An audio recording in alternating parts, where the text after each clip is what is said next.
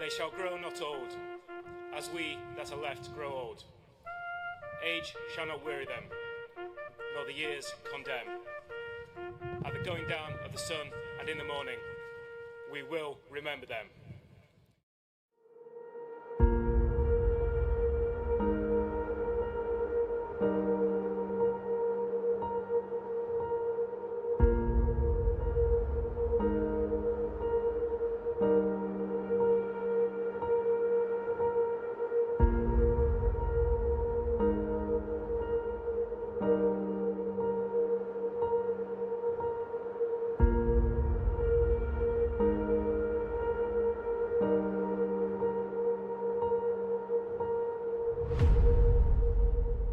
Let's go racing!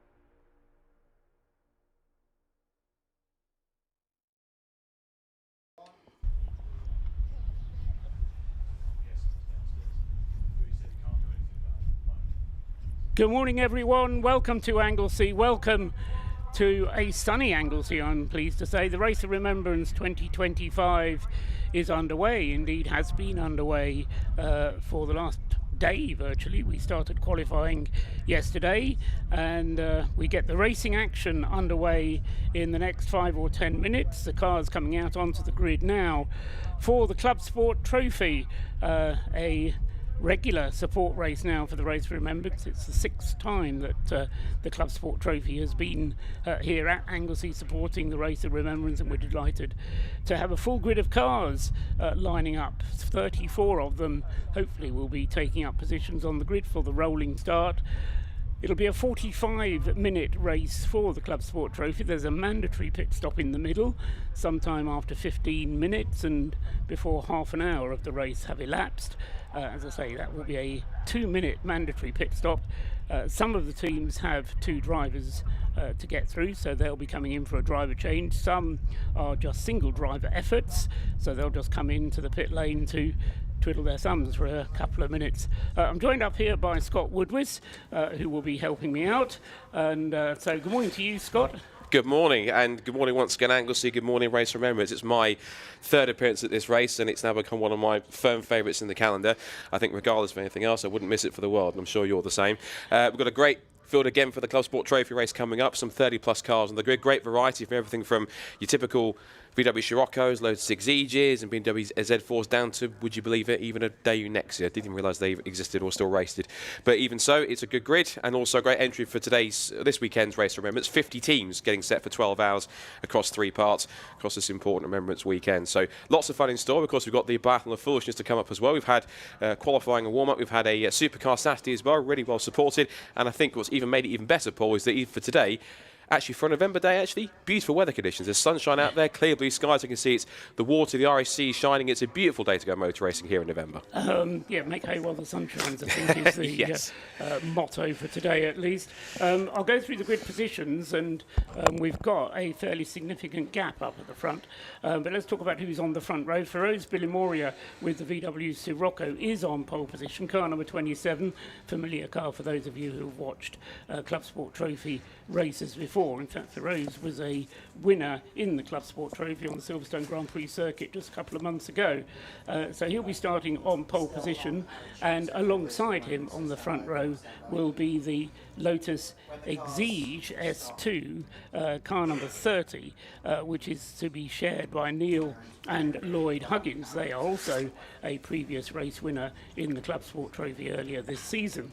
So that's going to be 27 and 30 sharing the front row. The second row of the grid will be number 777, the very rapid VW Golf of Rob Andrade, and alongside him is the 501 VW Sirocco of Ben Walkinshaw. So that is 777 and 501 on the second row. On the third row, we have a gap where Richard Goodall is not.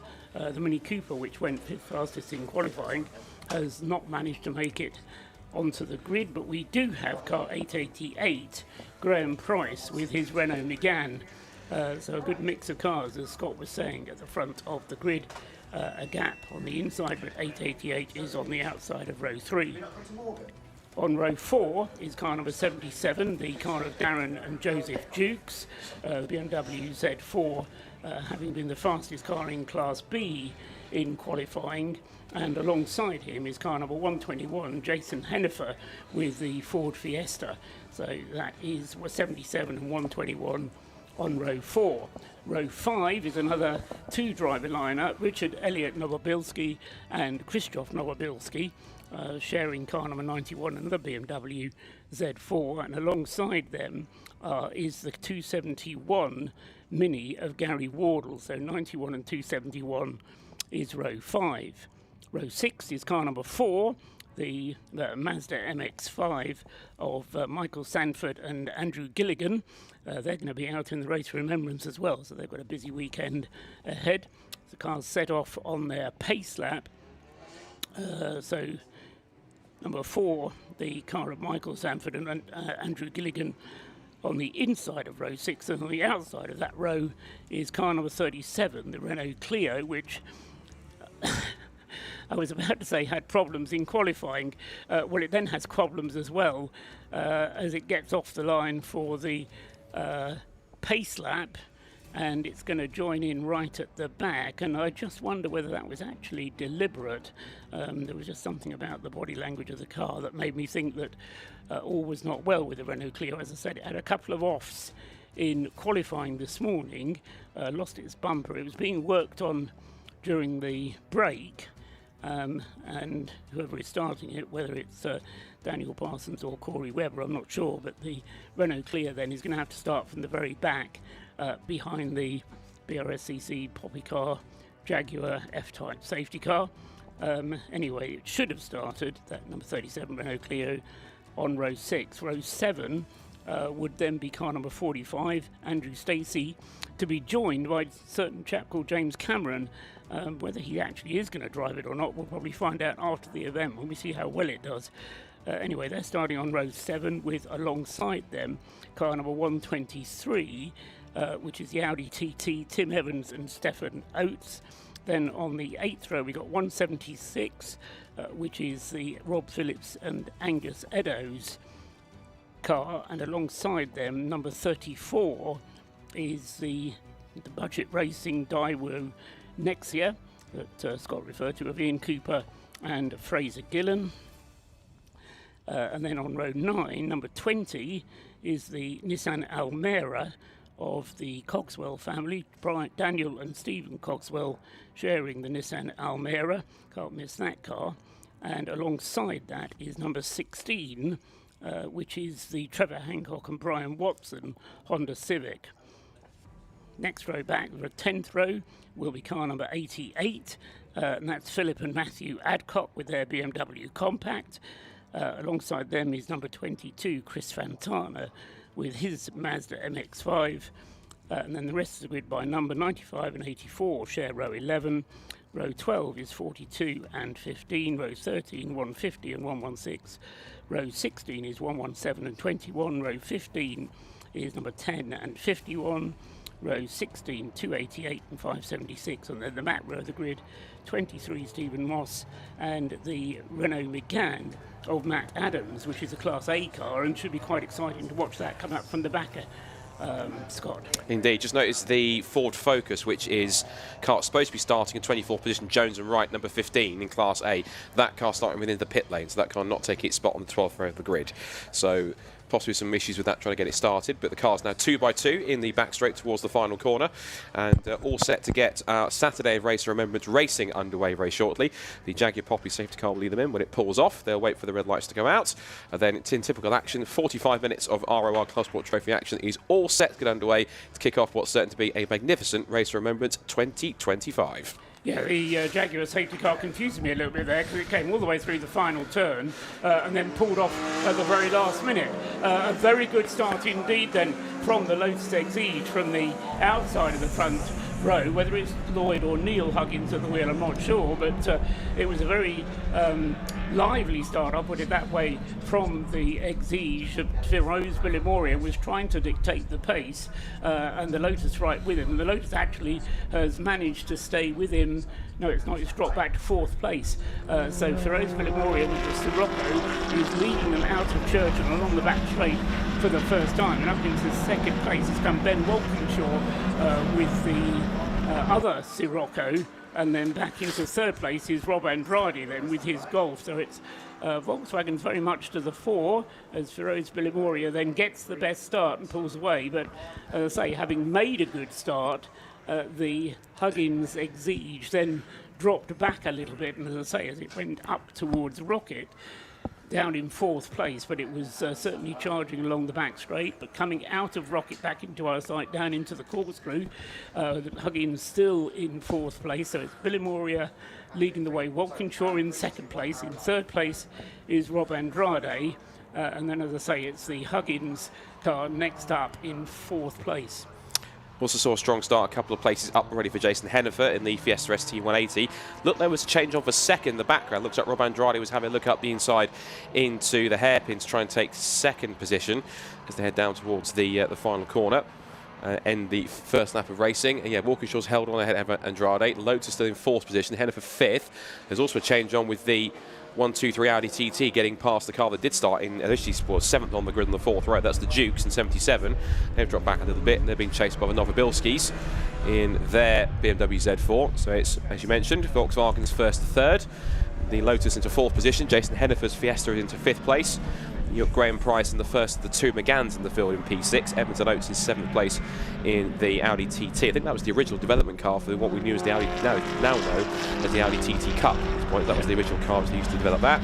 And it's Dukes and Dukes, Elliot Novobilski, and then we have the 176 in the field as well, which has come up well actually from when it started in 15th place on the grid. Phillips and Eddowes in the Honda Civic, up for 5 spots from where it started in 15th now into the top 10. Yeah, so in terms of class leaders, we've got the 77 car of Darren Joseph Dukes leading in Class B. In Class C is another Z4. The Novobilski driven BMW is leading in Class C. Class D is being led by number 4, the Michael Sanford Andrew Gilligan Mazda. And in Class E, the Nissan Almera that did very well and started on the pole position for that class has started in...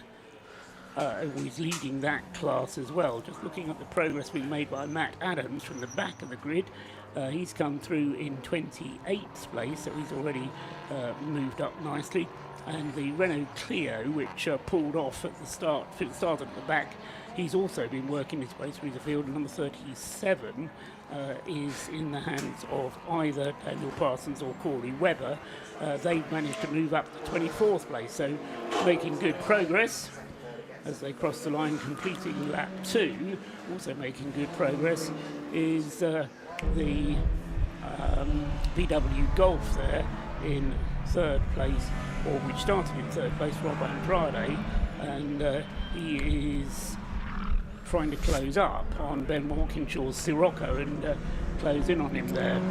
Yeah, and after the Lotus started in the front row of the grid, he got swamped by the two Volkswagens on the second row, and because of that he managed to had to fall back, and he's now falling back into the clutches of both Jason Hennifer and the Evans and Oates Audi TT, and they're also being chased by the Graham Price 888 McGann, because that did actually get passed down at the final corner, I should mention, by Evans and Oates. That Audi TT up now confidently into 6th position. Side by side between the Novobilski Z4 and the Civic that's up into the top 10 now, which is the Phillips and Edo's car, trying to pick up 9th place into Rocket, trying to go around the outside, and has done. So that's a move position, that the move completed. And one of my favourite cars in the field I'll keep an eye on as well is the Daewoo, which is the Daewoo Nexia of Cooper and Gillen. That's currently sat in 16th place at the moment and 5th in Class C at the moment, so not doing too badly. Problems for one car coming into the pit lane there is the number 22 car, which is Chris Fantana's Mazda. That was well placed on the grid, but they've got problems, and he is pulling into the pits, and whether that's going to be retirement or not for Fantana, I'm not sure, but it's certainly a big disappointment for Chris, having started, as I say, top or very near to the top of his class. Oh, we've got a number 37 Renault Clear pulling off the road. That's the car that was back in 11th. That's the Parsons and Webber car that's pulling off the road. It looks like on the approach down towards the corkscrew, by the looks of it. Yeah, that car already having had its moment in qualifying this morning when it was on the grass at Church.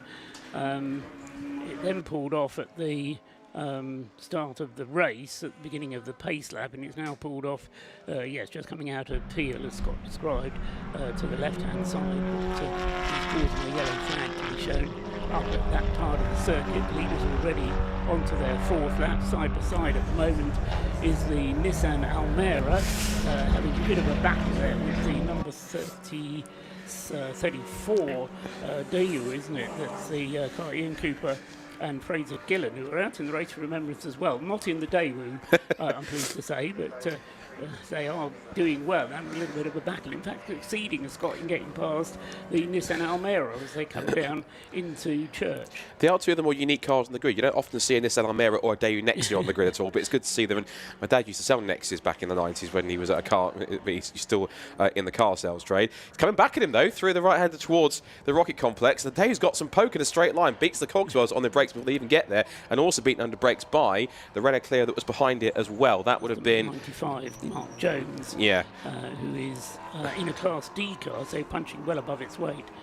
Change off a second potentially. Looks like Andrade had a look up the inside into the hairpin, but now as they sprint down towards the left hand at the bus stop, it's Walkinshaw on the outside, but Andrade might have a better run on the inside line of the brakes, sweeps around the outside, and that is the Gulf almost for second place, and they touch on the exit. I was going to say that was very close for second place, as Walkinshaw was trying to hang on to second place, but Rob Andrade has managed to get the better of him, so Roger Andrade through into second place with the Golf.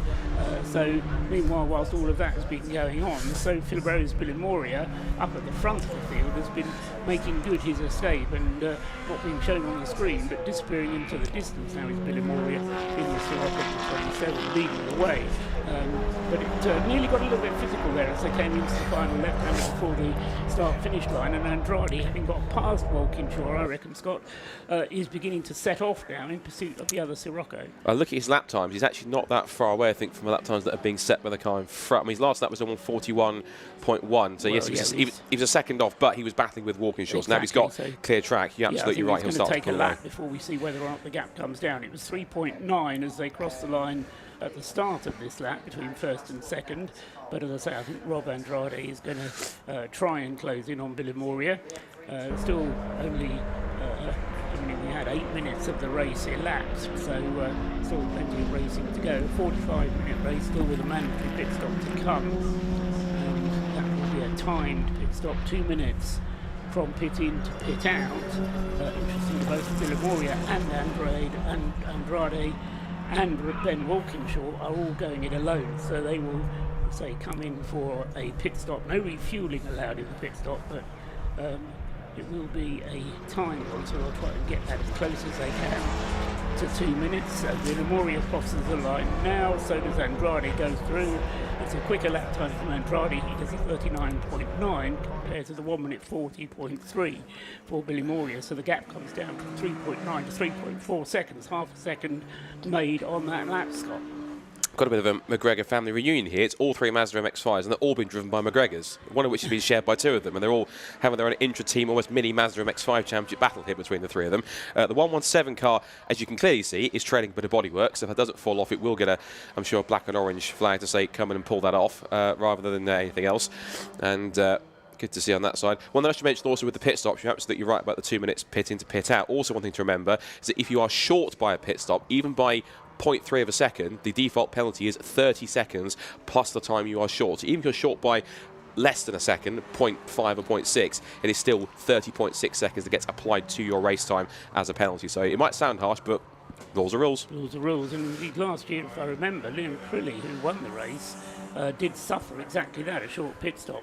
But despite that, he still managed to win the race because he managed to pull away 30 seconds, which was an impressive piece of work. That Mazda with the dragging bodywork is coming through across start finish now. Doesn't seem to be overly slowed by the fact that it's dragging, but he is being shown the black and orange flag, so that's not an option. That's a mandatory pit stop for him to come in and have that situation resolved. Billy Moria goes through now, completing his 6th lap. The gap that time goes up a little bit, so it's back to 3.9 seconds. So Billy Moria, it would seem, is on top of the situation for the race lead, and in some ways that's not a surprise. He's a regular race winner in this Sirocco, and knows the car, knows Anglesey Circuit probably pretty well by now as well. He's raced here before, so he is leading the way, as I say, by 3.9 seconds from Ben Walkinshaw, who's a further 3.6 seconds behind in the Sirocco. Then it's number 123, the Audi TT, Tim Evans and Stefan Oates. They're the first of the 2 driver teams. They, however, have fallen 6.3 seconds behind in 4th place.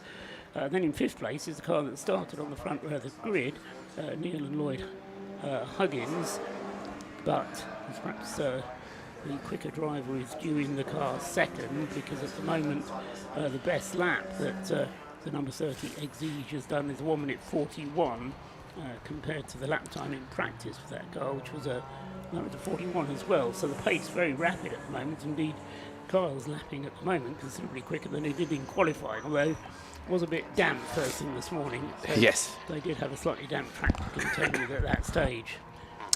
Yeah, it certainly did. One car watching and keeping on the track, I remember the car started in the pit lane, which was the Ford Focus that was meant to start in 24th position on the 12th row, Jones and Wright. That car's made some really steady progress, actually, from the pit lane up into 15th place. So really good driving in the opening 12 minutes to get that car as high as it has.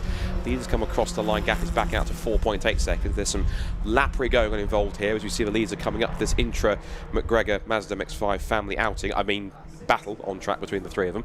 As Billimore works his way through. There's also an errant Mazda MX-5 Mark III in there, which is the number 4 of Sanford and Gilligan. There is the Jones number 15 flame-spitting Ford Focus down towards the complex out of Peel and towards the corkscrew, off onto the international section of the circuit. I think quick checking on class leaders as well. We mentioned Billimore. Change, in fact, for Class B, just as you say that, Scott, because the 2 Honda Civics, 176 and 16, which were battling over that position, 176 being Rob Phillips and Angus Eddowes, just getting past as they crossed the line the other Honda Civic in the hands of Trevor Hancock and Brian Wilson. So Brian Watson, I should say, Brian Wilson, somebody else. And the pair of them had just got past the Dukes twins in the BMW Z4, so there's a very close battle indeed going on in Class B between 176, 16 and 77, the 3 of them separated by just 1.4 seconds. Class C being led by the Noah Bilskis.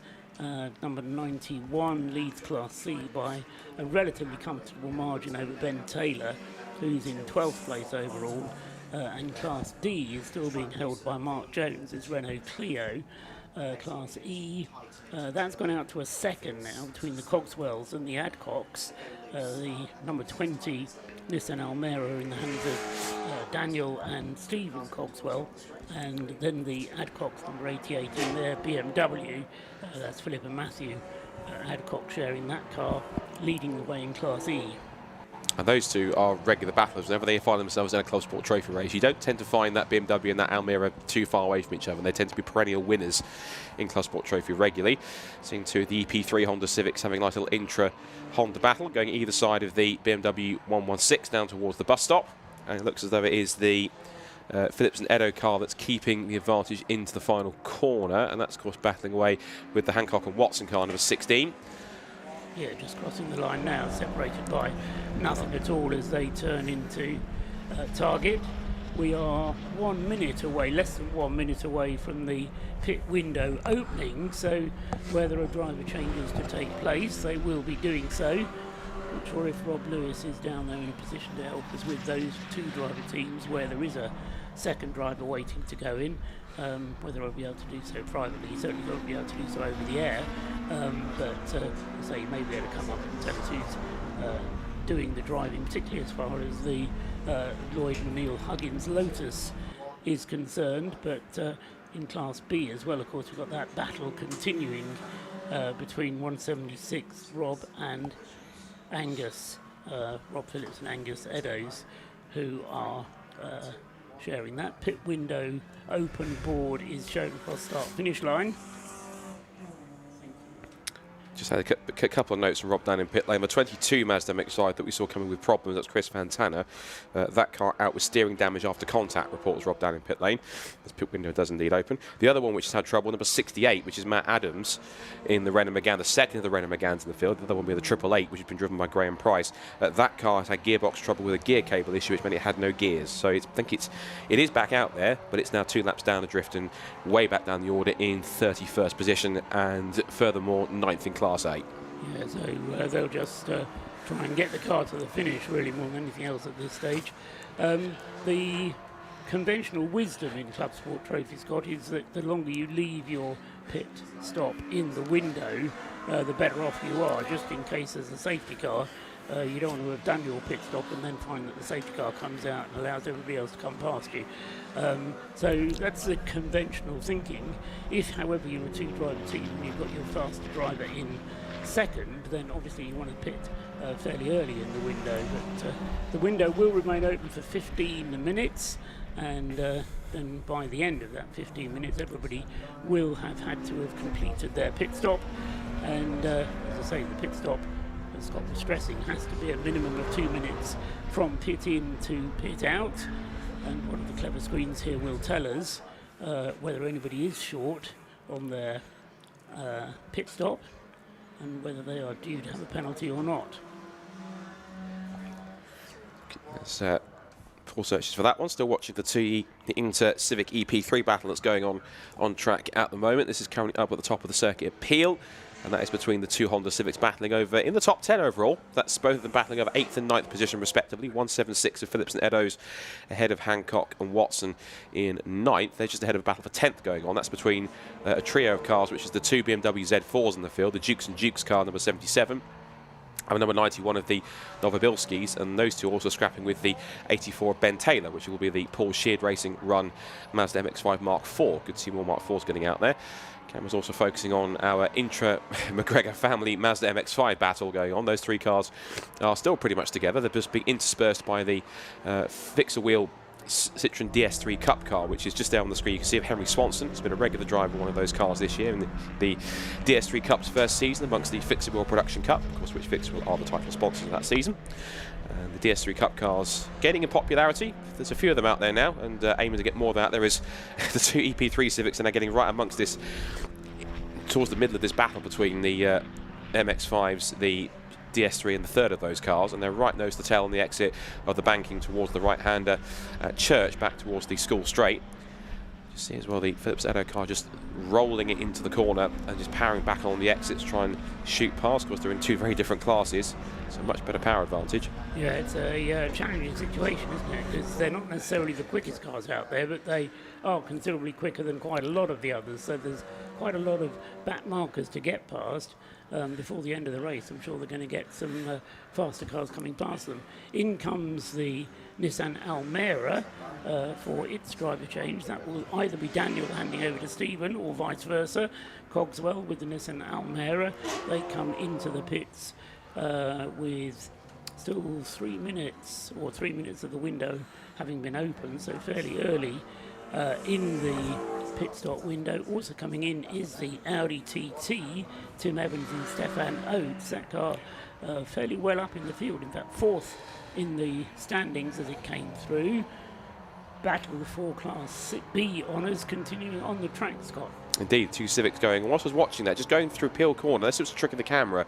I thought I saw something coming off the back. There's some smoke or steam coming off the back of the leading of these two cars, the 177 car, but it might have been a trick, 176, but it might have been a trick of the camera in terms of how it's panning across, so I might have been mistaken. A few more pit callers. Number 4 Mazda MX-5 is in as well. Also, we've seen a pit call first, in crucially for the Class E battle. The Adcock BMW did come in first, and it was leaving just as the Cogswell Nissan came in for its mandatory stop on there. The two Civics make their way back past now make the way through past the Citroen C1 City Car Cup car, which is the car that's started way back down the order at the back of the grid. Stephen Moss, I think if I'm right, is the father of Joe Moss, who's a regular driver in that championship. It might even be that car that he's raced regularly. The two of them must run that car together, and Joe's the regular driver in that machine. The two Civics are still nose to tail going down past the School Straight towards the Rocket Complex, and you can see now the up towards the braking zone at the top of the hill. You see the Hancock and Watson car just closing in. He's pretty good under brakes. He's attacked a couple of times and looks to the outside, but the 176 defends pretty strongly in towards the first part of the complex. Keeps it nice and tight. I'll just look again, particularly through here, see if there's anything coming off the back of that car. Whether it is just particularly cold air, some steam or something coming off the back of that car. Yeah, under brakes is a little bit coming off. I think that it may be the unweighted rear wheel that's just showing up a bit of tyre smoke that's coming off that car. Is what I sense it was, but let's hope it's nothing more serious than that. Because, as I say, when they're on the brakes, the inside rear wheel does get lifted up and doesn't have very much weight on it, and it's easily, yeah, it's definitely coming from the inside the right hand side rear wheel. And you're right, there is definitely smoke, but I think it's just tyre smoke coming from that car, continuing to lead the class. Actually, it's not lead. Yes, it does lead the class, doesn't it? If that actually comes in, in fact, so the 176 car was talked about into the pit lane to make it stop, but the 16 carries on. So there's a split strategy between the two Civics. And we've just seen number 15 Focus, which again is making steady progress up the order of the Ford Focus. That car is now currently up as high as, I think it has made a pit, so it's 15th still at the moment, but holding its own, still in 8th in Class A. First of the Class A cars which has made its pit stop in the Audi TT of Stefan Oates and Tim Evans. They've changed drivers. The pit stop time 2 minutes 1.056, so that's as close as you need to get it to being spot on the minimum, so good work from them. The order will get shuffled about a bit now as the pit stops take place. Different teams using different mechanisms to attract the attention of the driver to tell them to come in for their pit stop. I noticed somebody there using a pole on the end of it, or a sign on the end of what looked like a broom handle being waved at them. But anyway, as long as it attracts the attention of the driver, gets him to come in to make that pit stop, then all is well. But Limoria continues to lead. The gap now up to 5.3 seconds between himself and Rob Andrade in the Golf in second place, number 777. Ben Walkinshaw still third with his Scirocco.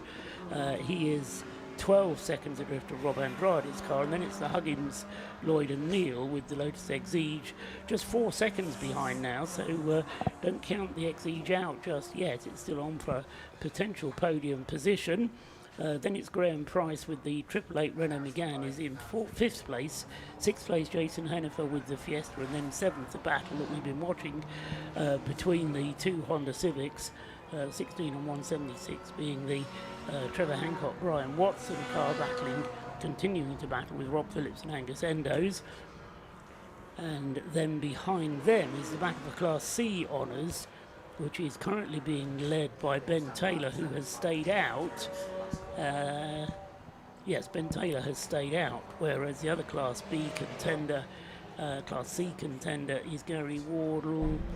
No, he's gone through as well. So the two Class C cars moving up at 10.9 seconds apart now between Ben Taylor in the Mazda, number 84, and the 271 Mini of Gary Wardle.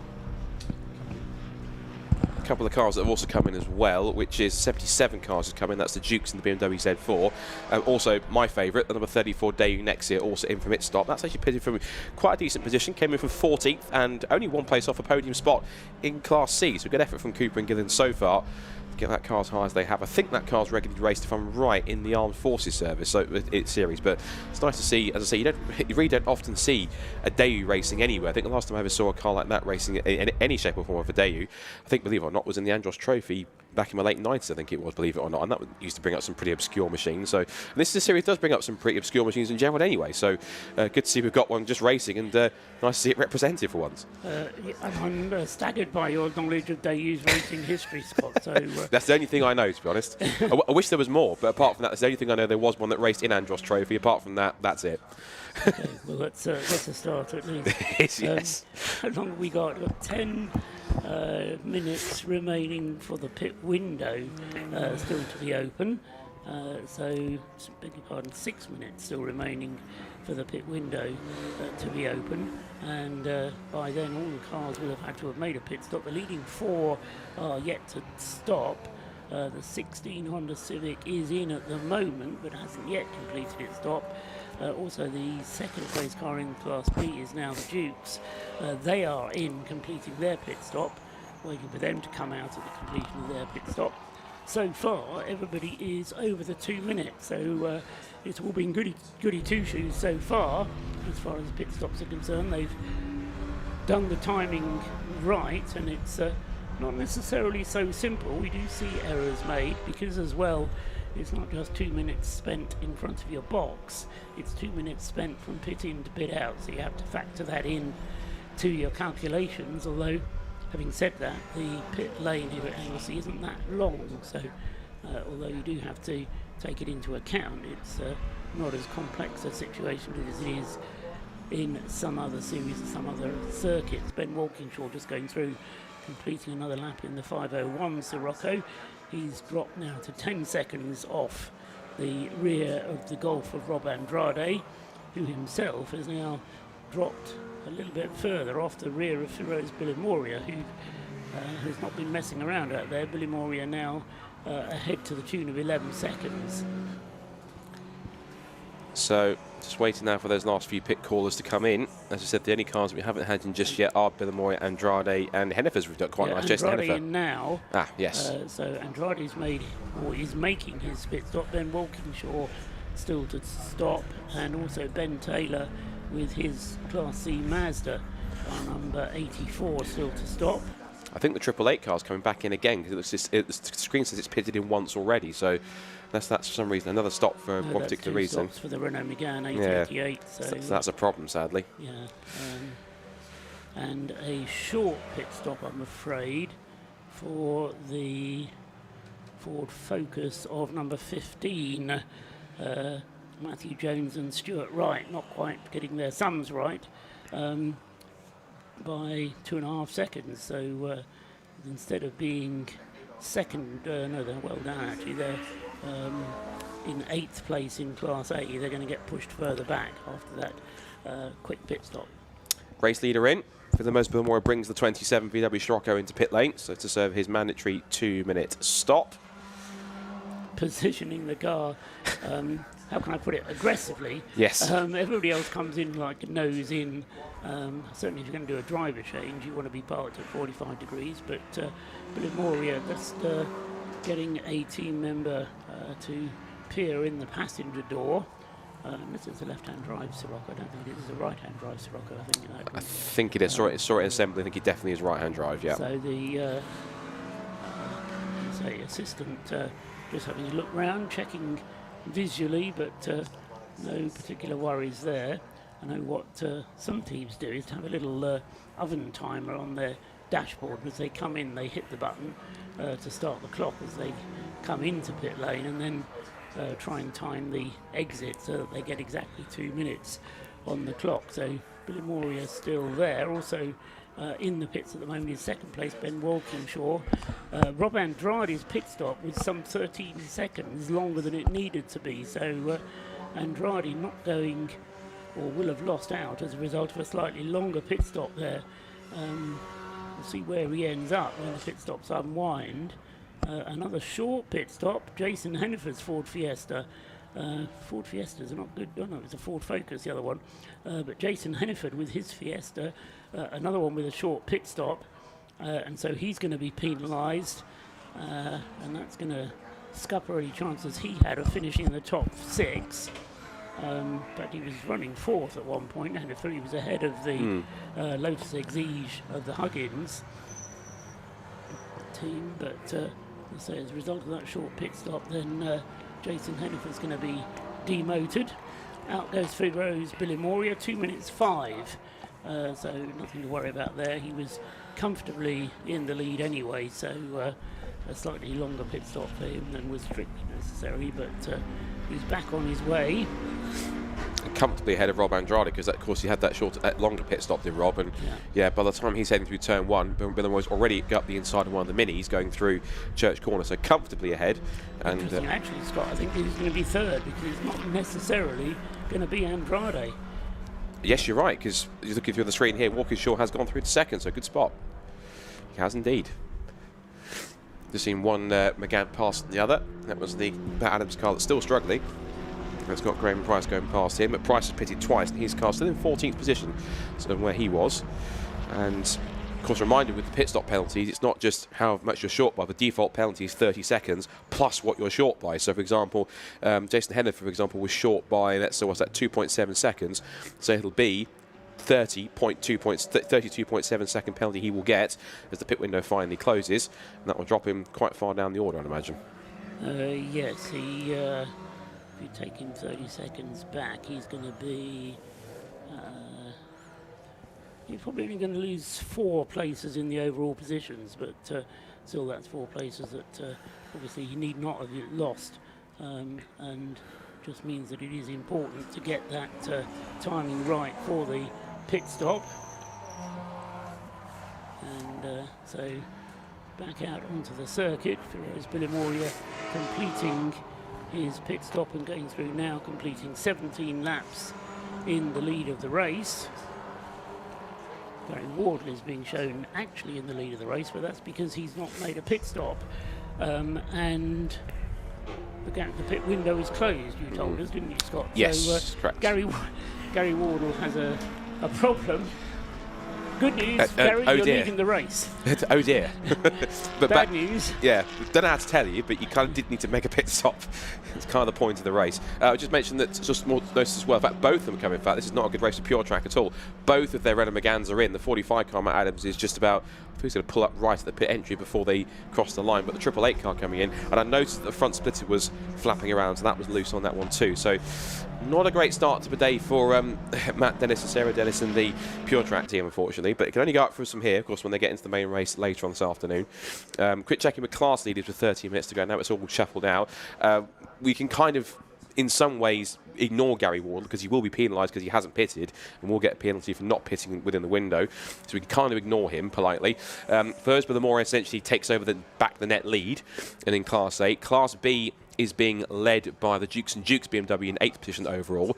We can safely say, I think, that Class C is essentially being led not by Gary Wardle after he'll get his penalty for not pitting in time, which means it will give the lead to Ben Taylor in the Paul Sheard run Mazda MX-5 Mark IV. That's running in 8th place overall. Class D is currently being led by the car that sat in 17th place overall. Still Mark Jones, no change for him there. And Class E, which is a little further up, which is in 15th place overall, 2 spots up, is the Cogswells in the Nissan Almera GTI in 15th place overall in Class E, and they've got quite a few positions and at least a few seconds over the 2nd place car in that class, which is the Adcock BMW. We've got a battle on for 4th position on the road, at least at the moment, between Huggins and Huggins in the Lotus and the Scirocco of Walkinshaw, and with a neat outbreaking move into the final corner, that is Huggins now up into what is on the road at least 4th position, but essentially it's net 3rd once Gary Wardle gets demoted by consequence of what will be uncertain an incoming penalty. I have seen a Cub Sport Trophy race where the pit stop was missed entirely, and in the end, I can't quite remember how it was, Scott, you may have been there, but in the end, the penalty for not taking the pit stop at all was worth taking in a sense, because the problem is now, if he comes in now and makes his pit stop, it's too late, so it's a waste of time. So you might as well stay out there and keep going. What's the phrase? Go out there and get your money's worth. Go for it. Yeah, I mean, you kept more laps in if you don't have to spend 2 minutes in the pits. Very true. Very true. Get a warning for breaking the rules, but as I say, he will. Gary Wardle it is who leads the race, 271. He's just coming through now, actually, the orange and white Mini. So he will, assuming he stays there, be awarded the checkered flag. We've still got 11 minutes to go of the race, so the Mini is in the lead of the race. Quick flash on the screen there of the Huggins Lotus Exige, which has dropped back to fourth place now, behind Rob Andrade's Golf. But those two, in fact, behind the Huggins Exige, you've been Walkinshaw Sirocco, which is probably going to put a little bit of pressure on the Huggins before the end of the race. There's only, half a second separating 30 from 5:01, the Lotus Exige and the Ben Walkinshaw Sirocco. I should mention in terms of lap time, we talked about the fact that Gary Wardle's got quite a lead. The last couple of laps, Bilimoria has been about 5 seconds a lap quicker, given the fact they are two classes separated. Of course, the Gary Wardle Mini's in Class C. Bilimoria, one of the fastest cars out there, in Class A, of course, in the top class. So Bilimoria is not kind of giving this up entirely. He's still pushing on. The gap was 28 seconds before the end of the last lap. It's now 23. He officially caught him by 5.2 seconds last time by, which means that Bilimoria is going to keep on pushing regardless. He could well get through and overcome the gap, couldn't he? I think he could. Because what have we got? 10 minutes remaining. That's going to be enough for 5 minutes. Somebody's on the grass at Church. It's going to get going again. It's 288. That's had the one. I think that's one of the Bromley. That is the Bromley Motorsport car that's gone off the road. That's Matt Crozier, Mazda MX-5 regular, spun from 27th place, and what was 8th in Class E. Quite a heavy populated Class E for this one today. Into double figures for that one. Good popular entry for Class E today.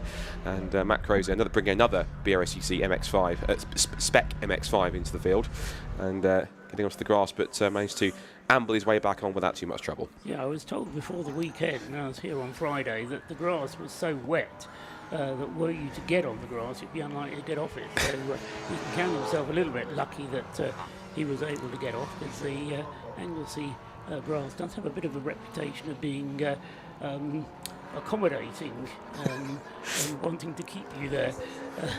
Feroz Bilimoria has gone through now, completing his 20th lap with nearly 9 minutes remaining on the clock. The gap between himself and Gary Wardle continues to come down to the tune of 5.5 seconds a lap, so it's down to 18 seconds now. So another 3 laps and he should be there. There's time enough for another 4 laps. So there will be time for Bilimoria to close the gap on Gary Wardle and therefore be able to take the checkered flag by right. Andrade is virtually therefore in second place, albeit he is 16 seconds behind Bilimoria, and then it's the Huggins brothers, aren't they, Lloyd and Neil, in the Exige, who are a further 8 seconds, but with the Walkinshaw Sirocco at the moment not lapping as quickly as the Huggins Exige, so the gap's 2 seconds, but going up between number 30 in 4th place and 501 in 5th. Yeah, indeed. So I think at this rate, if he keeps on catching him by 5 seconds a lap, I make it that should he catch him and then pass him cleanly, he should beat him to the flag by, in my head, about 2 seconds. But of course, as we know, in motorsport, it's that age-old saying. Hate to say it, but catching's one thing, but passing's entirely different another, particularly when it's 2 classes removed. So I have to wait and see if traffic plays a factor as well. But I think you're right. He should catch him. I make it on the last lap. Depends on if he does catch him. 1, if he can actually pass him without getting caught up in anything, and 2, how quickly he can get away if he does manage to catch him at some point on the last lap. Yeah, over 5 seconds made up by Bilimoria on that time around, lapping in the 141s. He's lapping quicker than anyone else anyway, and of course he doesn't have to push on any harder than that. We've discovered the penalty, and I think it's bigger than I think we anticipated, because Gary Ward has been given basically a 3-lap penalty for not pitting. So it's safe to say he is not winning this race, and that will drop him down effectively way down the order. In fact, 3 laps back from the leader puts him pretty much, it was far down as into at least 23rd position. So That's the highest he'll be. 22nd, 23rd, yeah. So it will not only drop him, but it will drop him to the bottom of the class, won't it? So down to 6th out of the Class C runners. So he may have got his money's worth for his entry fee, but he won't appear in the results very high up. Be interesting if the opportunity should arise, just to find out exactly what the reasoning was, whether it was done deliberately or whether it was a genuine error. But I think if you know that you're supposed to be in a mandatory pit stop race, then not taking your mandatory pit stop sort of, I don't know, it doesn't just deserve a penalty, but it also needs a word from the clerk of the course to say, you know, if everybody does this, you spoil the race, don't you? So, you know, you need to kind of conform to the regulations, not just take the penalty. Anyway, he's gone through again and gone on to his 23rd lap. Moria goes through now, and it takes 4 seconds off that time, so the gap is still 10 seconds, and we've got a little under 6 minutes to go. So, yes, as you say, traffic and getting past traffic will play a role as far as Moria is concerned, but I suspect he's more concerned about the gap behind him rather than the gap ahead.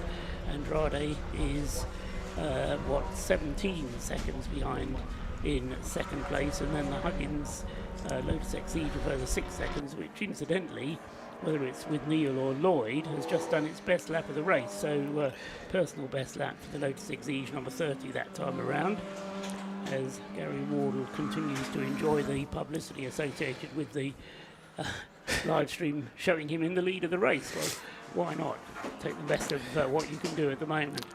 What's it, I'll say? Any publicity is good publicity, so he's taking it where he can. Confirmation, some more penalties coming through as well. Jason Hennifer has that, it says 33-second penalty, so remember it's 30 seconds plus whatever you're short by. So 33-second penalty being applied to Jason Hennifer. Number 121 Fiesta ST 180. The Jones and Wright, yeah, all the Fords are in trouble today. Jones and Wright in the Ford Focus RS Mark 1, that car running 16th, 33-second penalty. Henry Swanson in car 21, that's the DS3 Cup car, given a 34-second penalty for a short pit stop. Matt Adams has been given a 33-second penalty, not that it really matters because he's back in 31st place. There's a 1 lap pending penalty also for 37 for pit lane speed, and that was for the Parsons and Webber Renault Clio that ran in 32nd position as well. So that car, but that car also pulled up with an issue anyways. That's had a world of trouble in that race pretty much for the entirety of it, and hasn't really running for most of it either, so that's not really going to affect it too much. And I don't think it'll be that much bothered either. Across the line comes Moria. 7 seconds adrift now, with 4 minutes remaining on the clock. So they're going to finish side by side, aren't they? Just about. It's like one of those handicap races of years gone by. So Andrade coming through in second place with a lap time very close to that of the Sirocco ahead. But the Huggins continuing to push on, and in fact the Huggins duo, Neil and Lloyd, I suspect it's probably Neil at the wheel at the moment, and Neil actually lapping faster than either of the two ahead of him, so continuing to lap quicker and quicker as the race unfolds is the Huggins Exige. They started the race on the front row, didn't they, remember, and then got a little bit swamped, as you described, Scott, and dropped back to fourth. Never really looked like they were going to get up again until that longer pit stop from Rob Andrade just indicated potentially that they might have been able to gain some time. I mean, they made 9 seconds just on the pit stop. So if the Huggins can continue to push on, there might be some merit in that. The trouble is that not only is he closing in not enough, but it's a little bit too little too late, because he's closing by about a second a lap or so. Yes, it was a personal best last time, 140.6, but he's not closing in fast enough, so touch wood, unless anything happens to the two VWs in front. It looks like third in Class A, and, well, he'll be third overall anyway when all the penalties fully applied, is the best he's going to be able to rise, so not quite the front row stuff as he's now practically with him, but he's got lots of traffic in front of him through turn one. Lots of traffic for race leader Firoz Moria to deal with there as he got to target, managed to negotiate all of it, and is heading up toward the banking now on the inside line there, just tucking himself in front of the darker Mazda as they go through the banking and come down into Church, the right-hander. Very difficult Church because it's pretty much flat out, but you're wanting to use all of the curbing there, you will use all of the track as you come out of the corner. and then along towards school and the completion of the uphill section of the circuit, which takes you to the highest point on the circuit up at Rocket, first left-hander, and then back to the right for Billy Moria. He will be able to complete this lap, but then he'll be going on to his last lap at the completion of this one. Yeah, and he has fully caught. You can see the two cars are now together, so this should be, on paper, relatively straightforward. We say hopefully, but there he goes, up the inside exit appeal. Easy as cake, job done. Up into left-hand, little lift of the inside wheel for good measure, and that is Billimore officially on the road now into the race lead. Of course, Gary will now fall backwards by 3 laps once he crosses the line and takes the checkered flag. So, kudos for getting his moment of glory, but at the same time, he will fall back down the order. It looks like Billimore is firmly on course to make this happen. And he'll go on to the last lap of the race with a minute left to go in this one, so he'll start the final tour of the Anglesey International Circuit, and looks like, all being well, again touch wood, he will be on course to take the victory in this year's edition of the ROR Club Sport Trophy race, and a perfect way to round off the 2025 Club Sport Trophy season, and the popular year for the series, which you can see back in 2019 with its first 2 cameo races, and very popular grids in both. There goes Billimore past my favourite car on the field, the Daegu Nexia, which is still surviving, still succeeding. 16th place and 4th in Class C. Good effort from that one. So not a bad performance for a Daegu, I suppose. That's saying something. Everything's relative. But no, it's been a copybook performance from Feroz Bilimoria, as we are accustomed to seeing really from Feroz. He's got this stable of cars that he can draw upon. The Sirocco, very often his weapon of choice in the Club Sport Trophy, but he also has 2 or possibly 3 BMW M3s that he gets out from time to time, and also goes very rapidly in. So Billy Morey has done a great job up at the front, and will win this one in the end, I suspect, by something around 15 seconds. Rob Andrade still in 2nd place, and then 3rd place will be the Huggins, who are now 10 seconds ahead of Ben Walkinshaw's Sirocco. So that will be the 4th place finisher, and then the class winners will, well, it's going to be a run to the flag, will it? No, it's gap gone up, in fact, for the number 16 car, the Honda Civic there of Trevor Hancock, and Brian Watson will take honours comfortably, I think, in Class B. Meanwhile, the Sirocco coming down into the final turn for the final time, and Feroz Bilimoria is ready, the checkered flag is ready, and it's a win then for Feroz Bilimoria, comfortably in the end taking the checkered flag overall, despite one car not making its mandatory pit stop, which was Wardle there coming through to take the checkered flag at the end of the race. Here comes, though, in 2nd place is Rob Andrade, then he takes 2nd place. In 3rd place will be Neil and Lloyd Huggins with the Lotus Exige coming through now, flashing the lights and acknowledging the checkered flag, and the cheer coming from the pit wall there from Lloyd Huggins, who was on the pit wall. Ben Walkinshaw coming through now to take 4th place. In 5th place will be the Audi TT, car number 123, which will be 5th. That's Tim Evans and Stefan Oates. A little bit further back, still waiting for the Audi TT to appear out of the bus stop and come into the final turn. Here he comes now. The Audi TT then, car number 123, will take 5th place, and then inheriting 6th, and a good result for Ben Taylor in the Mazda, the Mark IV Mazda, finishing, or will finish, on the lead lap, and also taking the honours in Class C ahead of all of the Class B cars, which will be coming through next. There goes the Cogswell's Nissan Almera. They take the honours in Class E, car number 20, finishing ahead of the Adcock's BMW Compact. And winning in Class D was Mark Jones with his Renault Clio. Also say as well, it's sort of slightly with pleasure for me, I just realised with the penalty, Gary Wardler gets demoted to spot. Because Dave was in fourth before the penalty, it means that Dave is on the Class C podium in third place, which I'm actually quite pleased about. So, good effort from that one to put a Dave on the podium. I'm not sure I've never seen a Dave on the podium in a race in a class before. You're going to go and buy one now, aren't you, Scott? It's like I said, my dad used to sell Nexes, well, Daves in general, in the late 90s when he worked for their dealership. So I was around them all the time. So it was a bit new and a bit strange. Not strange, but it was new and interesting, of course, for having this Korean car company come along. But I'm slightly familiar with them in terms of Daves. Maybe not Nexes and the Espero that existed at the time, but the next generation of the cars that came through, Milanos and Nubira and Laganza.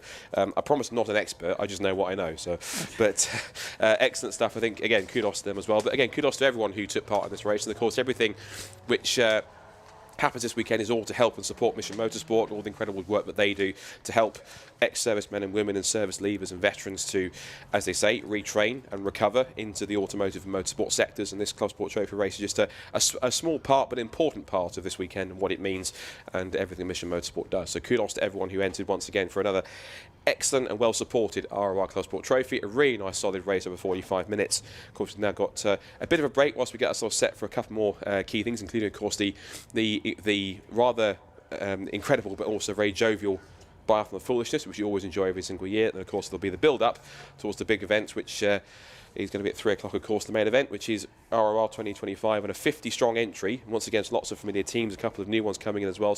One or two familiar names, driver-wise, also in the mix as well. So I think it's going to be another race which should be, from start to finish, hopefully, one to remember once again for 2025.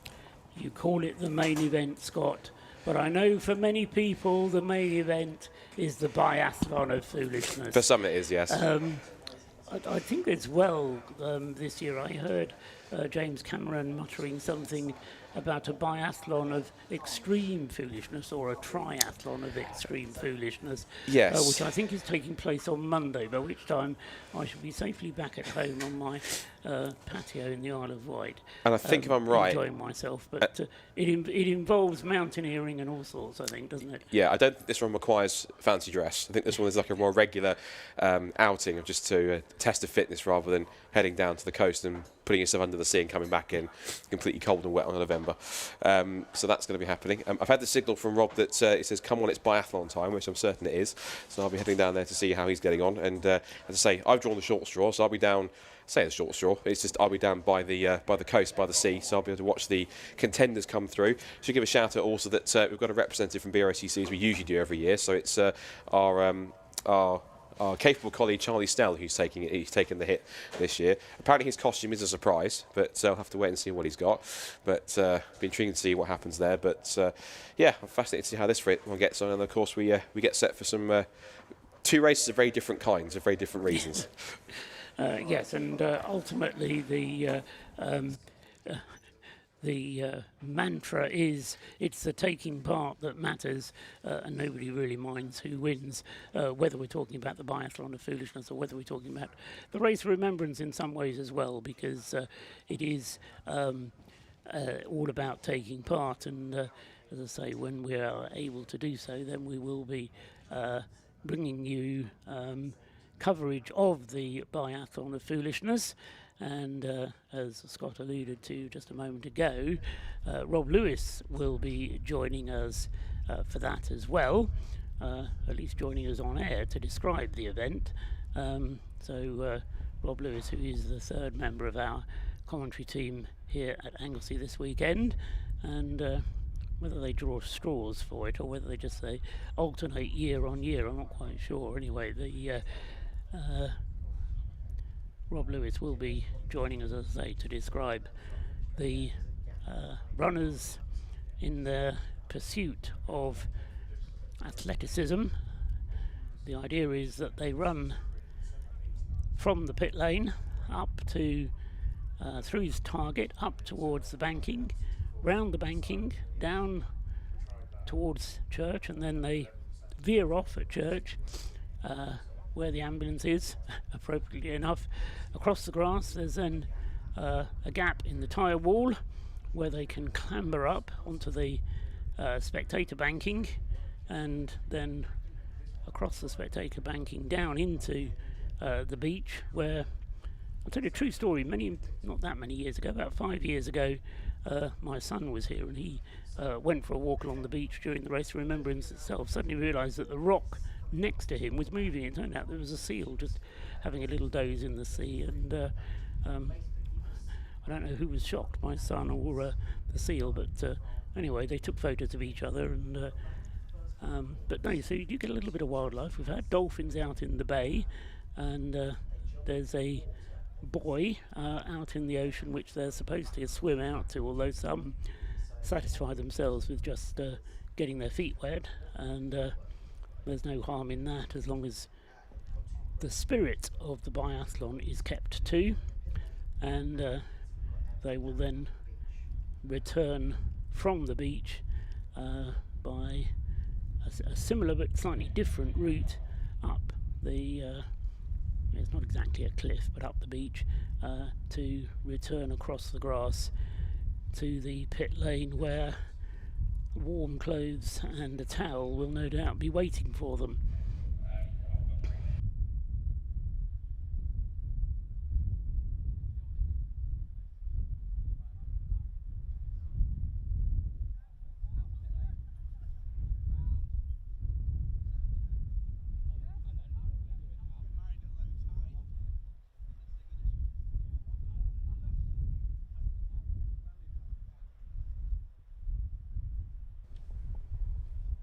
So preparations in progress for the biathlon, and although fancy dress is not mandatory, it is the weapon of choice for some, and I notice a pink flamingo being taken out as well there to assist in flotation, or just to track the cameras, I don't know. So the gate being opened to allow people to make their way out onto the circuit. Some spectators going out towards church, where they can then watch the hilarity,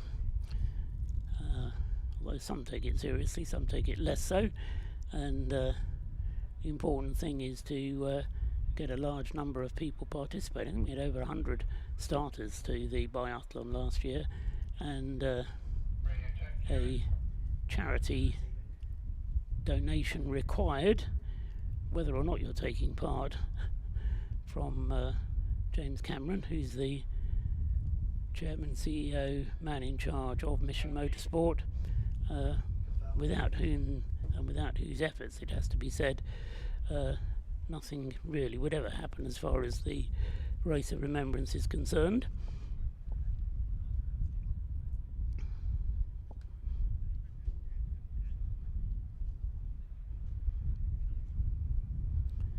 On the subject of James Cameron, he's being, just checking down, he was starter of the Club Sport Trophy race along with Andrew Stacey in that Mini Cooper, and finishing in second place in his class, so no disappointment there. Finished one lap behind the overall leader, and completing just under a minute behind the class leader Ben Taylor's Mazda MX-5, the number 45 Mini Cooper that James Cameron was driving.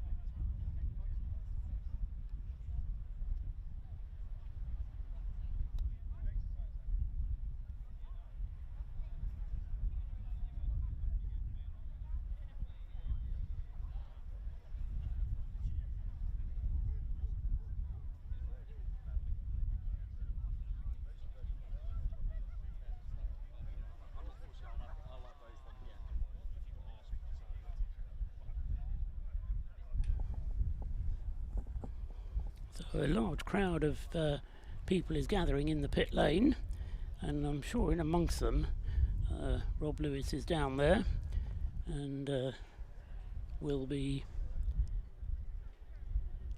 no doubt standing close by James Cameron, who normally will give the runners their instructions. Oh dear, there's bare flesh I can see down there.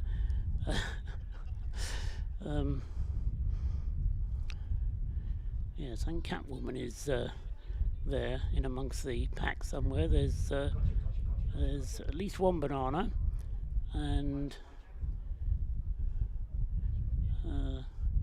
possibly a Dalmatian. Not very good on my identification of dogs, but yeah, we definitely got a couple of honeybees as well, or maybe they're wasps actually. Are you ready? And we've got a pantomime horse. Yeah, the Race of Remembrance Biathlon of Foolishness would not be the same without a pantomime horse. Well, we've got one of those. Although whether it's actually a horse, I think we're going to have to wait for Rob Lewis to interview it to get it from the mouth, the horse's mouth, you see. Yes. So preparation very high indeed down there, ready for people and to... welcome to so over to Rob. The main race, the Biathlon of Foolishness. As you can see, we have quite an eclectic mix of everyone dressed up, raising money for Mission Motorsport. And they're just getting their briefing ready to do the Biathlon of Foolishness. In a minute, these guys are going to do a half lap of the track, go around the top corner, down to the sea, and they're going to get a bit wet. Let's listen in on the briefing. Big rocks. It's slippery, it's jagged. The big rocks on the beach. Elliot, see this guy? Elliot, wristband. You need to sign the indemnity, so you whip hand your right with, and I'll put the wristband on the other hand. Honestly, safety card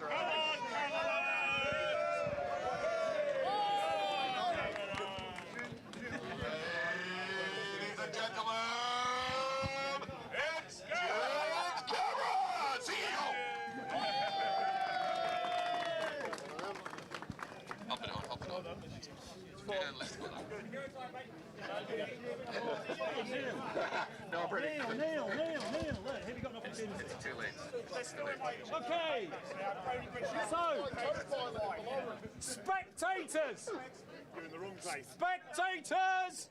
This is the pinnacle of modern athletics, multidisciplinary, motor racing based remembrance nonsense. You are privileged to be here. The best place to end up to watch this is across the circuit in a straight line that way. There are marshals over there who will guide you through the fence. It's barbed wire, it's not designed to be climbed through. Be careful. The single most likely way that will hurt somebody on this is when one of you clown shoes falls down the cliff laughing at them. So if you want to go and see that, spectators, go now, because they'll be quick and they'll be there pretty quickly. Direct route across the grass, go for it. If you want to go and watch it down there, go now. Right. You lot, I know we're on the line. Just come to me a bit so we can have a chat. Come to me. Come to me. Right. Our idea, the original idea was, if we came up with something so stupid and gave people compulsory entries in it, they would pay us money to not do it. It's backfired on us a little bit. Thank you so much for everybody who's raising a little bit of money in order to be able to do this. It makes a huge difference. It massively does. Share the pictures, keep pushing it, keep your fundraisers open well into next week. Get your colleagues at work, show them what you've done.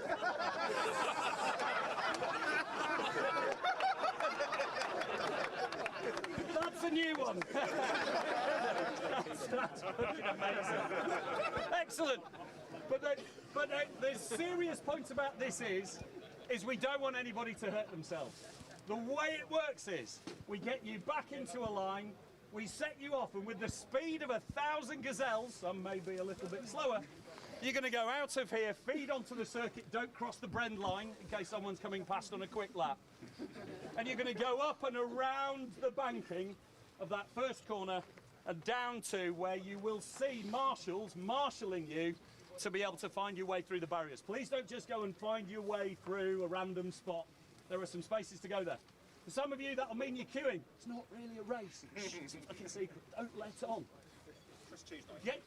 Get yourself through the barriers, and then that route down to the water is dodgy. So help each other on your way down. Please don't fall over. Out there we've got some water safety in place. What we're expecting you to do is to go out into the waves, go round, there's an inflatable thing, they'll tell you around the back of it and then back up again. Just bear in mind, as soon as you're in the water, you don't know what's underneath. There's some big rocks and stuff and all of the rest of it down there, so please be careful of what's underfoot when you're in the water. So you get yourself out, then well done. You're back home in time for tea and medals. So as you come back up, you'll peel to the left as you go up the cliff, through the gap in the thing, straight back across the circuit here, and into the pit lane where you'll come in through the halfway point down there or across this end here. And tea and medals, you're magnificent, well done. Has anybody got any questions? No. If anybody is genuinely not a runner and they're participating in this going, actually the running bit's a bit challenging, it doesn't matter, come out of here, bear right, make the way across where the spectators have gone, where the first runners will be coming down, looking at you like you're an absolute piece of shit. Mega, not particularly like you. Right. Okay, so here's the straight line. Back yourselves up then, please, into a straight line. Olympic rules for this, please. Join the right, clear the space. Everybody got a pink wristband on? No. Well done. If anybody doesn't have a pink wristband on, you need to go get one of those. Peter, get out of the way. Right.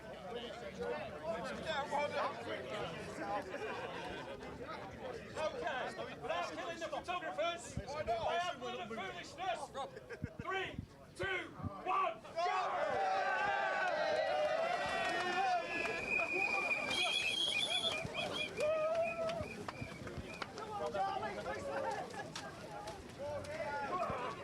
Because I'm there doing that, that's why.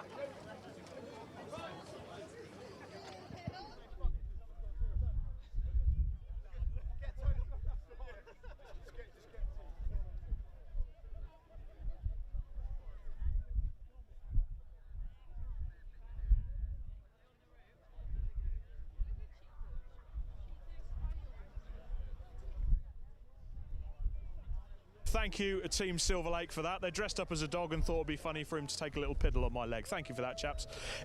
Anyway, for those of you that are watching this at home, a lot of these Biathlon Foolishness racers now will be raising various pages, as we also have the air ambulance overhead in a nice air display of solidarity for the event. A lot of these racers will have their own fundraising pages set up. Charlie Snell, who's racing on behalf of the BRSCC, also has his own fundraising page set up. Get yourself online, a couple of quid, drop it in there. It all goes to Mission Motorsport. But I think now it's time to have a look at the roving cameras and see how these nutters are getting on before we hand down to Scott, and then have them back to the finish looking a bit wet.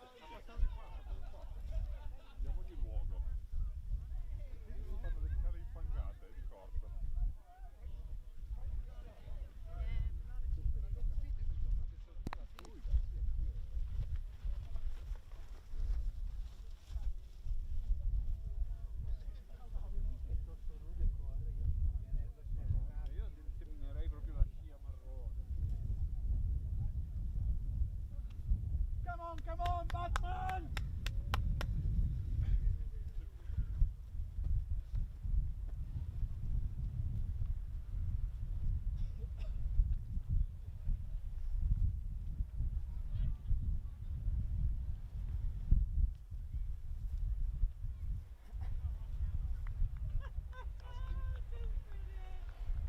Golden balls.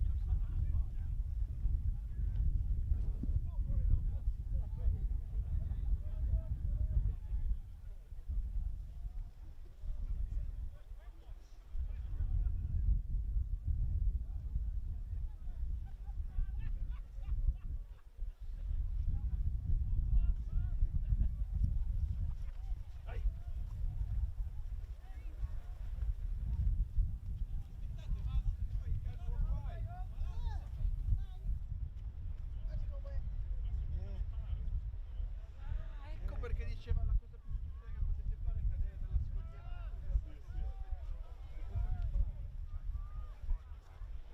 Oh, dig deep.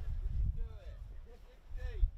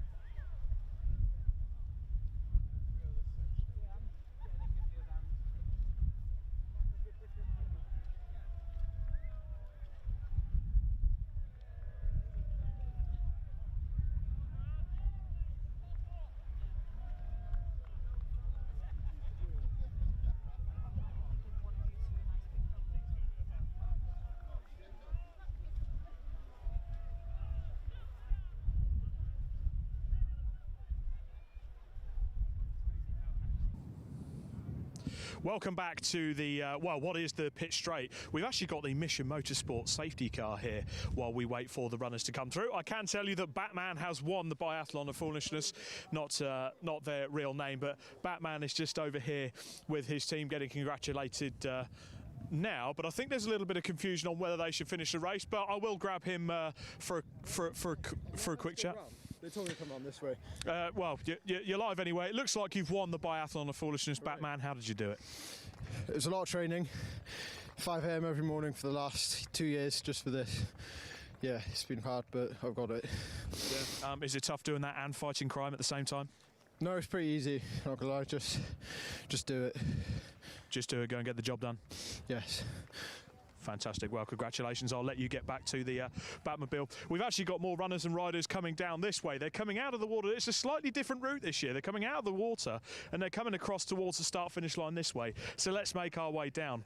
But I'll say a bit about this Jaguar safety car. It looks absolutely beautiful. And look at the writing that's on it as well. We're going to cover this a little bit more when we go into the Race of Remembrance later on, but that was a speech given by Winston Churchill on VE Day in 1945, which celebrated, or rather commemorated, the anniversary this year.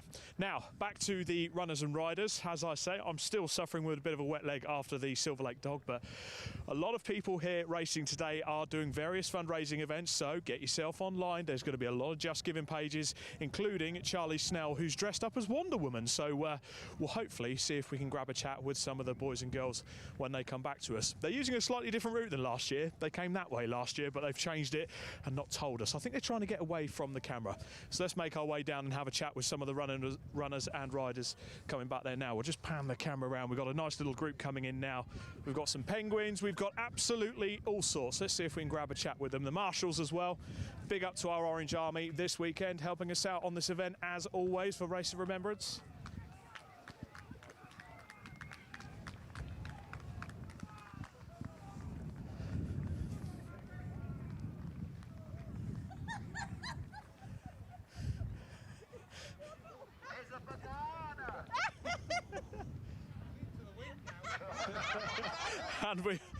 And we have also got one of our favourite organisers and one of the race mechanics for EDF Motorsports this year as well, dressed up as a banana. So we can see if we can grab a chat with him as he comes out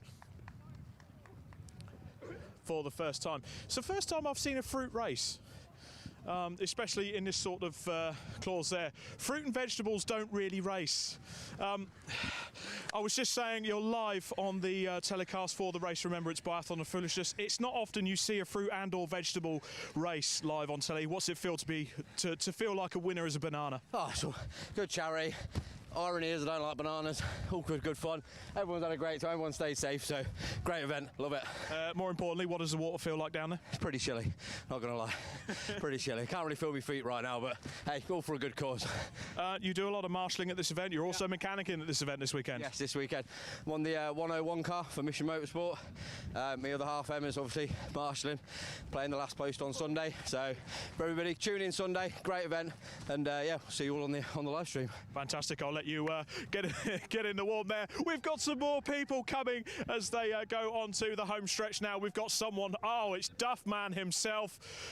Seawater day. It's full of seawater, but I am being offered beer. Duffman. Big hug. Oh, big hug. I'm being accosted by some very wet people at the moment. Duffman, Sarah Dennis, who's dressed as an immaculate bottle of champagne. Yes. How did the water feel? Well, I didn't bottle it, that's for sure. Yeah, it was really nice, actually. We had a little visitor, didn't we? A seal popped up in front of us, so. You had a seal pop up in front of you? We literally Yeah, did, and then I lost my about- shoe in shock. Yeah, well, I got it back. I'm pretty sure the seal's wondering what are this lot doing at this event. Go and get yourself in the warm there, guys. Come on, let's stop some more people for a chat. We've got the Flying Scotsman. We've got a whoopee cushion as well. The whoopee cushion's looking a bit wet there. How was that for you? I underestimated the dry weight and wet weight of the costume, so it's pretty heavy going. It's all for a great cause. Yeah, making a lot of noise, obviously, as you're going there. Yeah, a few people wanted to sit on me, which wasn't helpful, but, you know, got to do what you got to do. Let's talk about the race. What team are you here with this weekend? With Pure Track, with Matt and Sarah in their Clio. Fantastic. Well, good effort here. Now, I have to stop you because we have found Charlie Snell of the BRSCC dressed as Wonder Woman. Hello, Charlie. Oh, of course, he's going to give me a hug. Nice and wet. Charlie, how was that? Fun. Yeah, very fun. Sort of a record-breaking run for you this weekend. How was the costume? Amazing. Thank you, Luke Souch, for your donation. Appreciate it. I'm shattered. Absolutely shattered. But yeah, setting lap times like in a 24-hour, Rob. Yep, fantastic there. And Charlie, if you get yourself onto the BRSCC pages and Charlie Snell, he has got a fundraiser set up at the moment. He is near the £1,000 mark. So if you can get some money into the Just Giving for Charlie Snell and raise nearly £1,000, all goes goes towards Mission Motorsport.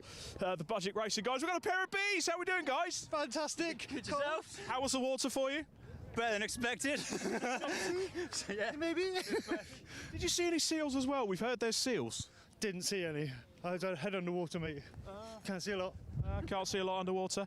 Right, let's see the rest of them coming through. Here's Luke Souch for the BRSCC, just keeping an eye on proceedings as part of the marshalling process. He will be absolutely pleased that Charlie was able to raise this. We've got Ghostbusters as well. What a film. And we've got some... Oh, we've got someone's escaped from the care. What's going on here? I don't want this help. I want this help. I have to take him back to the nursing home. This is all part of the... We've got Jesse as well. We've got various Goldilocks. Oh, and we have got the Silver Lake Specials and Brazilian lifeguards. The Brazilian lifeguards. Casper, it was bad enough while you were in the dog costume you whittled on my leg, but how was the water? Freezing. Absolutely Baltic. Was quite cold. Now, Aaron, we've heard actually some reports there were some seals out just by the bay. Did you see any? That was just me. We had a bit of an oil protest going on, but we evaded that. Okay. It's quite good. Okay, and out for the racing part this weekend, who are you here with? Who are you racing for? Silver Lake Racing, run by Greg Rose. We're doing this on behalf of Alan Preble. He couldn't be here this weekend, but we're going to try and do him proud. Put up in P2, see how the race goes. Fantastic. I'll let you get into some more suitable attire. I knew that was going to happen. It's always they get out of the water and they just want to hug all of the dry people as well. We've got Al Murray here. I can't believe it. They come all the way to Anglesey. I know he's very busy on his tour, but he might be disguising himself as Frank from the wonderful Frank's Charity Track Day. Frank or Al, how was that for you? Refreshing. Very refreshing. You've had a very good weekend so far. What are you here doing this weekend? Just supporting the Race of Remembrance, helping out where I can, raffle ticket selling, and anything else I'm required to do. And the costume, you're looking very fetching. Who have you come dressed as today, of course? So foolish because I didn't realise it was fancy dress. Yes, I'm here as the pub landlord, Mr. Al Murray himself, who was very kindly donated a pair of tickets to his 2026 tour to the charity auction that's going on on Sunday. So. Fantastic, and the auction will be going on during the prize giving? Yeah, after the prize giving at the end of the race, and yes, I think we've got some quite interesting lots, and hopefully raise a good bit of money for Mission Motorsport. And Frank, as well as Race of Remembrance, all year round, You're doing charity track days. How much have you raised so far? At the moment, we are at just over £167,000 since I started, which, considering the first ever day we did was an accidental charity track day and we raised £300, to what we're raising now, it's absolutely amazing. And we've got one for Mission Motorsport on Friday, next Friday, which should take us over the £170,000 mark. Absolutely fantastic, Frank. Fabulous work there. And we will see this man up and down the pit lane this weekend. Best I think. broadcaster at Race of Remembrance. Cheers. Thank you very much. Very flattered there. Brilliant work from Frank. Nearly £170,000 raised for various charities. We've got a few stragglers coming towards the back, but it looks like most of our runners have made their way back. So that's the end of the biathlon of foolishness. Everyone has gone round and got a bit wet and got their costumes wet, and they're going to dry off now, and we've got 12 hours of racing coming up. We're going to go for a break now, and when we come back, you will hopefully see the cars gridded up ready for 12 hours of racing action here at Anglesey this weekend. For now, it's time for a break.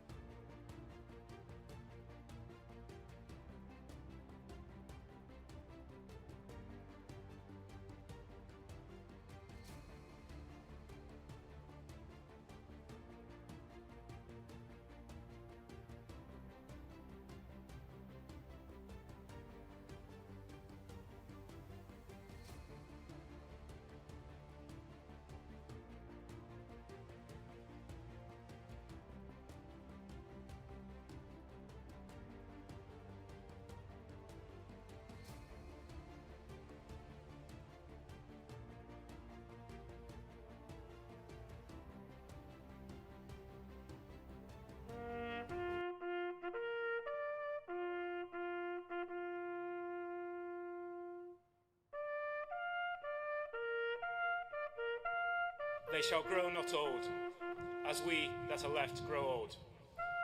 Age shall not weary them, nor the years condemn.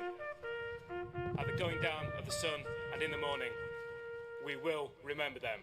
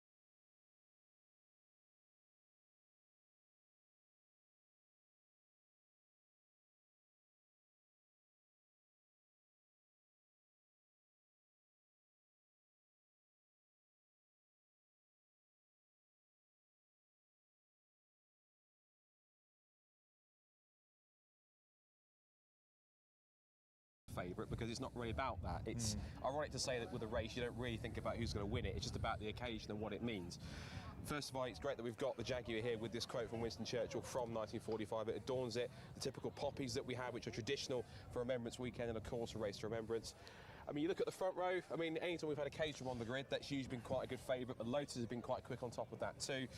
If you look further down the order, there's going to be contenders in all the classes competing up there with D, C, B, also AC1 for the C1s. We know the C1s, of course, from many BRSCC events, and of course the 24 hours. The BMW class will be competitive.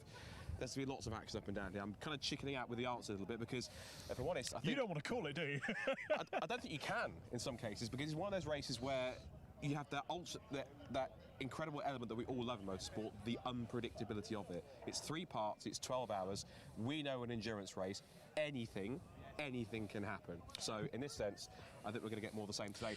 Can I also say as well, of a rarity, I think we're going to start for the first time in a while, Race of Remembrance, with this thing called Sunshine in November. When does that ever happen? Probably about 3 years ago, I think we had conditions like this. They're going to be a bit changeable tomorrow, but you're right. November, Anglesey, you don't expect weather like this. There's a bit of a fresh breeze coming across the track. Tyres as well. I'm going to go into it on the pit lane a bit later. I'm going to give one of my talks because tyres have been absolutely shredded so far. That Caterham on the front row, number 99. We're going to go and start speaking to the teams and drivers in a second. But that Caterham on the front row, car number 99, that has not raced an endurance race before. It's his first time at an endurance race, and it shares the front row with Rob Boston. And Lee Brooks is going to be starting that car, and that Lotus Elise on the front row alongside car number 43. That is the Rob Boston Racing adorned car, and Class D car, and over. You know, on the front row overall, they had a bit of pain last year with the fire that happened, and unfortunately dropped them back. They're going to be one of the favourites as well. I've got a dark horse that I'll tell you about later, but Scott, I think it's time we went and spoke to some of the drivers. Yeah, firstly we can have a word with the man who's at the wheel of number 43, Lee Brooks. We'll see how he's feeling. Of course, Rob Boston Racing have won this race a couple of times before, so they're no strangers to this at all. I think they're about to do a bit of a team photo in a second, but we'll see if we can quickly dive in and have a word with Lee if we can. Lee, just quickly for a second as well.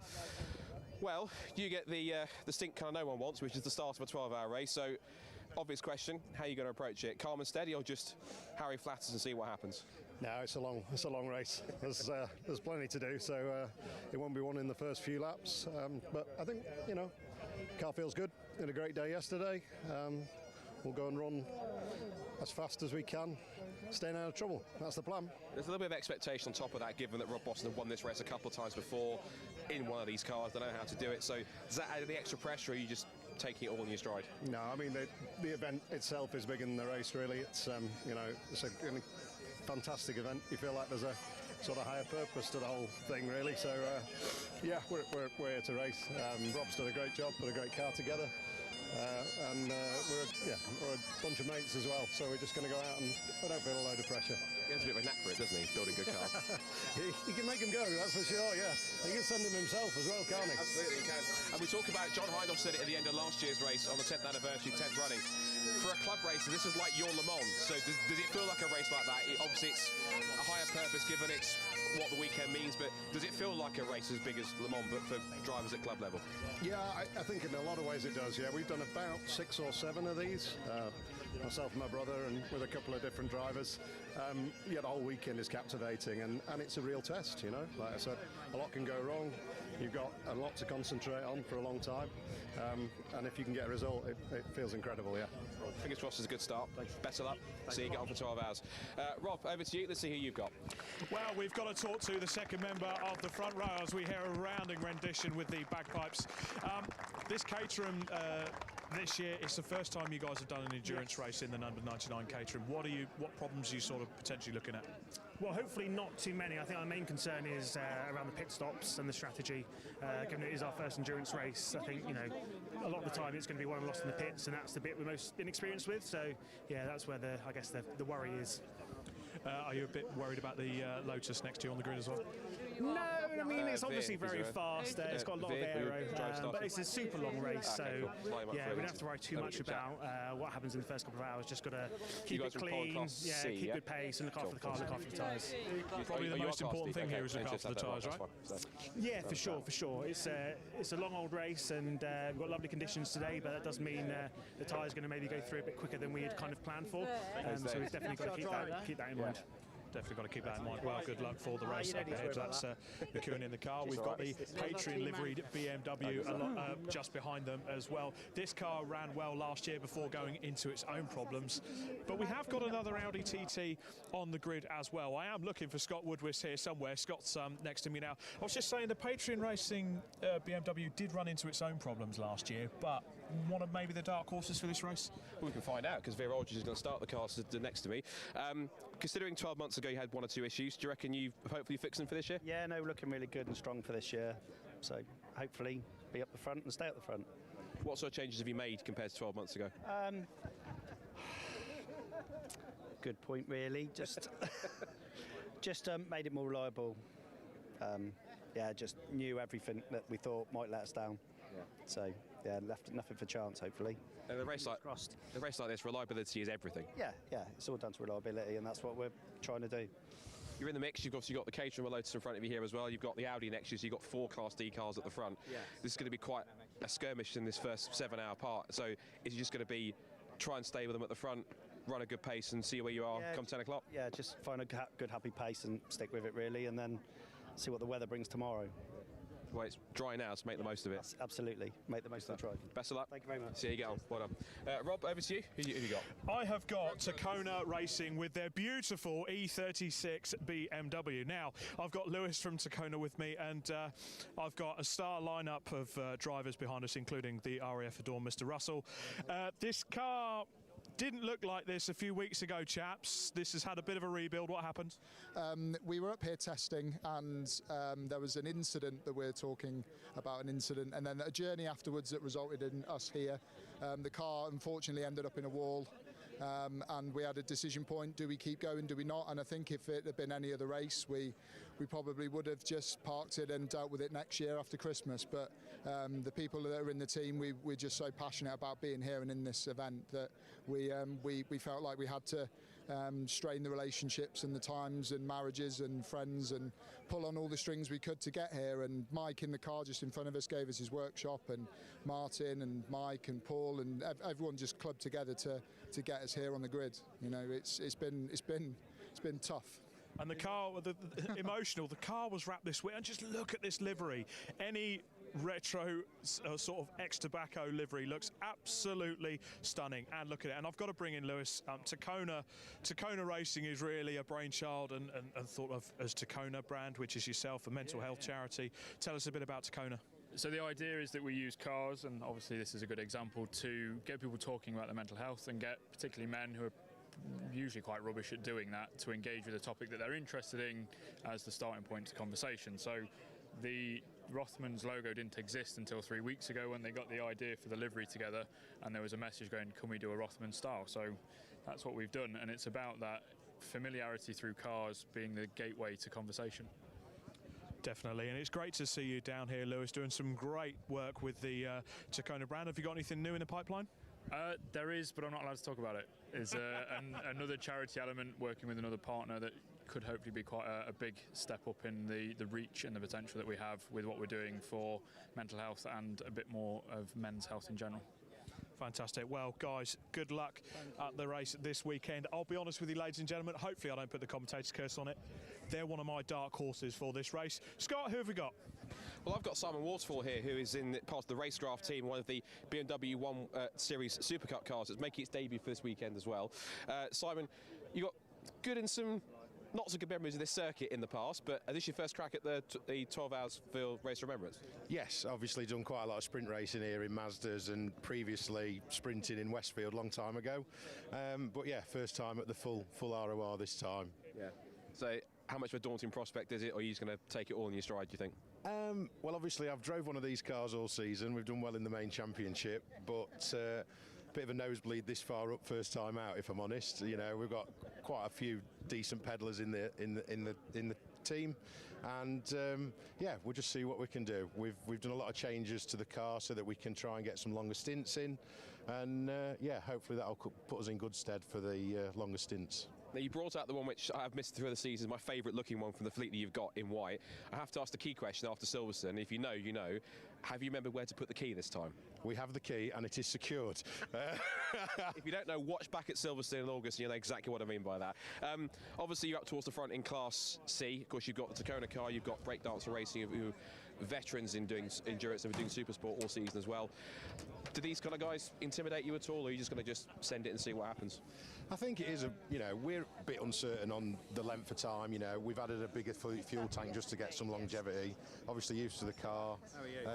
I think we'd get there with the longer stints in the end and see where we come out. Yeah.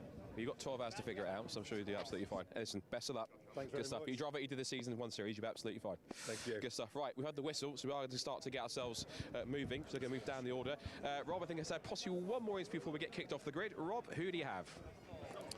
Well, we've tried to make our way further down the grid. There are a plethora of these Mark III Mazda MX-5s and Mark 1s, and I've got Stuart Humphrey racing here, the EBC brakes back machine. Stuart, you've come to the Race of Remembrance for a few years now. Had your fair share of problems. What's the plan for this year? Keep it clean, get through the first stint, run it into the night, and then see tomorrow. It's going to be wet tomorrow. You've made a few changes to the car over the winter. What's the sort of tweaks you've done? Yeah, aero, that's the main thing.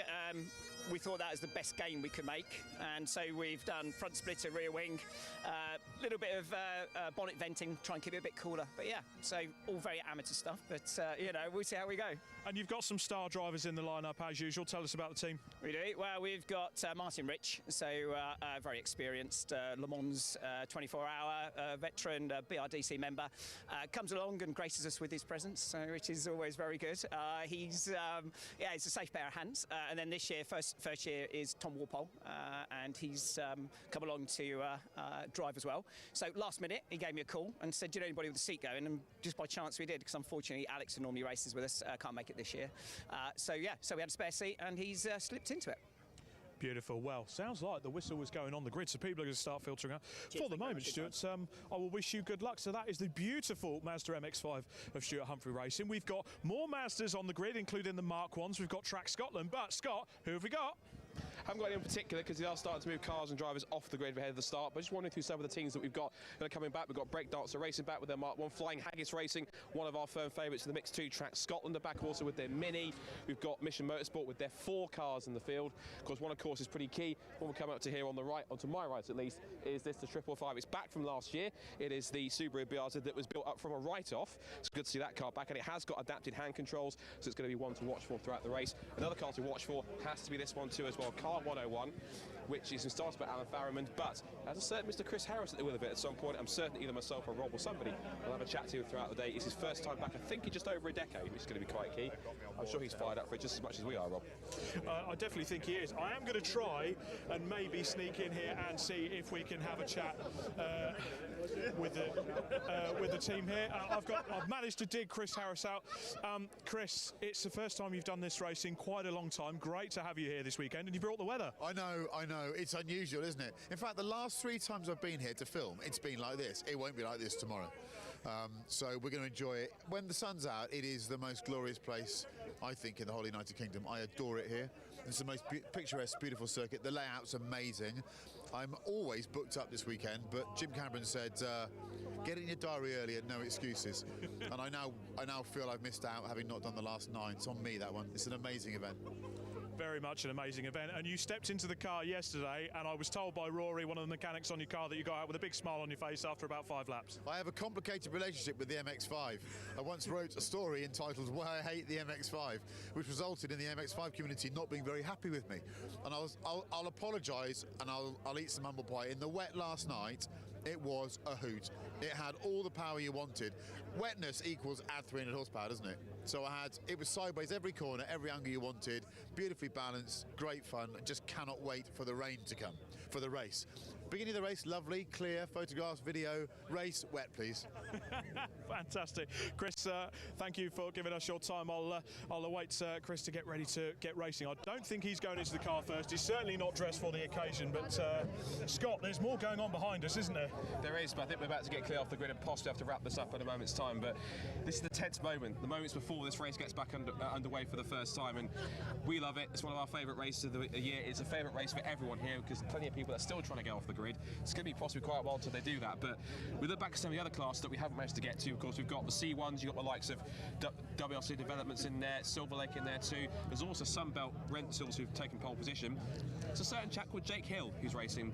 Apparently he won a British Touring Car Championship. He's in that car. Apparently he did, but he's looking to focus on an international racing career, and he started in North Wales, which is quite nice of him to do that, if we say so ourselves. Apparently he's going more long distance GT races, so why not do a 12-hour race in a Citroen C1? Perfect. Exactly, and the BMW class as well. Anthony Seddon Racing always prepares beautiful cars for the BMW 116 cars. It's always so tough in that class, especially with the Forces teams joining in as well. Who do you think? Well, there's RAF are always very strong in that field as well. Never count out Matabubu either. They bring a squad of cars, they're always quick in that squad too, so never count them out either. That's why I look at each of the classes and I can't pick a definitive winner, because there is actually, regardless if there's 4 cars or 15, 16 cars or how many cars there are, I don't think there's a definitive favourite in any of them, because this is a 12-hour race. It has that unpredictability. Quite literally, anything can happen in this race, and as Murray Walker used to say, it usually does. The whistle's going off behind, they're clearing everyone else. We might have a few more minutes. There's also a Fiat Panda out there this weekend. I think it's a bit of a favourite of ours, Scott, let's be honest. The Lomas, the Dale Lomas car, come on, they've got to be in for a shout. They could be. They had a bit of a slightly awkward end to the race last year, where they had just a few minutes to go when they had a shunt. But they managed to get their car rebuilt and sorted. It's much better again, and it's now back at going once more. Of course, it couldn't happen mainly without this man right here, Major James Cameron. So another strong entry, 50 teams all set to go. That's fantastic, isn't it? Yeah, if only the weather was decent. You know, if only. It's you booked it. Yeah, no, absolutely. And we had the sea heated earlier as well for the biathlon of foolishness. So generally speaking, I don't think it could look any better right now. So it's lovely. Amazing job by BRSCC, I think, to pull it all together. And it's wonderful how now these weekends, because they're not the most simple of events, these things, just sort of slot into place. People know what they're doing, they know what's expected of them, and it means that we can achieve some really amazing things at bringing together an unfeasibly large number of people to a motorsport event way beyond the end of the season, you know, and perched on the cliffs above the RSC. So yeah, I feel very grateful right now, and also, you know, we've got 12 hours of racing to get through, so I'm going to have my fingers crossed for a little bit longer. Obviously you can't play favourites, but I'm going to ask you to pick anyway. Who's your money on? I couldn't give a rat's ass as long as our lot, as long as our lot have a good time and get what they need out of the race. We've got some absolute beginners, and whose first lap is going to be in the dark tonight. Okay. You know, and that will be their first racing lap ever. And that's a big old thing. But we've also got pit crew members and the like, some of whom, the pressure, the anxiety, the people, the pressure, all of the rest of it, this is a really big challenge for them. And their journey through the course of this weekend is independent of who's going around quicker than everybody else on the circuit. This is just the tool to doing a bigger job of recovery. But yeah, so that's where I'm going. John Hindhaugh said it best last year. This is like the club races Le Mans. I think we firmly agree with that. It's one of those races where, regardless of who you are in club race and what you've done, if you come here, yes, you can want to win it, but you just want to be a part of it because it's just that kind of event. 100%. Well, it looks fantastic, couldn't we? So we couldn't wish for better weather. Bit of rain requested for tomorrow, so we're going to turn the taps on for that, but we'll keep the temperature nice and high so it'll feel pleasant. That seems all right. So I suppose at this point it's time to go racing, gents. Yeah, let's go racing. Thank you very much, sir. That's Major James Cameron there. So, Scott, it is time indeed to go racing. The only thing we need to do now is hand up to a commentating legend, that is Paul Trustwell. So, Paul Trustwell, up in the commentary box, over to you. Thanks very much, Rob Lewis and Scott Woodward down in amongst the grid and all the people that are taking part down there. Great to hear as well from James Cameron just at the end there, who put it very well, because I'm a motor racing fan, so over the course of the next 12 hours, day and a half, I'm going to get a bit excited about the motor race that's going on, but James is absolutely right. There's something far more important going on here. The Race of Remembrance is all about Mission Motorsport and its mission, its campaign to rehabilitate ex-servicemen, and it does that in a variety of ways, by giving some the opportunity to drive cars, by giving others the opportunity to work in the pits, by really bringing a military precision to the organisation of motorsport, and providing all of those people with a reason to get out in November when perhaps they don't really feel like doing so. But to be part of this event in any way, shape or form is an honour. Entry entered, driven by Thomas McEwing. It will be Thomas who's starting, ably partnered by Mark Haynes and Thomas Gunter. These three very quick drivers, but as we were hearing there, they are going to be going through a fairly steep learning curve. But the Caterham is certainly a car to have. It's quick, it handles nicely, gets its way through the traffic nicely. They just have to work their way through the fuel consumption. The rules dictate that the cars must make 6 pit stops over the course of the race, each of which must be 4 minutes long. So that's going to account for everybody. They will have to make those pit stops. Don't have to make them in the first part, and indeed if for whatever reason you have to make more pit stops, then you make more, but a minimum of 6 pit stops of 4 minutes each. And as I say, that's going to possibly be the difference between DKS Motorsport and Rob Boston Racing, who starts alongside with the number 43 Lotus Elise. It is, as we heard, going to be Lee Brooks starting. He shares with Ben Brooks and Phil Grayson, and so both the cars on the front row of the grid are 3 driver lineups. 5 minutes to go before the start of the formation lap behind the safety car. The second row of the grid, number 48, is the Patrone Racing BMW, to be started by Veer Aldridge, but with some very quick drivers as well. Not that Veer's slow, but Neil McReynolds, Lee Brown and Michael Nash sharing the driving of that Patrone Racing BMW E46. And when it goes dark, look out for that car. You can't miss it, in fact, because the whole of the front bonnet line, the A pillar across the roof line, down the C pillar, is a bright white line of lights. So that is a sentence, it just about works. Anyway, look out for the, as I say, you won't miss it once it goes dark, the Patrone Racing 48 BMW. And alongside it is the 666, the Audi TT, entered by Fraser Nash. But that's largely an independent organisation from the RAF who are also involved, not the Fraser Nash that makes cars, you may have heard of. Fraser Nash consultancy based up in Scotland, and they are the entrant for the car.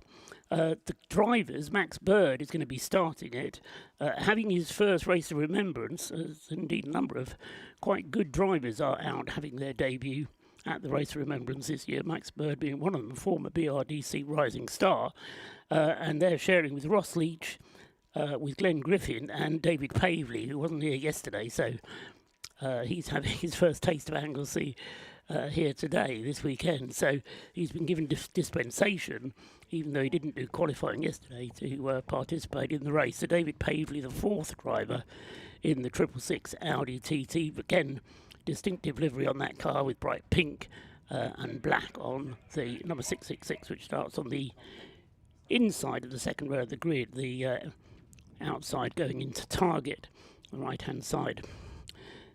Next on the grid is the number 71 Able Care Lotus Elise. This is a car driven by brothers Jason and David McAnulty. Jason probably the quicker of the two, he's the younger.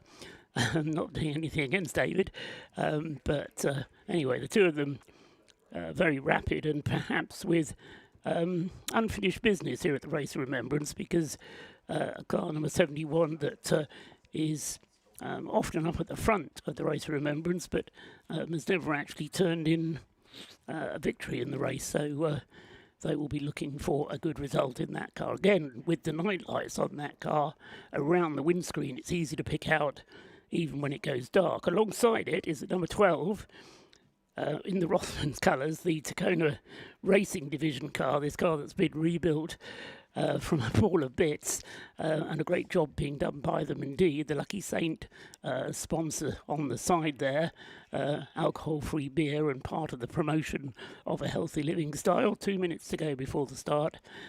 So that BMW, one of the dark horses, according to Rob Lewis, will hold him to that later and see how he gets on. The third row of the grid, 71, the Able Care Lotus, and the number 12 BMW alongside it. Back to the fourth row of the grid is the first of the two breakdancer racing cars, another unusual car. This is the Mazda RX-8 that the breakdancer team is running. 5 drivers for breakdancers sharing 2 cars. So Darryl Cresswell, Tim Steele, Wes Payne, Alan Curtis and Harry Eyre. It will be Wes Payne starting in the Mazda RX-8. The other breakdance car, the MX-5, will be started by Harry Eyre. But good to see a little bit of variety there with the Mazda RX-8. Can't remember we've ever seen an RX-8 taking part in the Race of Remembrance before. So good to see that car out. And as I say, adding a bit of variety. 1 minute to go before the safety car leads them off on this final formation lap. And it will be a pace lap, a rolling start. And alongside number 24, the BMW 1 Series, another car with a chance of mixing it, perhaps. They certainly did a lot of laps last night. They certainly did graft away, and the racecraft car then is going to have to stay out there. Simon Waterfall starting in it in another very full car, because they've got 6 drivers sharing it. That's the number 24 on the right-hand side of row 4. And then row 5, the 2 Paul Sheard Racing Mazda MX-5 Mark IIIs. We've got Neil Chisnell in number 3 on the right-hand side, and then on the number 4 car on the left-hand side of the grid, Michael Sandford starting that car, 4 and 3, row 5. Cars heading off then on this final pace lap, and as Rob and Scott were saying down on the grid, it's a full grid with everybody in position. However, a car proving reluctant to start is the 111 Exposure Lights Mazda MX-5, which doesn't want to start. Well, it does, but then it won't go into gear, or when it does go into gear, it then stalls. Car number 111 in the hands of Nick Manjo, and he gets it going before the last car goes, so he will be allowed to retake his grid position, provided he knows where it is and can slot himself into that position. So 111 Nick Manjo then having a problem at the start. Last thing he wants at this point, I suppose, in the race, but he should be taking up a position on the 11th row of the grid. And as I say, provided the car is running well, he will be allowed to take up his position where it should be. The rest of that side of the grid, the left-hand side of the grid, some of whom passed Manjo, are now trying to catch up with where they should have been. Manjo is making up ground to try and find his way back to the 11th row. And as they go onto the brakes for Rocket on this pace lap, I think he's probably just about going to do it. So drama averted. The safety car driver will no doubt be being told exactly what's going on, and the car's coming round this final formation lap, and I'm joined up here by Scott Woodward. Scott, 12 hours to go. We've talked about who might win, who might not win, but perfect condition, as you say. What's not to like? Absolutely, given the fact that we do have beautiful sunshine. I can see the RSC nice and clearly in our view. We can see even the mountains in the background as well. I think it has been quite a while since we've had sunshine and bright skies for the start of an ROR race, but what a perfect way to do it.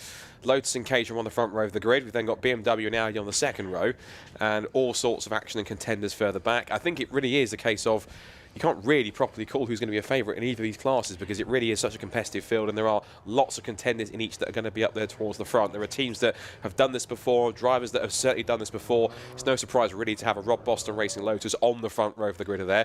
We've either got the commentator camera, so for the first time you can see us in the box. You can see the back of Paul. There he is.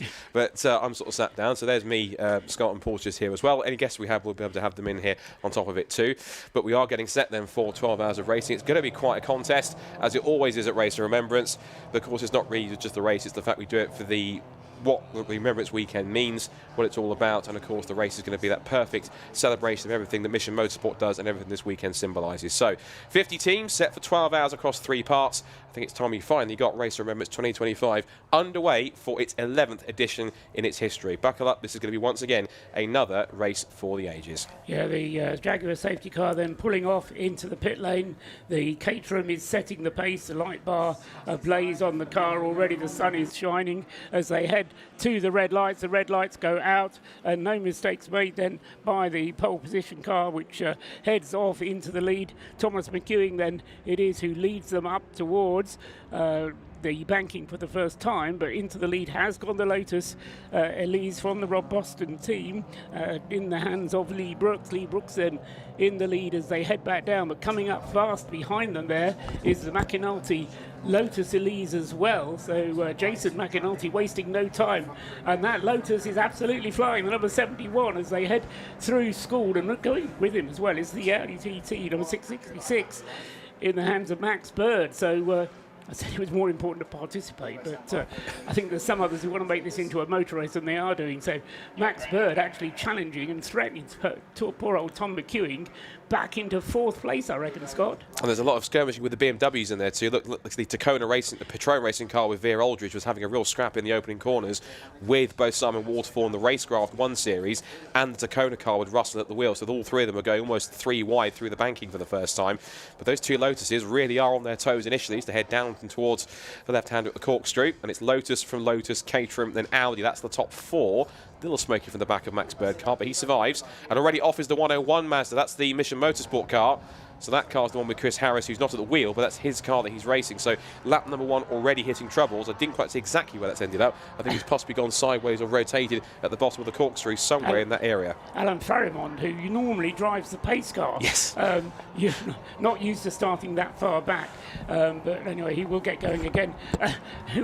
Jason McAnulty has really got the fire in his belly, because he is going flying through into the lead and really did make Lee Brooks look as though he was standing still as they went across the start-finish line. So he leads across the line and therefore comes up to be the race leader at the end of lap 1. So it's Jason McAnulty who leads Lee Brooks in the other Lotus Elise from Rob Boston Racing in 2nd place. In 3rd place is Tom McEwing with the Caterham, and then in 4th place is Max Bird with the Audi TT. A big gap is then forming back to the 5th place car, which is the BMW David Russell in the number 12 Rossman's coloured, not sponsored, car. And then Simon Waterfall's BMW 1 Series is next up. Veer Aldridge with the Patron Racing car is next up in 7th place. In 8th place is Michael Sanford with the Mazda. In 9th place is Wes Payne's Mazda RX-8 for the Breakdancers team. And rounding out the top 10, Stuart Humphrey in the Stuart Humphrey Racing Mazda. He's in 10th place. Certainly is. And we look at some of the other class winners as well, leaders. So of course McAnulty leads Class D at this point at the end of lap number 1 in the Flying Lotus for ES Motorsport. It is this Kona Racing BMW that starts from its pole position spot into Class C, leading 5th overall. Then in Class B, it's the Track Scotland Mini, Michael Imrie, who's usually a local at Knockhill. Good to see using his expertise in that car. A little wide of the hairpin there for the Tacona car, but it carries on. And that's in Class B. In Class BMW for the 116s, it's the Priestwood number 34 anti-Seddon racing car, so they lead the way from the start. And in the Intra C1 class battle, it's the Sunbelt Radios car with Colin Hode at the wheel. That's the car which also has Mark Hode and a certain Jake Hill. And that car is currently leading the way. Of course, there is also a Class A car. There it is on screen. It is the only sold Class A car, which is the Ford KA of Bradley Performance. And that car currently running at the end of its first lap in 39th position overall, and mixing it with some of the 1 Series class cars. So you're one of the people that call it a KA rather than a car. I think Ford initially identified it as being a Ford car, but lots of people called it a KA purely because they chose to do it as 2 capital letters, but we don't say MINI, do we? So anyway, a debate can be held later on at night as to whether it's a car or a KA. The Fiat Panda is also going well, talking of unique cars out there, trying to go past the Mission Motorsport Toyota GT86 and succeeding in so doing. The Fiat Panda car number 25, Dean Lomas driving it, well, though Vincent Lomas is the start driver in that car, running in its although it's in a class with the others, it's not really on the same pace as the rest of that class. Making up ground is the 101 Mazda, having had that off with Alan Farimond on the first lap. He's trying to make up ground and has come through at the end of lap in 44th place, so making sure he doesn't fall off the lead lap just yet. Leader, meanwhile, Jason McAnulty, is wasting no time at all up in the front and opening up a bit of a lead. It was 1.7 seconds at the end of lap 1. He goes through at the end of, at the end of lap 2. He goes through at the end of lap 3, and it's up to 2.1 seconds. First to second best lap of the race, therefore, having gone to Jason McAnulty, 1 minute 39.229 so far. Lee Brooks still through in second place, McEwing third, Max Bird fourth, then a big gap still before we get Dave Russell in the leading BMW, not that far ahead of the Patrone racing car, 48 in Veer Aldridge's hands. Losing a couple of places on that lap was number 4, Michael Sanford, in the Paul Sheard racing Mazda MX-5. He gets overtaken by the Wes Payne Breakdancer racing Mazda RX-8. And just going back into the BMW class, as you were saying there, Scott, it's still Mac Priestwood leading the way there from Hugo Cook in second, and then Ollie Cottam is in third place in the Yggdrasil BMW. The Citroen C1s being led by Colin Hode. They don't need a touring car champion in the car to make it go quickly. Ahead of the Track Scotland car, so Colin Hode leading the way, but Adam Kindness is less than a second behind in the Track Scotland car in second place in the class. Just had a spin, also a rotation briefly at the hairpin down here for the 51. That was one of the GT86 Toyotas.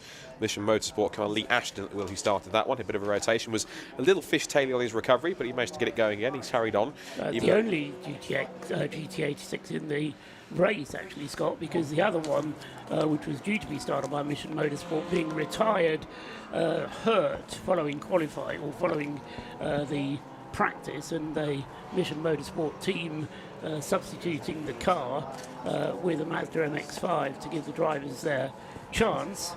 So we've got only one GT86. We've got the BRZ, of course, which is practically the same thing, the Subaru, but just those two cars from Mission Motorsport. Yeah, different spec as well, of course, because the BRZ has been built up from what was a write-off, and they managed to build it up with parts, I believe, in support with eBay Motors for last year's race, and that car also fitted with hand control, so it can also run some of the beneficiaries who also get the chance to race in that car as well. Yeah, all disabled drivers, so that actually saves them the problem of switching between hand controls and foot controls at every pit stop. It does mean that the pit stops are slightly longer, purely due to the problems of getting the drivers in and out. But into the pits, oh dear, this is a car we didn't mention in the lead up to the race, the number 100 BMW, the West Suffolk College entry. It's 330i BMW, but they have had all manner of problems. I think they've completed something like a dozen laps, no more than that, in qualifying sessions. They're on their third clutch, having replaced it umpteen times. And that looks like a serious problem again for the number 100, Scott. Yeah, driven by Ben Spencer, who's just been recently crowned the new City Car Cup champion, so sadly not a good start to his race. No, it's a team full of City Car Cup racers having this outing in the BMW, but as I say, they've just had so many problems, and the team has worked enormously hard to try and get it going, but looks like it's been to no avail. But who knows, they'll battle on.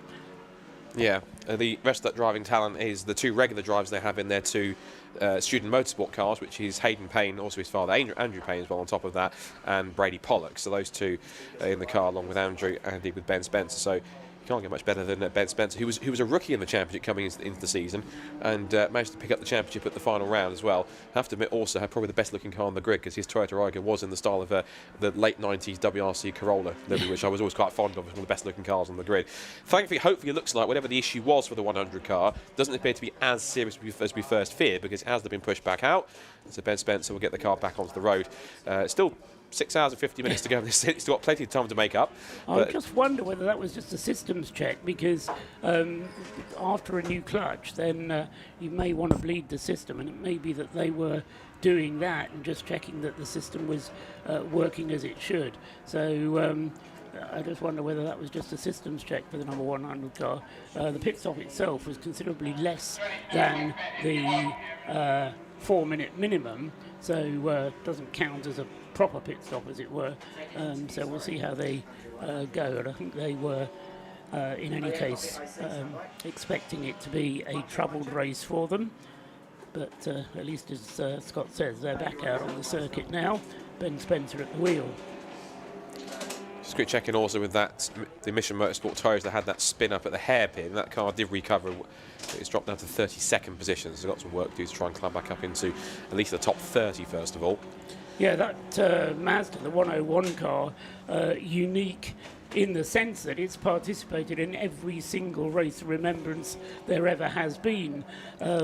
So it's also done quite a lot of work before the fact that it ever even started participating in Races of Remembrance. But having got going and having been converted to Race of Remembrance spec, as it were, it's participated in every single race and has done a phenomenal amount of racing, probably one of the most raced cars in the country, something like that. So the top 4 still drawing away from the rest of the field, and probably I would suggest the 3rd place car is dropping away just a little bit as well. I should say the 4th place car dropping away a little bit as well. Max Bird with the Audi TT seeming to struggle a little bit as he was trying to get through the traffic there.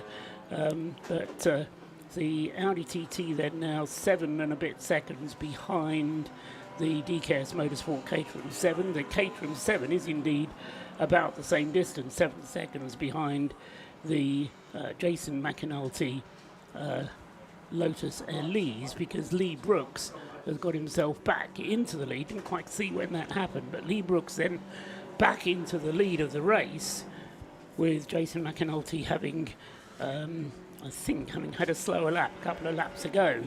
So Brooks now leading, McAnulty back to 2nd.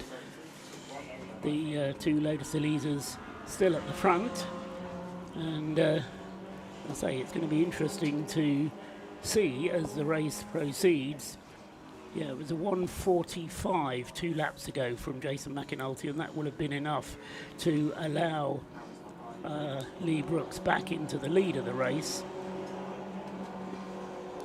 And so Lee Brooks from Jason McAnulty by now a 1/10 of a second, looking for that battle for the lead, whilst various close racing goes through the hairpin. We can have some news though. Rob Lewis is down in the pits.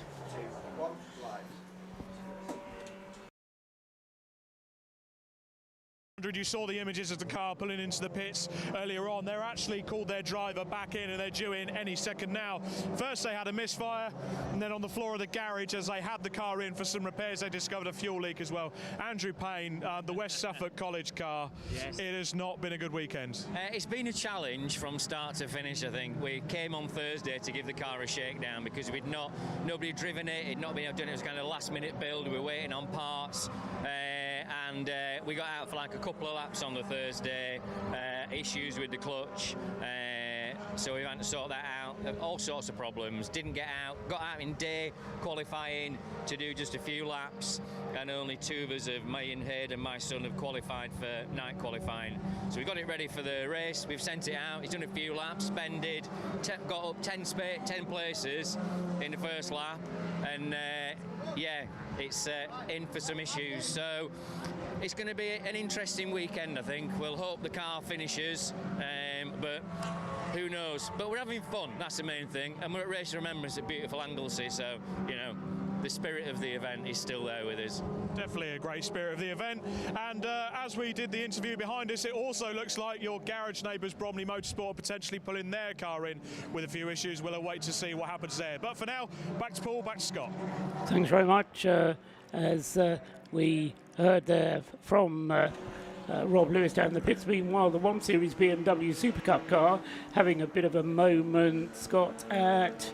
trying to work out where that is on the circuit. There's the Rocket Complex, but I think they'll look at it.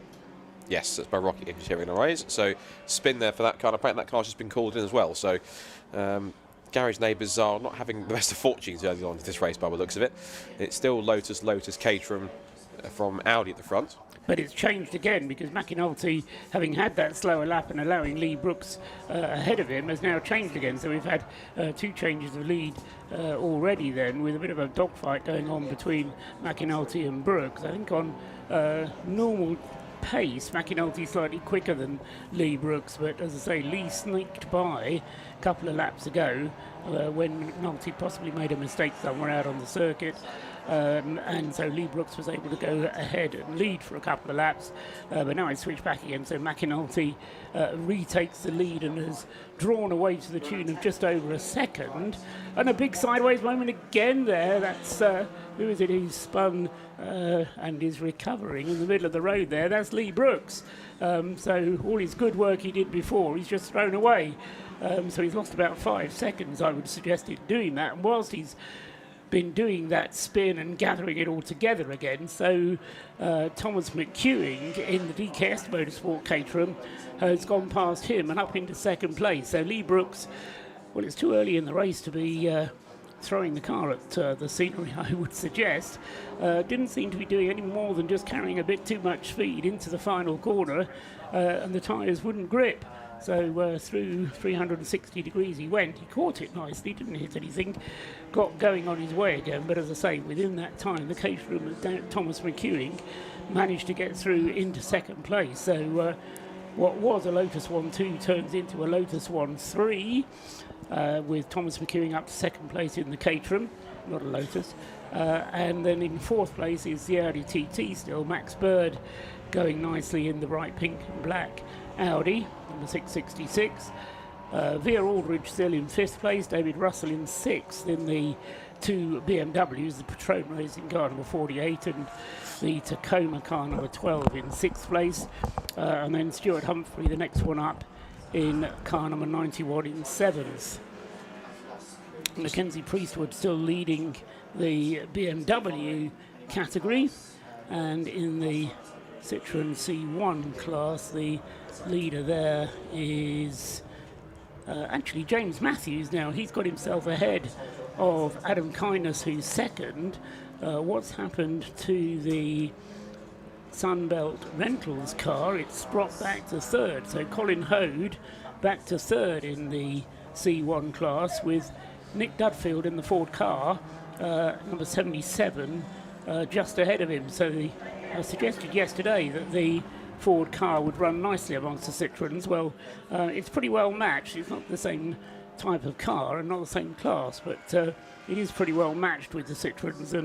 And for the sake of simplicity, if we throw it into the Citroen class and it's running third, say behind the 2 leading cars in C1 and just ahead of Colin Hode in the Sunbelt Rentals car.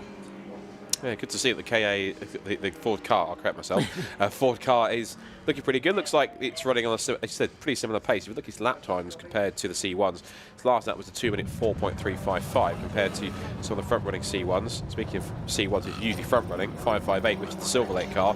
Usually a front-running team in the Silver Lake Endurance Series for C1s, but that car sadly has been pulled into the garage quite early with a problem. So another one of the C1s hitting trouble, and that's one of the Gen 2 cars which has been introduced in the last couple of seasons. And sadly that car was hitting problems early on. So there are a few teams that are having in these first 20 minutes, Paul, some early teething troubles, but you kind of anticipate that a little bit in a 24-hour race. But there's been probably a few more than we probably anticipated there would have been compared to recent seasons. Yes. Yeah, I don't know. I mean, certainly the story of yesterday, we had qualifying yesterday and there was a paid practice session in the morning. There just did seem to be a lot of cars that were struggling a little bit. And yeah, I think maybe the toll of the racing season has got the better of them a little bit. Top 3 cars have gone through, completing now 11 laps across the start-finish line. Still with the Able Care Lotus of Jason McAnulty, number 71, leading the way. Thomas McEwing in the Caterham in second place. The Lotus of Lee Brooks is third, just under 2 seconds behind, and lapping a little bit quicker than Tom McEwing. So they're just going along the back straight at the moment. The Caterham and the Lotus clear of traffic for the moment, as they head down and up towards Rocket. So they'll be enjoying this moment of clear traffic, because the Anglesey Circuit does tend to get a little bit busy with so many cars out there, as we were hearing from the grid. 50 starters actually making it, and quite a wide variety of speeds of cars to contend with as well, for the faster cars going past the slower ones. But everybody continuing pretty well so far. The breakdance at Mazda RX-8 is crossing the start-finish line there, with Wes Payne continuing to go well. Class C currently being led by David Russell's Tacona Racing BMW, the car in the Rothmans colours. The screen picking up the number 24 1 Series BMW, which is currently in the hands of Simon Waterfall, and he is running in 8th place in Class C with the 1 Series. I think he's just made a pass for 7th there on the Flying Haggis Racing Honda. There has been a change, I think, so when he comes across the line, it should show him into 7th place any second now. Yes, in fact, there he goes across the line now into 7th place, as you say, ahead of Lindsay McCracken's Flying Haggis Racing Honda Civic Type R. Good to see the Honda Civic out here. A car which, in the past, Ricky Coomber has campaigned, and aficionados of the Race of Remembrance will no doubt remember fondly the exploits of the Honda CRX that participated here one year, which was another of James Cameron's bright ideas. Well, interesting. What's also intrigued me is what just happened there, because up at the banking, for some reason, Simon Waterfall's slowed off and let the Flying Haggis Honda Civic back through, and now it's back up to speed. Whether he missed a gear or something was awry, but now you're looking up the straight, it looks like the Honda's got a little more pace again than the BMW, and that's strange. Of course, it did come in very briefly with some kind of an issue, but it's now, or had a spin earlier on. Whether it's a legacy of that, I'm not sure, but that BMW, for a moment, was going offline slower than it should be. Yeah, exactly, and it looked like, for the moment, at the time, watching it on the screen, as if Simon Waterfall had a problem, and as you say, that's allowed the Honda Civic, Lindsay McCracken's car from Flying Haggis Racing, back into 7th place in Class C, 15th place overall.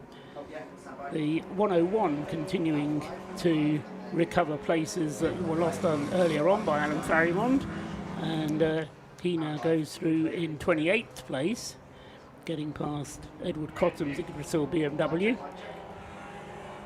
558 is back out on track now as well, so the Silver Lake C1 that had the issue has been wheeled back out of the garage, and whatever the issue was, I'm sure Rob will be down there to try and intrepidly. And speaking of which, we can go down to Rob now, who might possibly have some details on that or something else that's been happening down in pit lane. Down to you, Rob. You can have it, son, in your eyes. Yeah, it's fine. We are live, apologies. Robin Welsh, you were just discussing what was going on with the 558 car. It's an ongoing issue with the Gen 2 C1 in development. As you say, it's a development car. What's really frustrating, we've had no issues this weekend so far already, and we just had an ABS code there. That's just racing, right? Goes fine in testing, qualifying, everything fine. Start of the race, ABS codes.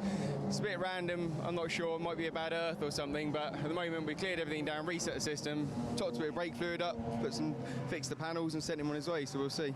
So it does look like he's had contact with another car? He has, yeah, he lost ABS, locked up and went into the side of our teammate 558. And that was the fight at the front. Effectively, you're handing it over to the Sunbelt Rentals car. Exactly, yeah, and it wasn't intentional. It's not through trying to be racy, because we already spoke at the beginning of the race when no one's interested in racing each other. We just got to do laps today, and yeah, it's no intent there at all. It's just a mechanical failure, unfortunately. Unfortunately, hopefully that doesn't continue with the Gen 2 C1 as well, and unfortunately the perils continue with the West Suffolk College car 100. That is back in the garages getting repaired. I'm going to find out what's going on with the car now. I suspect it could be to do with that fuel leak. Back to the team. Yeah, thanks, Rob. So, yeah, problems for the 100 BMW, not entirely unexpected, I suppose, but yeah, unfortunate for it. Just got a shot on camera there of one of the three extrovert, if you say it right, Metabubu Racing BMWs, which are out in force in the 116 class. The best of them currently in the hands of Stephen Robinson is 4th in class, behind the 2 Anthony Seddon Racing cars and the Yggdrasil car with Ollie Cotton driving it. Stephen Robinson then in 4th place with number 56. Meanwhile, the race leader, Jason McInulty, goes through again. He's opened up the gap now between himself and DKS Motorsport in 2nd place to 9.7 seconds. So 9.7 is the gap between Jason McInulty in the lead and the Caterham of Tom McEwing in 2nd place. Lee Brooks, having dealt with that spin and for a couple of laps suggested that he might be closing on McEwing, is now dropping away a little bit in 3rd place. He's 5 seconds adrift now in 3rd place. Moving up to 4th has come Max Bird in the Audi TT number 666. So he's improved and got himself ahead of the 2 BMWs. So Max Bird is now 4th, and then the Petrone Racing BMW 5th, and the best of the Class C cars, David Russell with the Tacoma Racing BMW in number 12. That's in 6th place overall. Yes, ahead of Stuart Humphrey with his Mazda MX-5, first of the MX-5s, then in 7th place overall. Mackenzie Priestwood going nicely in the Anthony Seddon Racing BMW. Young driver. He was making his debut, as I recall, here in the Race of Remembrance last year, and was quite rapid last year. Did well, obviously enjoyed himself sufficiently to come back again this year.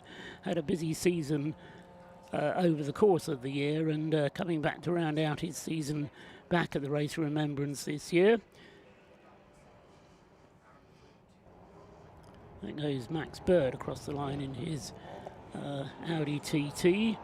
The number 91 car flashing lights. That's Stuart Humphrey there as he tries to go up on the inside of the BMW. That's not a battle for position, but Stuart Humphrey lapping the car of Hugo Cook, which is a 2nd place BMW. And off again, I'm afraid, has gone the number 24 1 Series BMW, Scott. Yeah, Simon Waterfall again looping it. That's down at the banking by the looks of it. Just very gingerly reversing it back onto the road, keeping it off the racing line. And that car, when it had the spin, had been down in 15th position, so it dropped a bit further back. And now looks like whatever the issue is, Simon Waterfall trying to get it. I think it's running, but he's trying to get it refired into gear at some point. But he's now managed to do so, but it seems kind of reticent to do very much with any haste at this point in time. That car once again getting underway again, as that continues to have problems. There's the 666. That's the Fraser Nash entered 666 car, and that car is essentially it is an Audi TT Cup spec Audi TT, the Mark II 2-litre TFSI. That car, I believe, was driven by Daniel Budd, or one of the Budd brothers in the championship a couple of seasons ago. You can see that car still in service. These cars do tend to find themselves in different championships like Club Sport or Super Sport Endurance or other places around club racing. They are such a well put together club racing car, these new Audi TTs that came only a couple of seasons ago. But good to see that these cars are becoming more popular, and not just in their own championship, but in other areas of club racing as well. And good to see that car also running strongly in the top class, in 4th position right now. Got some 40 seconds to make up on the 3rd placed Rob Boston Racing Lotus, but still holding on for a good spot as right in the middle of a bunch of C1s. We've got the number 23 perennial all-entry Pure Track trying to wind its way past 2 of the C1s, one of which is number 587.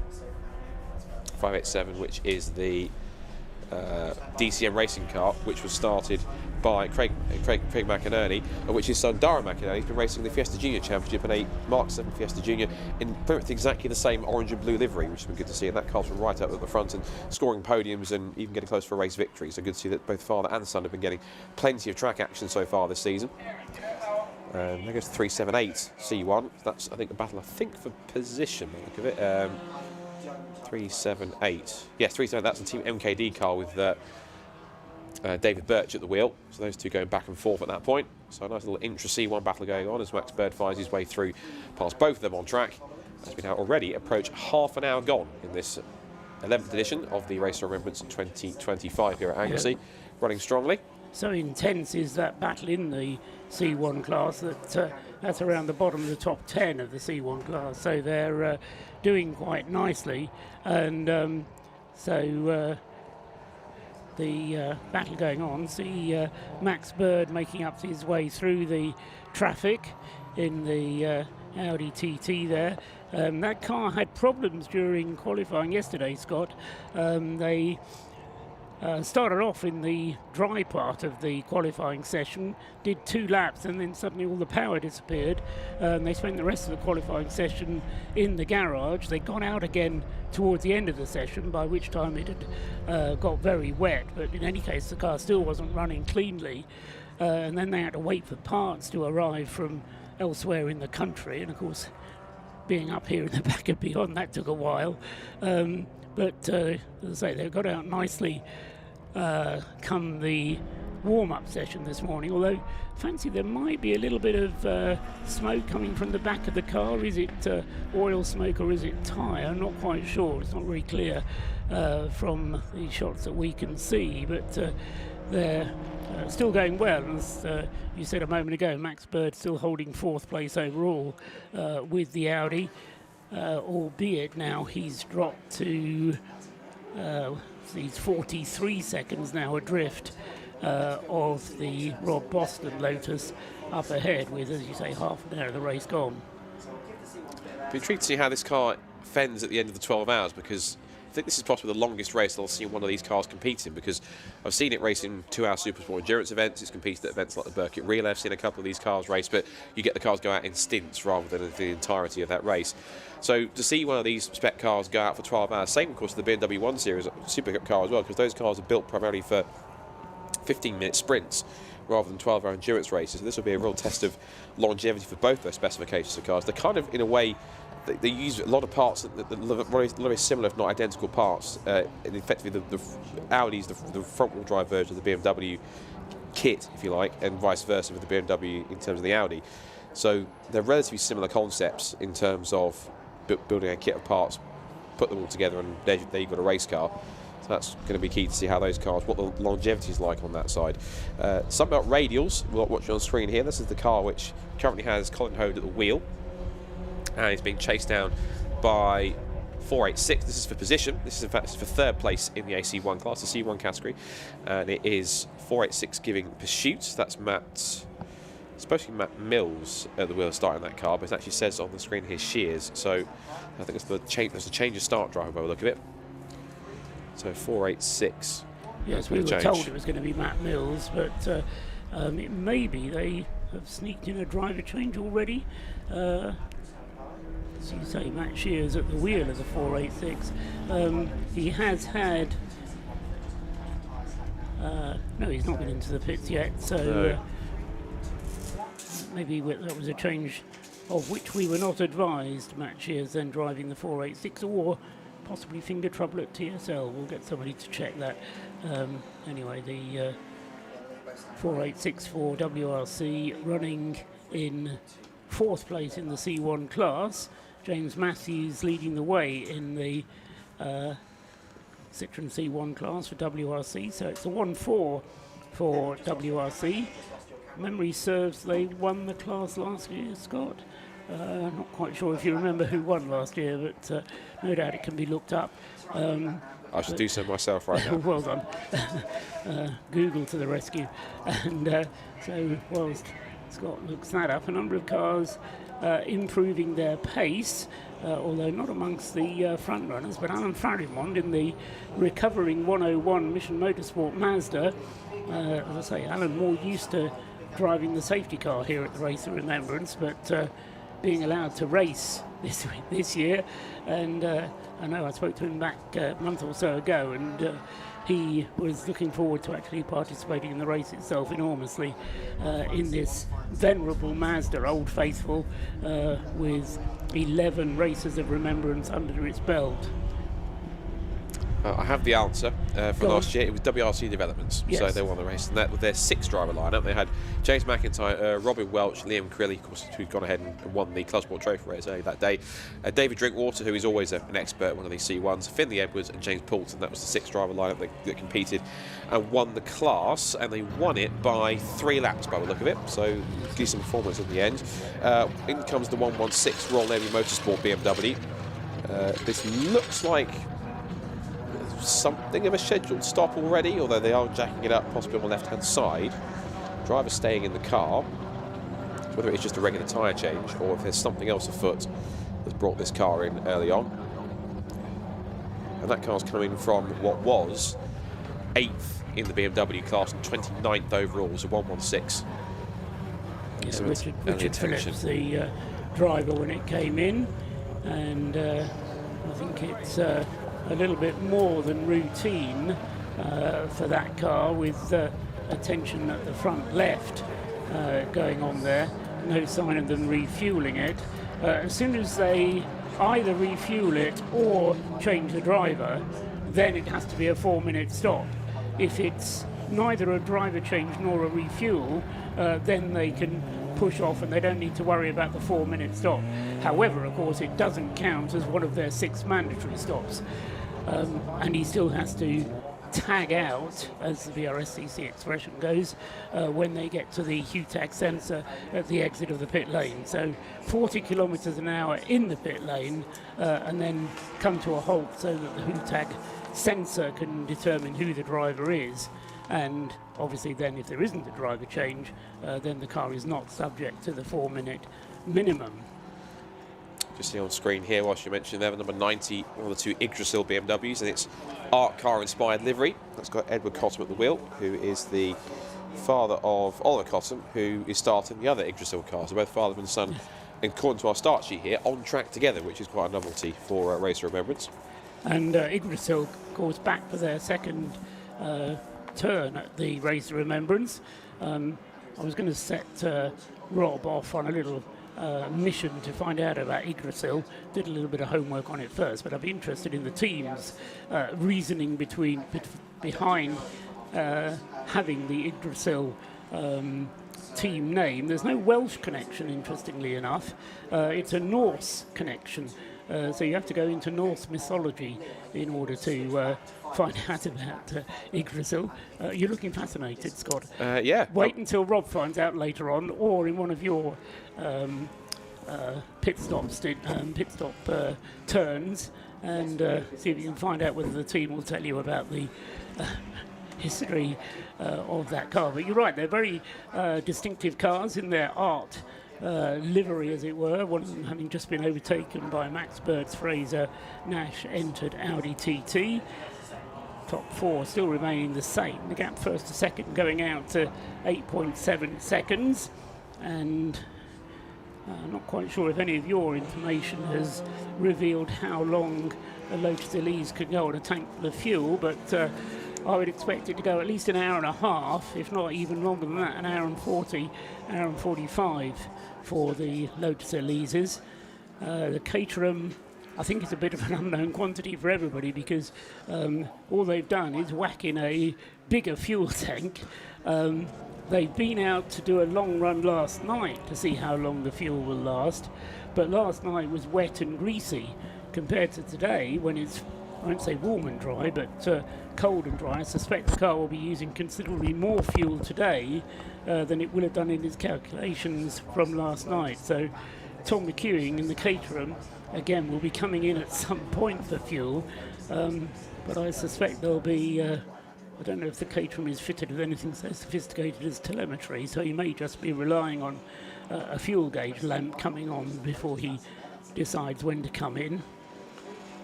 The Lee Brooks Lotus making way through the traffic, turns out of the banking and heads down in towards, which that's not going in towards Church, is it? It's up at Rocket, I think. That's out of Peel, that is now, going down towards the corkscrew. So lots of traffic for Lee Brooks to contend with, but his lap times for the moment not as quick as the Caterham or the McAnulty Elise up ahead. And in fact, hats off to Tom McEwing, because he's just done his best lap of the race in the Caterham, 139.732. It's not the best lap, but it's his best lap. So Tom McEwing making his way through the traffic. Slightly slower lap time that time for McEwing, but as I say, he's pressing on with the Caterham, and the gap first to second has actually come down a bit. It's come down to 6.7 seconds now, first to second. Oh, I should look at that. We have one of our race favourites of the race in terms of fan favourites, the Panda. So that's the Fiat that's in the mix there as well, car number 100. Not 100, excuse me. That's the 25 is the Fiat Panda. 25, thank you. That's got Lomas at the wheel. I say Lomas. I mean It's Vincent. Vincent Lomas. Vincent Lomas, the starting driver in the car that he shares with Dean Lomas, and the third driver there, Michael Burton, running as a Class B car, but it's kind of not quite as quick as the other Class B cars, but it's quicker than all the Class A cars, so it's kind of, I wouldn't say it's in a class of its own, but it's certainly not in the same class as the Mazda MX-5s that are also in Class B from Breakdancer Racing, or the Track Scotland Mini Cooper, for example, developing just 100 horsepower on the Fiat Panda, but it's such a light car that it still runs as a Class B car. So it's kind of halfway between the A's and the B's. Stuck in the rock and a hard place in terms of class allocation for that one. But yes, if you were entering the Race of Remembrance, you wouldn't enter a Fiat Panda. Well, they would, and they have. For a few years now, isn't it? This is the third year, I think, the Fiat Panda's been in the Race of Remembrance. And it provides variety, we'll say that. It didn't have a very magnanimous end to the race last year, of course, when it had that shunt right at the end of the race with a few minutes to go, and that caused not a yellow flag, but it kind of neutralised the race enough, which meant that even though I think the winning team were going to be far enough ahead anyway, which was the RAF Motorsport car, it did kind of bring things kind of almost to a premature halt, given the car had a shunt which was just exiting Church Corner and had kind of quite visibly badly damaged the front end of the car, but thankfully they've managed to rebuild it in a year, so the Panda is good as new, of course resplendent in its GSF car parts supported livery, as they then head out of the banking up towards Church Corner, and running decently, as I said, 5th in Class B, 24th overall, nestled between a pair of BMWs, one of the 56 Matabubu cars, and Army Sports Car Racing as well. Just heard in the race as well from our producer Kieran that we also have the Car 100 is back out on as well. That's the West Suffolk College BMW 3 Series, which has been in with a few problems. That car has been wheeled back out, but it's now, of course, right at the bottom of the table in 50th position and currently 10 laps down and way off any position of making up any more time. The next car, of course, on top of that is another that's had problems. That's the Aaron Chalk driven Silver Lake Racing 2 set C1, which is car 558. That's down in 49th. Yeah, I think the West Suffolk team would be eager to get all their drivers out and at least have a go at racing. My understanding is that not all of them have qualified for night driving. So I think there's only 2 out of the crew, Andrew Payne, Hayden Payne, Brady Pollock and Ben Spencer, who have actually qualified to drive the car at night. So come about 4:30, which is an hour away, as the sun still shines. Hard to believe it's going to be dark soon, but it will. And after that point, there will be a limit on which drivers can drive the number 100 BMW. The race leader, Jason McInulty, is now... There are 4 cars on the lead lap.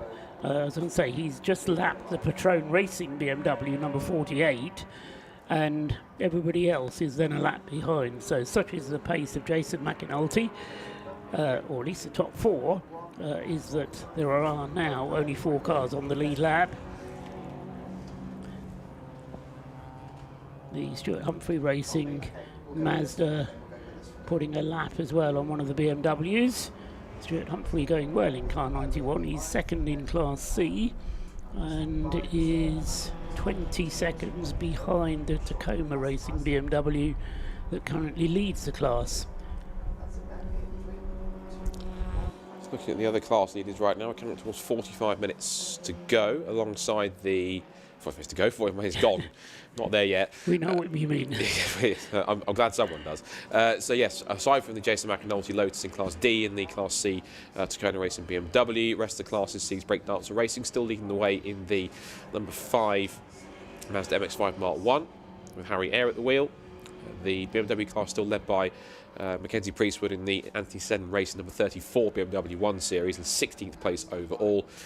Class A still being led by the sole car in that field, which is of course the Bradley Performance Ford Ka in 36th overall, and the leading C1 at the moment by quite a few positions, in fact, by same lap but some seconds, is the number 586 WRC Developments car. So the defending champions, the WRC Developments with CB Auto Services, leading the way in C1s from Track Scotland C1 in second place, Adam Kindness and Colin Hode in the Sunbelt Rentals number 545 in the C1 class in third position and in 39th overall position. Impressed at the way that Tom McEwing is going in the DKS Caterham 7, because he's continuing to close up on race leader Jason McAnulty. They were 7 seconds adrift about 4 or 5 laps ago, but Tom McEwing going quicker and quicker. Set his best lap of the race a few laps ago, got the gap down now to just 3 seconds first to second. Jason McAnulty and the pair of them having to battle their way through the traffic. Catching up with the Subaru BRZ on screen, the 555 car, this car which was put together with some help from ProDrive last year, and as we were saying before the race, equipped with hand controls and driven entirely by disabled drivers. So BRZ going well. Just looking, here comes Jason McAnulty then, coming across the line now, completing 27 laps. Tom McEwing comes through in second place. 2.8 seconds is now the gap. So continuing to just take a little bit out of the race lead every time is Tom McEwing. The BRZ, incidentally, in the hands of Linda Noble at the moment.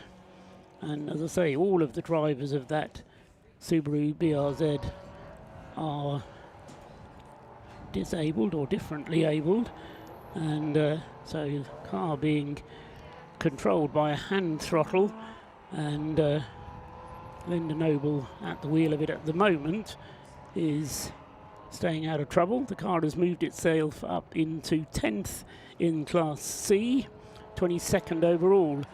Meanwhile, the sister car, if you will, for Mission Motorsport, the number 51 Toyota GT86 is in the pit lane, and this is the at least second pit stop for that car. Lee Ashton bringing the GT86 car into the pit lane, and again that's one of the Mission Motorsport entries, and yeah, the second pit stop already then for the GT86.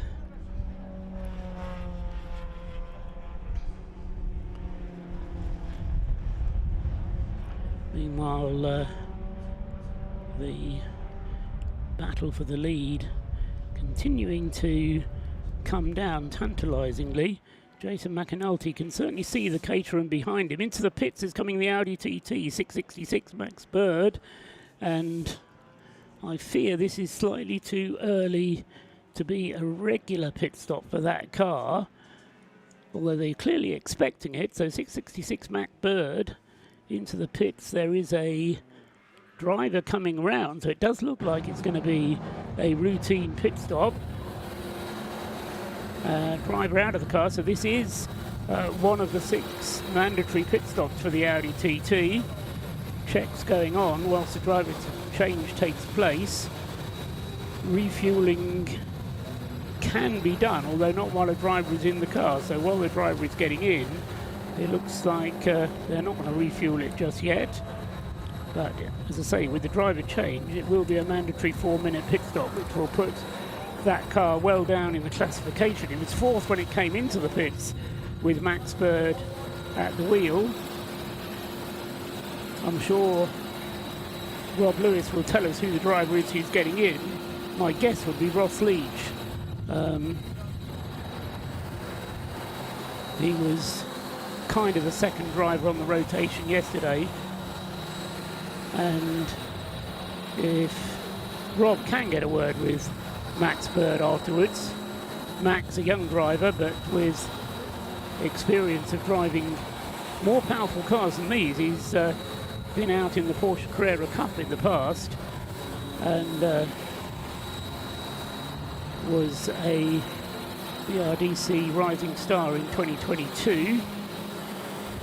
But as I say, it's going to be a 4-minute stop for the Audi TT, and that will drop him, well, certainly off the lead lap, and probably, I would say, out of the top 8, maybe down to the bottom of the top 10 by the time he gets going again after the pit stop. Tell us, Rob, if you can grab a word with Max Bird. Meanwhile, the leader, Jason McAnulty, charges up through the right-handers, which is basically the club straight, still being pursued by that Caterham. Tom McEwing then trying to force his way through the traffic, goes up nicely on the inside. Rocket would have saved himself a couple of tenths there. The Caterham number 99 then chasing down that Lotus. And once again, Tom McEwing coming off the back of a personal best lap of the race last time around. So Tom McEwing has got that Caterham nicely hooked up, and as I say, last time around took very nearly a second out of the lead between himself and Jason McAnulty in the lead. 1.4 seconds was the gap first to second at the start of the lap as they head up the Tom Price straight towards the hairpin. Caterham, I reckon, took a little bit more out of the lead under braking there. They dive past one of the Citroen C1s, back down past the bus stop, downhill, then judge that braking at the last possible moment. Coming into the final turn, Jason McAnulty comes up behind one of the Matabubu BMWs, crosses the line, the gap goes up a little bit, would you believe? So the Lotus there of Jason McAnulty actually lapping 0.3 of a second quicker than Tom McEwing that time around, so the gap goes up to 1.8 seconds first to second. Tom McEwing having to fight his way up here. Jason McAnulty struggling for all he's worth up at the front, and with the pit stop for the 666 car, that means that there are only 3 cars on the lead lap, the third one being the Rob Boston Racing Lotus Elise of Lee Brooks. Of course, still an awfully long way to go. We haven't even had the first hour of the 7 that are scheduled for today, but we heard from one of the Citroen drivers today is all about putting the laps on the board, but staying on the lead lap is also crucial, of course, if you can, and that will be the aim.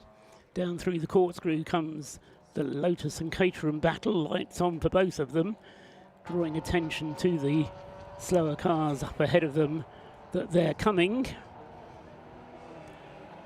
Up the Tom Price straight. We're on the 31st lap of the race now, 30 laps having been completed already.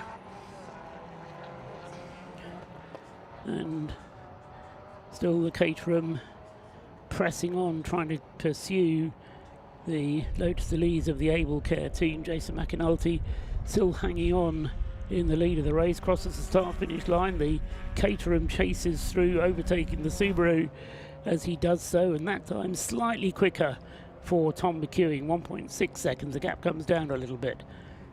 So good little dogfight between these 2 cars. And as we've been saying, lots of slower traffic to get past. One of the Yggdrasil BMWs, then the Ford car. The just one continuous stream of traffic to be dealt with on successive laps.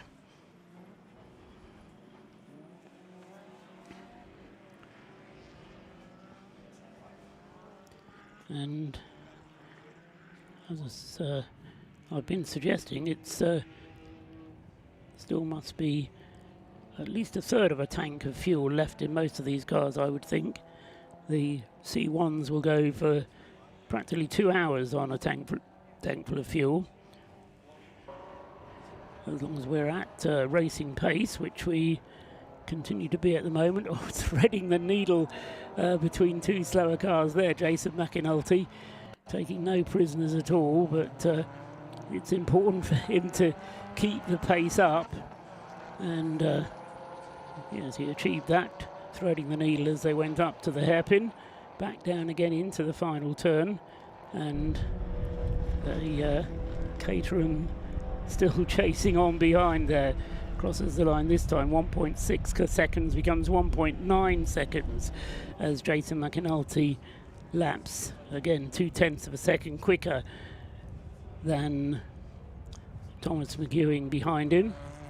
Still Lee Brooks third. Fourth, 1 lap behind, is the Patrone Racing BMW. David Russell in the Tacona BMW E36 is leading Class C in 5th place overall, and he is 24 seconds clear of Stuart Humphrey, who's second in Class C, and then 34 seconds back to Chris Knight in the Tequila Racing Mazda, who's third in Class C. Still the Max Bird Audi is in the pits, and yeah, there's clearly problems there.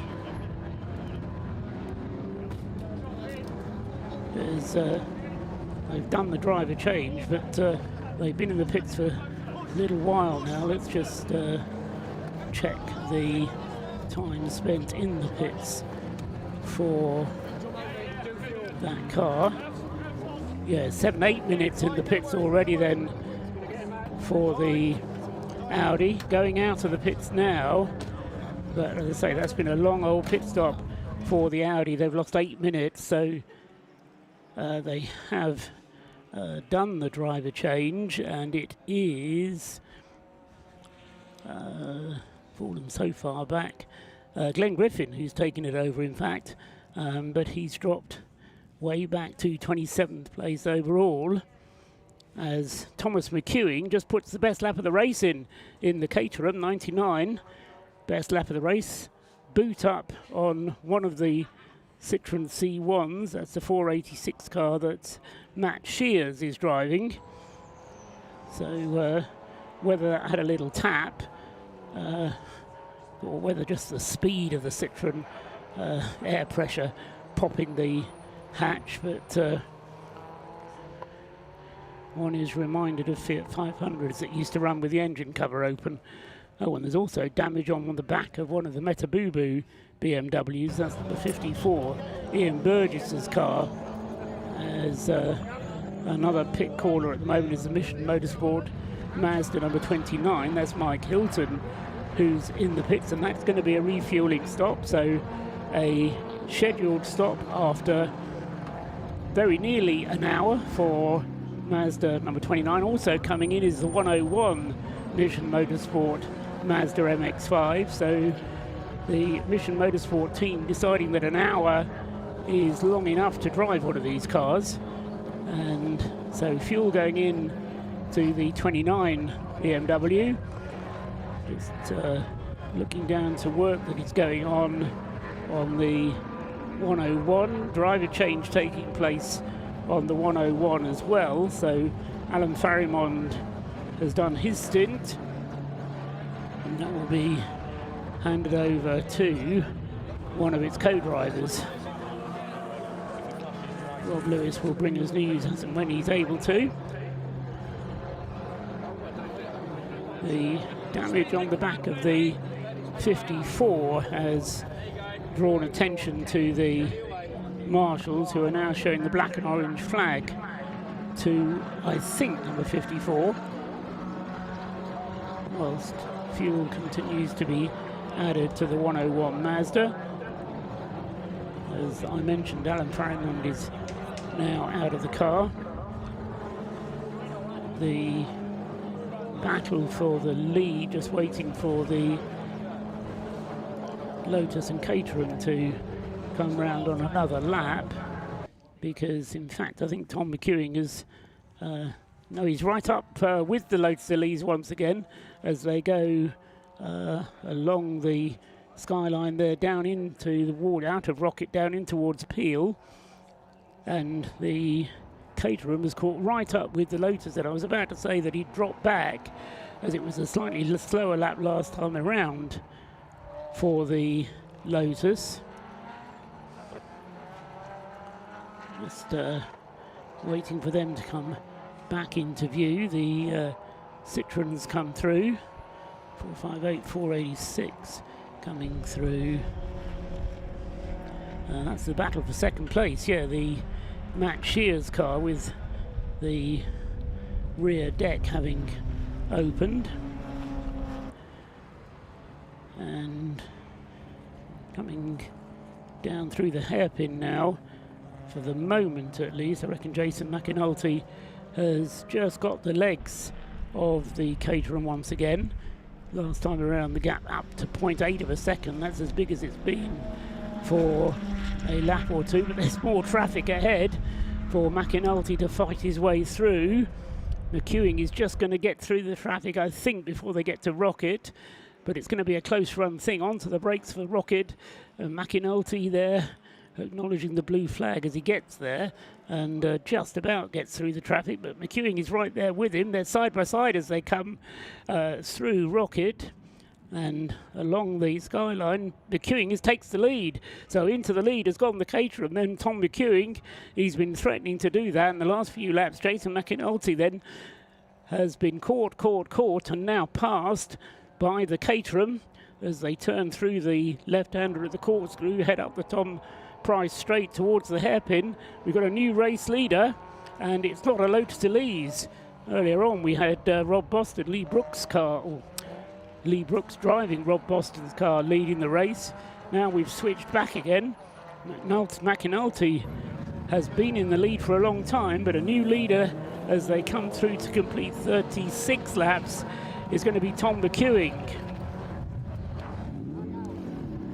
Pit stop complete for the 101 Mazda. That's ready to go back out onto the circuit. Hear it revving away in the hands of Anthony Isles. It is who's taken that one over. And into the pits comes the Citroen with the boot open. That's Matt Shear's car. And I think that'll just be a quick tape job, and they'll send him on his way again. The leaders heading along the school straight through the right-handed school pass, and Jason McAnulty coming back at Tom McEwing as they head up towards Rocket once again. There's no gentlemanliness going on here. McAnulty wants the lead back. He's not going to give it up easily, but he's not quite late enough on the brakes, so McEwing still leads as they turn through Peel and come down through the right-hander, then back into our site at the commentary box here, and McEwing getting himself a little bit caught up with the traffic there, having to take the wide outside line around the Track Scotland car, and also having just overtaken the Ford car, but McEwing maintaining his lead for the moment then, with exactly an hour on the clock. So 1 hour and 2 minutes completed. Thomas McEwing leads for DKS Motorsport, having started the race on pole position, but having only led the race for the last 2 laps. Turns through the final turn, comes through, crosses the line. Jason McAnulty right behind him is just 0.641 of a second behind in second place. Lee Brooks is a further 30 seconds behind in third place. And then a lap down is fourth place man, Via Aldridge, in the Patrone Racing BMW E46 car number 48.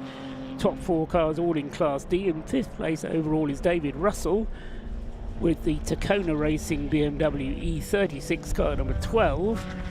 In sixth place and second in Class C, Stuart Humphrey with the number 91 Mazda MX-5.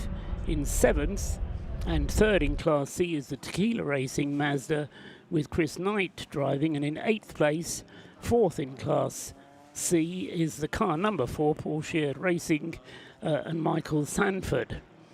9th now is Harry Eyre for Breakdancer Racing in the leading Class B car. That's Harry Eyre, the Mazda MX-5, ahead of Nick Manjo, who had that problem on the start line, but eventually managed to get going. Car number 111, he's 10th.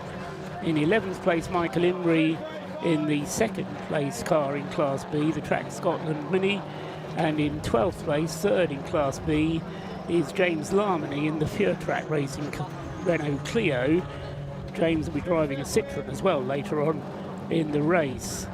Leading the BMW class, still Mac Priestwood in the Anthony Seddon Racing BMW, car number 34, ahead of Hugo Cook's similar Anthony Seddon Racing BMW. Those two separated by 15 seconds, 34 and 21. And then third in the BMW 116 class, Ollie Cotton in the Yggdrasil BMW, car number 9. And he is a further 20 seconds adrift of the two Anthony Seddon Racing cars. In the Citroen C1 class, it's still James Matthews leading the way for WRC, ahead of Adam Kindness in the Track Scotland Citroen C1, and then Colin Hode in number 545, the Sunbelt Rentals Citroen C1. And the Ford car, Nick Dudfield, is actually obviously leading his class. He's the only one in the class, but he's ahead of all of the Citroen C1s except for James Matthews in the leading car in the class.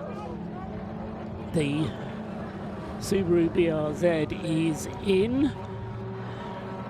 Car number 555, that's the second stop, I think, for that car. No, it's the first stop for the 111, so Linda Noble has vacated that car now, and they'll be putting a new driver into the Subaru. Slightly longer job to change the driver with the disabled drivers all in that car. Still waiting for the fuel to go in. Taking a long time for the full 20 litres of the Tough Jug to be emptied into the Subaru. Looks to me as if the fuel's actually got stuck there.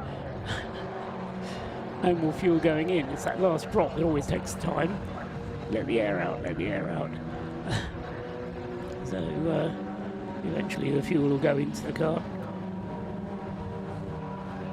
So we're continuing then on the Subaru. Meanwhile, the leading Caterham and Lotus heading down the back straight. Ooh, meanwhile, Lee Brooks there in the Rob Boston Lotus, getting a little bit excited there. He was trying to go past one of the Citroens, and at the same time he was also trying to get past the number 91 Stuart Humphrey Racing Mazda, who was trying to lap. So he's managed to get past both the Citroen and the, actually it's not a Citroen, it was a BMW 116 that he was going past, and the Mazda of Stuart Humphrey. But Stuart was involved in his own little battle there and didn't make life easy for Lee Brooks, who found himself on the grass coming out of the final turn, but just about managed to sort everything back to how it was.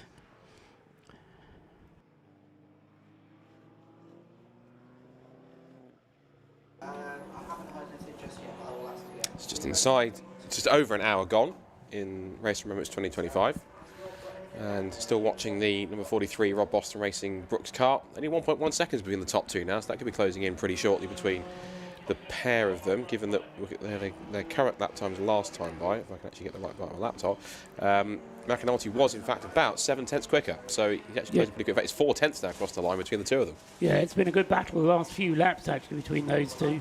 McEwing having passed McAnulty, what about 5-6 laps to go, and has been in the race lead since then, but the gap ebbing and flowing as they go past Strapping, and McEwing getting a little bit held up by a Mazda MX-5 there, and he got onto the back straight. He wasn't able to get the throttle down quite as quickly, and McAnulty didn't need asking twice. And McAnulty back to the lead of the race.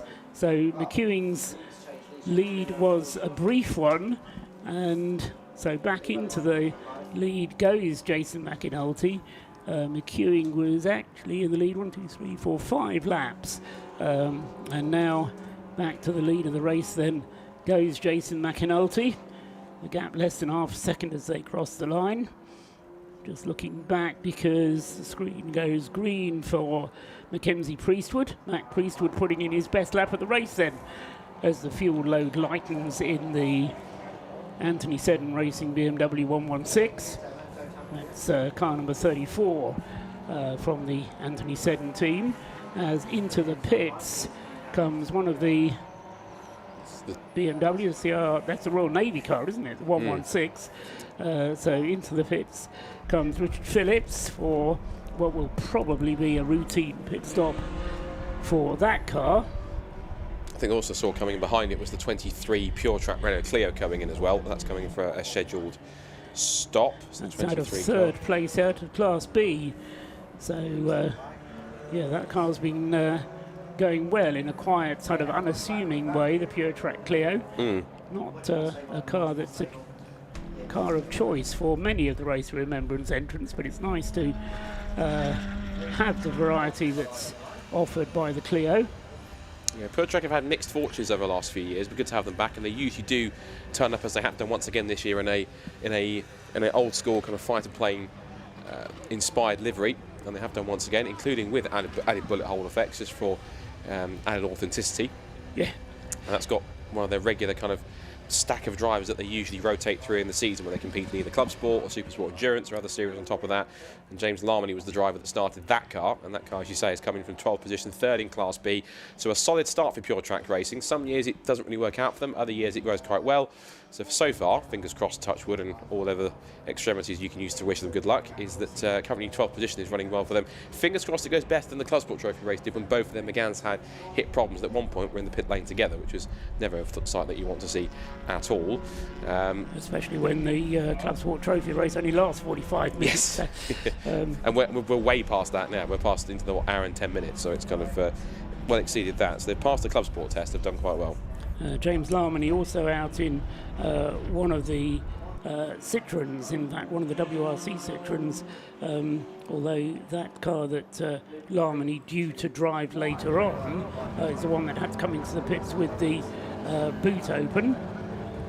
The Subaru BRZ is ready to go back out on the circuit, the driver change having taken place, and that means we change from Linda Noble at the wheel of the 555 to Stephen Whitehead now. So Steve Whitehead goes out in the Subaru. I would be uncertain, without the advice of James Cameron beside me, whether Stephen Whitehead has raced before, but it would be entirely appropriate for Mission Motorsport to put somebody out in the car who's never driven it before. So the remnants of daylight for Stephen Whitehead in the Subaru BRZ. Remind you that car configured to run from hand controls, hand throttle, and brakes also operated from the steering wheel or from a sequence of levers behind the steering wheel. Really complex bit of electronics on that car, but as I say, it's been put together by the team, and good to see that car going well so far. And we can go down now to Rob Lewis in the pit lane. Rob Lewis, back to you. I've managed to grab Fraser from the RAF Motorsports team. Now, Fraser, you guys are coming into this as effectively reigning champions from last year. You haven't got the TT this time. How's the team going? What are the preparations for this year? So basically, we're mainly looking at reprofiling the team to make sure that it's more towards novices, and that's the reason why we've got a novice car this year. We really want to stick our second 116 out, so we've not necessarily gone for the let's go for gold, and we're actually more, as I say, just focusing our team members around bringing people into motorsport, and again, that's really our primary aim. And I could see Chris Slater working diligently in the background. How's the weekend been so far? Yeah, it's been really good, and well, I say really good. We've already had an engine change, which was just, it is one of those things, but I'll go with the fact that we've had our bad luck, so we're going to be all right. He says, touching wood. Yeah, Yeah, but Chris has been, he's been on the data with all the novices. We've seen some real big improvements from them, and again, I can't say enough. That's what it's all about for us. I did see one of the 116 trophy cars come into the pits early with a bit of front end damage. It's getting a little bit touchy-feely out there.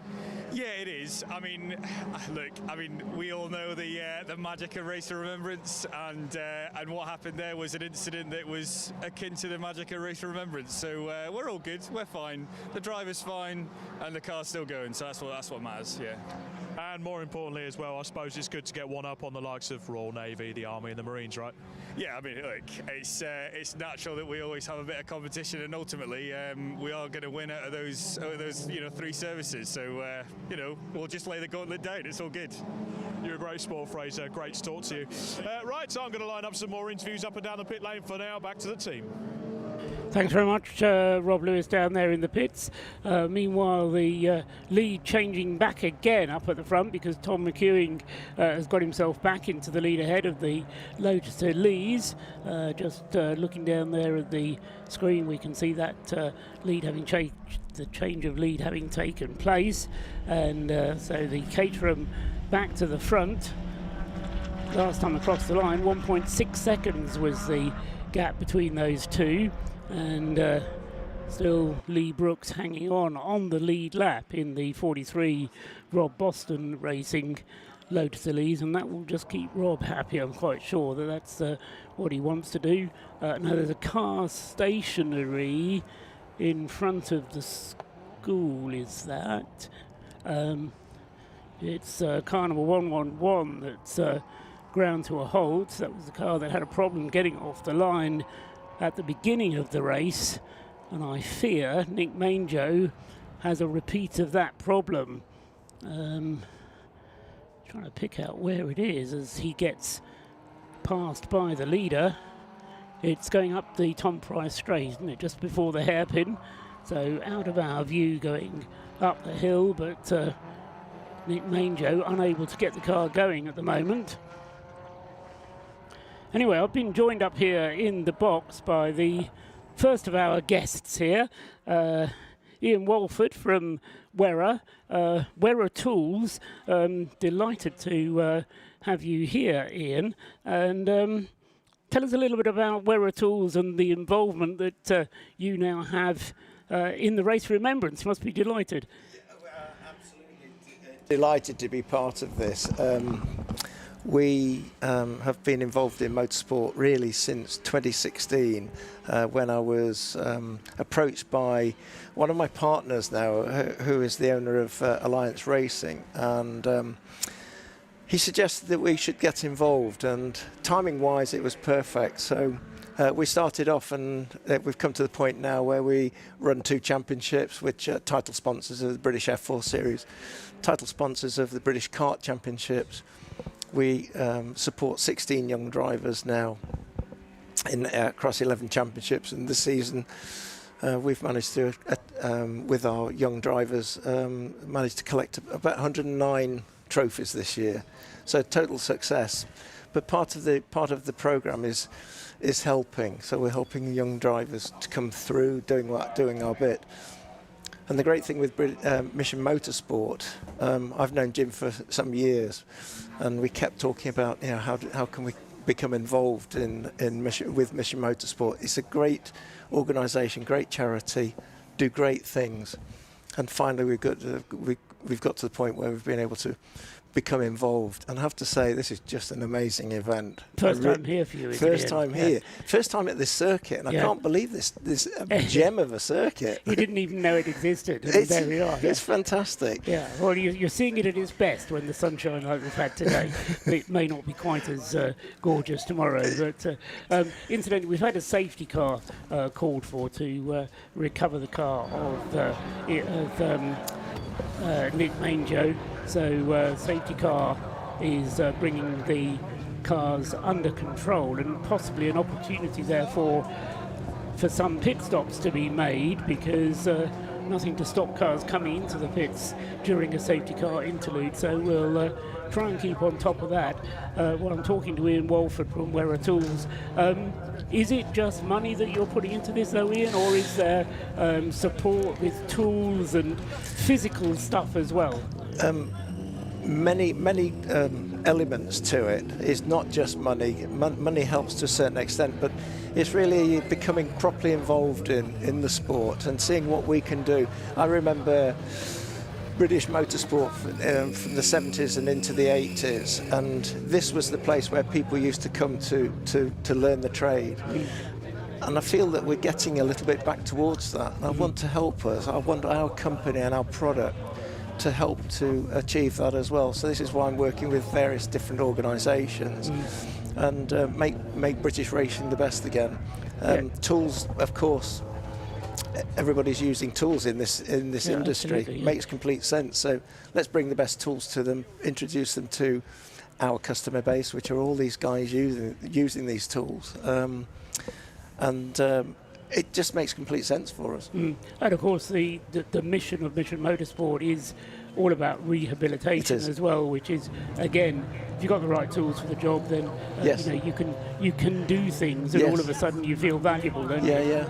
And the guys, everybody, whether they've retired or whether they've had to leave the forces because of injury or whatever it is, mental issues, they deserve to have a great organisation behind them to help them to carry on their lives in civilian life, and we're so proud to be part of this, and we'll do our best to, having signed the covenant now, we'll do our best to encourage other organisations to become involved in this fabulous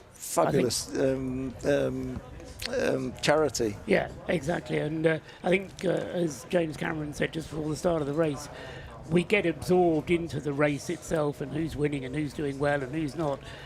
But this race is all about participation, isn't it? And I think anything that you can do to tell your friends and to encourage people to get involved is worth doing, isn't it, Ian? For sure, absolutely. And we will commit our time to this as well. I don't know where this time's coming from, but we'll invent it somehow. If only you could buy more time, that would be a great help. But it doesn't quite work that way. You say you've signed the covenant. Anybody who's been involved with Mission Motorsport knows what that is. Tell us briefly, what does that commit you to when you sign Mission Motorsport's covenant? Really supporting in whatever way we can. So not just providing money, as we've helped to do with this stage, this event, but in terms of employment, finding placements for people, encourage. I think our biggest opportunity, because we're a small employer, but we know a lot of big employers, and I think our main task is to encourage these bigger employers to become involved in this organisation and give the chances to the people that are coming out of the forces, and we will do whatever. We've signed up to do various activities with Mission Motorsport, and we'll continue to build on those as time goes on. We're learning. I was going to say, I get the feeling you're in it for the long term. We are. Yeah, absolutely. Very good news indeed. Ian Walford from Wera Tools, thank you very much. Just want to try and catch up with what's going on the circuit, because we've still got a little bit of recovery time whilst the Anglesey breakdown unit goes to recover the main Joe's Mazda, which is ground to a complete halt on the Tom Price straight and won't be moved. However, we have had pit stops coming aplenty, including for Lee Brooks in the Rob Boston Lotus. We've also had Jason McAnulty's Lotus into the pits. Tom McEwing is not yet in the pits and is currently stuck behind the safety car. That's not to say it's stuck there. It can come into the pits if it wants to, but it could be a disadvantageous move to stay there, because if it does come into the pits, I think by the time the Mazda has been recovered, which it is now being done on all four wheels, so the breakdown truck isn't actually required, so we may well have the safety car coming in at the end of this lap. which will mean that Tom McEwen won't be able to take advantage of taking a pit stop under safety car conditions, which both of the more experienced Lotus Elise teams have been able to do. So we'll see what happens when the safety car pulls in. Tom McEwen will retake the lead of the race, and Jason McAnulty currently is still in the pits. No, he's back out in the pits, and that's not the screen I want. I'll have to switch over to that screen over there. Sorry, Ian. So, yeah, so the car's coming through then with safety car still lights on. Quick final word then from Ian Walford before the safety car comes in, and yeah, the lights out on the safety car. So Tom McEwen, new race leader, is following through, but as I say, he now is pretty empty of fuel, whereas the two Lotus Elises will have a full tank of fuel. This type of racing, Ian, the kind of endurance element to it, I find absolutely fascinating, because it ebbs and flows, and you know, here we are getting excited, and we've only had an hour and a half. We've still got 10 and a half hours to go. It's like a horse race. You've got no idea what the end result's going to look like. I mean, it's just amazing, and as you say, so many little things can happen that changes the order. Fantastic, you know. And I have to take my hat off to you guys, because I don't know how you do this. There's so much information that you're having to look at and deliver at the same time. So brilliant job. Thanks very much. We'll try and keep on top of it. It gets more complicated. This is the simple part, the first 7 hours. It gets more complicated when we move into the second day. And then we have another break tomorrow, of course, for the Remembrance service, which, are you staying for tomorrow? Yes, we're here. Because that is the highlight. I mean, people talk about the Remembrance service on Sunday morning. I promise you that won't disappoint you. If Anglesey hasn't disappointed, the Remembrance service is equally memorable. Yeah, I've heard this. I'm looking forward to being part of it, and in the future, same thing. We're here for the long term. Excellent, good news. Thank you very much indeed. Thank you, Ian Walford from Wearer Tools. We're glad to hear that you are here for the long term, and as I say, enjoy the rest of your weekend. Enjoy the racing.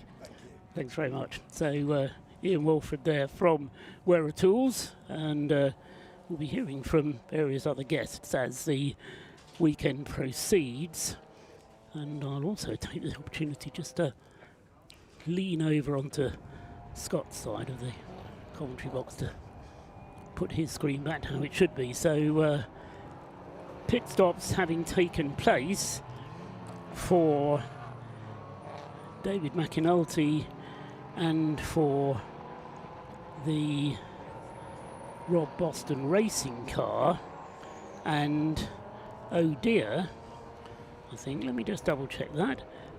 No, 4 minutes for Rob Boston Racing in the pit lane. 4 minutes 25 for David McAnulty, slightly longer stop for Jason to hand over to David McAnulty. And as I say, in the Rob Boston Racing car number 43, that has been handed over from Lee Brooks to Ben Brooks.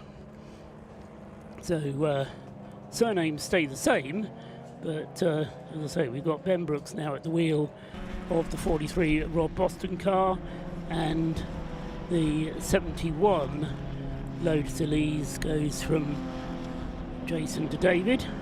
Only two drivers in the ES Motorsport, the Able Care car, Able Care the company which Jason and David McAnulty run, and so they are, as I say, dropping down, or have dropped down to third place now, having made their pit stop. And what I really need to do, just move that to there. And welcome back to Scott Woodworth, who has taken over the seat next to me. Darkness beginning to fall here, Scott. But in some ways, I reckon that was a fairly fortuitously timed safety car. because after an hour, just over an hour of racing, it was kind of the time when the Lotuses were due for fuel as well. So it certainly worked to Lotus's benefit. Of course, we still have the Caterham in the lead by currently 2 laps, but of course, look at the Caterham that has yet to make a scheduled stop, whereas, as you rightfully said, both of the Lotuses have taken full advantage of that safety car to pit, so therefore that will keep them on their beneficial cycle. One car that's continuing to entertain me quite plentifully enough, I think we see two of the Matabubu, no, a couple of BMWs in the mix, but the car that's entertaining me a lot is the car that's currently sat at the moment in 16th place overall, 7th in Class C, which is the Mazda RX-8 being driven by Darrell Cresswell for Breakdancer Racing, mainly because it likes to shoot flame out of the back of its exhaust. I've seen more than one Mazda MX-5 RX-8 in racing spec do that. Just watch as it comes out of the hairpin, see if we get any more shoots of flame towards Church Corner. Camera cut away before we could get to that, and also we get car 101, which is as we talked about, the most experienced car in the field, because this is its 11th ROR. We've had 11 RORs, so you can work out math that it has done every single ROR race, and so far completed every single one, as far as I'm aware. So hopefully looking to make it 11 from 11 in terms of races finished. Although that car did have an early spin on the opening couple of laps, and it's been clawing its way back up the order. It currently sits at the moment in 24th position. And in terms of class, it's currently sat in 8th in Class C. So that car, which is the Class C, if I can scroll back up on my entry list, 101. And that's the car that currently has Harry Isles at the wheel. Anthony Isles at the wheel, but Harry Isles will take it eternally. Alan Faramond, or Faz as he's known to some people, which is the safety car driver, is there. Now, the car looks like it's reappearing from the pit lane after having been in for quite a while, is the Racecraft number 24 BMW. That's the car that's right at the top of the pit lane in the first garage. It's just tagging out. I'm presuming they will have changed drivers from Simon Waterfall, which means that jumping into that car will either be one of 5 other drivers, which we'll find out when it finally does tag out and switches over on the system. It'll either be Michael Close, Chris Winstanley, Matt Crozier, James Riley and Josh Bromley. And I was actually corrected in the Clubsport Trophy race. It was actually Stacey Crozier, his other half, not Matt Crozier, having her first race in Clubsport Trophy. So I stand corrected. She did have the spin, but apart from that, completely unscathed, and think she kept on with that, on the same lap as everybody else in her class, which is a key thing, so that's a good start to go on. But Matt is the one tackling the main race. If there has been a driver change, we'll see who it is once they come back across the timing line to confirm who that was who tagged out at this point. We also have the signal from race control, mandatory now, as it seems to be with the time of day. Lights on, so they've been told now lights have to be on. You can see on the screen. I'm sure certain they will obviously keep those on until the end of the first segment of the race, and then we'll get back going again at 9 o'clock tomorrow morning. We will pause at around about 10:45. Everyone will park up on the pit straight, everyone will head to the pit lane, and then we have the all-important Race of the Remembrance Sunday service, which takes place every year. And that is, I think it's safe to say on that one, Paul, it's one of the most touching, but I call it one of the most poignant things you can be a part of, because you can see it on the screen, you can see it in pictures, you can hear people talk about it, but you have to be down on the ground to experience it, because to be there with so many people staying so silent and quiet for those 2 minutes to observe and respect the people who did what they had to do to bring us to this point here in the world, is something that's, you can't explain it in pictures. You have to be there to see it and feel it for yourself. Yes, absolutely. And I think the other aspect to it is the number of military personnel who participate in it, because yes, you go to your local cenotaph or your local war memorial, but when you're here, there are more military personnel who have real experience. We can go down to the pit lane now, though, because Rob Lewis, as promised, said he would do some work, and he has done. Who have you got for us, Rob? So we do have a few updates from the pit lane down here. 111 Mazda MX-5, you can see in the distance going out on track. Now, it was a very simple fault. It had an organic mixture fault with the fuel. It didn't have any fuel in it, so the driver was fighting so hard amongst the pack, really getting his head down. They thought they had an hour and a half's worth of fuel in the car. Turns out after an hour. So there is a little gauge on the dash, he just forgot to look at it, concentrating so hard on the fighting. Lots of activity going on up and down the pit lane, and with these pit stops it is always key to remember the basic safety immunities. Both the fireman and the person helping out have got to have their full fire gear on. The goggles or a helmet, something similar. When the fuel goes in the car, you've got a second person here holding a fire extinguisher, making sure should the worst happen, they can spring into action. Quite unique for the Race of Remembrance and some FIA races around the world. All down these garages are little earth straps with clamps on it. they will clamp that to the car, so the car is earth, so any static electricity also cannot spark any fuel should it spill. We've also got car number 52 after serving its pit stop, one of the Metabubu racing cars going out on circuits. But yeah, a simple update for car 1111, organic mixture fault, that's what we call it, just to spare the blushes of the team. Up to the commentary box. Thank you, Rob. Out of fuel, oh dear. I've been there myself. I've been running a car that I decided didn't need as much fuel as the team decided that it needed. And we were leading the race, would you believe? It was a fun cut race in Belgium 6 years ago now. Anyway, from then on, I always make sure that we're fairly safe on fuel, although the room let slip that I got to the end of one of my Red Camel races that I was doing. Everybody was happy, we'd won the class. A week later, when the crew got the car back to the workshop, I got a phone call from the chief engineer. He said to me, "Do you know how much fuel you had left in the car at the end of that race, Paul?" I said, "Yeah, it's pretty tight." He said, 1.5 litres. Wouldn't have even done another lap. But yeah, if you're going to push things, you've got to push things. Wait, you're accurate. You got the car to the end with just about enough it needed. Well, exactly. I just blame them for running the car for so long in the scrutineering bay. Anyway, fuel is an integral part of the Race of Remembrance, and that was the problem for the 111 car then. What we didn't find out from Rob was what happened to Nick Manjo on the grid, because that car, you remember, didn't get away on the formation lap cleanly, although by the time the formation lap was complete, he did. Into the pits comes the race leader, number 99, so fuel now going in to Tom McEwing's DKS Motorsport Caterham. Tom is immediately out of the car, and because he's all suited and booted and helmeted, he can stand by with the fire extinguisher, which he is doing, whilst the fuel is going. Actually, it's not him. He is just now getting out of the car. He goes back to the garage, hobbling a little bit.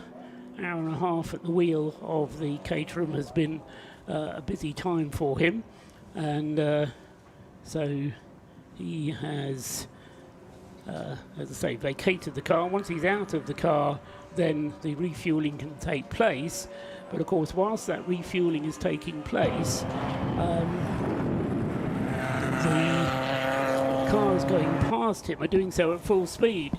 When the Rob Boston and McAnulty cars were being refueled, cars were going past at reduced speed.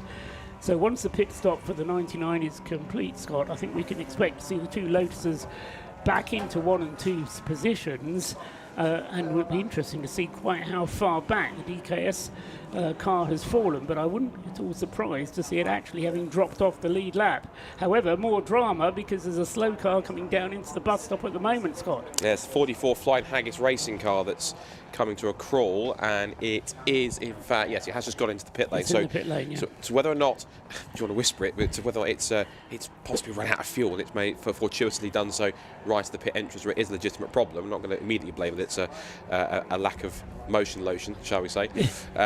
But in comes Flying Haggis. All been perennial racers at this championship, this race, for several years. Always a fun team to be around. I'm not quite sure if they're having too much fun, given the fact the cars come in with whatever appears to be an issue. Yeah, it was a very slow in that for Lindsay McCracken, who was in the car, out for an hour and 36 minutes. Don't know how long a Honda Civic will run on a tank full of fuel, but Lindsay is out of it.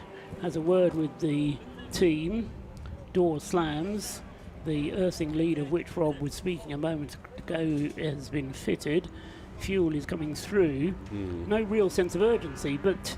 And again, with 4 minutes to put the fuel in, there's no need for a huge amount of urgency.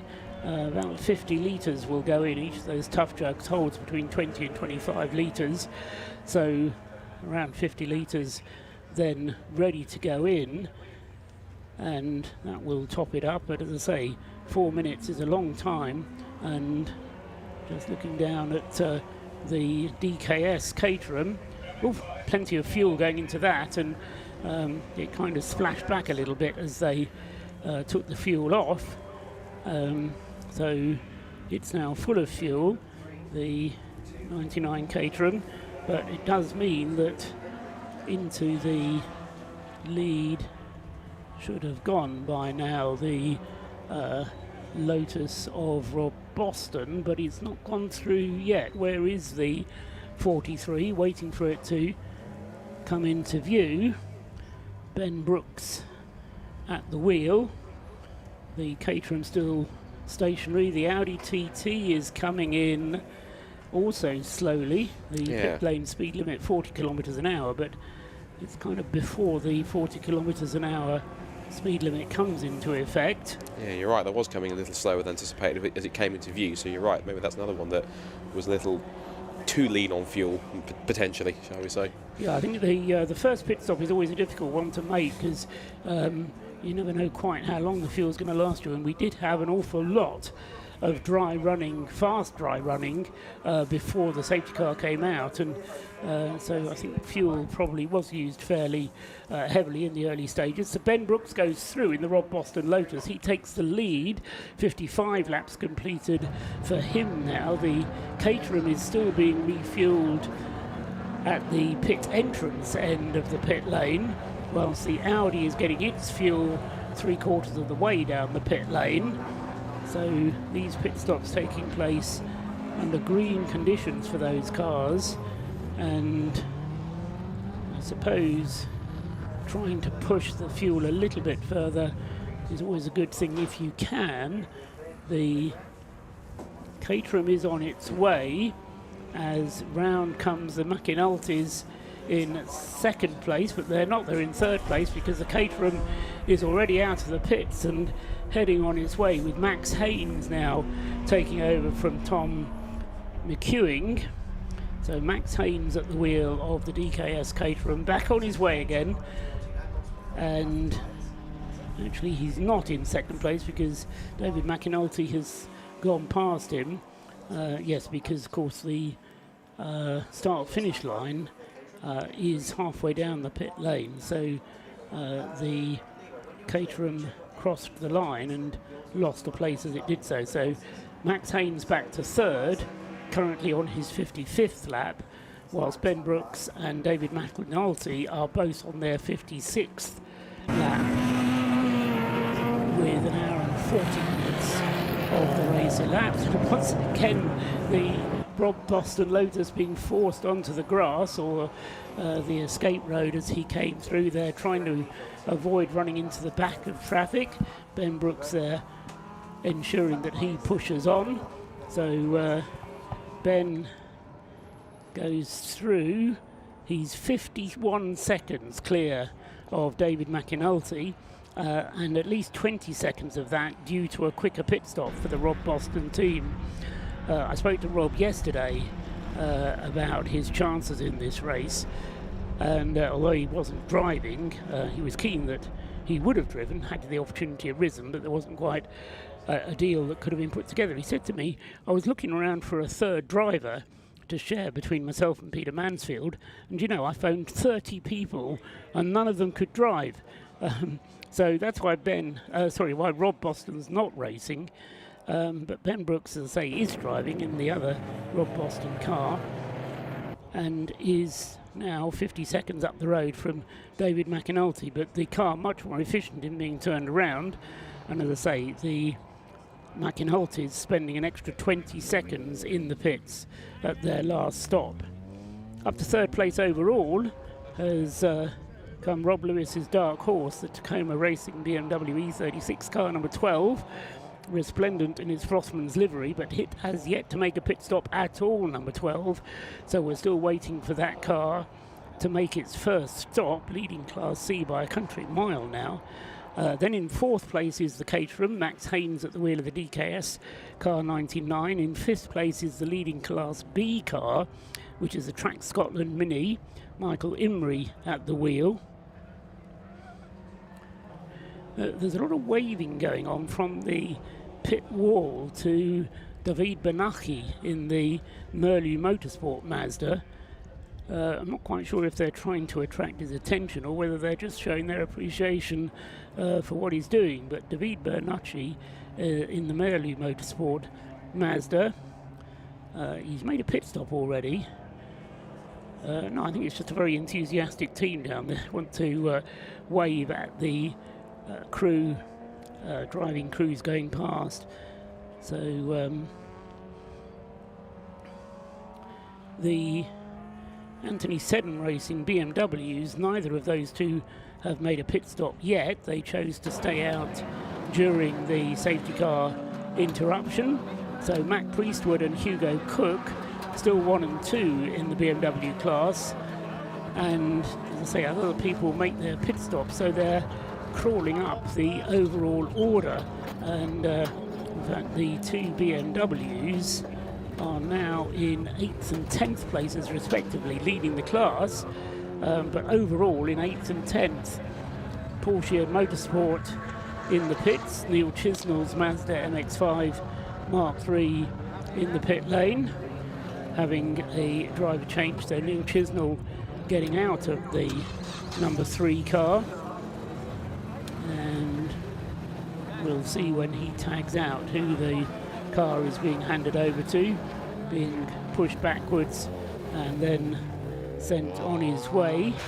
The pit stop for the car being just 4 minutes, so right on the limit there for Paul Sheard. Another car which has a lot of,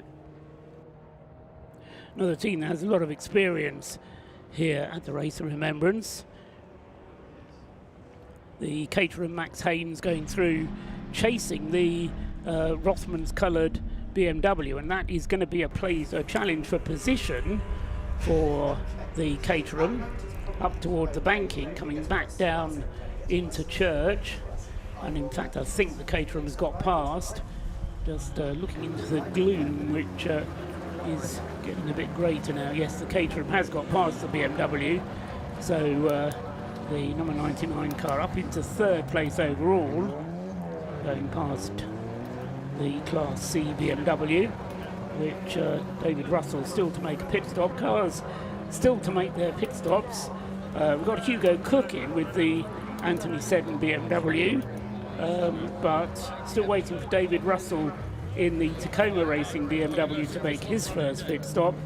Michael Imbrie in the Track Scotland Mini still to make its first pit stop.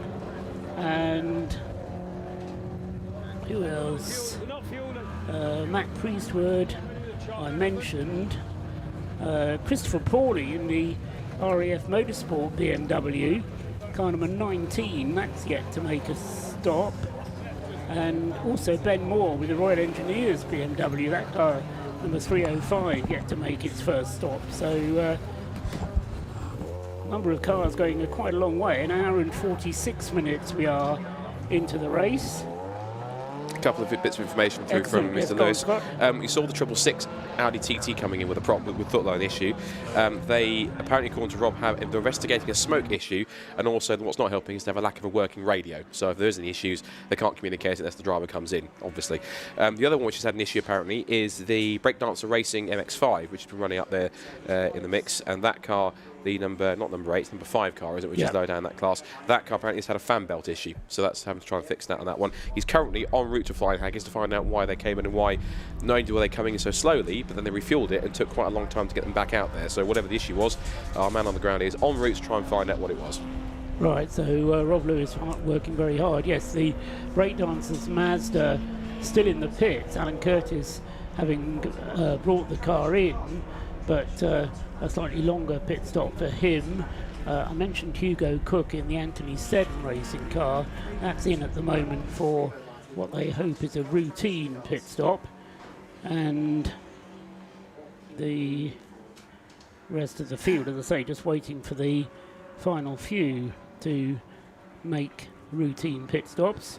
One car going through there with not very much in the way of lights on. That was the Aaron Chalk Silver Lake Racing Citroen C1, who didn't have very many lights on the front of this car.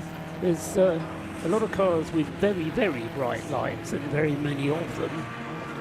For example, the Patron Racing BMW just crossing the line just now But as it gets darker, you'll see how necessary lights are, because unlike some race circuits at night, think Singapore Grand Prix, take everything you know about racing at night away.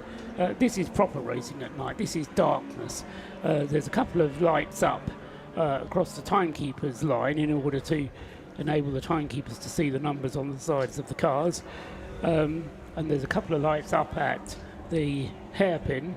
But apart from that, there's not a lot. So you really do need good headlights.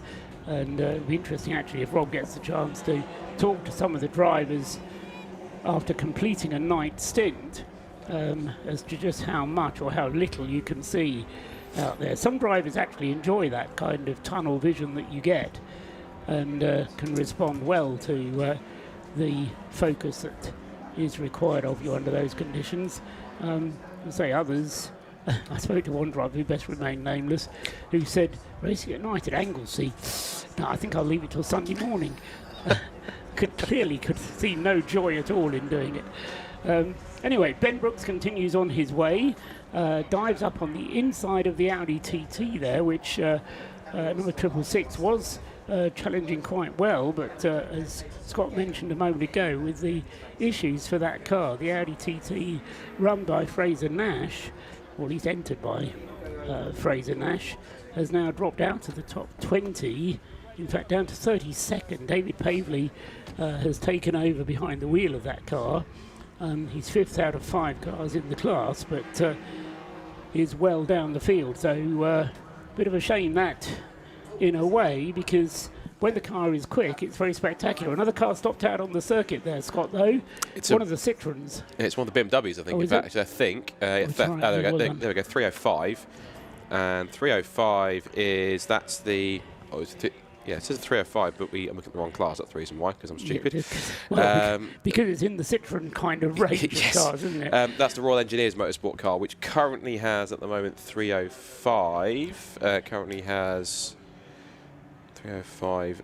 That's the kind of 12th place. That's the kind of second in the class. That's the second place car with Ben Moore at the wheel, and that's how it looks like. I think it looks like at least just a rotation up at Rocket. So that car's got going again. We'll tell them the next couple of shots whether or not it's ailing with something, or whether it's back up to full speed. It looks like it's back up to full speed. So just a rotation. Yet to make his first pit stop. Bit of driver fatigue, therefore, possibly. That was not no irony. That was the literal wake-up call for him to come in and actually make the pit stop. We'll see if he turns left into the pit lane. Another BMW heading out. That's the 19 going. Another one of the V1 Series cars, and one of our regular RAF Motorsport with Fraser Nash cars. Into the pits comes an Yggdrasil BMW as well, and they are serviced behind the pit garages. So a slight disadvantage for them, because rather than pitting in front of the boxes, they have to go behind the pit garages. That's car number 90, which has just come in for that car's first pit stop. That's Ed Cotton. He mentioned that his son Ollie Cotton was out in the other Yggdrasil car. He's already handed the car over to co-driver Tim Crichton. The number 9 Yggdrasil BMW in 4th place, the number 90 car in 5th place in the BMW class. Major development, our race leaders have been given a stop-go penalty. Haven't been told exactly the reason why, but car number 43, stop-go penalty. My guess would be for track limits, because I've observed it coming across the line on at least 2 occasions, well beyond the track limits on the exit of the corner. Although, to be fair, he could give the excuse that he was trying to avoid an accident because of a slower car. But yeah, you had the choice of tucking in or going slowly. We're talking of going slowly. There is a slow car going along the circuit out of Church towards school. It's that BMW again, 305. Yeah, 305. And also the race control board sits on our screen for some reason 30 seconds, whatever that means. That's how long the stop-go penalty is, or something to do with 30 seconds. I would guess it's the stop-go penalty. Yeah, the BMW then, I would suggest, is out of fuel, but whilst that sorts itself out, I would guess that we're going to have a safety car. We can go down to the pits and Rob Lewis. reasons I love covering the pit lane for the Race of Remembrance is just the sheer variety of teams up and down the pit lane and the fun they have. One of those teams in question, Flying Haggis team, have come once again in their Honda Civic FN2. I've got Mark from the team here. Mark, you guys are back. You had a really good time last year. You've got a great team behind you. How's it been? Oh, yeah, it's been really good so far. We're coming a little bit earlier than expected, so we're running a bit more fuel, or we're running a bit more of a higher fuel rate than we were thinking, but yeah, the car's running well, driver's happy. Scott Woodward did say to me in the commentary box it did look like it crept in a little bit. Did you run out? Not quite. Was it coughing a little bit? It was starting to get there. Yeah, it was starting to get there, but no, we're fine. We're good. Tell us a bit about this awesome team behind you and these characters. Well, I don't think you've got long enough to tell you about them all, but we're from literally all over the country and Europe. So we've got 2 guys in from Germany. Obviously, the team itself is from Scotland. We live in Wales, although most of us are English. So, yeah, get that one. Truly an international team. Say again. Truly an international team. Absolutely international, yeah, 100%. And we love coming every year. It's the one thing on the calendar that I count down to. Not Christmas, not birthdays, no. And aside from the fueling issues, the car that's come in this year, exactly the same as last year, any modifications? We removed the handbrake. Well, that would help. Yeah, that was it, yeah. To be fair, yeah, we just removed that. We didn't really need much else. Usual thing, oils, fluids, new brakes. That's it. And your overall targets for this race, you've got to go for that win.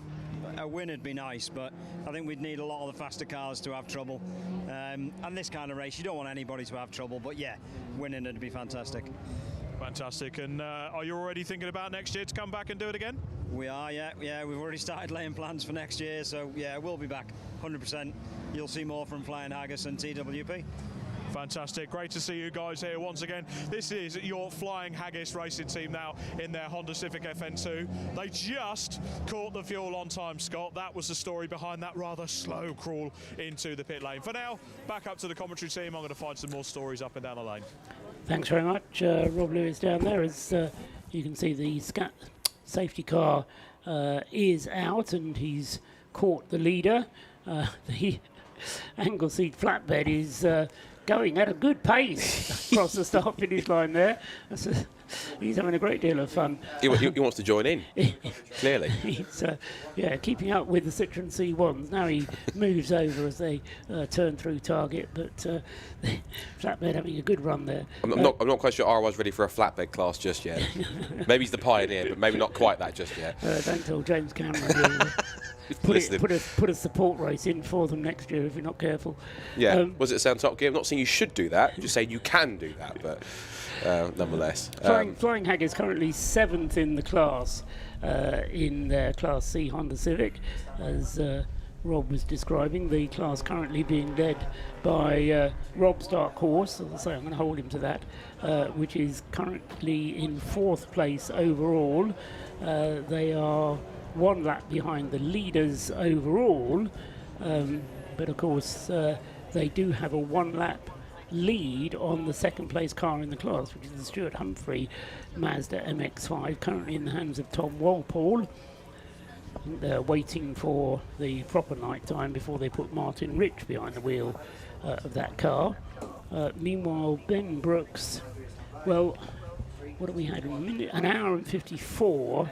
They were last in the pits at just over an hour, so I think it's probably a little bit too early for the number 43 car to come in for more fuel. Ditto, the McAnulty's Able Care Lotus, I suspect, is going to stay out.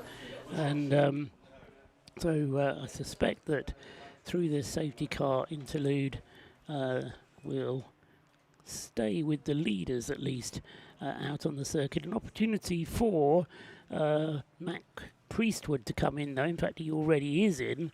Mackenzie Priestwood in the leading BMW 116 Anthony Seddon Racing, number 34. So that's a good time for that car to come in, having been one of the last cars to come into the pits, an hour and 57 minutes into the race. Just over 5 hours remaining of this segment. Say it quickly, doesn't sound so long. Also coming in right now is the Pure Track racing car that's already in the pit lane.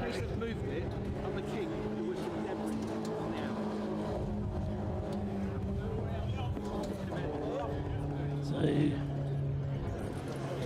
the car which stopped coming round and out of harm's way, just waiting for the queue of cars to form up behind the safety car. Once they come from behind the safety car, then that'll allow those cars to cross the circuit. The Anglesey rescue units, along with that 305 BMW, which caused the safety car in the first place, Ben Moore's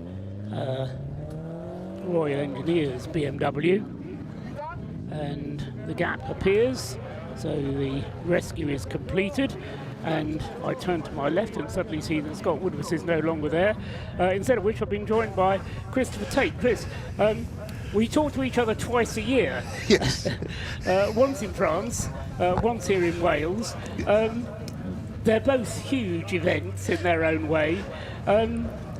The other one being Le Mans I'm talking about.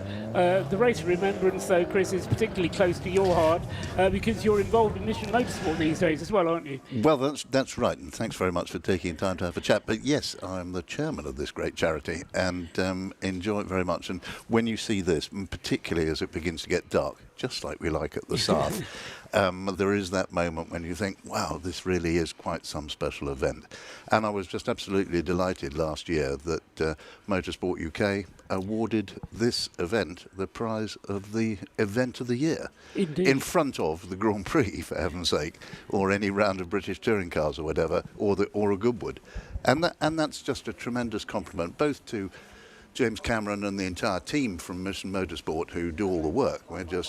They're just one of the trustees, but also to the BRSCC and to Annette and the team here at this circuit. And it just makes such a great combination of efforts and different skills to make this event happen. Look at the number of cars that are here.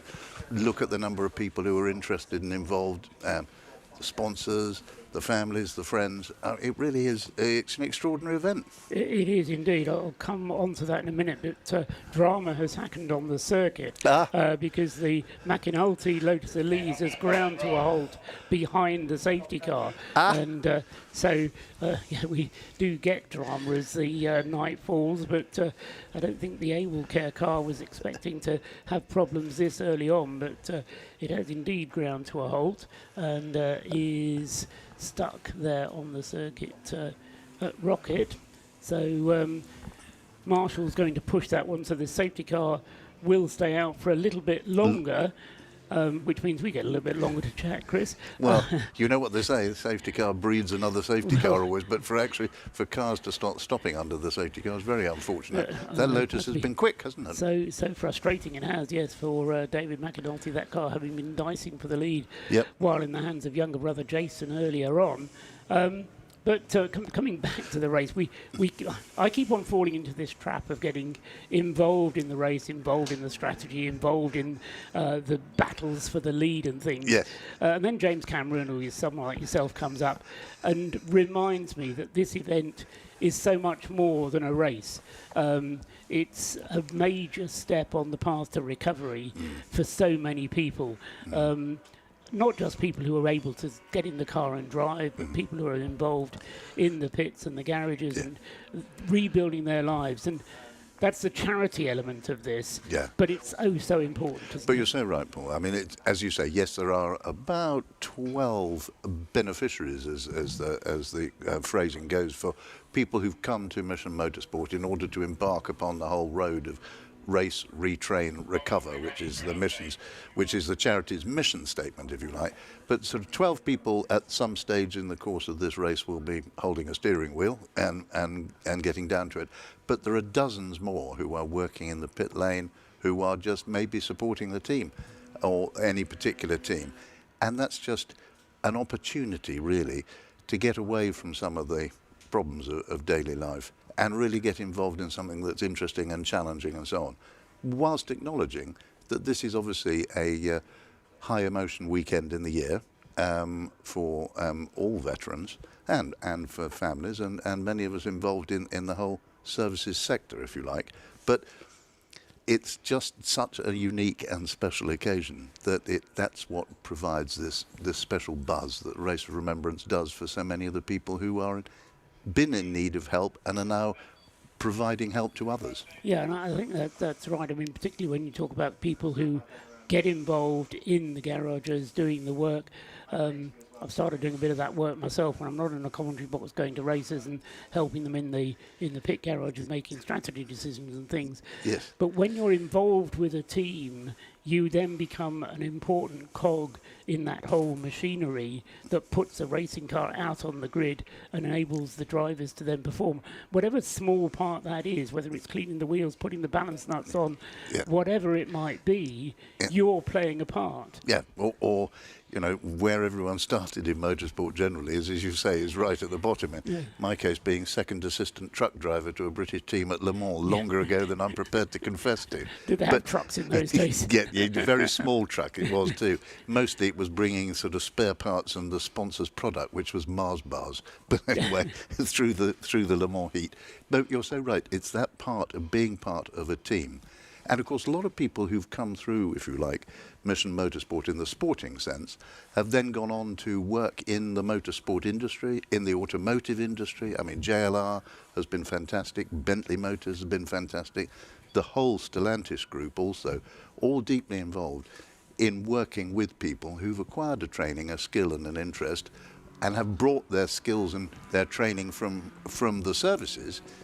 What wonderful employees they go on to make. And this is part of what Mission Motorsport's mission is to provide those opportunities to work with manufacturers like Jaguar Land Rover, and in order to give positions beyond just the Race of Remembrance. You know, you're actually not just rebuilding somebody's life by creating an event that they can participate in, but in rebuilding their lives as well after, in some cases, fairly substantial changes, life-changing events have taken place. Absolutely, and we've had the Public Affairs Director of Jaguar Land Rover here today because he's interested and so on, but also because he was a veteran. He came through Mission Motorsport and he's now risen up within Jaguar to become the Public Affairs Director. He's the poor chap who has to stand in Westminster and explain what's going on with British automotive manufacturing. Now, isn't that's a remarkable story in its own right? Yeah, absolutely. And I mean, just going back to what you were saying about the Motorsport UK nominating this event last year as the event of the year, they didn't do so blindly. David Richards came here, saw the event for himself, and made his decision advisedly, not, as I say, just with a few emails saying it would be good. He was here. Yeah, and I know he was not only greatly impressed by all the organisational work and happy to see the number of marshals who want to come and volunteer for this event really dwarfs almost any other national racing or club racing event any time in the UK. And David Richards, as the chair of the whole governing body, saw that. He saw how many people also want to work in race control, how many volunteers there are making this whole thing work, plus the fact of what it is and what it does. And I know he was also profoundly moved by that whole day. Yes, indeed. The only thing that had me slightly worried is if you remember how bad the weather was after the service last year, he then took off in his helicopter and I thought there was a risk we'd never see him again. Disappearing into the clouds over Anyway, he went safely back to Bicester with the right impression in mind. Yes, that's right. Excellent news. I mean, Mission Motorsport itself is quite a large organisation as well, isn't it? I mean, well, large in its outreach and small in its numbers of people, and that's one of the remarkable things. The core professional team is quite small. One of the things that really makes such a difference, Paul, is the number of people who volunteer to help and support and make the track days happen, whether that's at Goodwood or at the wonderful Three Sisters up in the northwest, or whether it's at Croft or wherever it might be.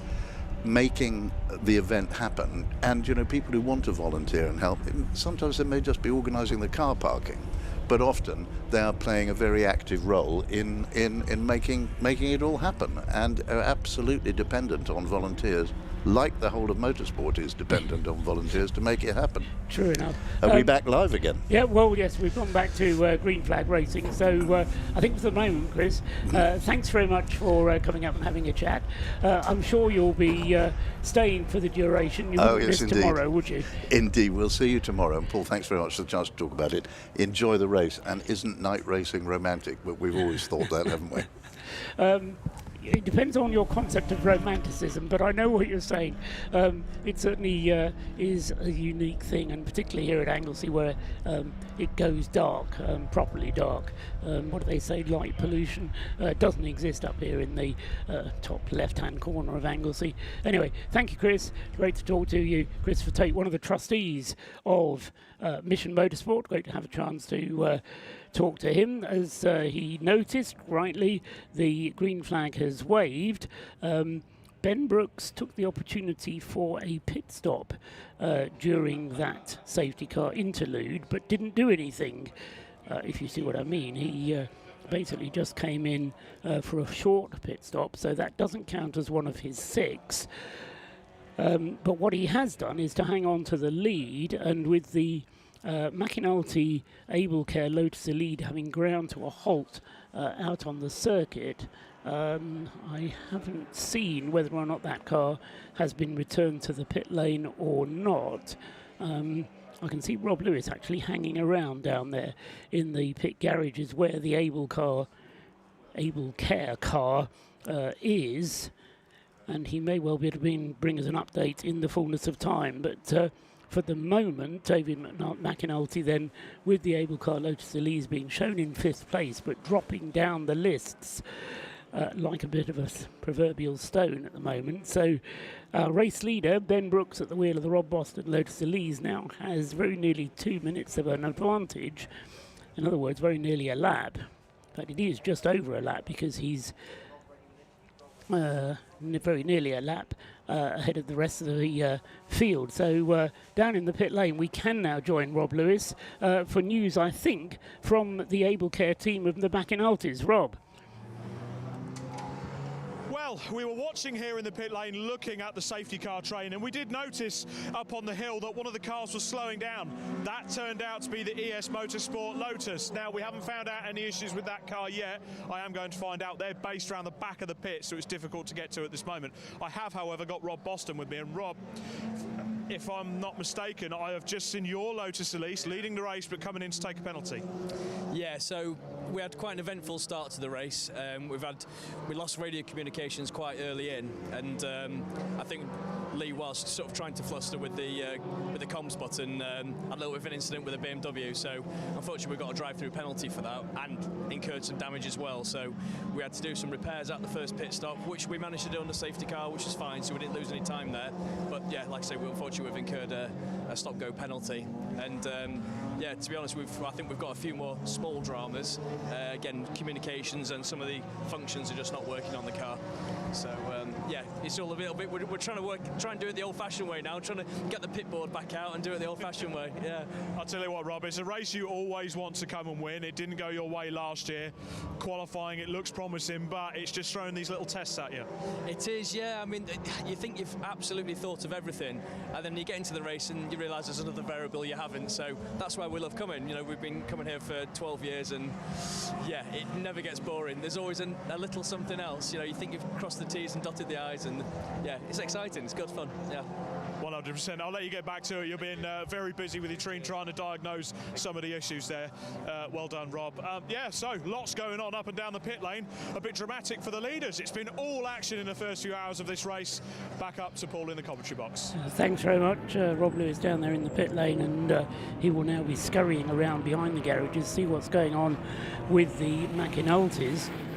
The bird's eye position we have here doesn't actually stretch round as far as seeing where the Able Care car is, but still being shown as being in the garage. So and there's another car stopped there is that on the exit of Target? Turn round. No, it's on the exit of the final turn. If I turn around, I can actually see the car, except by focusing on it. All I managed to do is to blind myself by putting the binoculars into the headlights, which isn't very good. It could be a Mini. It's not the Track Scotland Mini, but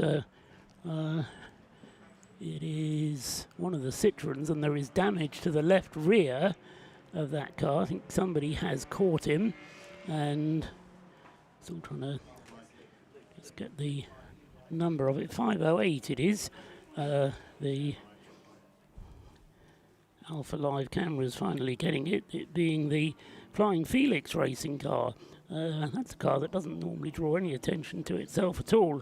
So 508, the Flying Felix Citroen C1 with damage to the left rear, now manages to come into the pit lane despite that damage.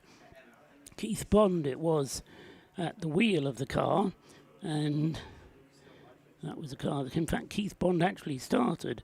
So I wonder if that car had actually made its way all the way here. Chris Tate has lost something. Somebody can help Chris find what he's lost.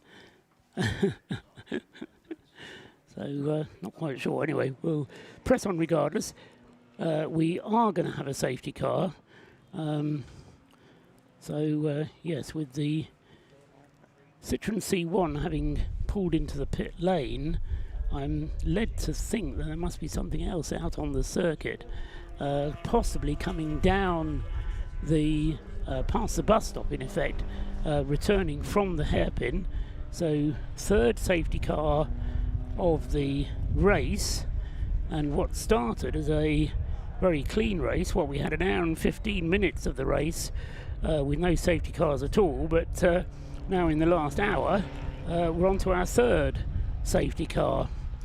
So somewhat of a messy interlude, but of course this will play into the hands of the DKS Motorsport team, although they have dropped no, they're not, they are on the lead lap.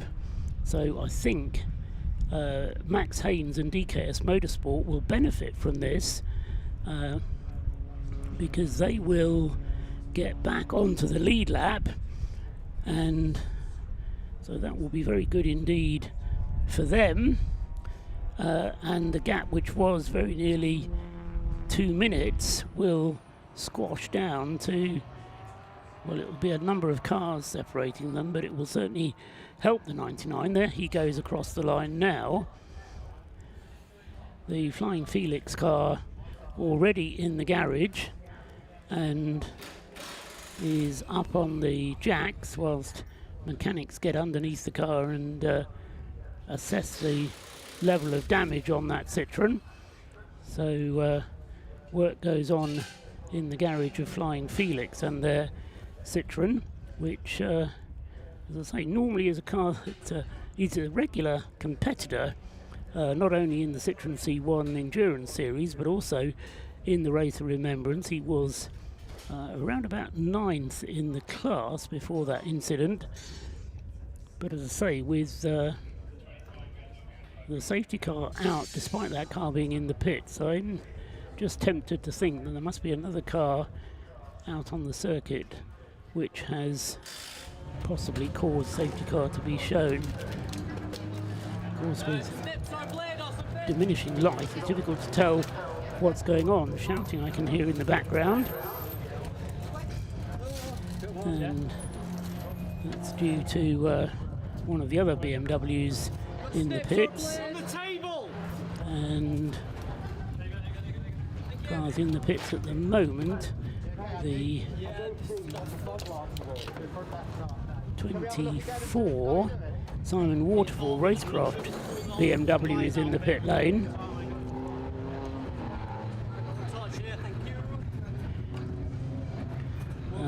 As is the 545 Citroen C1, and that is the Colin Ho Jake Hill Citroen. The safety car still forming up the queue. Takes a little longer with some slower Citroens out there for the full safety car queue to build up. And of course, whilst the safety car is out, slowing the pace, I suppose it does help to a certain extent the McAnultys who are working on the car, trying to get back into the race. So the pace reduced, and just checking the gaps. Yes, so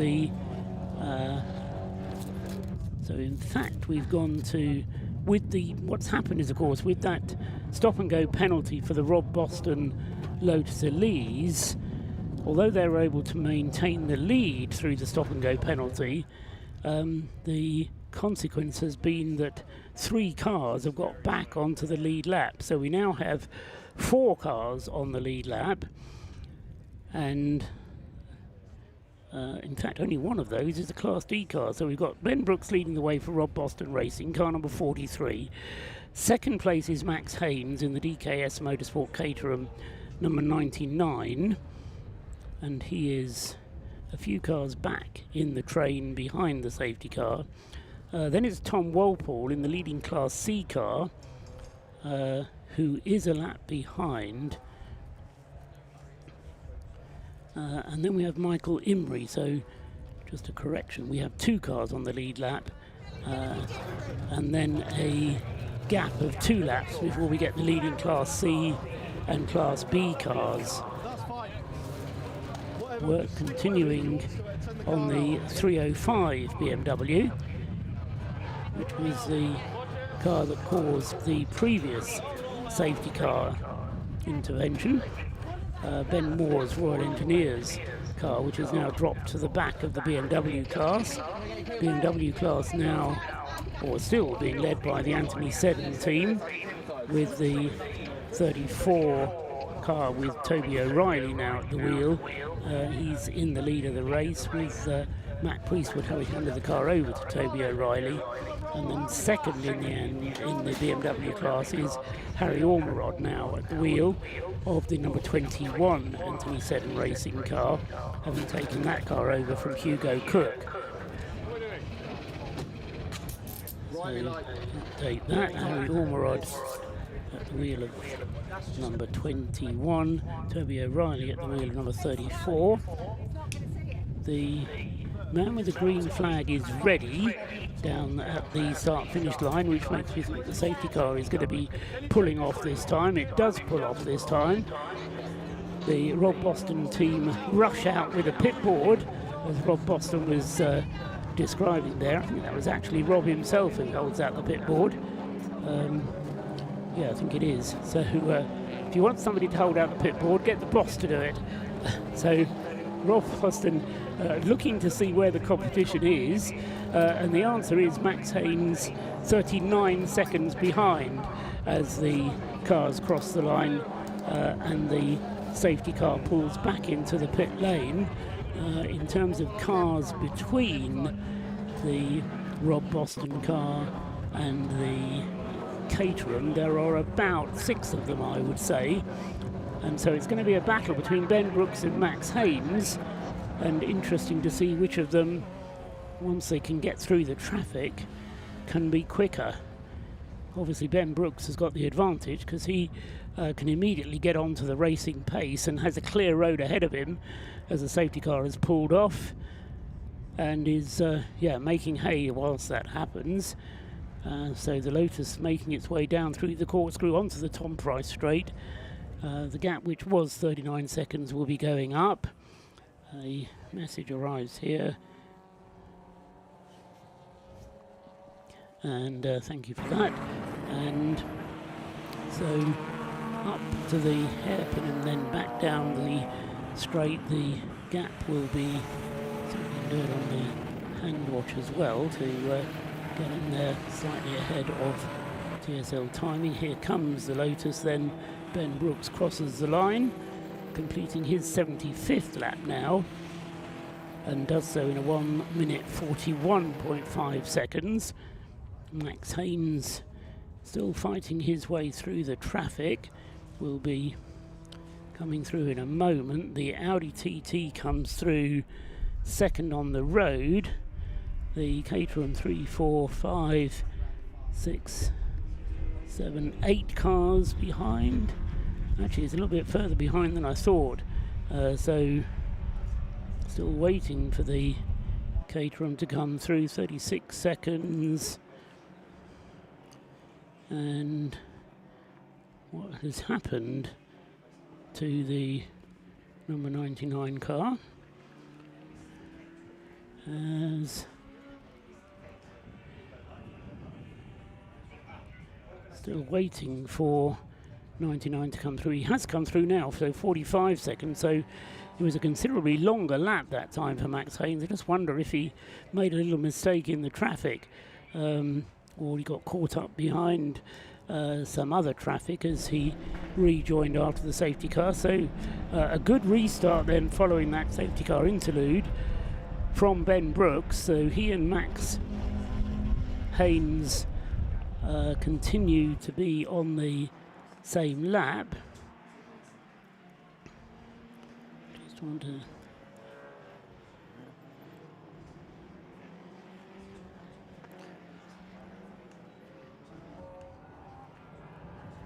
and yeah, so leading 2 on the same lap, and then in third place Tom Walpole leading Class C, 2 laps behind the leader, who is just 10 seconds ahead of Michael Imrie in the Track Scotland Mini. So they've gone through, and so the leading cars in Class D, the leader overall. Class C took Tom Walpole in the Stuart Humphrey Mazda, but being closed in upon by the Mini of Michael Imrie. Or actually, no, he's not, because Michael Imrie, although he's in a Class B car, yeah, he's not as quick. So Tom Walpole pulling away from the Mini. But as I say, those two are on the same lap. And then a further lap behind the class leader is the number 12 BMW from Tacoma Racing. But they've done an extra pit stop. Or at least had a longer pit stop, that's right, it was a longer pit stop for the Tacoma Racing BMW, and that's why that car has dropped behind. Scott Woodward is back beside me, having been replaced by Christopher Tate. Sorry about that, but Christopher Tate is an important man in Mission Motorsport, so it's good to talk to him. Yep. I see him also as the man who narrates 2 of my favourite Le Mans reviews, which is 99 and 2000. So that's where I know him from. But I know he's done a lot more than that in motorsport, so I fully respect that. Yes, hello. I am on the stream once again. Just quickly for thinking as well, are we aware that 43 has had a second stop-go penalty handed to them? Yes.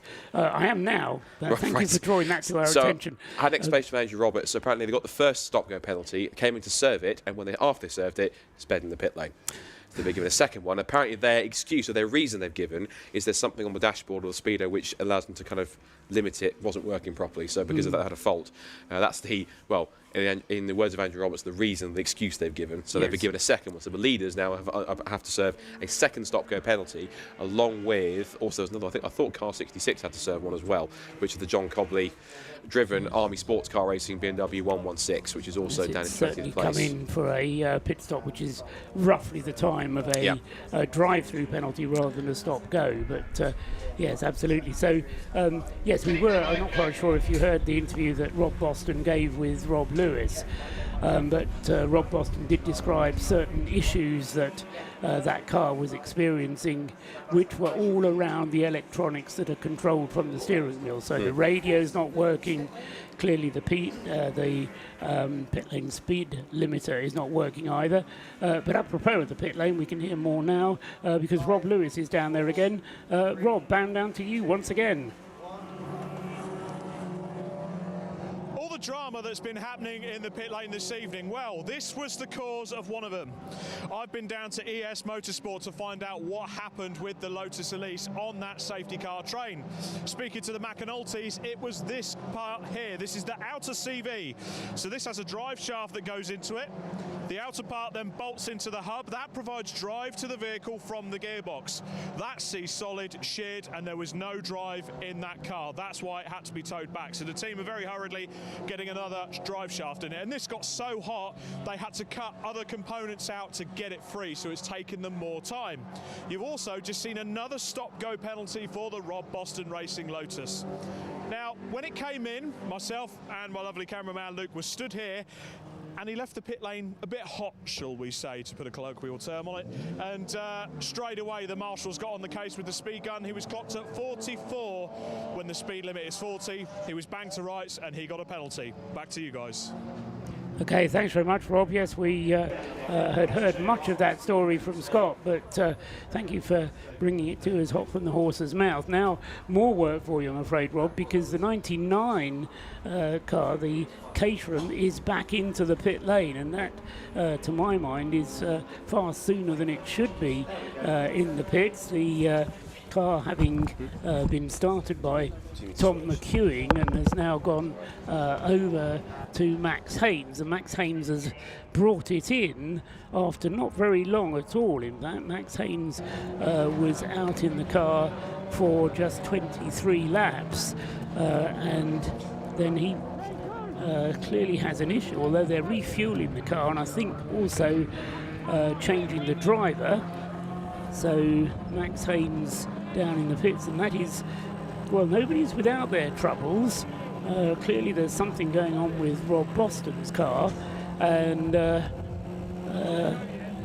he's managing to hang on in the lead, but a lot of the competition is falling apart around him, with Tom McEwing then in the DKS Caterham having to at the moment just feel the car falling down whilst he waits for Max Haynes as he waits for the work to be completed on the car. Whilst that goes on, I'm enjoying up here in the box. Now, Joe, you can answer a question that I was asking earlier on. Yeah. How do we pronounce your surname, first of all? Bagley. Bagley, okay, That's it, right, very okay. simple. Well, it is, but it's one of those words. Anyway, fine. I was wrong, Scott was right. So, Joe, you are Matabubu Racing. I am, yes. You're running 3 cars here. First time, yeah. First time with running 3 cars, but it's certainly not your first time at the Race of Remembrance. No. And indeed, you're one of the trustees, I believe, aren't you? Yeah, so I'm one of the trustees of Mission Motorsport. We've actually got 2 trustees driving today in the Race of Remembrance. We've got a 3rd trustee who raced Mark Cornelius as Matabubu Racing in the Club Sport Trophy today as well. So we've actually had 4 Matabubu racing cars here. Right. And this is our 4th Race of Remembrance. We started in 2022 with 1 car. Then we came back with 2 cars in 2023. Last year in 2024, we came back with 2 cars but had a beneficiary in the car, with a sponsor that paid to put a beneficiary in the car. And this year we're back with 3 cars and 2 beneficiaries, thanks to Extrovert, our sponsors, who've paid to put those 2 beneficiaries in the car. So it's a phenomenal thing. I've got 3 cars, 12 drivers. It's mad. The cars look fantastic, I have to say. The Extrovert. Yeah. It's one of those things you sort of see it and say, oh, Extrovert, I see what they've done there. Yeah, it's very cool. Yeah, it is. Matabubu. I mean, what a stupid name. Where does that come from? It's the world's worst joke, Paul. It literally is. You look around for a name for a team, and it was a joke we had between us when we were much, much younger. And we always said, it was back in the days when we used to go and watch racing, and we wanted to get jackets with something written on so we would look cool, and we always said, oh, let's have Matabubu Racing. And my mate came up with it. Well, like, what's that about? He said, it's a rubbish joke. It is literally someone would come up to go and goes, what's Matabubu? And the answer is, dunno, Yogi. That's it. There's nothing more to it than that. And it's why we do the Biathlon of Foolishness dressed as Yogi Bear and all that kind of stuff. It's pointless but fun. When I was 6, I had a Yogi Bear punch bag. It was one of those things that you had sand at the bottom. I remember that. Yeah. Hit it on the face. Yeah. So it's just fun. Totally. You know. And absolutely. And I mean, yes, we've talked about this already. You come here to go racing, but you also come here to have fun, don't you? Completely. It's a bunch of people that I'd raced before, and I got 3 of my friends back in 2022 when I was a trustee and said, come on, let's go racing. How hard can it be? Got them here, we had fun, and now it's about us getting together as a group of people once a year and having an amazing amount of fun in the best racing event, because everyone comes here, and every time I bring a new driver, by the end of qualifying, they're already asking me if they can do it again next year. You know, so there's that, and I think it's so much fun. It's friendly. The camaraderie in the pit lane is just like no other race on earth. And even when you're out there racing, the racing's courteous. It's not literally, no one's fighting for a championship. So it's just such a good place to be. And yeah, we just have fun. And I think for the beneficiaries that are involved that come and join a team like us, to be part of that, to be part of that gang, to have that fun, to enjoy themselves is what it's all about. But it's not quite that simple. If you have fun, you lark about, you mess about, you maybe don't take it serious. I mean, the opposite of fun is serious. Yeah. But you take it seriously, don't you? Oh, I mean, we're here. Yeah. If I were to accuse you of messing about, you'd punch me. I don't think I'd quite go to violence, but yeah, I think we're definitely here to do it properly. I think is the best way to put it. We're here to do it properly. That's why we've got Track Group here. Steve Doherty and the team from Track Group are very well known and are phenomenal at running. And when I turn around and say, "Can you run 3 116s?" he and the team just don't bat an eyelid. They just turn up and it happens. And we've got this reputation for always finishing, which is phenomenal too, and he likes that. So. We do it properly. We're serious. But we also make sure that we're not, we don't take ourselves too seriously. I think is the point there, really. How are we doing at the moment? Simon Richardson Simon's is running fourth in class. Yeah, he's just popped up. Stephen Robinson put an amazing. So Simon Richardson and Stephen Robinson in that car are the most rivalrous drivers we've got, to the point where on opposite sides of the car their names are in different orders. So on one side Simon's name is first, the other side Stephen's name is first. So yeah, Simon's out now. He's putting in some good times, I think. He's lapping well in the 156s, I think I've seen him doing. And then we're down in 9th and 10th, I think, at the moment with the other 2 cars, 54 and 52. Yeah, I'm in 52 eventually. 56 is definitely the gun car. 56 has got our 4 fastest drivers in. Yeah. It's the one we focus all the kit on. It's the one that's got the new engine build. It's everything's in 56. And 54 and 52 is the rest of us. And you get to drive tonight, or do you have to wait until tomorrow? No, I'm driving tonight. I'm 4th in, so I'll be on probably about 7:30, I think, by the time we bring in for the 4th drive, swap the 4th driver in. So yeah, well, our 3rd driver's down there ready.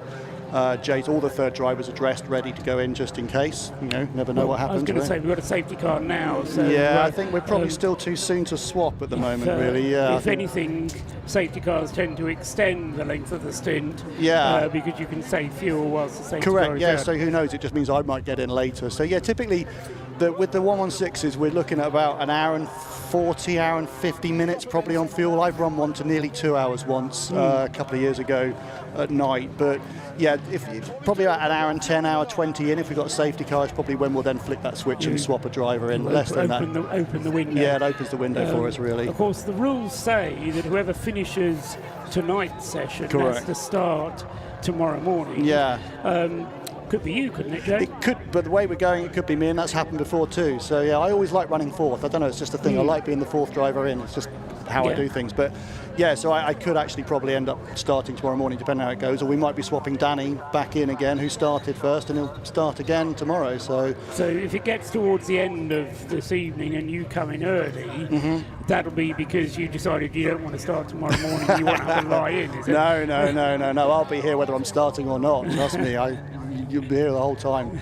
I don't mind either. I think that the most challenging starts actually is not the start when we start at 3 p.m. The more challenging starts actually at the start on Sunday morning and the restart after Remembrance, because I had it one year. I was doing the restart after the service, and I'm in a 116, and I was 3rd on the grid because that's how the thing stopped. And I literally had 4 laps with my ears folded in. It was just people were coming past. Complete. Yeah. So actually, that's more chaotic than an actual 3 p.m. start. And I mean, the other thing actually, which I find about this event, obviously the Remembrance service is a key part of it, and that's why I'm absolutely here. unique. Yeah. I think the other point at the race, which I get a bit choked up, is during the presentations at the end of the event, because you get to hear about some of the stories that have happened, and for the people who are finishing not necessarily on the top of the podium, but in the classes finishing 3rd, and you hear what they've done through the race.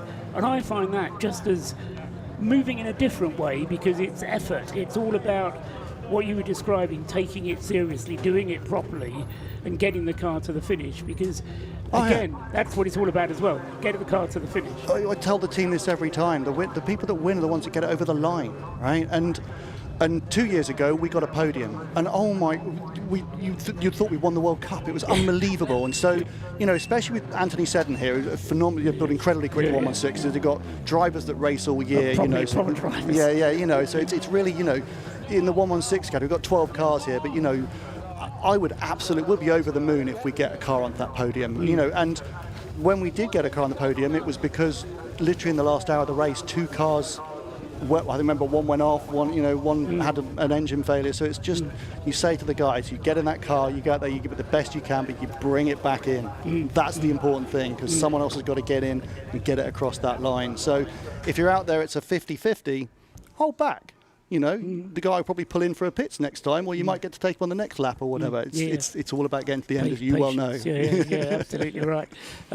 Good. So you're going to be fourth in the car. And then you'll get another go, presumably, before the end of the race on Sunday? Should do, in the wet tomorrow, I believe. Yes, as well as doing all my other trustee bits that we have to do around here while we're here as well. So talk us through that. What else is involved in being a trustee of Mission Motorsport? This weekend's obviously the pinnacle from our motorsport calendar for us, and obviously we're doing things all through the year, as you'll hear other people tell you about as we do this. But as a trustee, we obviously have both, you know, legal and financial oversight over the charity, so it's our responsibility to sign the accounts off and other things, but also we have responsibility to the beneficiaries and the charity commission for the thing to keep going. And for the thing to keep going, we need money, and for the money to come in, we need to make sure we've got the right people engaged with the charity. So here we've got, you know, donors coming here, we've got organisations, companies that are coming and sponsoring, and it's all about making sure that those people understand the passion and the excitement of what this event is all about, you know. And I think it's only when you get those people here on the ground and they see, as we just saw, you know, someone with a prosthetic leg lifting another driver out of a car, you know, at the end of their stint. It's just like, oh, you know, that's what it's, you know, it's amazing, you know. So to get people here to feel this, to understand it, is really what it's all about. And so you know, even the sponsors we've got for our Matabubu racing, I've got them here, and they've just, like, you've watched them yesterday and today, and their brains are just clicked already, and they're already like, what are we doing next year? You know, that's so as a trustee, you know, our role is to make sure that we, you know, everything's happening right, and we're supporting Jim and the team there, the incredibly strong team in Mission Motorsport, in their mission, and making sure that we have the funds, the events, the structure, the people in place to make sure this thing is happening in another 10 years' time. And I think that's really what it's about. Well, we're into the second decade of running the Race of Remembrance now. So it's fantastic. And I think, you know, long may it continue. I really do. It's an awful lot of effort goes into this. I think from, you know, hundreds of people, but there's a core team that we need to make sure is thankful for everything they do here and well supported. So yeah, as the trustee and the board, we're here to support the charity and make sure everything they need to be successful and the long term is there for them. Last question for you, Joe. You're up here, you've been talking to me for 5 or 10 minutes now. Who's running the team? Steve Doherty, he's in charge. It's never me. Yeah, it's always Steve, and trust me, he's the scariest of them all. He knows how to herd cats. He knows how to herd cats, and he knows how to. The one thing with him, we've got a sweepstake, and I remember one year, I think we had a particular driver who was collecting a lot of penalties. Jason Batten, he's in a minute. And Steve actually joked at one point he turned up to the stewards so often he brought his own chair. So, yeah, we've got a sweepstake this time on how many times he's going to come to the stewards, but hopefully not as many. The other formula for success in racing like this is, staying out of the penalties. Correct. There's been a lot of briefs on that. Quite. All right, Joe. Super. Bagley, thanks very much for talking to us. Lovely to see you again. Success to Matabubu, and may you get 3 cars to the finish and then show up next year with 4 cars. That's part of the plan. Brilliant. Thank you. Brilliant. Thanks very much indeed, Joe. Nice to have you here. Bye. Safety car is still out, and what I have failed to do whilst talking to Joe, thanks very much for coming up and talking to us from Mission Motorsport, and so entrance of Matabubu Racing, but also one of the trustees of Mission Motorsport. What I failed to do is to find out exactly why the safety car was called for. We do have, see the safety car is carefully picking up the Rob Boston Lotus Elise, which has been in for another pit stop, but another of its 6 pit stops. So it's been in for 2 penalties and 2 proper pit stops. So the Rob Boston car now has Phil Grayson driving, and I mentioned the number of proper pit stops, in other words, the 4-minute driver change refueling pit stops, because those are the pit stops of which you have to make 6 over the course of the race. Now, of course, with a 12-hour race, you really need to be getting up towards 2 hours on each of those stops to make it fit together to get 6 of them. But Rob Boston thinks that by getting 2 of them out of the way already, he's perhaps putting himself in good stead and hoping that the fuel will now last for another couple of hours, possibly getting away with 1 or maybe 2 more pit stops before the end of this segment of racing. As I say, when we get to this end of this segment, we'll be up to 7 hours completed.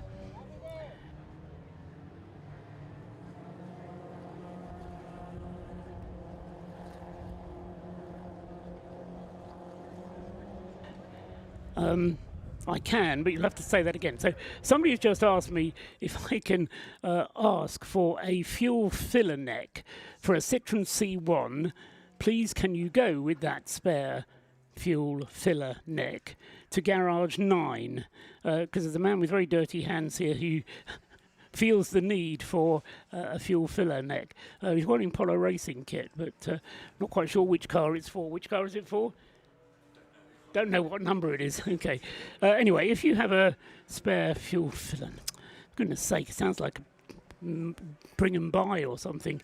Anyway, fuel filler neck for a Citroen C1 Garage 9, and I'm sure money will have to change hands or liquid refreshment or something. It will be worth your while. Dear oh dear. Right, safety car is still out, and a board is being held out as well, although the wind down the start-finish straight is so strong, can't quite see what that is for.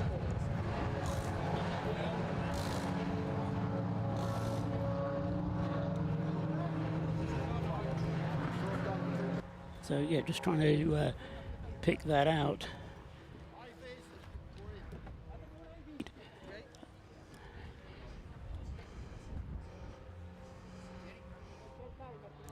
So the Rob Boston car then now in the hands of Phil Grayson, 2 pit stops having been made, both of them under safety car, and so as I say, Phil Grayson should be fueled up to go at least until 4 hours are complete of this race. So 1 more fuel stop required for him before the end of this segment. Refueling will be allowed during the interval tonight, but not during the interval tomorrow during the Remembrance service. So part ferme conditions will not apply tonight, but they will apply during the Race of Remembrance or during the Remembrance service itself. Tom Walpole with the Stuart Humphrey Mazda is on the lead lap. I think, just check across. Yes, indeed he is on the lead lap. 1 lap behind now. Max Haynes is back at the wheel of the DKS Motorsport Caterham. So Tom McEwing having started the car, Max Haynes having come in for a pit stop under the safety car, but it was a short pit stop, I do believe. So they've only made 1 of their required pit stops. No, indeed, Max. Yes, the 99 car has actually made 2 4-minute pit stops. So that has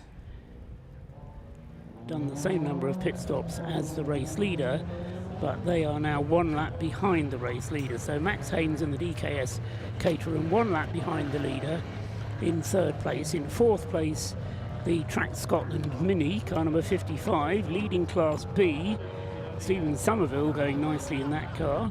And so car 55 in 4th place overall and 1st in Class B. In 5th place overall and 2nd in Class C is the Tacona Racing Division BMW E36 with Paul Sweeney driving.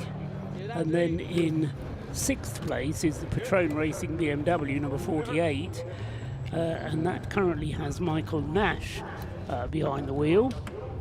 And then in 7th racing, a remarkable performance from the fastest of the BMW 116s. We just heard from Joe Bagley. Anthony Seddon Racing then with Toby O'Reilly in the number 34, up to 7th place overall, with Tim Crichton 1 lap behind in the class. And then Harry Ormerod in the number 21 BMW is just tucked in behind the Yggdrasil car of Tim Crichton. So 2nd place for BMW, very close indeed, between 9 and 21. In the pits is one of those 3 Matabubu Racing BMWs, and it is, as we complete the green flag, complete the safety car period, it's number 54, which is in the pits for Matabubu Racing. So not their quick car, but Ian Burgess in the number 54 car, which is currently 9th out of the 12 cars entered in the BMW 116 class. So back to green flag racing, and Phil Grayson in the Rob Boston car, now able to just use a little bit of the cushion that he's managed to build up, despite, as I say, having to deal with those 2 penalties. The Lotus Elise of the McAnultys is back into the race. That's car number 71. David McAnulty has got the car going again and is back into the race now. And that pit stop to replace the broken CV joint, costing it in the end over an hour in the pit. So that was an expensive pit stop for them. So over an hour spent in the pits for David McAnulty to replace that CV joint that broke when the safety car came out. And remind you, we've had 4 safety car interludes now, but back to green flag racing once again.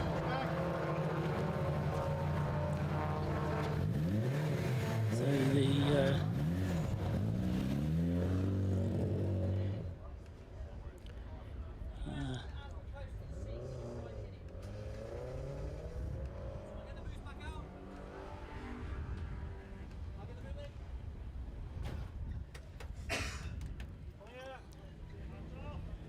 So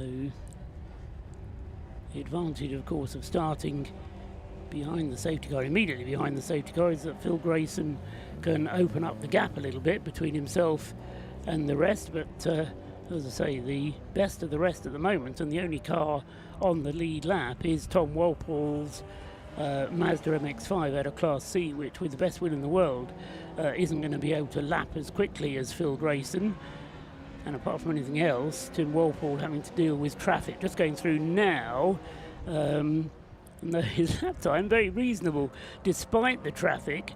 The lap time from Tom Walpole's Mazda almost identical to that of Phil Grayson in the leading car.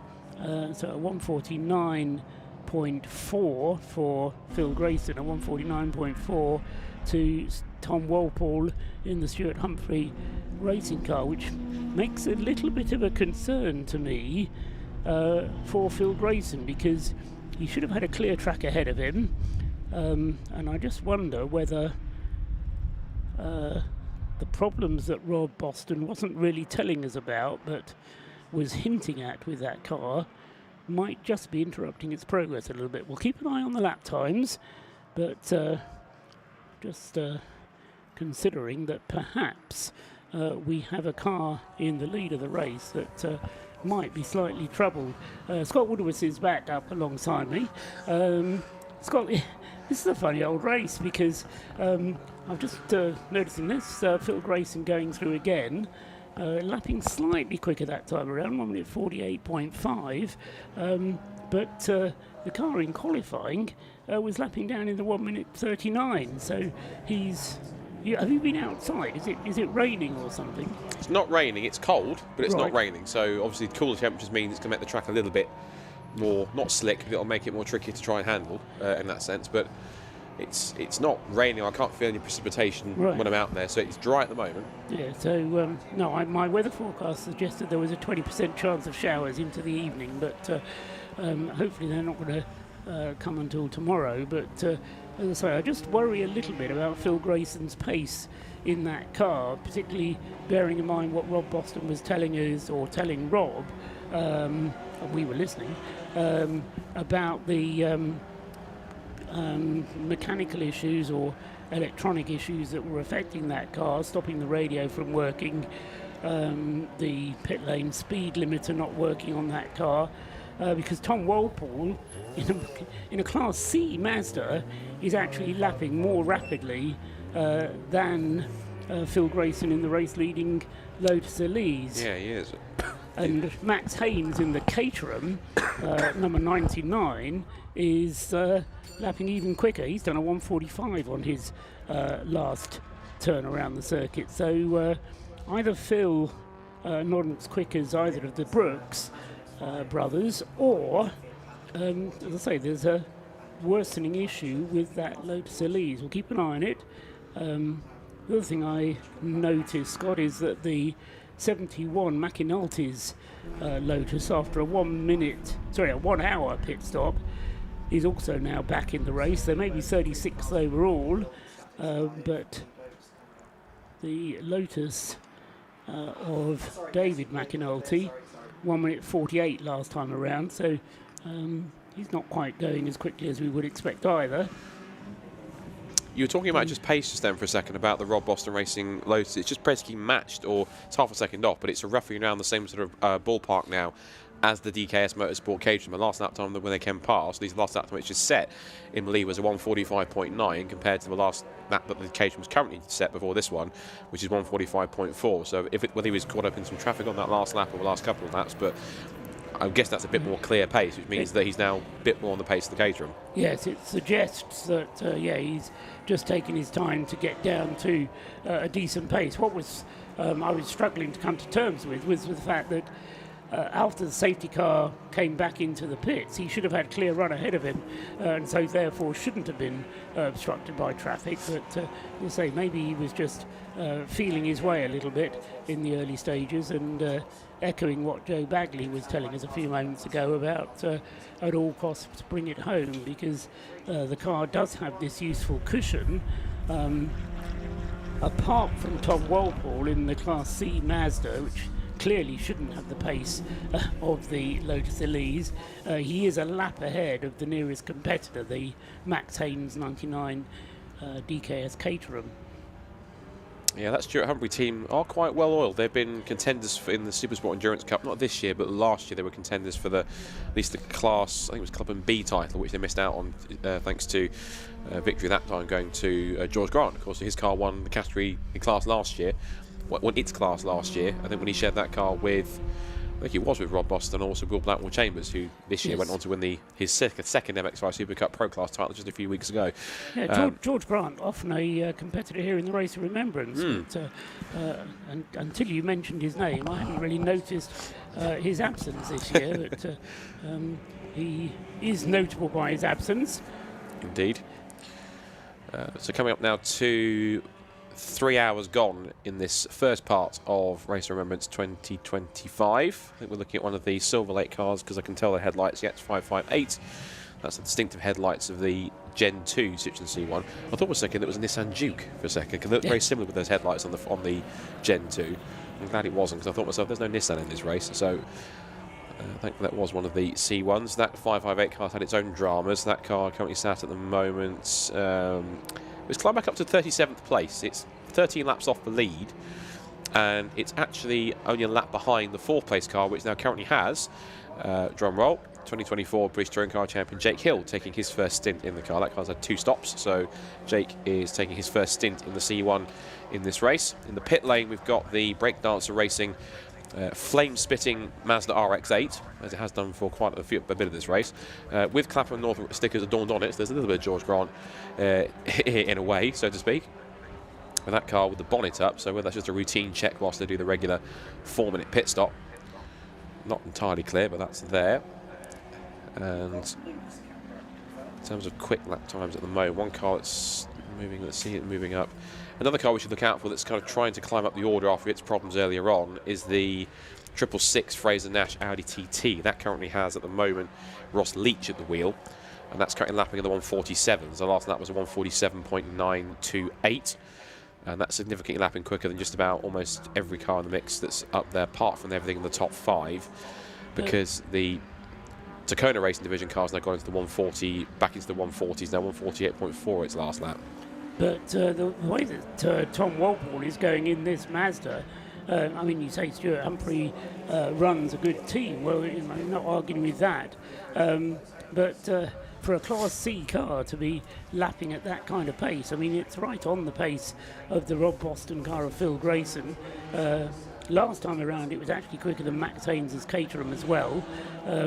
So Tom Walpole is just doing a sterling effort in that Mazda, and his lead in the class is now some, what's he got over the Tacoma Racing BMW, is now 3 laps behind in the class. So Tom Walpole doing extremely well in the Mazda MX-5, and they've still got Martin Rich stacked up, raring to go behind in the next in the driver lineup. So a good sequence of drivers still to come in the Stuart Humphrey cars, 2nd place overall, and as I say, lapping very respectably indeed. The gap between himself and Rob, the Phil Grayson driven Rob Boston Racing Lotus Elise, is just over 40 seconds, and as I say, that's pretty much what it was when the safety car withdrew, so no gain made at all by Phil Grayson in the Lotus, although any concerns that I was expressing seem to be not well founded, because in terms of lap times, although the Lotus was quicker during the qualifying sessions, when a full tank of fuel is put on board, then Phil Grayson driving it with a little bit more circumspection. It reminds me a little bit sometimes when we get, sometimes in Supersport or in Club Sport Trophy, for example, as mixed, you do get the top class cars are typically the ones on paper that are expected to be the ones that are out there at the front of the field. But you can sometimes get a well-driven car in the next class down, which will actually do quite well. Now, Rob's pointing downstairs to something that's happening. So, 2nd place car is in. Thank you, Rob. That is in fact Stuart Humphrey. So the Stuart Humphrey Mazda MX-5 is in. I think they are just finishing, or they're preparing to refuel. So Rob's going to go down actually have a chat to them and have a chat. I think too, if Thomas is getting out, and yes, they are putting fuel in. They've been just prepping the rear quarter for it to be ready. Whilst that's waiting, I don't think I've done this yet in the race, but usually with Race of Remembrance likes to do like a slight Le Mans style hourly update. So we're now kind of 3 hours in, so I might just indulge myself and do that very quickly to give us a rundown of where we are with three hours to go. I need a bit of She-Star Sanctuary for this, don't I? 3 hours gone, 4 hours to go. 3 hours to go on. Correct myself, get my worms right. Whilst also I mentioned too, before I do that, stop-go penalty has been given to car 486. So 486 has been handed a stop-go penalty. 486 is the 8th placed WRC Developments with CB Auto Services at C1 in the C1 class, James Poulton at the wheel. That is 15 laps off the overall lead and 8th in class. So with, as you rightfully said, 3 hours down, 4 hours to go. It currently stands at the moment on lap 92. Well, he's completing that 92, is the leading Rob Boston Racing Lotus Elise S1 with Grayson at the wheel, number 43. That has a lead of 1 lap over the 2nd place car that's currently in the pit lane, which is Thomas Walpole in the Stuart Humphrey Racing Mazda MX-5, and that leads Class C at the moment. 3rd place car number 99, which is the Caterham 7 of DKS Motorsport, with Haynes at the wheel right now. They're also on the same lap, but about 1 minute and 10 behind it were last time across the line, as in comes number 18 BMW. 4th up to 4th, leading Class B, a good effort so far, having only stopped once, is the Track Scotland Mini in car 55. So 55 in Class B. that's currently got at the moment at the wheel of that. That is Stephen Somerville. Fifth position in second in Class C is the Tacona Racing Division BMW E36, and that currently has at the moment as well Paul Sweeney at the wheel, Tacona Racing. Yep, Paul Sweeney, that's currently fifth position. P6 at the moment in third in Class D is the number 48 Patron Racing BMW, and that currently features at the moment in Class. That currently follows Michael Nash. Seventh place at the moment, and leading the BMW Class 1-1 Series trophy, is the number 34 Anglesey Circuit racing car. So that car's running quite well with Toby O'Reilly at the wheel. Eighth place in second in BMW class. In fact, the actually next two cars are both BMW class cars. That is the Yggdrasil car number 9, which currently has Tim Crichton at the wheel. And in 10th position, rounding out the 9th place, rounding out the top 3 in BMW class, the second Anti-7 racing car with Harry Ormerod at the wheel. And rounding up the overall top 10, rising up into the top 10, third in Class C, is the number 3 Porsche Racing Mazda MX-5 Mark III, and that currently has at the moment in Class C. That has Mesmer at the wheel, but he was Nicholas Mesmer, who's in the little joint with Robin Yao, Daniel Harding, and Neil Chisnell, who started that car. So that car's actually risen up quite well, actually, considering it had some problems earlier on. So that's ridden quite quickly. 7 laps off the overall lead, but it's back up into the top 10, which is a good effort on that side. Another car we should mention has only stopped once, but actually risen quite well considering where it is in class. Excuse me, second in class is one of the fan favourites, the DC Lermas Racing Fiat Panda 100 horsepower, which is in 11th place at the moment, car number 25. That currently has Michael Burton at the wheel, so well done to them so far. And then we'll quickly run out the rest of the top 15 before doing any more class top podiums and stuff. 12th place is the Tequila Racing Mazda MX-5 Mark I, 4th in Class C, and that currently has at the moment John Georgia at the wheel. 13th place and 4th in BMW class is the Matabubu Racing 3 car number 56, and that car currently has at the moment 56 in BMW class, a different number than I thought it was going to have, but that car currently at the moment holding 30th place with Richardson at the wheel. 14th place, the third in Class B is the Merlin Motorsport car. That's the Italian entry. That's the number 47 Mazda MX-5 Mark I in Class B, and that currently has Marco Agem at the wheel. And running up the top 15 is the Flying Haggis Racing Honda, which is a little bit tight on fuel earlier on that we saw after Rob spoke to them. That's car 44 in the Honda Civic Type R FN2. And in Class C at the moment, that currently has right now Keith Rose at the wheel. And in terms of any other class podium runners at this point that we can also point out, the ones we haven't pointed out yet are the C1s. And currently at the moment is car 586, I think the defending champions, WRC Developments with CB Auto Services. That car with David Drinkwater at the wheel. And that car is 25th overall and leading its class. Second in the C1 class is the Track Scotland C1 car, number 335, and that currently has at the wheel Craig Dillon, and that is currently at the moment about roughly 23 seconds off the lead in the...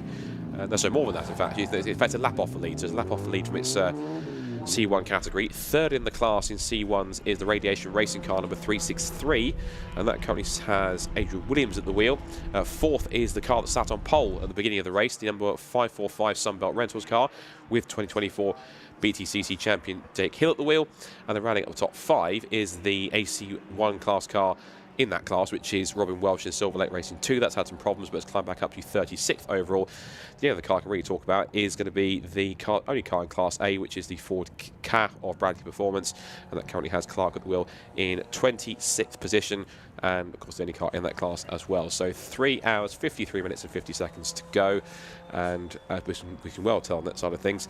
I think it's obvious to say darkness has fully descended on Anglesey, so we are properly into, not the witching hour yet, but we are certainly into proper darkness hours. I think the moment we all enjoy, which is, for me, there's nothing better than motorsport at night in the dark like this, because it just brings it a little more alive, so to speak.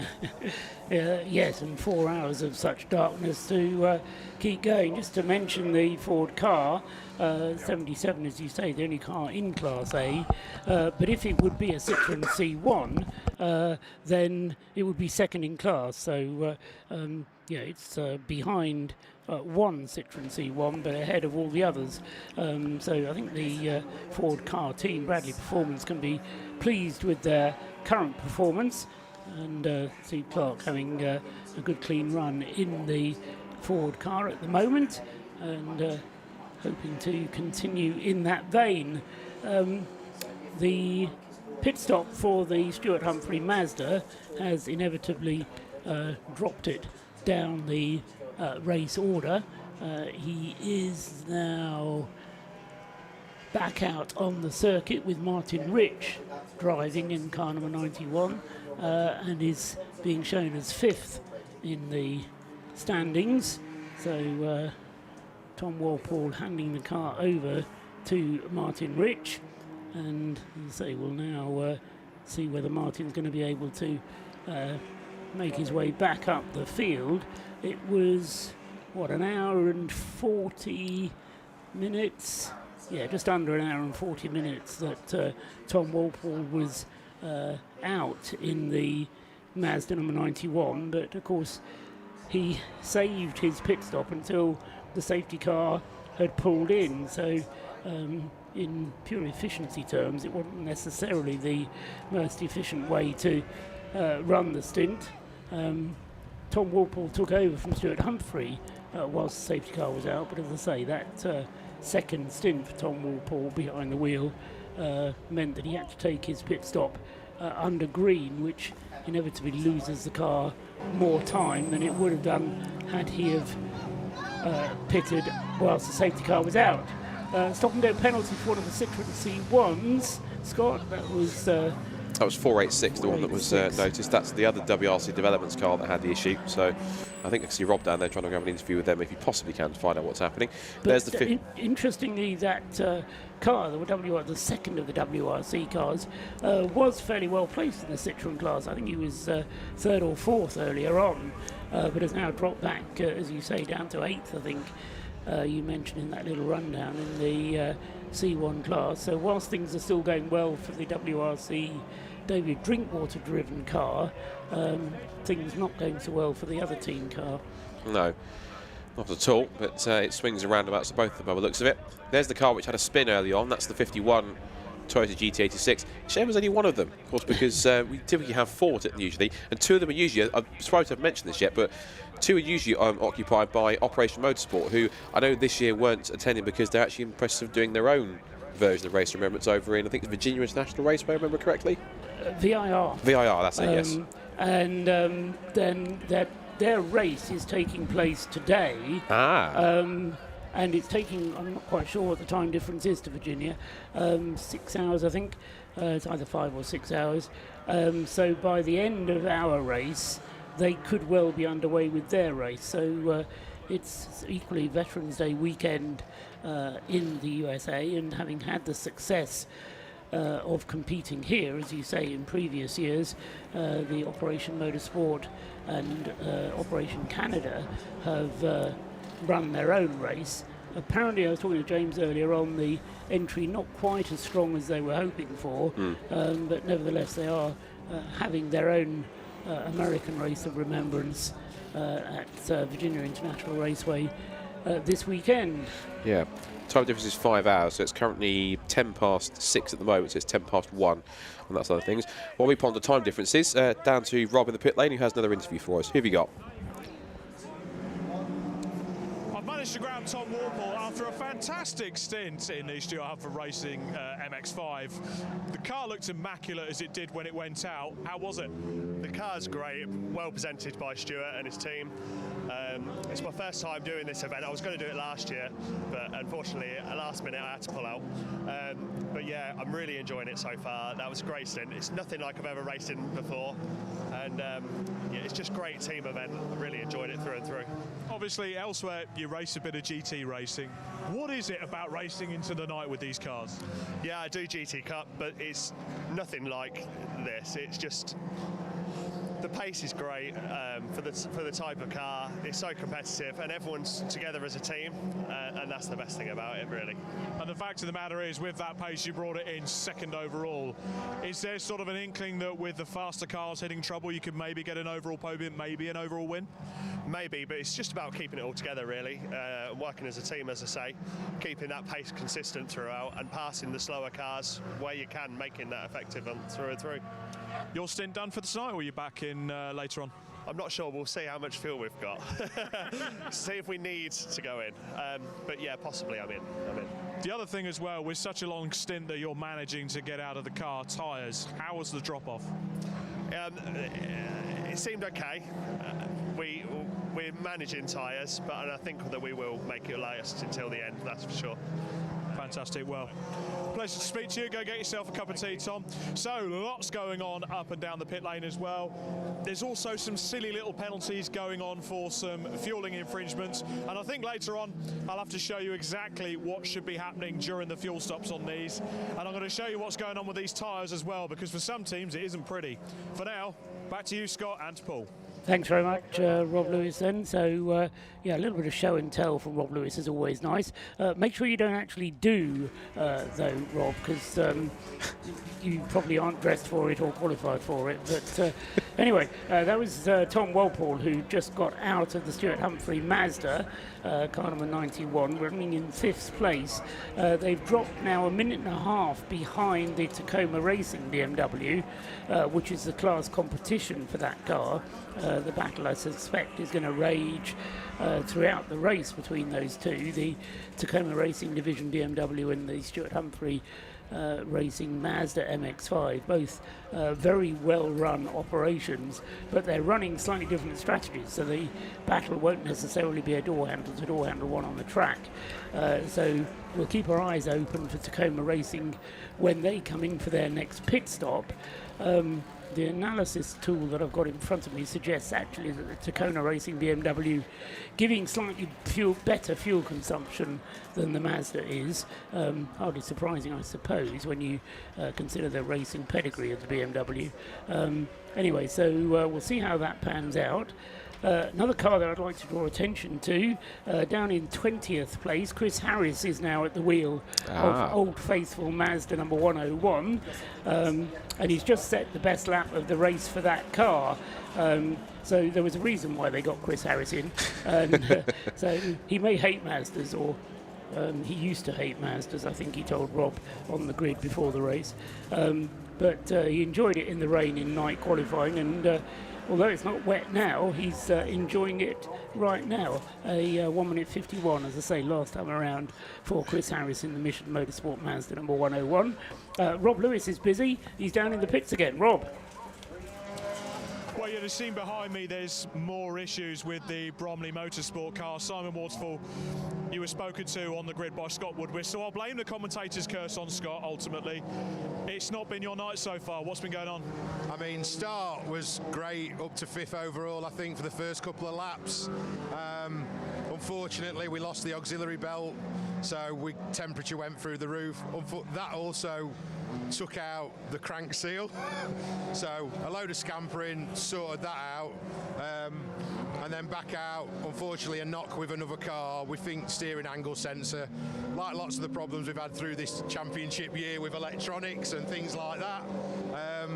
Basically resetting steering angle sensors. We're not getting boost at the minute because I think it thinks it's all over the place, so we're just doing a bit of in and out, trying to stabilise it, and then we'll start hopefully getting through the night. And team owner Josh Bromley's in the car. Is he just trying to get it out, try it for himself and see what repairs you do overnight? Yeah, so we did a little bit of like resetting out there when I was still in the car. We swapped and put Josh in basically so he can feel what's going on. There's just no point in putting any of the other lads in the car at the minute, just because we've got so much more time in these cars compared to the guys that have just turned up for the weekend to have a go. So we'll get it right, and then we'll get some laps under our belt, hopefully. You got some fast lads in the car there, James Riley and Mr. Crozier among them. Yeah, absolutely. You know, and even Mike, you know, from the Mazda days, great bunch of lads, and yeah, hopefully we can give them some seat time. I do apologise, I forgot to mention Mr. Mikey Close. He's too busy controlling the car somewhere behind and making sure everything's okay. And Lindsay, if you're watching at home, hello. Unfortunately, from the BRSCC, she couldn't make it this weekend. But Simon, what's the plan for this car moving forward? So we'll move it back to sprint car spec. It'll be hired out next year through Josh again. So if anybody wants to come and have a go in BMW Super Cup, this is probably not the best advert at the minute, but it's really, really good fun. We're hoping to get more and more cars on the grid next year. We've got 3 cars. We're building another one for another customer over winter. So hopefully we'll get up into the teens and, you know, low 20s in the next year or so. have our own grid. It's absolutely been fantastic this year, and yeah, looking forward to carrying on in the BMW Super Cup. Superb, Simon. Thanks for chatting to us. So hopefully Bromley Motorsport can get this beautiful, or what was beautiful, BMW Super Cup car back out onto the circuit. For now, back up to the commentary box. Yeah, thanks very much, Rob. I've got another job for you, though, Rob, and it's not in the pit lane. You're going to have to dash behind the garages, I'm afraid, because the 99 Caterham, Max Haynes, has brought that car in, and that's, to my mind, not a scheduled stop. It's been in the pit lane now for 7 minutes, so problems for the 99 Caterham that was doing so well, was in second place, but has now dropped back, and as I say, is continuing to fall back down the race order behind the pit garages. The 99 Caterham, one of those few cars that doesn't get a slot in the garages. So, as I say, if Rob wants to find out the story, he may have to go behind the garages, get the story, and then come back and tell us from the pit lane, depending how well the systems work for us. So, problems for cars continuing. We've now got 100 laps in the book, and we've achieved that 100 laps inside 3 hours and 18 minutes now elapsed.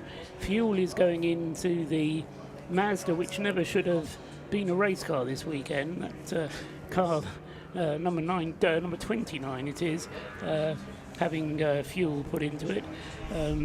The car shared by Mike Hilton, Ian Moulton, Alistair Scott and Thomas MacArthur, who are all part of the Mission Motorsport recovery team, and so they not having a go in the Toyota GT6 as they were hoping to, but there was a plan B, I was told, and luckily there was, because the Mazda so far has been running well, and currently is running 9th in Class C. Ian Moulton, the last driver to bring the car in.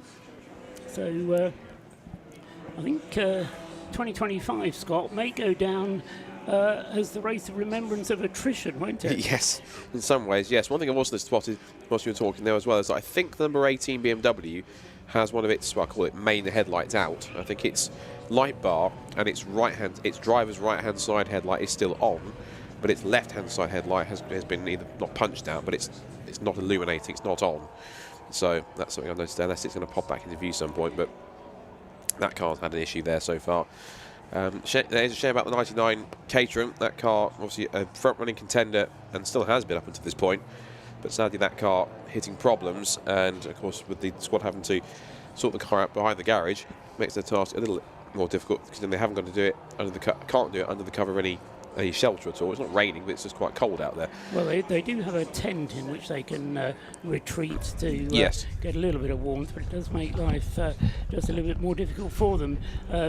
Yes, Thomas Gunter yet to get out in the car, having been started by Tom McEwing, and very respectfully too by Tom McEwing, although I spoke to Tom before the race, and it was clear that there was a bit of a concern there about the reliability of the Caterham.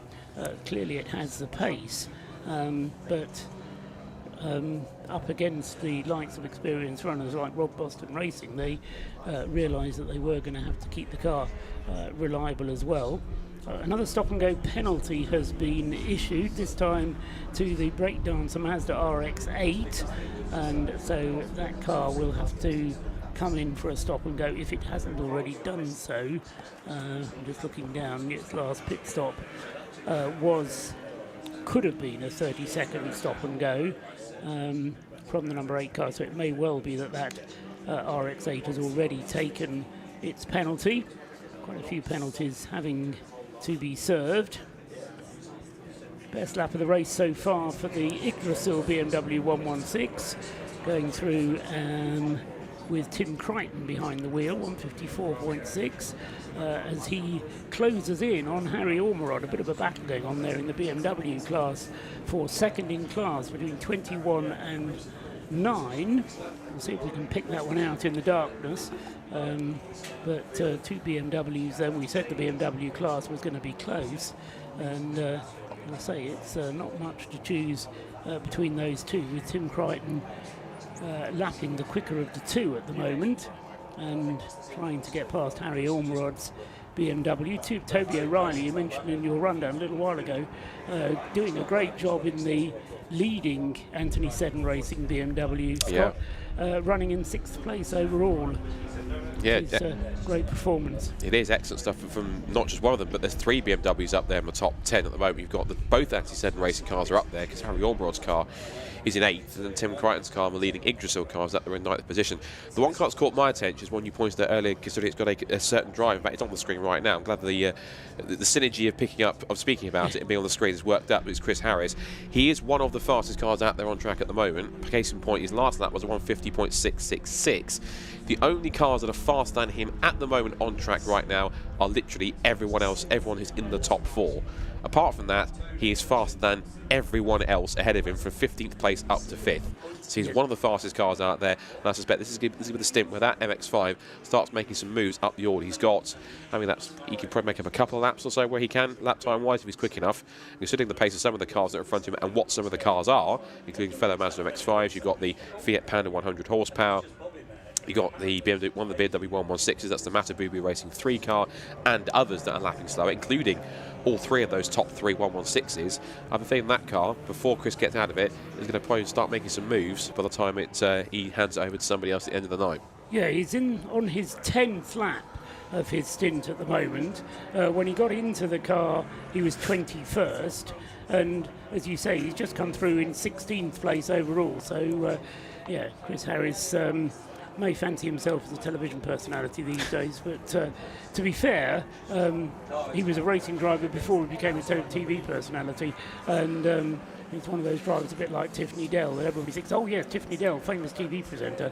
Well, he started life as a racer, and Chris was regular at the Nürburgring 24 Hours. I remember meeting him first at the Nürburgring 24 Hours, and it was only after that Top Gear were looking for another presenter, and I think the choice was between John Hindhaugh and Chris Harris, and they went for Chris Harris, bizarrely. And also you have to remember that he has done top-level GT3 racing. He has raced in what was, I guess, then when he was doing it, the Blancpain GT Series. I was going to say, he did the Spa 24 Hours. Indeed, he did as well. I worked with him on that occasion. So, I think I'm getting the signal to switch again, so I'll hand the mic over.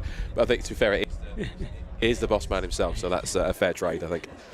So Chris Harris continuing to lap quickly. As I say, he's up to 16th place overall, 5th in the class. But I'm sure James Cameron will be biting his fingernails, actually, with the pace that Chris Harris is going, saying, don't damage my car, don't damage my car. This is the car that has participated in every Race of Remembrance so far. So he wants to keep going. Anyway, I have been joined by James Cameron. James, you spoke to us yesterday. You spoke to us down on the grid. I call this the Mission Motorsport Annual Jamboree. Is that fair? Yeah, I think it is in a way. I mean, it is a culmination of a lot of things. And a lot of that then comes together. We also have a lot of friends that then come together at this time. And so there's a bit of sort of a reunion of people, and there's some new folks, a new narrative every time. We'll be bringing new folk into the sport. And also at lots of different levels. Everyone kind of focuses on the drivers, which is easy to do. You know, at the moment we've got Chris Harris out in the 101 car. He's currently gone up 5 places, I think. 21st when he got into his car. He's now 16th. Yeah, it's annoying, isn't it? He's really good. Yeah, he is. He's a proper racing driver. He really is, and he's also, you know, I'm really happy to say, you know, a mate. 10 years ago he was here in the first ever Poppy car, that beautiful Mark IV MX-5 that we'd built in the workshops, and then he came. The weather that year was apocalyptic. I mean, it was so wet, it was untrue. And so for him coming back 10 years on, it's been lovely seeing his perception of actually just how this has grown and also actually how the charity's matured, how the way in which it works, and And you notice that kind of thing after a gap of 10 years, Yeah. which you, with your hands-on approach, Haven't got a maybe clue. don't notice, because it's like watching your children grow. Yeah. You just don't see them growing up because you see them every day. Absolutely, and so it's really nice, 'cause it's sort of getting a bit of that, and what an amazing community of people that comes together in order to deliver Race of Remembrance from BRSCC, who do such an extraordinarily good job because it's pretty complex, to be honest. It's not a normal race weekend. There's all sorts of weird stuff that happens, and they just take it in their stride, and their flexibility and their keenness, that sort of spirit of motorsport, to be able to keep people in the game and going is phenomenal. It's just second to none, and the fact that they do it and completely, they pass on all the proceeds of this race. Once costs are paid for, all of the proceeds BRSCC pass on to the charity, and that is an extraordinary act of charity by them as a sporting club, which we're incredibly grateful for. You are by nature a fairly modest chap, but you have that talent which all good managers have, of not actually doing anything yourself, but putting people into place who can do it. BRSCC being a case in point, but the people who work around you and the people that you delegate to. I mean, as I say, I'll give you the credit for putting them into position, but Thank you. You always give them the credit that they obviously deserve. But this is, as you say, a complex operation to make happen. It really is, and sort of back in the day and at the start of the charity, you did lots of things yourself because nobody else would. I think you're very kind. I think in a way it makes me an absolute nightmare because I've done every job in the charity at some level, and therefore can do it, and therefore have an opinion about how it should be done. But the reality is, I can't do any of those jobs because I've got too much to do. It's too broad, so I can't do them anything like as well. And I think the real tribute actually is to the Mission Motorsport staff and the volunteers, and we have some incredible people who give so much of their time that they're very much part of the team. And it's lovely, and I get to sit back and bask in the reflected glory of others, which it's not the hardest job in the world. You are right. You were out in the Club Sport Trophy, weren't you? Yeah, I went and drove round. Yes. Yeah. Third in class, second in class? Second in class, Second I in think. class. Yeah. That was all right, wasn't it? It was. I loved it. Had an absolutely fantastic time. So Andrew Stacey is a great mate of mine for a long time, and it's funny because I've got so many friends here that go all the way back to sort of 20, 30 years, who are people that particularly when I came back from Afghanistan, was really passionate about doing something, had a cause, wanted to do something. Then it's your friends network that you call upon. Absolutely. And it's everybody from, Chris Harris, a really good example, and he'll sort of tell stories of how he knew me back before the charity was a thing, and then he lent in when he saw these great things happening. And there's loads of people down the pit lane.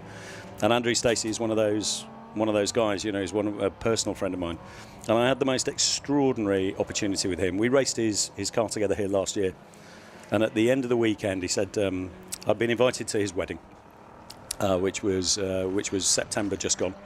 And he said, I need to ask you a question. I said, okay, you need me to get you a car, because that's normally what people ask for weddings, They want a lovely wedding car or something. And he went, no, it's not that. That's not the thing. He said, actually, we've already got married. They'd done it in a registry office, but they had this perfect venue, perfect thing. The family's coming together.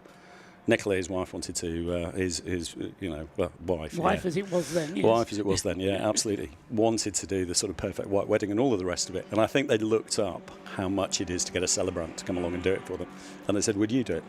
So the last time that we were together was actually when I married him and Nicola, which was extraordinary. Congratulations. Well, to them, absolutely, the madman, which was great. So, and then I drove his Mini around the circuit. And came second in class. Oh, yeah, we did all right. You then went out and did the biathlon of foolishness. Yeah. So again, you got your hands dirty, you got involved, you did it, you competed. Was that fun? Oh, it's. I love it every year. I absolutely look forward to it. We designed that as a stupid thing that we thought no one would want to do. and that people would then have to, because if we made all of the teams and we gave them a compulsory place, we figured they'd pay us so that they wouldn't have to do it. Yeah, quite. And like a few of us would do it, and they get to watch us and laugh because it's stupid.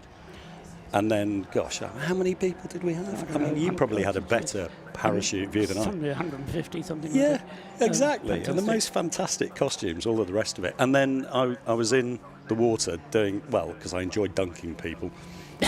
And I looked round, and 5 feet behind me was a seal, as in a real seal. A real seal. Yeah. Who was The just real bobbing deal. in the water, absolutely, with his head up, just watching what was going on. With his mobile phone out, no doubt. Yeah. I heard back in September that you were organising a biathlon or a triathlon of extreme foolishness this year. Well, we thought we'd take it up a notch. Is that happening, the extreme foolishness? It seems to be. So, of course, we kind of focus on the race and the people who are here who get to do it. It's and I talked about BRSCC's donation, which is extraordinary.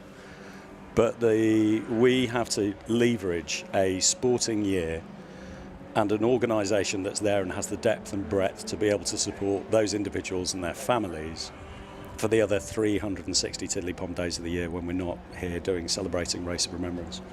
And to make the point to people that for charities like us to exist, we have to rely on fundraising. And it's something which, to be honest, I think I'm not good at. It's never been the thing that interested me. It's certainly not why I ever wanted to end up running a charity. Absolutely didn't. I love the output, but the reality is, for those who are sort of watching through this, it's a little bit like, sort of children in need, and you're reminded every so often, hey, this is how you can do something, how you can pay, how you can help to make this a thing. And we're so grateful for folk who lean in, they click on the fundraising links, they do the text to donate, and some of them needed something a little bit higher level. Actually, Tony Ailes, who's in the car with Chris Harris, childhood friend of Chris Harris, they went to school together. Tony's done our water safety for the last goodness knows how many years. And he was saying to me, no one's going to sponsor me to do the Biathlon of Foolishness because he's in there doing water safety anyway. So I said, well, a few of us on the Monday after like to go up Snowdon. And last year we did it, the weather was beautiful, so we jumped in Lake Glaslyn at the top, which was so cold, it absolutely took the breath from me. It's the sea here is about 13 or 14 degrees, I think. Glaslyn, 3 or 4. So it's properly icy. Yeah, and it was a lovely day, so we jumped in and we went, hey, this would be really good. And we thought, should we do this next year? So on Monday, there's a few of us, and each one has raised a proper amount of money, which is really good. Mark Cornelius, one of my trustees, who also raced in the club sport race, he's going to be coming up with us on Monday. There's another couple as well, and again, they've raised some proper money.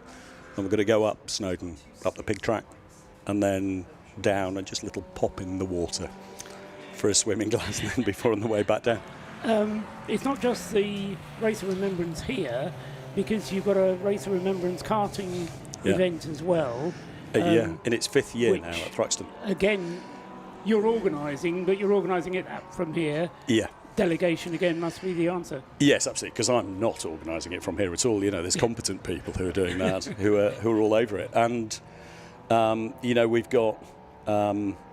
it's lovely, there's we'll have some Welsh Guardsmen here tomorrow, which I'm really proud of. We've been doing, low level. The Welsh Guards are based just up the road from us in Windsor, and their welfare officer is a fantastic bloke. And in order to be able to connect some of his blokes and families in need, we've just been helping them out a little bit. There's a lovely little relationship there, and then they said, look, well, can we help and get you some guardsmen in bear skins, all of the rest of it? So that's going to happen at Thruxton. It's going to happen down here as well. Mission Motorsport is all about recovery, retraining, rehabilitating military personnel.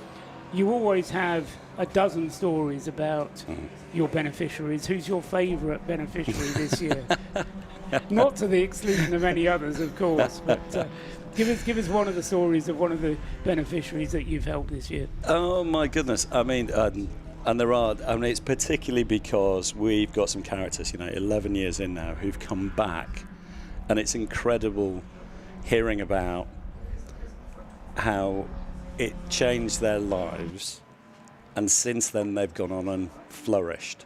And they're not just successful civilians, they are wonderful people who you look up to and you just think, gosh, they're absolutely wonderful. And we didn't do that. They did that. But you provided the platform. Provided that little trampet, that thing to unlock things, the idea that there was a map and a path that they could follow, and they've gone on and done it themselves. And I absolutely am not going to single out anyone, but there's a few of those here today, and it's lovely for me. One of the reasons why we go up Snowdon on the Monday is because it's a great motor race. It's also a lot of work, and lots of silly bugger jumping in the sea and things like that as well. But also, it's quite an emotional, sort of 3 or 4 days that we kind of have up here, which is great. And a little bit of that on Monday is a bit of head clearing exercise, to be sort of up in the mountains, which is great. And we work quite hard as well, because that post-Race of Remembrance dip is a thing. I can well imagine. Competitors tell us about it, just as much as staff and volunteers and beneficiaries too. So yes, and I think I've hopefully artfully dodged your question of who's my favourite beneficiary. You certainly did. And Good. Got onto a completely different subject. Yeah, that's good. I thought I had. So but ultimately it is about the beneficiaries. I always get excited about the race because I'm a motor racing fan. Of course. Scott and Rob are similar. They ask you to pick a winner at the beginning, which again, you artfully dodged the question. Because it is about the people. It is about participating in the race. I mean, who won the biathlon of foolishness? I have no clue. Actually, it was a 15-year-old son of a parachute regiment guy who clearly good lad. Been in training for a long time. Absolutely. But no, as I say, this event is all about the people, and you rightly single out no one, but draw attention to the people who are working behind the scenes, helping to clean the wheels. Some of them are helping in the catering. They're all playing a part. I said to Christopher Tate earlier on, they're becoming a wheel in that cog of the machinery, which enables something like this to happen. No, and it's lovely. And we've got a big population of people here. There's someone else as well who doesn't get thanked, or an organisation that doesn't get thanked. It's a beautiful part of the world that we're in up here, but we're helped hugely by the circuit, clearly. But RAF Valley, just up the road, is an amazing place where they're teaching the fighter pilots of tomorrow. It's where a lot of Red Arrows early training is done as they fly the Hawks out of here as well and things like that. Station commander of Valley, Jez, has just been absolutely fantastic. And without the support of them and the Padre, who will be here tomorrow, who's bringing with him for the first time veterans from the region who are sponsored through RAF Valley, so we now have Valley veterans, and that's been an initiative that's been started over the last couple of years. So for that Remembrance service tomorrow, we're going to be missing our American and Canadian cousins, who today, I think they should just about be coming towards the end of their 6-hour race that they're doing at VIR. And we miss them in person, but I'm very proud that we've got a proper cohort of veterans from the local community who are going to be here and are going to be front and centre for that service tomorrow.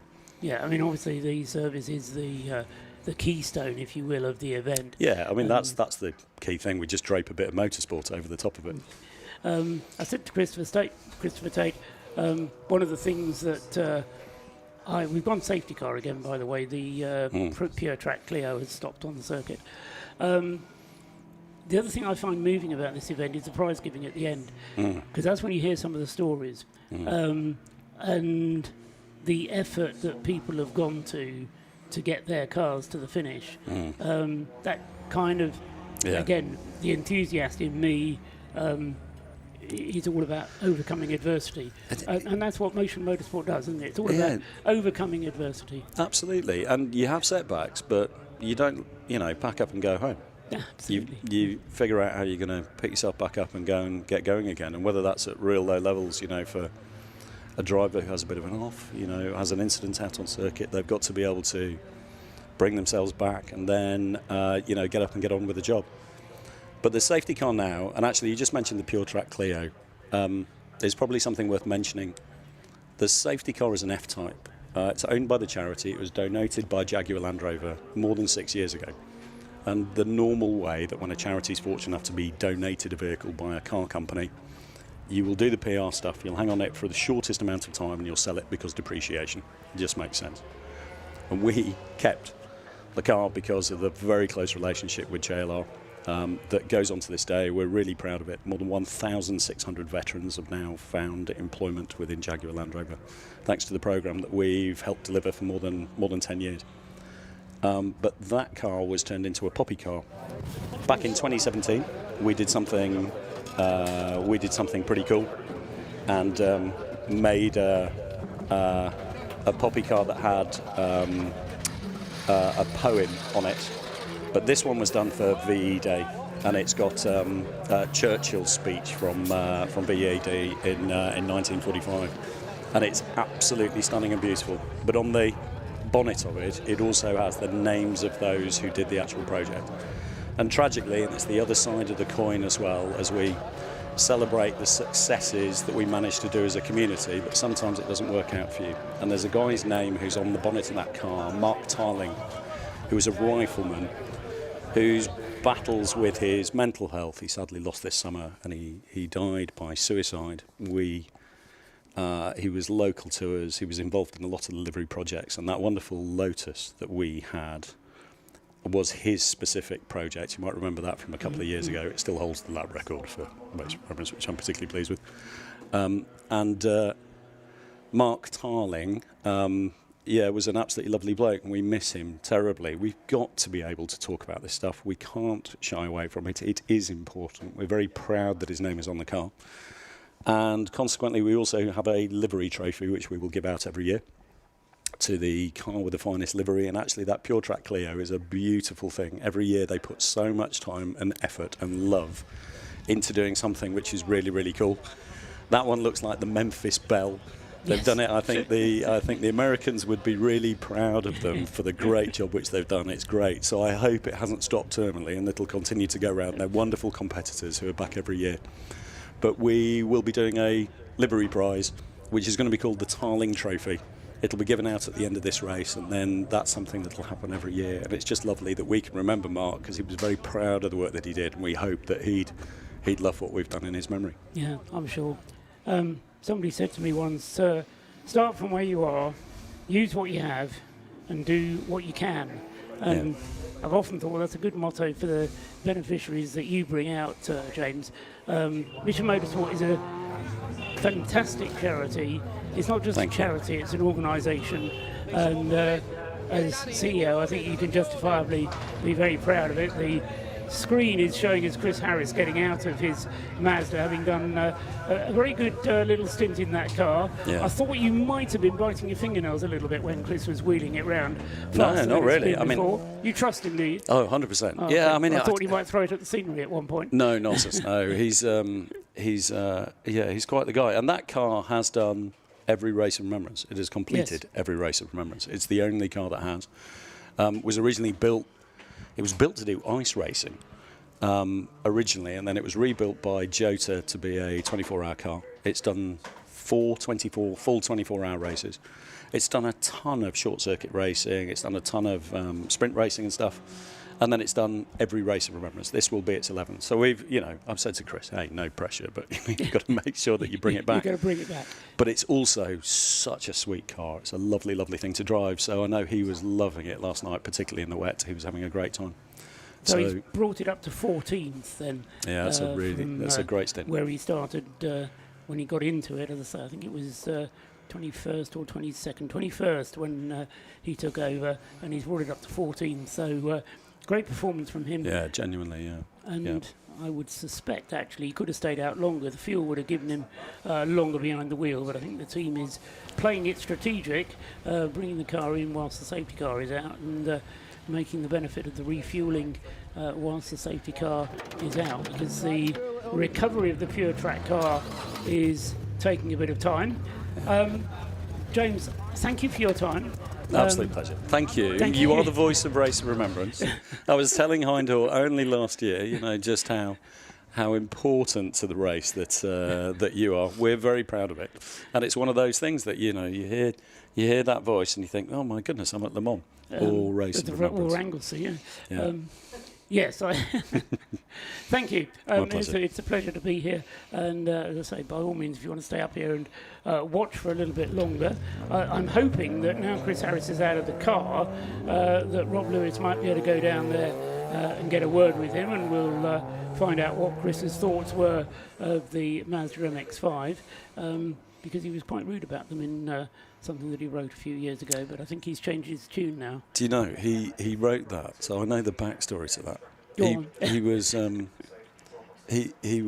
was away abroad at the time, and this was a long time ago, and it's when you had blogs, and I think there was a blog on piston heads which he wrote, that he thought, yes, I'm going to be a bit controversial. So I wrote a blog, and it was why I hate the Mazda MX-5. And he got death threats on the back of it. And it's MX-5 owners are not generally the sort of people that you would expect to be issuing death threats, but they've sold a lot of MX-5s, so that's a lot of people that you're then setting against you. And of course, as he'll admit, that they're just absolutely great things, and particularly when you tweak them a bit and you get them a bit lower down. And get them at the world's best-selling sports car. What's not to like? And a lot of people having a lot of fun in them here today. He enjoyed himself last night in the night qualifying when it was horrible and wet. And yeah, he greasy did. Yeah. And described having a great deal of fun in the car. So no, I think the love-hate relationship has leaned towards love now. So I think the hate messages can probably be absolutely banged right. And it's really good. And I think the Subaru's okay as well, because I've been dragged around a number of things. So I've been away from stuff too. We've got 5 drivers in the Subaru, all of whom are lower limb disabled. So there's quite a lot of sort of carnage in the pit lane with wheelchairs and things like that, and people transferring. That car has been fantastic. It's its second year now at Race of Remembrance, and in summer we were able to take a bunch of people to the Nürburgring who would never have believed that they would have been able to do what they would do. And there's a car driving around with DN written on it. It's one of ours, the GT86. That's Darren Langeveld of Destination Nürburgring. Runs the most amazing UK-based English-speaking track day. He's got a very international audience. And thanks to Darren's generosity, for many years, we've been able to go out to the Nürburgring and do that ultimate red letter experience. This year was so special to be able to go out there with a car on hand controls and be able to help some people just experience the insanity of the place and get a real look behind the scenes with the, we spent time at the Jaguar Land Rover Test Centre, for example, looking at those. The new Type 00 was there for testing, things like that. It was amazing stuff. But then to actually passenger rides with some extraordinary people behind the wheel, and then some tuition, and then that's it. They're behind the wheel, off around the ring themselves. It's a real privilege to be able to get to do that. So that car's unlocked a lot of stuff for us. It's been really cool. And it is only hand controls, isn't it? So and I'm glad you asked. So we also had here earlier today, the car's got BAE systems on it as well. Some of the apprentices from BAE systems have been helping us to develop our next sort of layer of hand controls to be able to put additional functionality onto the steering wheel. And those apprentices have been involved in the project over a period of time. And we're just, and so it continues to evolve. It's all about accessibility. Ultimately, with that car, we're not trying to make it go as fast as it possibly could. We're trying to be able to help it to be a device to help us allow people to access a level of performance and excitement or sport that otherwise they wouldn't have been able to do. And it's really powerful. I'm lucky. I mean, Christopher Tate, who was just here talking, Christopher is the chair of Motorsport UK's council. I sit on the EDI committee and lead up a lot of the disability and accessibility work over the last few years for Motorsport UK. And to be able to help the sport that we love, Trussers, be open and accessible to as many as people, regardless of ethnic, financial background, anything else, or any form of disability, whether that's mental or physical, absolutely, it's something that I think we can really make some great strides with, and it's wonderful seeing it in place. And it's out there cutting it with the best of them, yeah, including some very, very brand new drivers who are learning in the dark. And that has to be good for self-esteem. Yeah. When so much of what you're doing is restoring self-esteem. Yeah, and I'm trying not to single out beneficiaries. Linda Noble, who's in there. Oh, Linda's amazing. Started the car. Started the car. She was the one that was out there first. And Linda had got 2 young boys. She's a full-time carer for her husband. She served and was medically discharged. Her husband served and was medically discharged. And she looks after him. And her world had kind of shrunk. And she came to us through her love of Formula One. She was a race maker. So Tony Compton, who's our crew chief down there, was our beneficiary trustee for 10 years, did an amazing stint for us. And Tony had flagged her up and said, there's this wonderful woman. She just doesn't know how wonderful she is. Yeah. And, you meet Linda now, and she's a racing driver. And she's an instructor. She helps us run a lot of our events at Three Sisters that we run one a month for a lovely local community of people who are struggling, and at the centre of it, running the pit lane and making it all work. Linda Noble, she's amazing. I think you're all amazing, to be honest, Jim. No, it's great to have you here.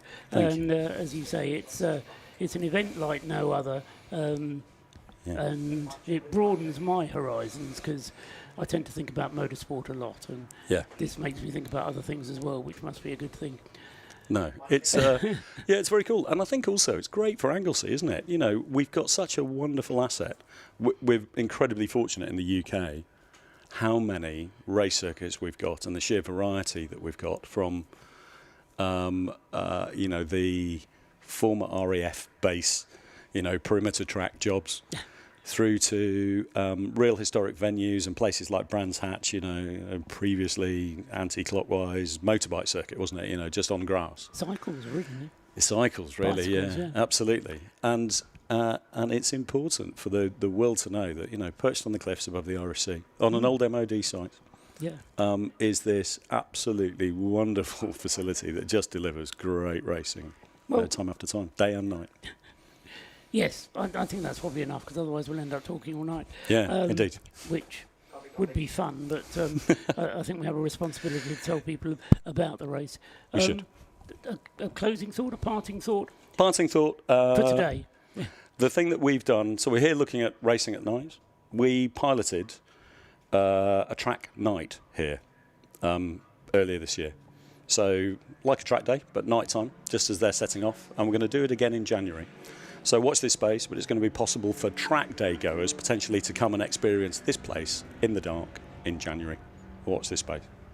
Excellent, and you'll be announcing that through Mission Motorsport's normal outlets, presumably? Absolutely. Good, excellent. Thanks, Thank you my for friend. that. Well done. James Cameron, CEO of Mission Motorsport. I'm very grateful to you for coming up here and giving us your time. And we will see you back here, no doubt, tomorrow morning.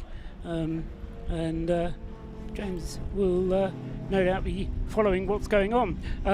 As he mentioned in passing, the safety car has now pulled into the pits and we're back under green flag conditions racing again.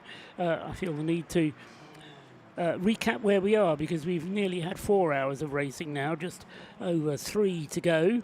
It's nearly 7 o'clock in the evening here in Anglesey. We go through till 10 o'clock tonight. That's why James is going, because his dinner booking is getting ready.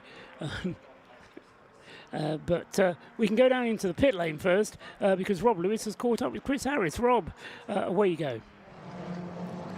Well, I have managed to grab a very happy Chris Harris as he stepped out of his MX-5. Chris, night stint, MX-5, Race of Remembrance, how was that? Fabulous, absolutely fabulous. Car was spot on, and I just grinned my whole stint. I think it's so much fun, because frankly, it's not the fastest car I've driven, but you're fighting the track, you're fighting other people, you've got to use all of the circuit and all the performance all the time. You make little mistakes, you scold yourself, you do better the next lap, you're looking for grip, looking for better lines. Love it. And still praying for the rain to come? Oh yeah, in the rain we'll be the mustard, we will. In the dry we're lacking a bit of power. There was another MX-5 going very well. I couldn't quite stay with him, so I decided to, rather than try and stay with him and wreck the car, I'd just hang back a bit. But the team seem happy with my performance. I'm sure I'll get a debrief now and a dressing down for something. Saw a safety car, thought I'd come in and save the time. Away from the actual racing part of this weekend, what does it mean to work with this team? I think, personally, been a bumpy couple of years, and I think it's really good to come and mix with a grid of people who fought for the country, and frankly they've got a lot more to be thinking about than me. It's very humbling, and I just love being around all of these people. They're inspiring, they're great fun, they're full of sense of humour, everyone's laughing, and it's a cracking event. It's exactly what a charity should be. Exactly. And tomorrow then, so you've done your stint for tonight. How many more are you going to do for the rest of the race? Just one more tomorrow. I'm hoping I'll be absolutely lashing with rain. It'll be sideways everywhere then. And I want a wiper for the side window. That's what I'm aiming for. But no, I honestly, for Jim and his team have put together an awesome event, and I just love all the happy smiley faces. It's brilliant. Brilliant. Back for one more next year? I think an entry next year. I think I'll enter a car next year with some pals. Maybe I like those C1s. I want to go slower. I see 5 of them dusting each other up, and I think that looks like great fun. Fantastic. I'll take you up on that offer, Chris, but for the meantime, fantastic. It's great to have you here at the Race of Remembrance. So that was Chris Harris with us. I do want to bring one more person in, Mr. Rory. Now, I will admit to the world out there, I know Rory very well. We've raced together in the Modified Ford Series, but you're with Mission Motorsport this weekend, and you're ex-Forces. Tell us a bit about your history. Yeah, so I left the Forces in 2016 after a medical injury. Unfortunately broke my back doing something really silly. I then found Mission Motorsport in 2018, and I've been with them ever since as a beneficiary. This is my second Race Remembrance. Unfortunately, last year I was off in America doing fun things at Seam Show, and I'm back again this year, and I've been dragged into, luckily, running Mr. Chris Harris in the lovely 101 MX-5 of Mission Motorsport, and yeah, we're going all right. We're going great guns, to be honest with you. We're actually doing a lot better than I thought we were going to. We had a little bit of an unexpected pit stop there for Chris, where he's cut his session a little bit short, but we've got one of our beneficiaries out in the car now, Danny, and he's going to go have some fun, and hopefully, I'm not tempting fate here, but at the minute, it's still clear-ish. It's a bit windy, it's cold, but it's dry, so hopefully he has a nice blast around the circuit. So, yeah, it's all fun and games again. All fun and games, certainly. And for yourself, what does Mission Motorsport do to help you after you've come out of the Forces? So really it's just a place to gather the veteran community as such, and you know, using motorsport as a guide and a way to recovery as such. And you know, James started this mad idea way back when, and it's grown to the extent of it is now. You know, this is I think our 11th year of Race of Remembrance, and you look at the amount of crowds that are coming in of veterans and even, you know, general public, civilians that are coming along to help out now, all the amazing teams that have joined the Race Remembrance this year. Motorsports as a whole is a fantastic tool for recovery. The guys that you're surrounded with are all passionate about what they're doing as well, and I mean, you can't ask for anything better, realistically. I know it's a cold November weekend, but the laughs that these guys have been having along the way just makes it all much more worthwhile. So, yeah, it's mega. It's such a good community. We just need more people here. It'd be fantastic. You imagine the crowds we could collect on a November weekend at Anglesey Circuit, but, you know, it's great. I really enjoy it. It's mega. So, yeah, awesome sauce. Brilliant. It's great to see the smile on your face, Rory. Always good to talk to Rory. I'm sure there's a meaning behind that, but yeah, so that was Chris Harris and Rory Jose from Mission Motorsport. Back to the commentary box. Yeah, and as they say, that 101 car, Danny Graham now driving it, is currently running 8th in class, but in the top 20 overall, so I think they're probably, that's what they're referring to when saying how well they're doing. They've had completed 108 laps on the 109th lap. They're 8 laps behind the class leader in Class C, who is now Martin Rich, driving the Stuart Humphrey Mazda MX-5 number 91. He is in 3rd place overall. The race still being led by the Rob Boston Racing Lotus Elise car number 43, which has gone through actually and completed another lap a moment ago, completing 120 laps. Then Lee Brooks back at the wheel of the Rob Boston car, having started the car at 3 o'clock this afternoon. They've cycled through Ben Brooks and the third driver in that car, Phil Grayson, having had his turn behind the wheel. So they've actually now completed 3 of their mandatory pit stops. So they're putting those in the bag as well, and they also have a lap clear lead of the Track Scotland Mini Cooper, number 55, which has somehow managed to work its way up to second place overall. I had a quick word with the team earlier on today, because you might remember in the warm-up this morning they were going around very slowly indeed, and I expressed some concern about the car. Well, I realised later, or discovered later when I talked to the team, they were just bedding brakes in. So having bedded the brakes in the warm-up, you don't want to be going very fast when you're bedding brakes. So the team sorted that. They put new brakes onto the car for the start of the race. And Steve Somerville's currently at the wheel of the Mini Cooper, running around in second place overall. So they're doing all right.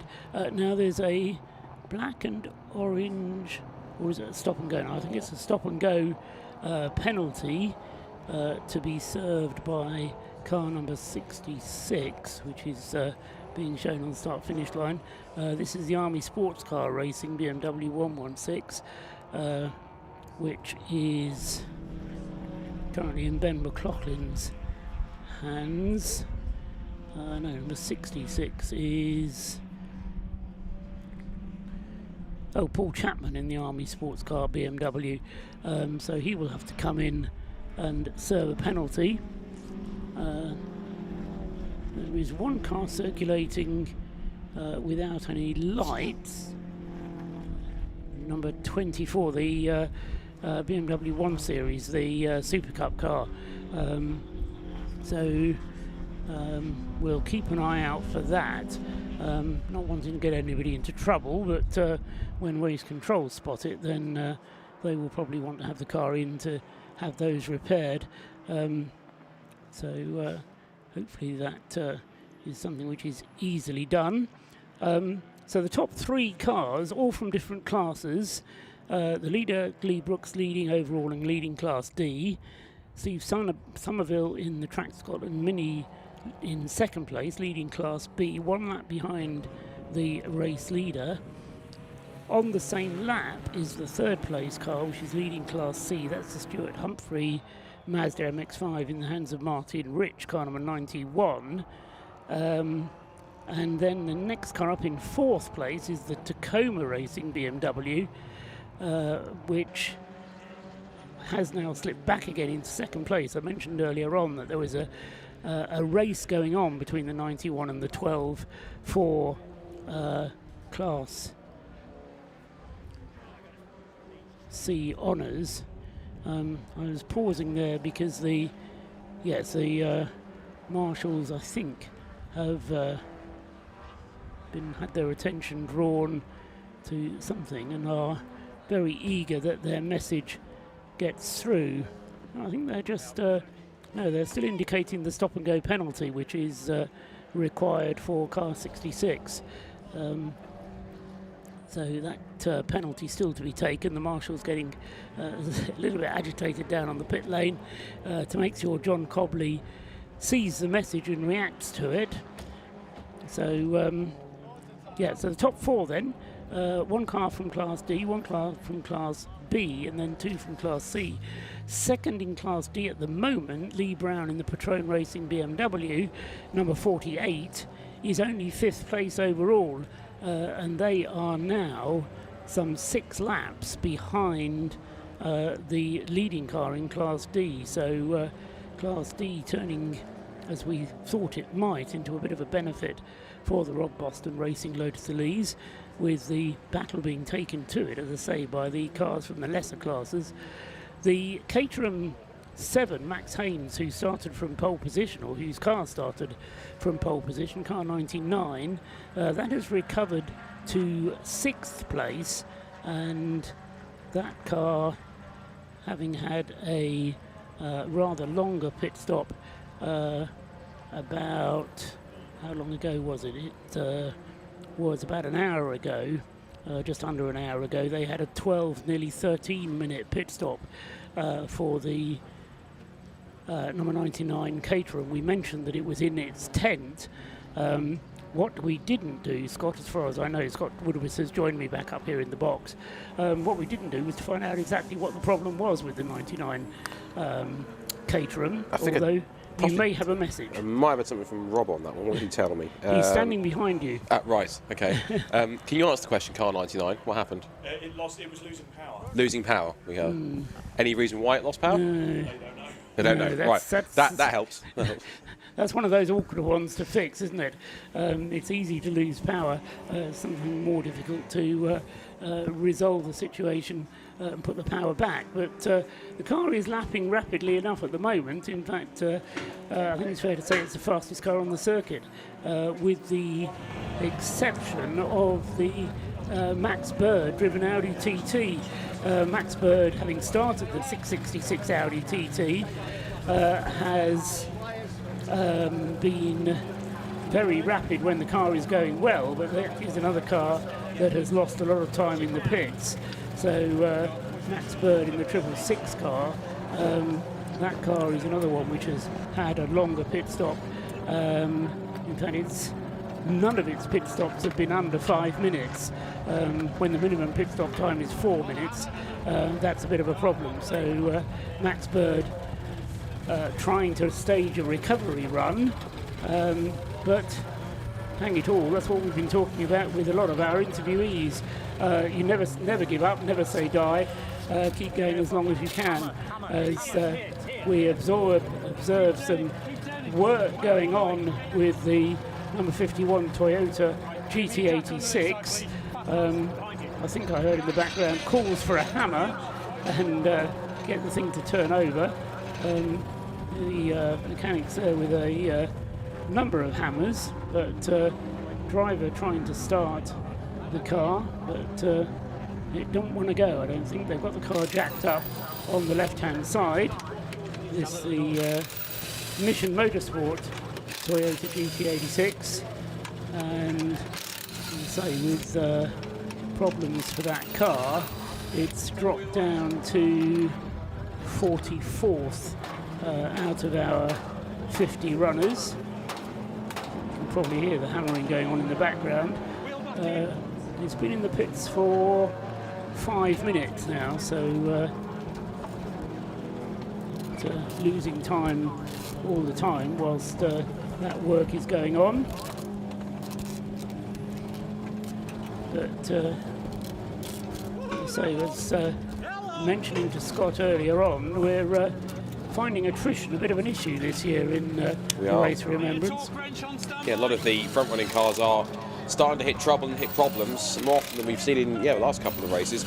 We have seen times when cars have had issues. I'm observing about Rob as well. There was an incident for the 23 Pure Track Renault Clio, which is a shame because that car usually has, its luck never sits in the middle. It either has extreme good luck or extreme bad luck. More problems also as well for the number 8 car. This is the Breakdancer Racing Mazda RX-8 that's also had problems and fallen back with penalties. That car has come into the pit lane, currently sitting at the moment on the timing screen as showing as being right now in, where we got to right now, 20th place, okay, it's 8th in Class C, but in the top 20.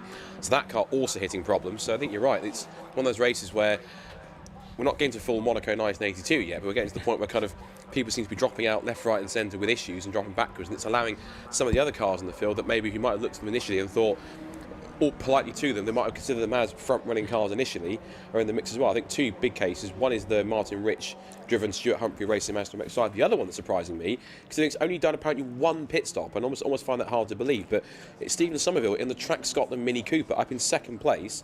Yes, it's 2 laps off the lead, doesn't matter, it's a Class B car, running up in 2nd place overall, which I think is quite extraordinary. That's a great performance from them so far, and that's a really good run, at least particularly for that current driver, which currently has Stephen Somerville at the wheel of that car at this point in time. Yeah, that's quite a lot of Scottish talent. Just the 1 pit stop. Michael Imrie, having started the car, went for over 2.5 hours before his first pit stop, did 80 laps in the car, and then handed it over to Stephen Somerville. By the same token, Steve Somerville will probably still be in the car for another hour yet. So, yeah, they are following the formula of staying out of the pit, staying out of trouble, and, well, there's a long way to go yet, I'm the first to say that. But it's doing a very good job indeed. As I say, I hope that doesn't put the curse on it, but the Track Scotland Mini, then 55. One of the cars in the dark that is easy to pick out because it's got pink lights adorning virtually every folded surface on the car. So across the bonnet and across the roof line of the car, the Mini is picked out across the sky. Halloween was 8 days ago. I think some people have forgotten that. But of course it's Flying Haggis Racing. Of course it is. They're spotting themselves on the TV now. We love Flying Haggis Racing because they always pull off some kind of practical joke or what have you. One thing I should mention, I'm not sure if you mentioned it on the stream or anything else, but also was out quickly to grab myself an early dinner whilst you were talking to the good Major for a second. Yes, I was refuelling early. But I took the opportunity. But I noticed something very crucial, and it actually ties into one of your earlier forecasts. I did feel some spots of rain. So I think there is some rain that's around in the area, and it was only very light spots, but if it's dissipated or not, or it's still very, very lightly, if you'll use the term, spitting, then it certainly is in the area somewhere, but even though it's incredibly light, if not barely affecting anything on track, it's just the low temperatures might be doing something at this point. I have to say also as well, looking at the fact where the Track Scotland Mini is, as we see that's the 458, that's the other Silver Lake C1 that's been pulled into the box and pulled all the way towards the back. So that's the 458 car, which was, where were you initially? That was in 9th anyway, that was rocked back, because that's Greg Rose at the wheel of that car that's brought that in with an issue. And again, regardless of the fact that it's a Class B car, looking at some of the lap times, in fact, believe it or not, I think actually currently the Stuart Humphrey, that's the Stuart Humphrey Racing Mustang X5 just brought some here that ran stopped. But in terms of lap times, the Track Scotland Mini is lapping the 1 minute 50s. The last lap was 1:50.788. That's not a slow lap time for a Class B car, particularly considering that the next car in the field is in second place, is the Mission Motorsport car, which has Marco Agam at the wheel. That's the all Italian entered team car, which has also been entered, I think, apparently by. Might be an error on the intro. It's definitely Mission Motorsport on the timing screen. But that car's back in 11th place compared to third place for the Track Scotland Mini. And that's currently lapping at the moment some 5 or 6 seconds off the pace of the leading class car. So not only is it an impressive performance for a Class B for that car in the lead of its class, it's an impressive performance full stop considering it is 2 classes removed from the lead of the Boston racing car. And that car's won this race overall at least 2 or 3 times. Absolutely right. And certainly often happens in endurance racing that the car which is leading the race isn't necessarily the one that's the fastest on the circuit. But that's certainly the case here at Anglesey at the moment. The Rob Boston car then last time around did a 1 minute 48. There were several cars lapping more quickly than that. Just looking down at the timing screen, there is not very much to choose for second place overall. 2 cars from different classes, but Martin Rich and Stuart Humphrey's Mazda, number 91, is only half a second ahead of the Track Scotland Mini. He's just got past the Mini, so here comes the Mini now, as I say, easy to spot in the dark, and has he got himself back ahead of Martin Rich? No, he's dropped back actually. He's 5 seconds behind Martin Rich. So Martin lapping more rapidly, and indeed is one of the faster cars out on the circuit. So Martin Rich with the Class C car. I suppose a Class C car should be quicker than a Class B car. The car's defined by power to rate ratio, and the Class C is for up to 180 brake horsepower per tonne. The Class B cars up to 140 brake horsepower per tonne. So the Class C cars, theoretically, 40 brake horsepower to the good. But as I say, I just get the feeling, I don't know if Rob Lewis is still down in the pit lane, but doesn't necessarily need to subject Rob Boston to another grilling, but by hanging around he may well be able to discover whether or not that car number 43 that leads the race is carrying some kind of problem or not, and whether or not they're just playing things safe at the moment on the grounds that they do have a comfortable lead, and maybe just going to spend the night just getting as many laps in the books as they can, And then there's no part ferme overnight, so it may well be that there'll be some work done by Rob Boston and his team. They don't have to sleep. They can spend the night working on the car if they want, and they may well do so. I just get the feeling that, as I say, the pace of that car is not quite what we would expect. Lee Brooks just going through and completing another lap in the 1:47s.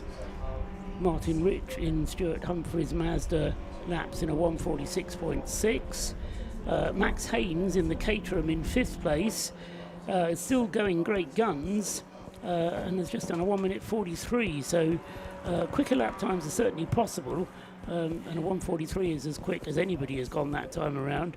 So Max Haynes in the Caterham number 99, having had that longer pit stop because of a loss of power, but with a diagnosis more complex than that, can't tell you, but it did lose, as I say, very nearly 13 minutes in the pits whilst that happened, and as a result of that, it has slipped down to 5th place, and well, at 6 laps behind the race leader. I think it's probably too much of a tall order to get back into the race lead from that, but stranger things have happened. Problems may befall the others ahead of them. A question for Scott that he may not be able to answer, but you can put into your memory banks and try. I'm surprised that you remember the 1982 Monaco Grand Prix, to be honest, because you're surely not that old. I'm born in 1990, but I'm a motorsport animatic like you, so I know these things. You can remember things before you were born. Yes, yeah. It's just called good research, I suppose, and a ADHD and autistic brain, and that's a fact. You can use those things to your advantage. Go on. So the question is, has a Race of Remembrance ever been won by a non-Class D car? From a car from the... it's been won by a relay car in the past. That I can remember. But I don't know that it's ever been won by a non-relay or non-Class D car. I don't know the immediate answer. But I'm the kind of person who will go and find out. Yeah, well, so that's exactly the thing I like to do with you, Scott. Send you off in chasing rabbits down holes. I can still talk whilst I'm doing it, though. Good. So I believe it or not, I somehow in these situations can multitask. Don't ask me how, it just happens. Anyway, 2 3/4, just under 2 3/4 hours to go, and it's still Rob Boston racing in a very familiar position, as we tend to see them often in this race in recent years. It wasn't not to kind of try and poke the bear or kind of tempt fate, but it wasn't. I think it was getting towards this point where we're starting to get to the situation where Rob Boston were looking quite comfortable in the lead, and then the fire happened that we don't talk about from last year. So at the moment, I don't want to say it's nothing like deja vu whatsoever, but I think Rob Boston Racing, they've been here before. They're just hoping that it doesn't happen again. Yes, as I say, I just have the feeling with the Rob Boston car that it's been nursed a little bit. And as I say, there may well be, I doubt whether they would admit anything to Rob Lewis, but I don't know, sometimes by standing around the garage you can get an impression of what might be happening. The BMW class still very much the going the way of Anthony Seddon Racing, with the 2 cars, 34 and a 21. Ethan Hall having taken over at the wheel of the 34. Alan Caulfield in the 21 car in 2nd place. They're separated by a lap. So the Ethan Hall 34 car has got itself a lap ahead of the sister car. And 3rd in the BMW class, as it has been throughout, pretty much, is the number 9 Yggdrasil BMW 116. Which is in 12th place overall, and then 4th is Matt Eddles with the Matabubu BMW, number 56. Matt Eddles then going strongly in 4th place in the BMW class, and then the first of the Forces teams in 5th place in the BMW class is the RAF. Fraser Gillen leading, or in 5th place, but as I say, the leading of the Forces cars in 5th place in the BMW class.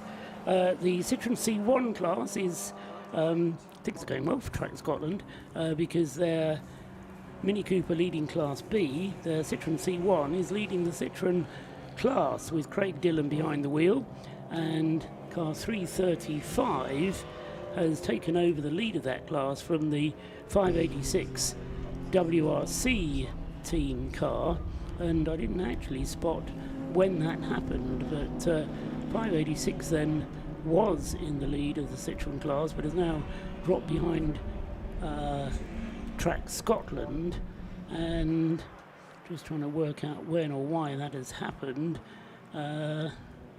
It's being done on pit stops because WRC has made 2 pit stops, whereas Track Scotland are mean with their fuel. They're making Adam Kindness, who was out for the best part of 2 hours and 20 minutes, and now the car having been handed over to Craig Dillon, he's been out for just over 2 hours, not quite 2 hours, but it's a long old stint then for both of the Track Scotland cars, but I suspect what we may see is the 335 losing the lead of the C1 class when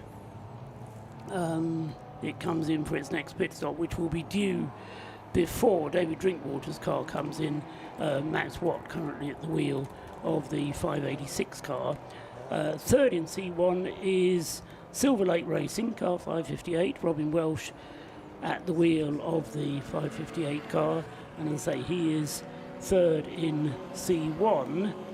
The Ford car has dropped down a little bit because Charles Clark is now driving the Ford car, number 77, and he's dropped down to 30th place now overall, and that is behind 3 of the Citroen C1s, whereas he was only just behind the race leader. So the Ford car, I suspect, not giving quite such good mileage on a tank of fuel as the Citroen C1s do, so extra pit stops required.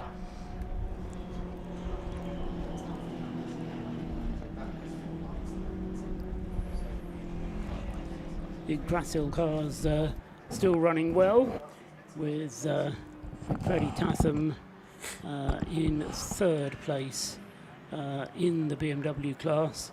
The other Yggdrasil class, Callum Wilson, has dropped down. Actually, he's down at the back of the BMW class now. So the 90 car, yes, we saw that car disappearing off for some extra work to be done on it.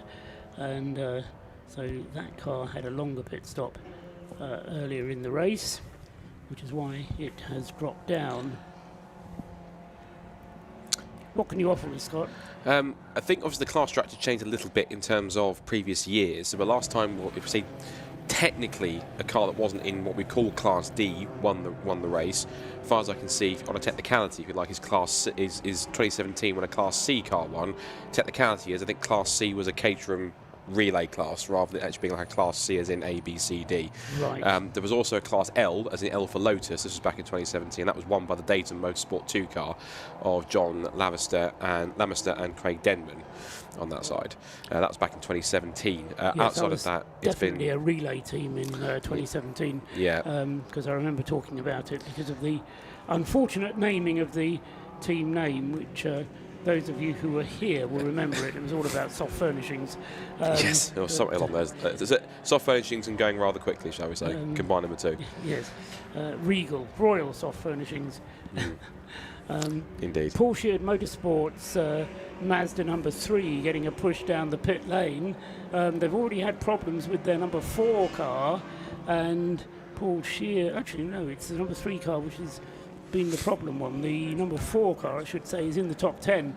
So it's the number 3 car which has given problems so far. Nick Mesmer, the driver of the car, and as I say, it's now been pushed to the very top end of the pit lane to receive some servicing. Scott has more history. I'll offer Class I, whatever that looks like, what the equivalent of that is today. Invitation, right, okay. In that case, there was an invitation class car that won, and it was the Synchro Motorsport Honda Civic back the couple of years prior to that, in 2016, Alan James and Dan Wheeler.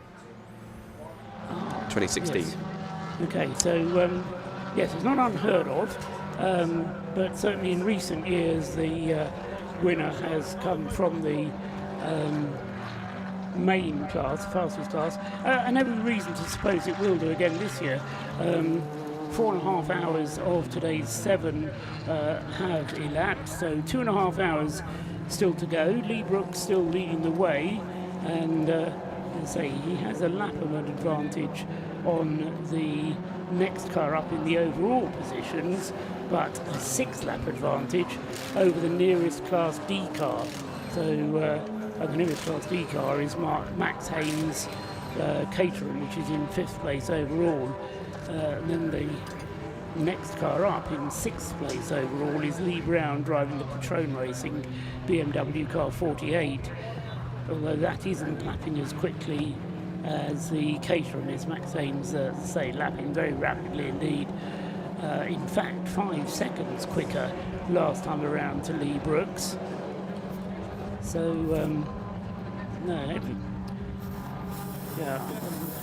the more I look at it, the more I am convinced that Rob Boston are covering themselves, going as fast as they need to, but they would really like to go faster if it were possible. The McAnultys are still out. They're still going strongly in number 71. Their car following a long pit stop earlier on. Jason McAnulty is now back in number 71. But as I say, they lost over an hour replacing that CV joint earlier in the race. So really no chance for them to do anything but just enjoy themselves out there lapping as quickly as they can. And say Jason McAnulty last time round lapping in 1 minute 43, which is again quicker than anybody else's out on the circuit.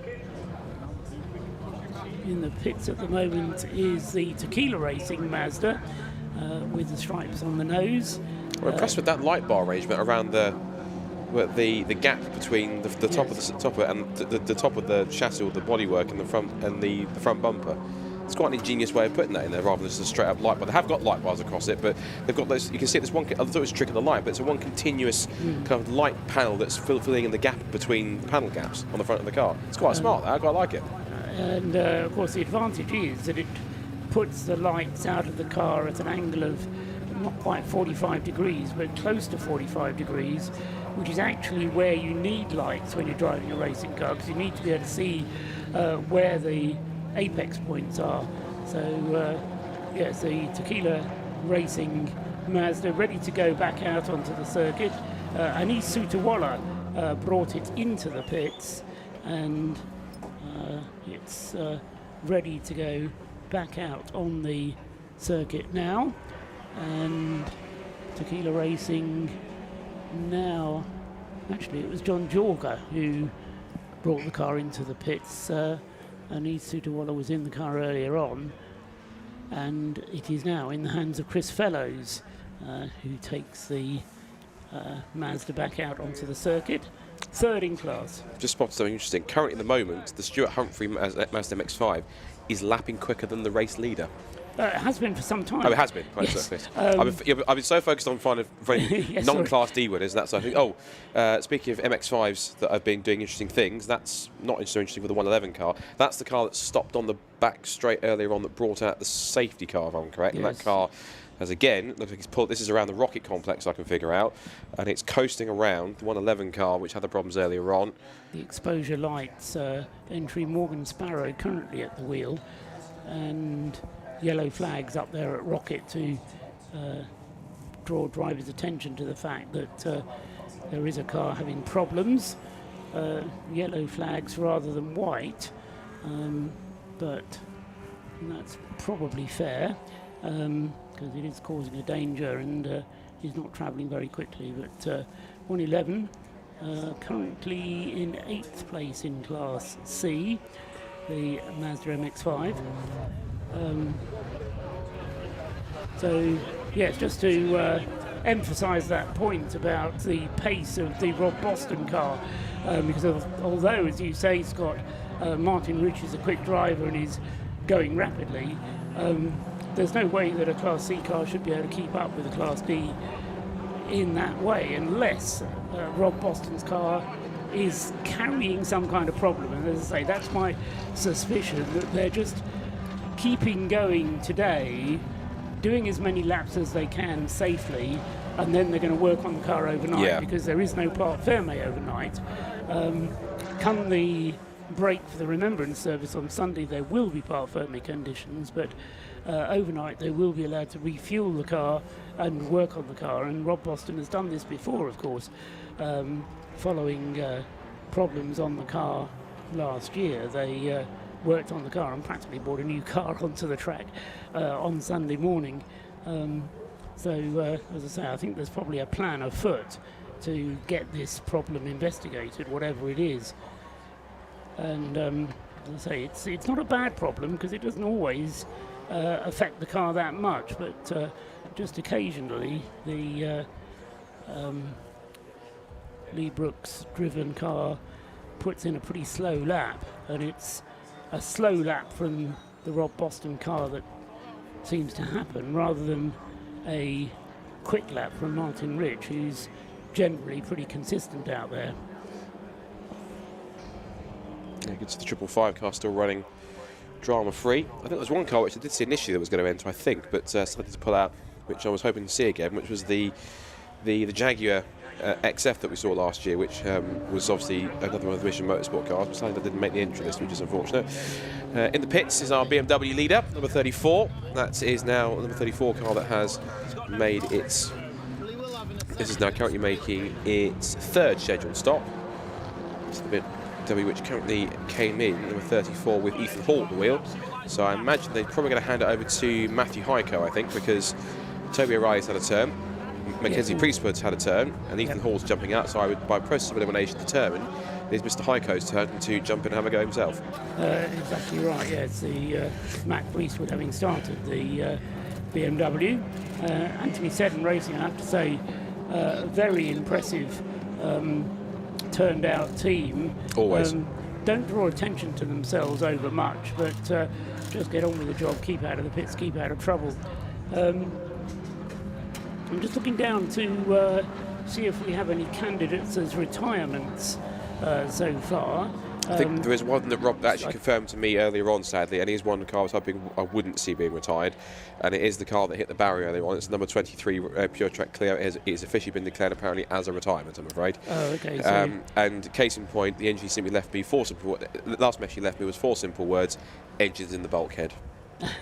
So I'm afraid that car's going absolutely no further, and it just almost cements in some cases that I do feel for Pure Track, because they're a great little team, and when it works for them, they are one of the best teams out there, and they do put some great performances in. But the luck that they get sometimes is absolutely horrid. They had both cars with problems in the Club Sport Trophy race. They've had problems before in Club Sport races and in Super Sport races, simply just reliability or just pure bad luck or bad fortune. And ultimately, they always compete. They've always got a smile on their face, and they always enjoy themselves no matter what. It's just, I think motorsport tests them more than they'd like it to in some cases. I'm not sure whether you were listening to James Cameron when he was talking to us earlier on, but there's a Martin Tarling Livery Award, which is being presented at the end of the day, and I have a feeling that it was going to be awarded to the Pure Track car. I see no reason why that car shouldn't still get the award. The livery is still stupendous, even if it's been thrown at the wall. The other one, so I'll accept your offer of the Pure Track Clio then as our first retirement, but I also put into the mix the Breakdancer Mazda MX-5. Car number 5 has been in the pit lane now for very nearly 3 hours. Now that doesn't mean it's a retirement, but if Rob is listening, and I know he does, but occasionally he goes off and has something to eat, but if he is listening and able to establish whether the Breakdancer Mazda MX-5 is being worked on still, or whether they've thrown in the towel, it would be good to know. As I say, they've been in the pits for 3 hours, which is what would we normally think of as being a slightly longer time than a normal pit stop. Anthony Seddon Racing ready to go and are pushing the car backwards. The car has been in the pits for 4 minutes and 14 seconds as it heads down the pit lane to the Who tag sensor, and that is Toby O'Reilly, who is getting back into the car. Okay. Which rather scuppers our assumptions of yes. Driving order. Yes. And indeed, Toby O'Reilly was second in the car, so they've gone driver 1, driver 2, driver 3, back to driver 2. Interesting stuff. Which, for which there must be a reason. Yes. Anyway, they've decided that Toby O'Reilly should be the driver going out again, and the car, no it's not, double check. Yeah. Ethan Hall was in it before, wasn't he? Yes, he's just been. I think that was his first stint in the car just then, that side of things. Yes, but he's now been shown as taking the car out of the pits. Unless the Hugh tag hasn't updated yet when he's gone past on the pits, which is interesting. I was going to leave this for parting shot because I'm about to be rotated again for another interview, but which is fine. But the number 91 car, car was in second place, is making its next scheduled stop. So the Stephen Somerville has brought that. No, Martin Richards brought that car in for its third scheduled stop. Still running like clockwork and still looking good. So I should be back. Thanks very much, Scott Woodworth there, who's been up and down more often than normal on a Saturday night, but he's keeping us informed, keeping the research going, and so thank you for that. The Martin Rich car then being pushed back, so both second and third place cars coming in for their pit stops at exactly the same time. In the case of the second place car, it is their second pit stop, the Track Scotland Mini having their second stop, and in the case of the Stuart Humphrey racing car, this is their third pit stop, with Martin Rich, I assume, getting out of the car and handing the car back to Stuart Humphrey. There is a car stopped on the circuit, and that is car number 34. That's Ethan Hall, who has only just left the pits, and on his outlap he's ground to a halt on the way up towards the banking, I think that is. So a very early stage in the stint for Ethan Hall, and this may call for another safety car, which gives me the opportunity to introduce another of the Race of Remembrance partners this weekend, Ashley Smith. Yeah, that's it. Okay, yeah. From Davanti Tyres. Now, Davanti are one of the new partners of the Race for Remembrance. I think it's the first time that Davanti has been involved in the Race for Remembrance. Yeah, it's our first year sponsoring the event, and obviously we've also supplied some tyres to the Mission Motorsport team, which obviously is a first for us as well. And the tyres going well. I mean, this is presumably a bit of research and development as well for you, as in addition to just providing tyres. I mean, there'll be work going on the development of the tyre construction itself, presumably. Yeah, exactly. This is our new Pretoria race tyre. So we launched it in 2023 after a long, obviously, initial development phase. But now this is, after this year, we've had a few race series running the tyre as a control tyre. But now, obviously, this kind of event is really good to get the feedback on it, so then we can further develop the product onwards from where we are now with it. I'm told there's two different compounds that you offer. There's the Protura, as you described, but then there's a slightly more road tyre version. Is that right? Yeah, the Pretoria race is the track focused. It's still road legal, but it's a semi-slick tyre. But we also offer a Pretoria Sport, which is a more road biased tyre, which is more of your everyday kind of performance UHP tyre. And should it rain tomorrow, perhaps, everybody's saying it might, which is the tyre that you should be using for the wet? Does Davanti make any suggestions in that direction? In this scenario here, it would still be the Pretoria race, because the Pretoria race is designed as a track tyre. It's designed to obviously handle the wet, being a semi-slick. The Pretoria Sport is more of a road-based tyre compared to obviously the Pretoria race, which is track-focused. Right, so you're predominantly looking at the track day tyres to be used here. And does the feedback then give you the opportunity to change compound, change tread pattern? What sort of things are you looking at? Yeah, obviously the feedback we get from the drivers on how obviously the tyre lasts will influence the compound, and obviously any feedback they give should it rain on the wet performance, we can obviously use that when we further develop the tyre from obviously its current compound and tread pattern.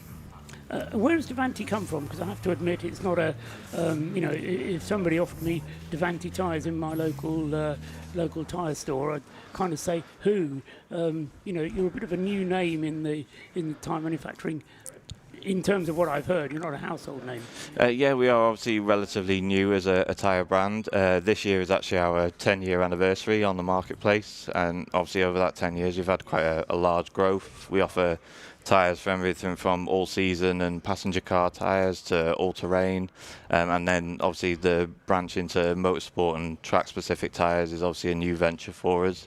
But it's obviously a testament of where we're at with the brand, that we're confident enough to put that tyre out there and have it running in race series and things like that. It kind of shows where we've come from, and we're sold globally, not just here in the UK, but mainland Europe and places as far away as South America and Trinidad and Tobago. So yeah, it's got obviously we're still growing against the big players, but yeah, we're definitely there in the marketplace now. Yeah, and so is the UK the biggest market, or is that in the rest of this continental Europe? UK is one of our obviously biggest markets because we've got quite a wide distribution there. Obviously being a British founded company, that's where we've started with distributing, but we do sell globally, yeah. Focusing on getting more involved in motorsport as well, from the sounds of it. Yeah, branching out. Obviously, now that we've got the Pretoria race tyre out in the market, and it's been used across, a wide variety of race series and things like that. The aim is obviously to continue that technological development to increase the range of tyres that we offer within that motorsport space. What other series are you involved in? So this year we partnered with the Mini Challenge Club Sport and the 750 Motor Club Swift Sport Challenge, which was the first year they'd run that championship, so entry-level sort of club racing series. Yeah, so happy with the things you've been doing so far, and presumably wanting to build on that. Yeah, exactly, and the feedback that we've got from both of those race series from the drivers, whether they're novice or experienced, has been really good on the tyre. So obviously that's great feedback for us, and we'll continue to grow from there. And as far as the Race of Remembrance is concerned, is this your first time at Anglesey? First time for the Race of Remembrance. I've been here before to Anglesey Circuit, and we've been here as a brand with the tyre and everything before, but not with Race of Remembrance. And obviously it's great to be a part of such a special event. And yeah, obviously from what we've seen out on track already, it's been a fantastic event. How many people, how much equipment, how many tyres do you have to bring to an event like this? I mean, is it a big logistical operation? I think we've provided the tyres to the Mission Motorsport team. I think they're running 4 cars in total, and I think they've got over 70 tyres that they've obviously brought here for the event. So we've provided the tyres to them, but obviously they're doing the logistics in terms of looking after. So they actually bought the tyres off you elsewhere and then bring them. We've provided them with the tyres obviously for this event, so that they can run them on their cars. But that's logistically we don't have any mechanical team or anything here. That's all with Mission Motorsport themselves. So you don't mount tyres here or anything like that? No, not ourselves. Right. No, not as a brand. Yeah. Okay. Would that be something that you would get involved in should you be running, for example, a control tyre on a series where you're then actually providing race service at a race meeting?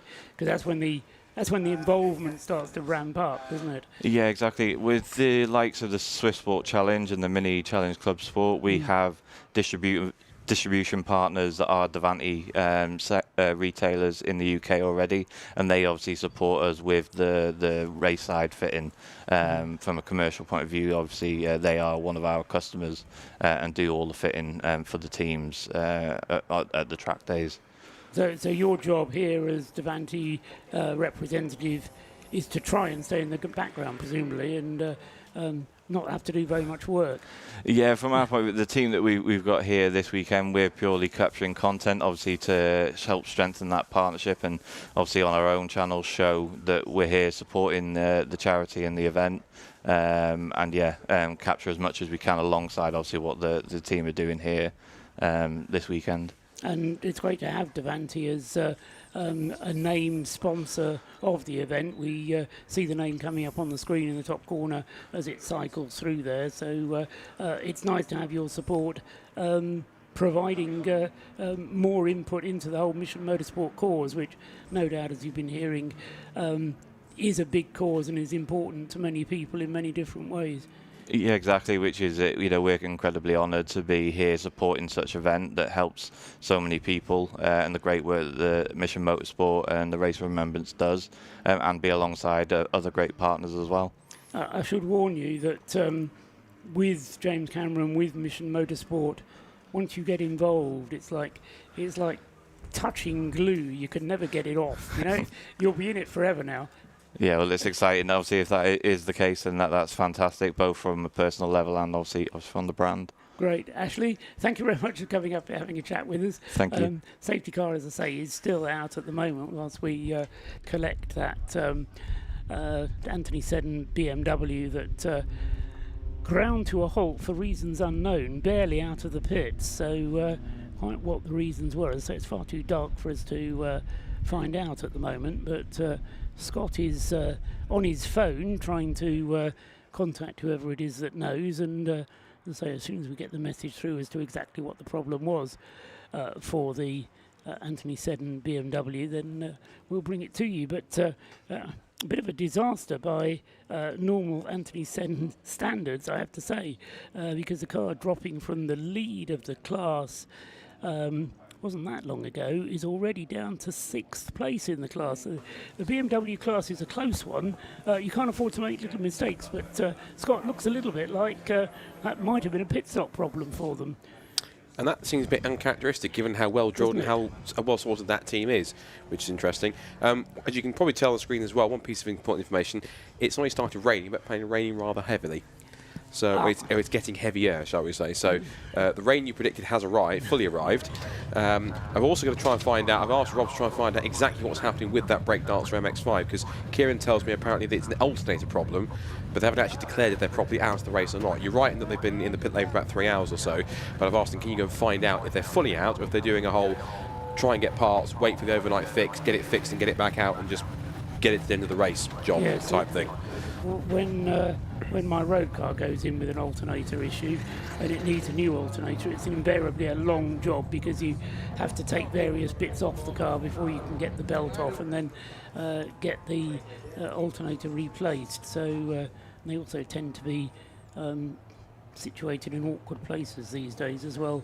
Yeah, well, good luck, Rob, in finding out that information.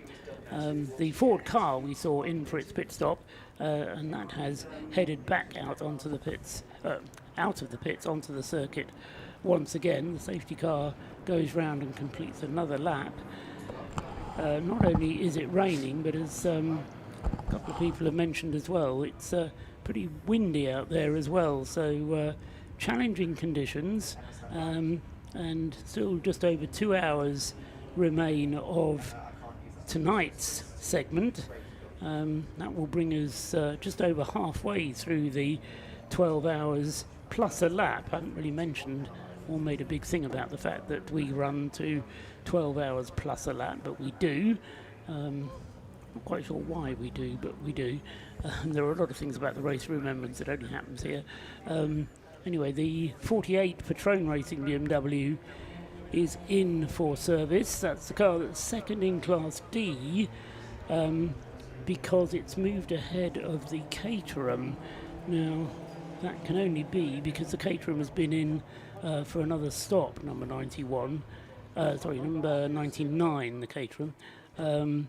Max Haynes probably has come to the end of his fuel, or approaching the end of his fuel. So he is, or has been in for a stop, and the car has resumed with Tom McEwing now back at the wheel of it, and I suspect he'll be able to take back 5th place.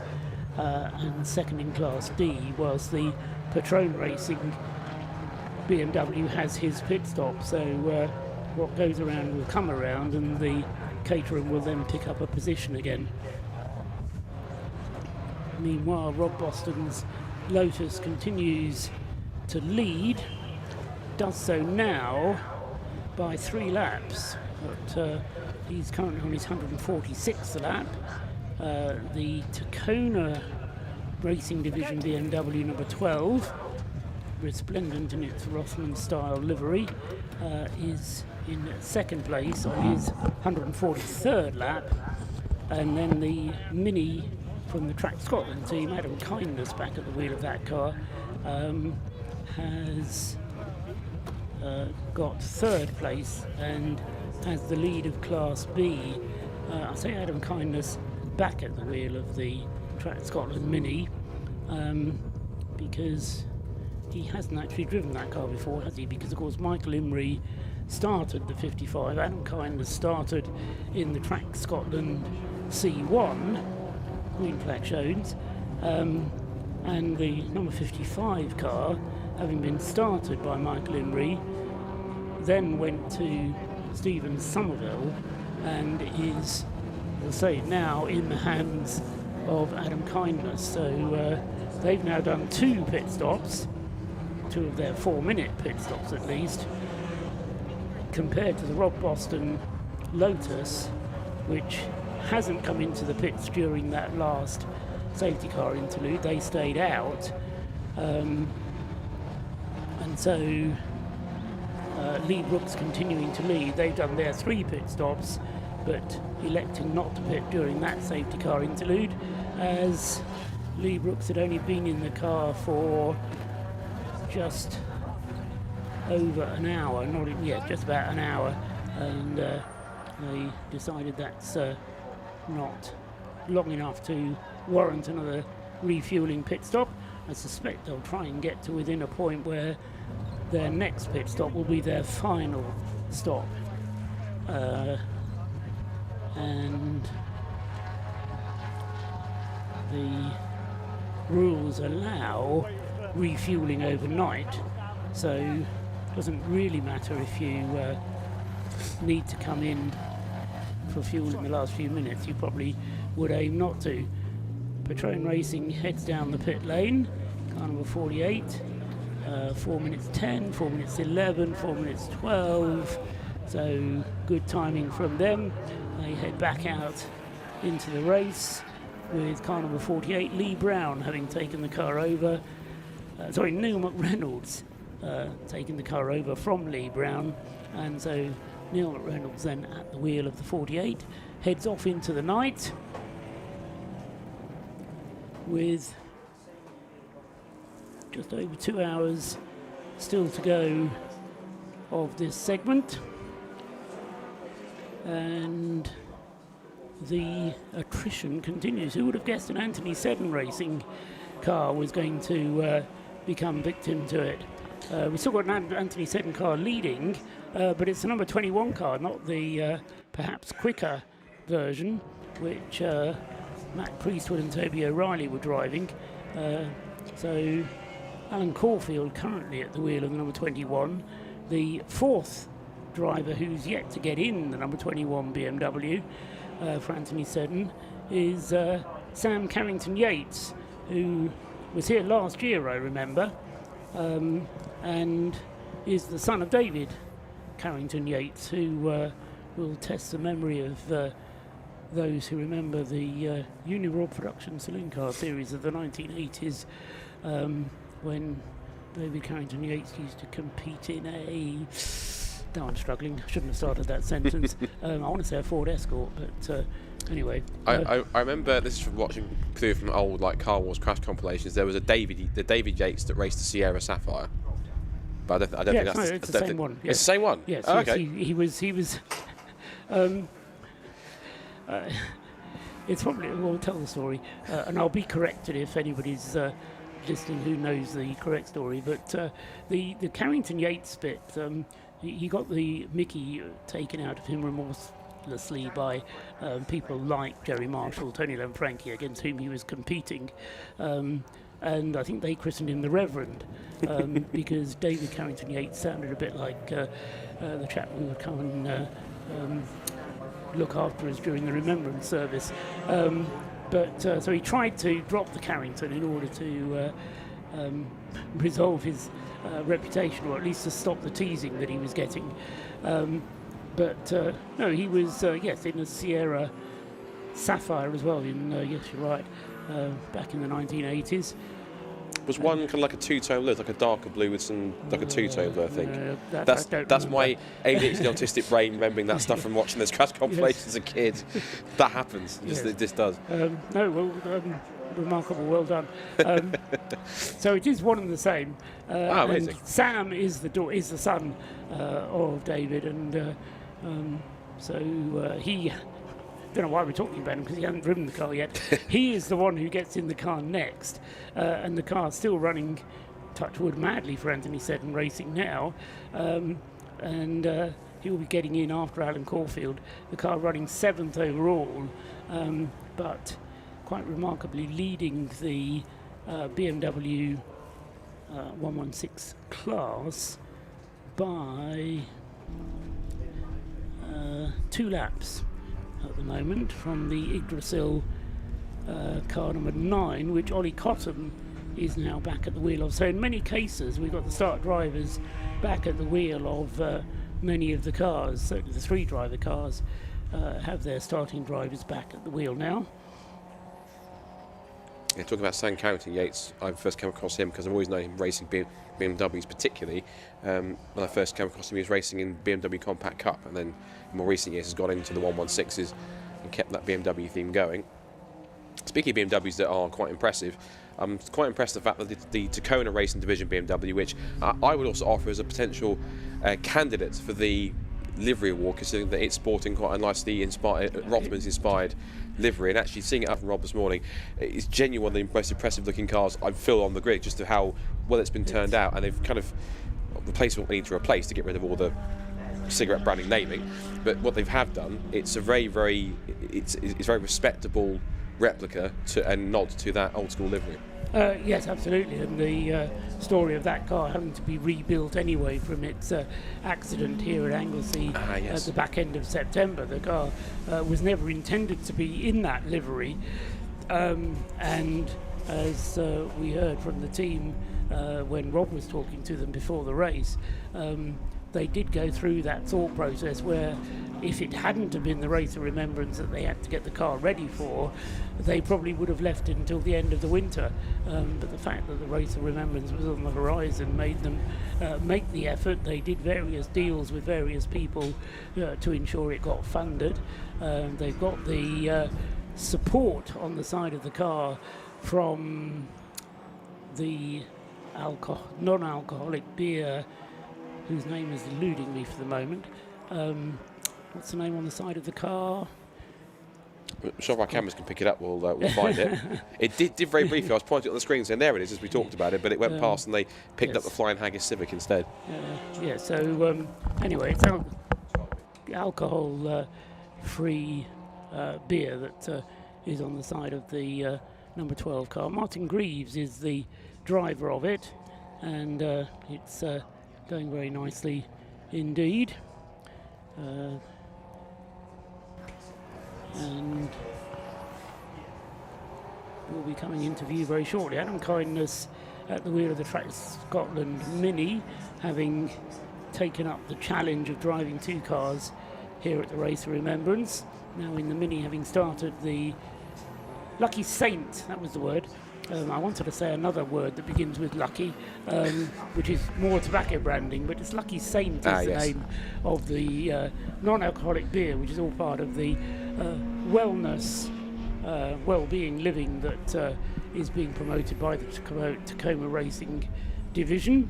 There it is, look, we found it. Yeah, so that's the car going very well. 2nd place overall, leading its class, and the car will be quite, the team will be quite happy.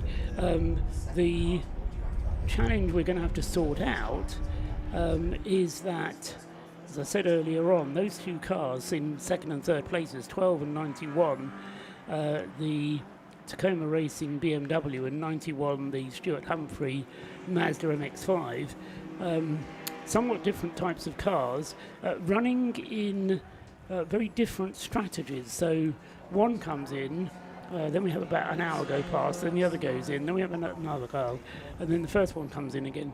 Now, that means that one of them is going to run out of fuel before the end of this segment, and the other one's going to have just enough to get them to the end of this segment. And the one that's going to benefit, just trying to work that out. Yeah, the Mazda doesn't go as far on its fuel as the BMW does on its. So, yeah, 40 or 50 laps is the stint length for them. So, I think in fairness, it will be the 91 car that finishes ahead come the end of the race. So Martin Rich still at the wheel of the 91, is it? No, it's not. It's gone back to Tom Walpole. So we heard from Tom earlier on, didn't we, in the number 91 car. Well, he is back at the wheel of the number 91. So Stuart Humphrey started it, Walpole drove second, then Martin Rich. Now we're back to Tom Walpole for stint 3. Stint 4. So that car, another one that's not cycling through their drivers consistently, having gone driver 1, driver 2, driver 3, and then back to driver 2 again. So Tom Walpole, when he spoke to Rob earlier on, had been doing a jolly good job, and as I say, according to the TSL timing screen, is back at the wheel of the 91 now.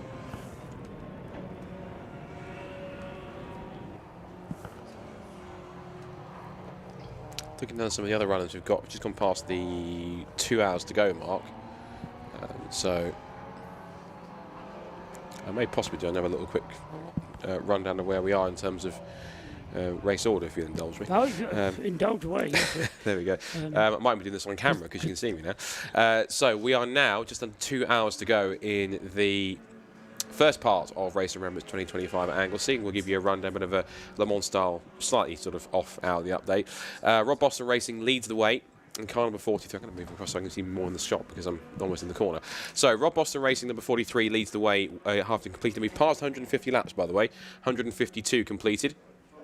With a 3-lap lead over the second place car, which is the Class C leading, number 12, which is the Tacoma Racing Division, Martin Greaves, BMW E36.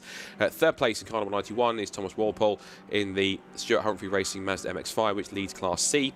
The Class B leader, which is the Track Scotland Mini of Adam Kindness, is currently in 4th position, car number 55. And they're rounding up the top 5 as a car that had some problems earlier on, but is now back on track and trying to make up the time. And that is the number 99 DKS Motorsport, Caterham 7 with Tom McEwing at the wheel. 6th is now the number 48 Retrain Racing BMW, number E46, 3rd in Class D.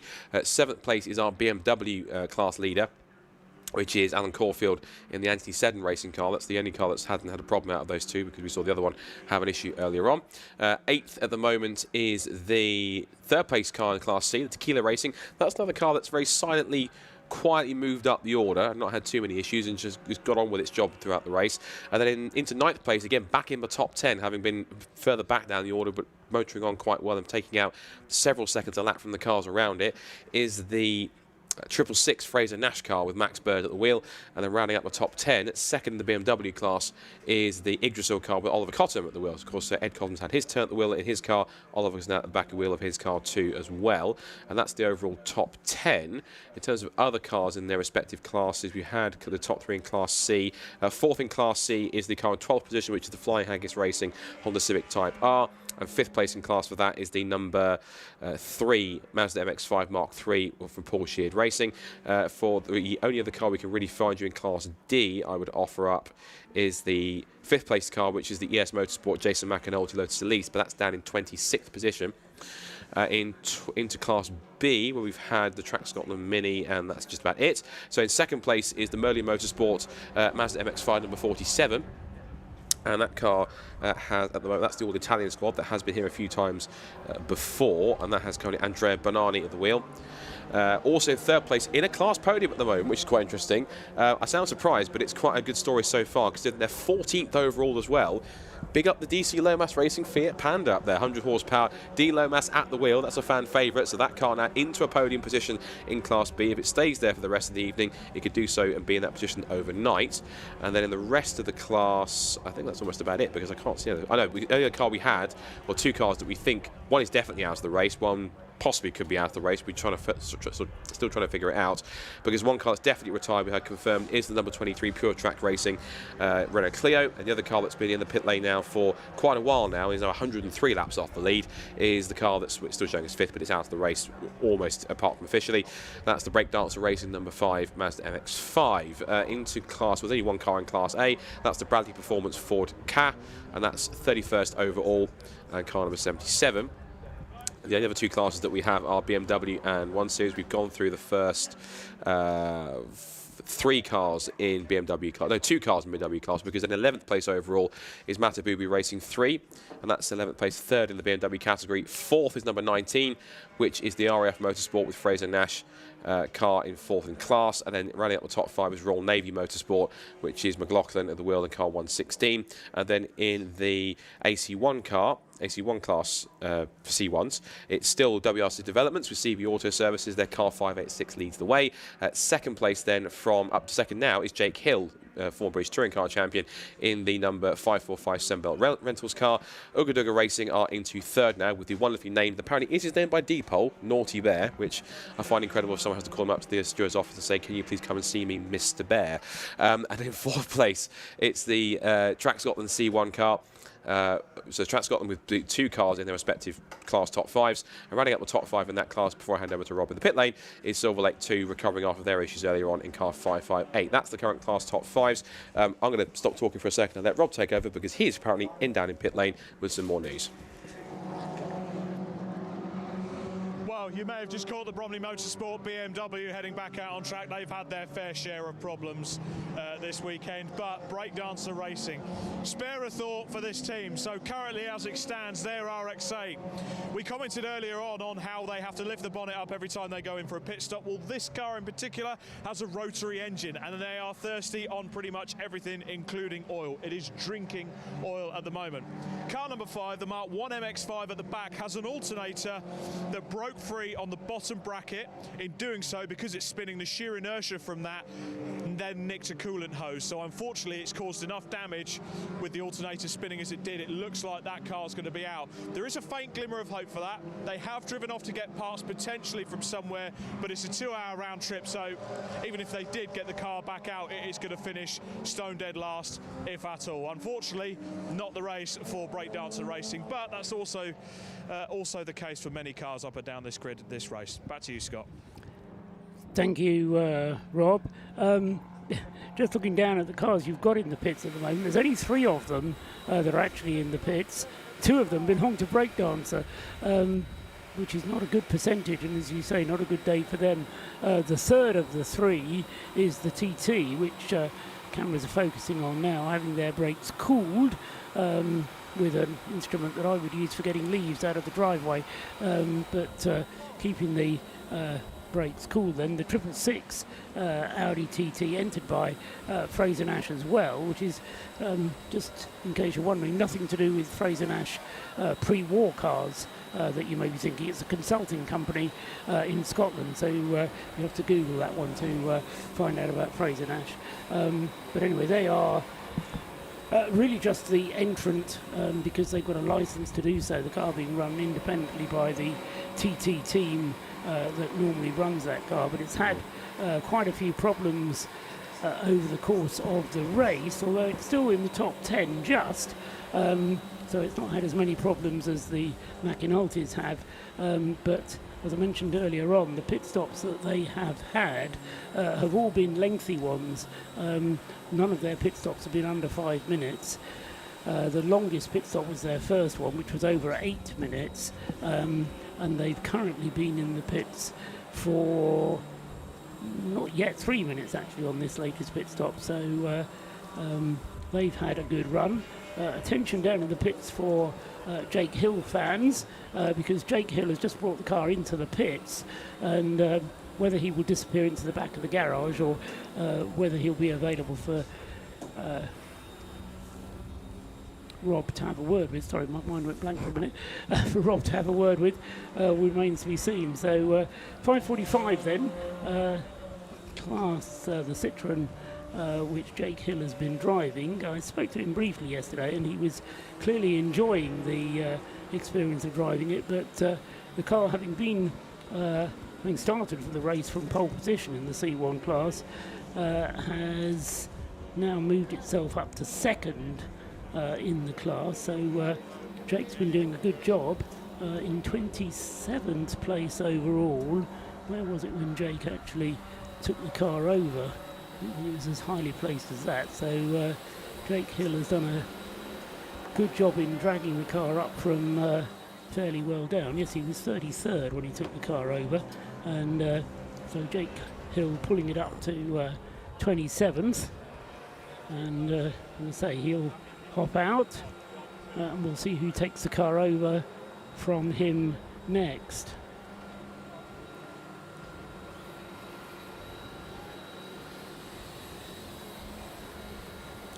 One thing I will say for the Rob Boston Lotus, even if its lap times may not exactly be setting the world alight, it has been very, very consistent. So exactly what the doctor ordered as far as that is concerned.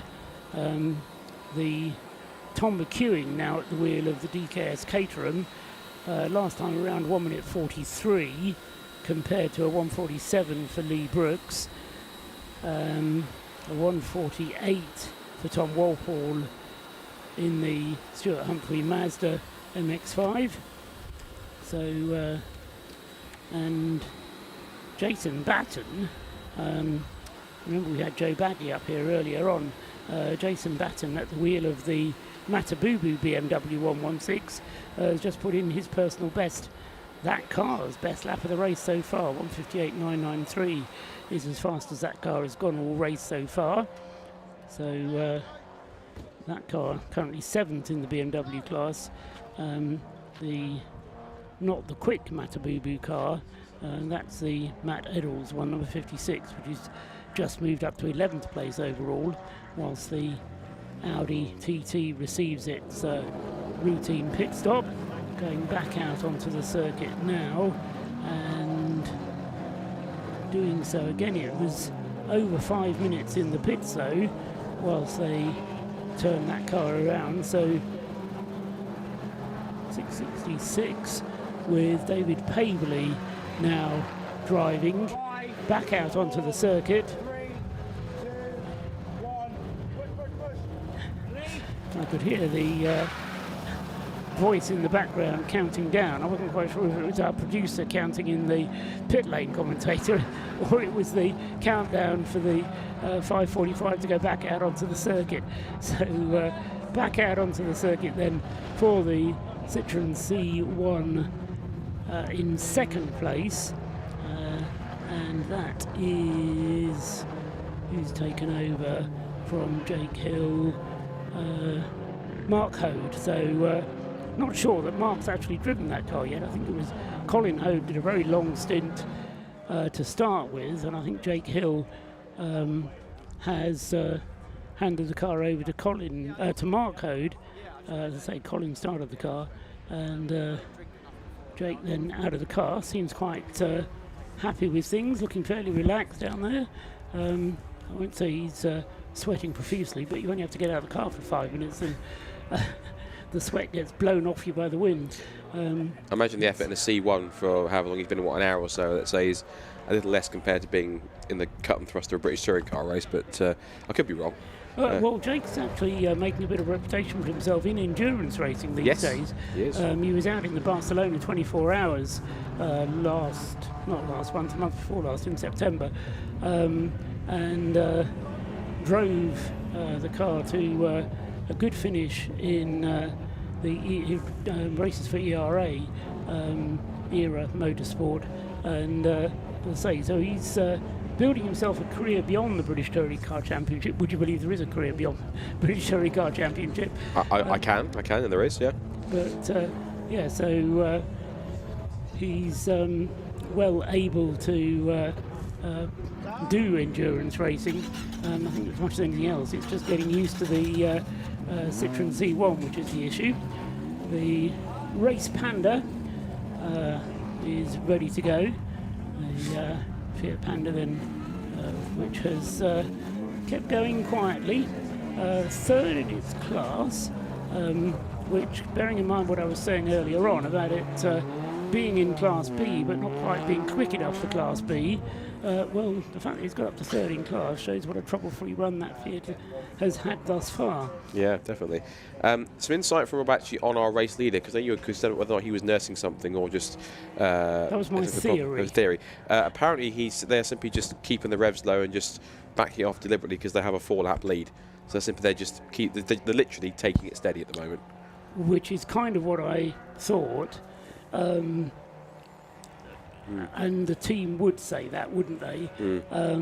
If there is a little problem with the car. As I say, what I wouldn't do to be the type of person that stays up all night, go down to Rob Boston's garage and see what happens between 10 o'clock tonight and 9 o'clock tomorrow morning, because, as I mentioned, there is no part firme conditions overnight, so they can work on the car, and I suspect there may be a quite deep dive into the electronics of that car to quite try and work out what's going wrong.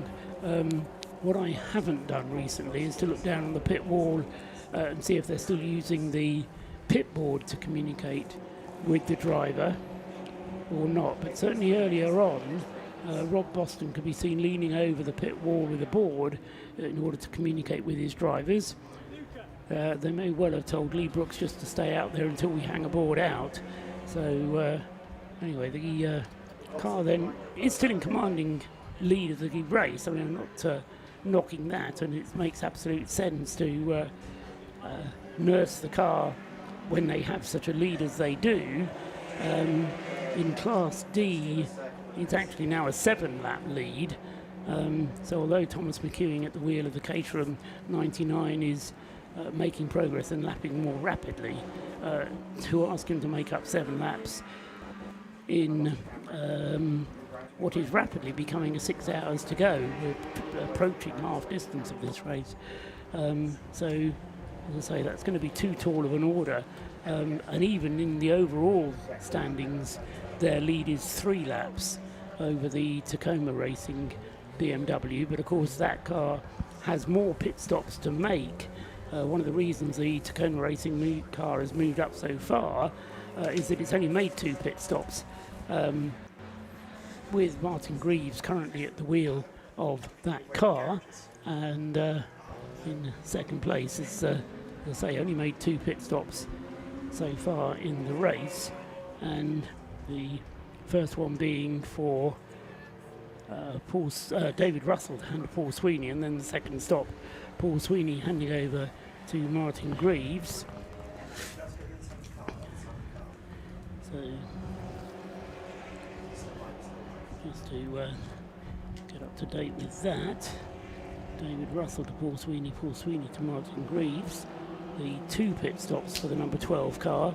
But of course, from the regulation point of view, by the end of the race, they will have to make 6 pit stops of 4 minutes or longer. And the Rob Boston team have got 3 of those in the bag already. More information from Rob Lewis down in the pits. Rob, who have you got for us this time? And I have indeed managed to grab Jake Hill, fresh from the Sunbelt Rentals car from his stint. Jake, you're starting a new international career, and it's starting in Wales with the Race of Remembrance. How was that? Yeah, do you know what? It was good fun. I mean, it's challenging out there. I mean, this circuit is extremely dark in the dark. I know that doesn't make sense, but some tracks are normally quite well lit, and this one is, you know, there's not much sunshine or light in the sea, is there? So a little bit tricky, but nonetheless, I've had a fantastic time, and yeah, racing the little C1 has been good fun. You've got a good relationship with the team you're racing with, Colin Hoden, Cat DT in particular. How far has that sort of gone back? Yeah, I mean, I've known Colin for like 15 years now, so it's been a long time. You know, Colin's been a great bloke. I did some training with him, driving training with him way back when I first started racing. So great guy, and his son Mark's a lovely chap as well. And yeah, just proud to be driving the Sunbelt Rentals car. And yeah, so far we're having a good run. Having a very good run. I mean, put it on pole. They're not the fastest car C1s, but that doesn't detract from any of the racing, does it? No, I mean, in lots of ways, driving a car as slow as a C1 means you have to be, millimetre perfect with it, and that has its own challenge. Any car that's underpowered as these things are creates its own difficulty. You've got to drive them extremely well, and there's a fantastic host of good drivers in these C1s. So yeah, it's been tough, but hopefully we can just keep it up now for the last hour and a half tonight, and then in tomorrow. This event in particular as well, being at the Race of Remembrance, what's that been like for yourself taking it? It's certainly different. It is. Never done anything like it before, never done a big charity race like this before, and obviously this is for an amazing cause, the Race of Remembrance for all of our veterans and Army crew that are still active, and it's really touching. I've spoken to lots of guys that are both ex-servicemen and current, and it's just awesome to hear their stories. I mean, obviously not all stories are great, that's part of the reason why we're here, but either way it's fantastic to hear their stories, and I'm in full support. Now let's talk tactics. Obviously there's one reason you're out in Colin's car, that's to win. How has it been looking so far during the race? Yeah, so far so good. I mean, we were, it's been tough. The guys are so fast, but I've had some great races out there in my stint with a couple of the Silver Line cars, I think it is, Silver Lake cars further down, and yeah, it's been great fun. Those drivers have come up to me and said, well, thank you for such a great race. But so far we're doing good. I believe we're sort of leading on stops and stuff like that, so we've got 4 of our stops out the way now, I believe, so only 2 to do tomorrow, so I think we're in a good place. We just need to get it through the rest of the night. And the plan for the rest of the race, when are you back in the car? I will finish the race now, so Mark's going to take over and then into tomorrow's race, and then Colin will jump in between the services there, in between the service that we're going to have obviously for the second stop there, and then I will finish. So yeah, looking forward to hopefully bringing our Sunbelt car across the line in a sensible place. Jake, it's great to see you there. Go get yourself a well-earned cup of tea as the rain has started to fall here. This man, Mr. I was watching you dance that car up the top. Dale Lomas for everyone. Then what happened is I absolutely thrashed him down the back straight there. But this is me semi-pro and this is a full professional in a C1. So the Panda is a mighty Panda again. But no, congratulations. You were making it dance over there. It was glorious to see. Right, Mr. Lomas, come on, let's have a chat now. Let's talk about that mighty Panda. You had a mega stint out there. Yeah, so 118 minutes. I'm a bit sweaty now, but other than that, the car is glorious. We've had it mapped by a good friend of ours. Ace has done a great job getting it to track, and he won't let me touch it now. He says, I'm a driver, I'm the meat behind the wheel, I'm not allowed to go near it other than turning. And the car is looking immaculate this year, if I may say so myself. Yeah. What's changed since last year?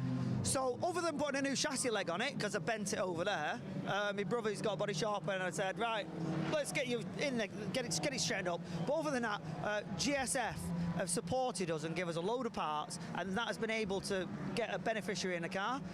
Mike Burton, absolute legend of a driver. He's really quick, and he can make the Panda sing and play around, and it's phenomenal what he's doing with the car, and it's a pleasure to have a beneficiary in with us. And this event, what does it mean to you? Do you know what? It's the camaraderie. Last night we had a gearbox failure, and we got gearbox pullers, and everyone was pitching in, and it's one big family, isn't it? Now, let's talk about the serious bit. Let's talk about the racing. That Panda is so fast this year. Yeah. all three of you drivers are absolutely caning that car, and you're in a great position. You're going for the winning class, right? We need to finish. Our thing this year is finish. 11 minutes to the end last year, and that was it. So this year we're going for the finish. I think we're second in class. Yeah, third in class, I believe. Well, we're going to take second. We want a little trophy. We don't want a big fancy one, just a little one. And yeah, we're going to just take some glory, but finish. I'll tell you what, we'll come back and check in with you tomorrow morning. So a great the DC Lomas team, a brilliantly prepared DSF car parts supported Panda, and that's just some of the camaraderie up and down the pit lane. And as Colin Hode actually sort of said there in the background, it is starting to rain, it's starting to settle, it's starting to get a little bit slippery. As we go into the final part of part one of the Race of Remembrance, this could stir things up a bit. Back to the commentary team. Yes, I mean, I think starting to, the last 5 minutes have been heavy rain, and certainly peering out of the commentary box window is now becoming even more difficult because yeah, not only we have to contend with the dark, but the rain is lashing in across the Irish Sea as well, I'm afraid. So that is not helping matters, making conditions very tricky. And in terms of lap times, if you're Rob Boston, or if you're Phil Grayson, to be more precise, who's no, it's like Lee Brooks, isn't it, at the wheel of the Rob Boston car number 43, makes it just that little bit easier to look after the car. The car's in the pits at the moment, so Lee Brooks has just brought the car in. That's why I got the driver wrong. So Lee Brooks in the pits at the moment. They're getting another of their mandatory pit stops out of the way, so this is another 4-minute stop for the number 43 car, and so the fuel is going in. I'm suggesting it will be Phil Grayson getting in the car next, Lee Brooks getting out, and so there will now be 4 pit stops to the good, and they would seem now, having had those, I think it was 3 penalties in the end that the car had to serve, they've sorted those out, and the car being driven very well indeed by Lee Brooks in that last stint, which was an hour and 20 minutes more or less, but whilst he is in the pits, of course, the gap first to second will come down. Still this interesting battle between Tacona Racing and Stuart Humphrey. They're continuing on their way. Tacona Racing is probably only about a lap or 2 away from its final pit stop of the night. I think they'll probably aim to go from now to the end of the race without another pit stop. Only another hour and a half of racing tonight, so Tacona Racing will come in for their pit stop. That will leave Stuart Humphrey Racing in the lead of the race, but they will need another pit stop before the end to get them to the finish, whereas Rob Boston's team, I suspect, will also be trying to get enough fuel into the car to get that to the finish. I noticed that a penalty of 10 laps has just been applied to car 458. That's the Silver Lake Racing Citroen C1, and I'm not quite sure what offence they have committed to warrant a 10-lap penalty, but that is a fairly severe one. So Rob Lewis has contacts with Silver Lake, so we'll be down there and endeavouring to find out exactly what misdemeanour they've committed to warrant, as I say, a 10-lap penalty. But that seems a fairly severe imposition for the Silver Lake team to have to pay. Just reflecting on what we were hearing from Jake Hill there, and say he what he didn't mention was the fact that Jake has been participating in long distance racing more internationally perhaps than coming to Wales, but anyway, Scott Woodward's noticing some action out on the circuit just then. Scott, Yes, somebody's just having a spin. Just conversing with some of our guests in the commentary box, the guests of Car 24, and who are very welcome here for as long as they want. Yes, there is. That's what I was referring to. There was an errant C1 going for a spin at the corkscrew. Can't see exactly who it was, but there was one spinning up at the corkscrew. We might have to play the game of spot the lap time that's several seconds slower than the others in that class. With and we'll try and figure it out. conditions the way they are, that's not necessarily going to be easy, because there's quite a lot of cars that are going more slowly as a result of the deteriorating conditions, and I say that is going to keep people rather on their toes for the last hour and a half of the race.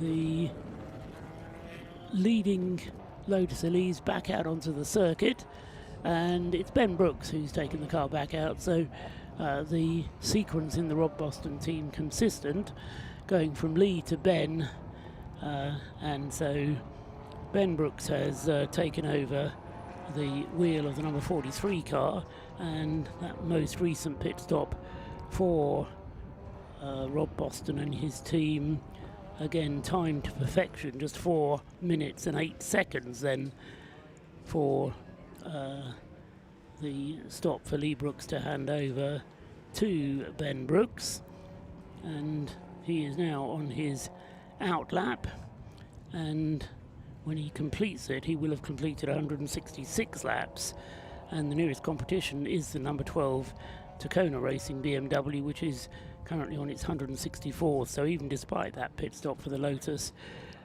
he still has a 2-lap advantage on the rest of the field, and as I say, 4 pit stops of the 6 now completed, so that does indeed stand them in good stead. As we're hearing from Jake Hill, the Citroen C1s also have to complete 6 pit stops, and interestingly for a Citroen C1 it's actually easier to get around and do fewer pit stops, so you have to kind of make the space to squeeze the extra ones in, which ideally you'll do under the safety car if you can.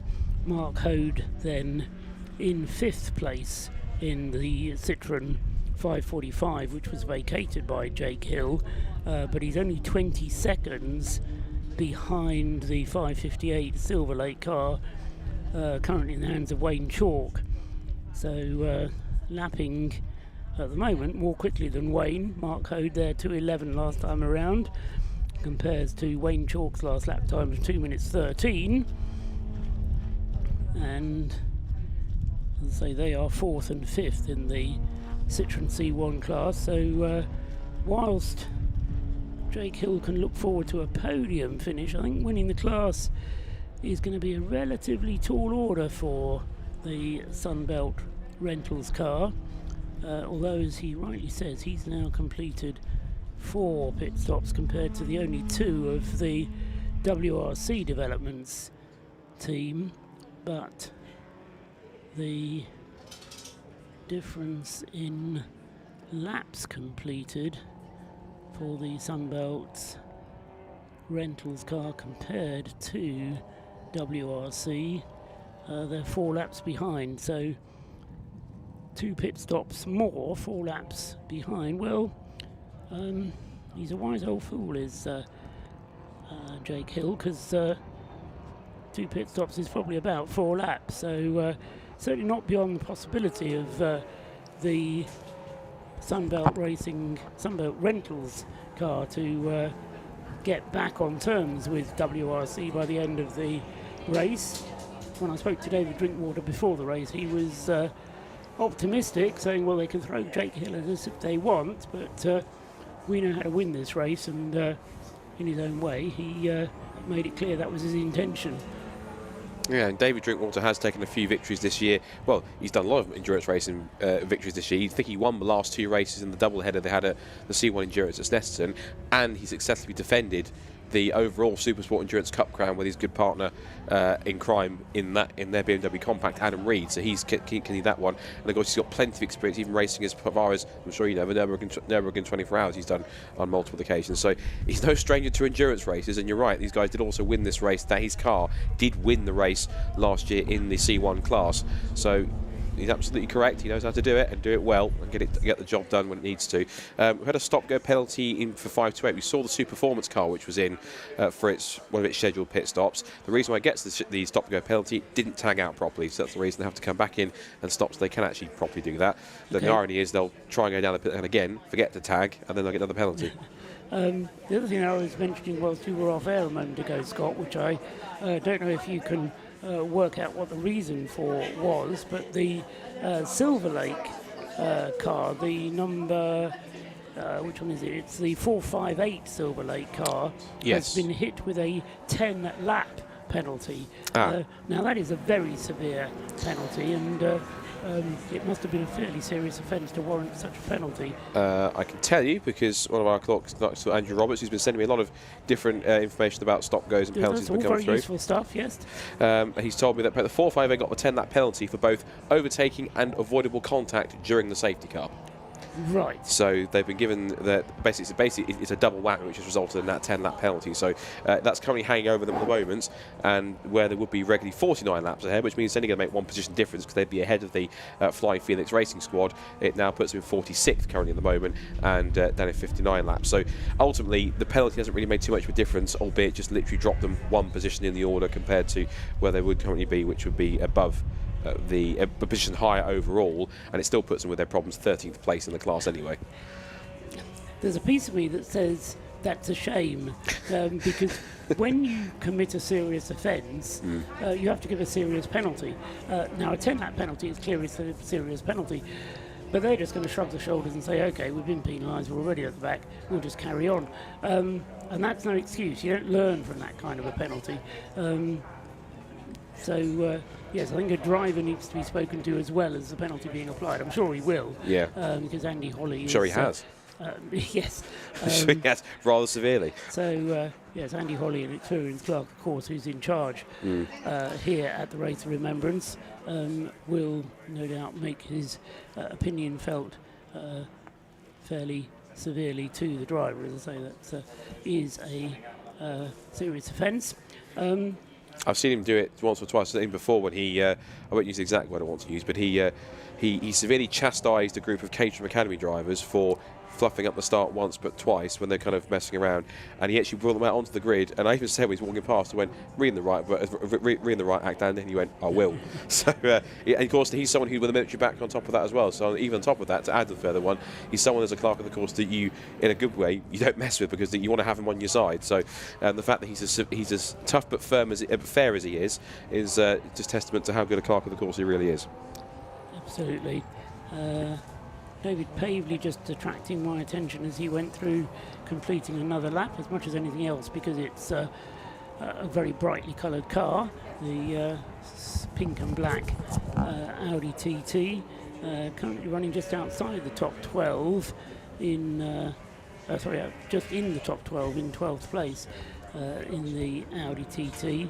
Interestingly, at the moment the Audi not coping as well with the wet conditions. You're going to is not as great in these conditions as it would have been otherwise. He's got an excuse for going steadier. I was going slower because of the conditions. I don't want to put the car off the road. Well, quite so. I mean, as I say, he is going slower, but as I say, compared to how much more slowly everybody else is going, then at the moment the Lotus is re-establishing its advantage. That said, the racing guys are listening to us, because guess which car has just been handed the 30-second penalty for reasons I don't know yet. Go on. Car 43. Oh dear. Stop-go penalty. It says stop-go penalty, number 43. I'm sure that Andrew Roberts will tell me exactly what that's for in a second when it comes through, if he's listening. Yeah, so the I'll wait for the message. Has already served 2 penalties. One for... yeah, go on. Incoming. Here it comes. He's listening. I'm waiting for the message. He was typing, then he stopped. So I wait with anticipation what the penalty is exactly for. One of my WhatsApp correspondents, where it says, on WhatsApp, where it says what you're doing at the moment, whether it says, I'm in WhatsApp, hello, his message there says typing, which is very confusing. Clever, yeah. That's I very won't good. tell you who that is, but it's a There we go. commentator that you will know. Anyway, tell us what the reason for the leader's penalty is. It is overtaking under the safety car, so that's the ultimate slap on the wrist, particularly for the leader. A stop and go for that is possibly a relatively minor penalty, bearing in mind what we were saying earlier on. So now we will see how well communication happens with the Lotus Elise, because, as I say, we were led to believe earlier on that the radio wasn't working so well on that car, and so whether they'll be able to communicate with Ben Brooks that information through the radio, or whether they'll have to hang out a board. I'll keep an eye down on the pit wall to see whether there's a board being hung out or not, and whether, of course, Ben responds to the penalty. The car, as we've said, has a very useful margin over the rest of the field. 2 laps of a lead over the second and third place cars, which are both in Class C. 3 laps of a lead over the fourth place car, which is in Class B. And the lead over the next car in its class is actually down to 4 laps. Remember, that was up to 7 a little while ago. But the DKS Caterham number 99, which is the next car in the same class as the leader, with Tom McEwing at the wheel of it at the moment, as a result of the most recent pit stop for the Rob Boston racing car, that gap has come down to just 4 laps now.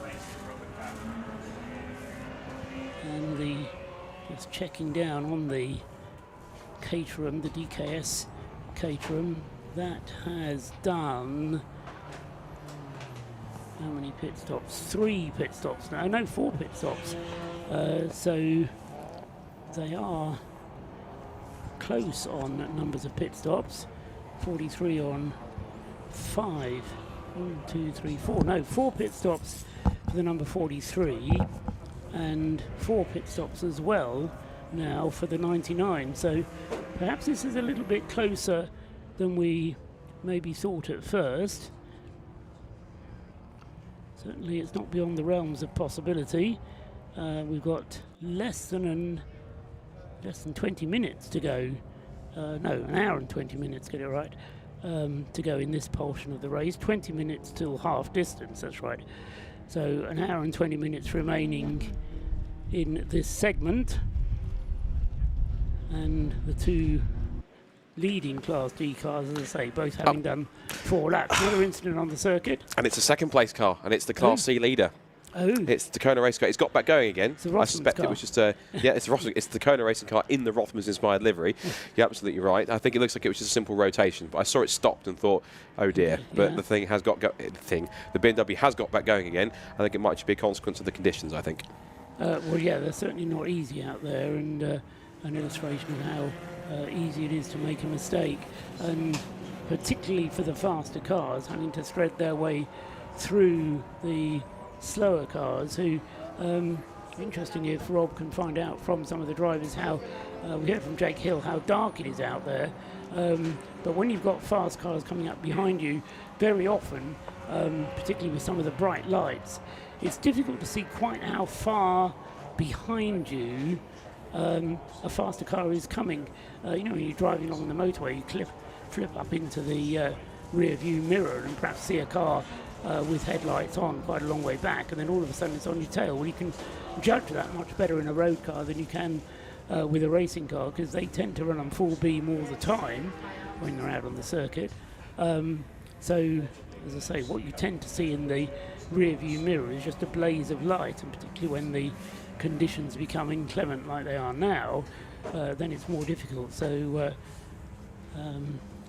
mistakes easy to make. Into the pits though comes the Tacoma Racing BMW, so maybe just coming in for a little bit of an inspection is Paul Sweeney.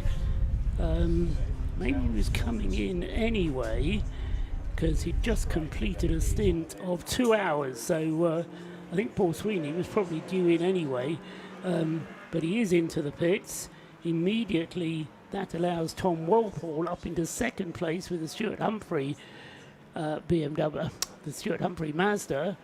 The Tacoma Racing BMW then will have its pit stop, and from here will be able to get to the end of this part without having to come in for more fuel. So this will be the final pit stop for the Tacoma Racing BMW. And they will be changing the driver, and that should be changing from Martin Greaves, who's currently driving, to Paul Wooding, who's yet to get in that number 12 car.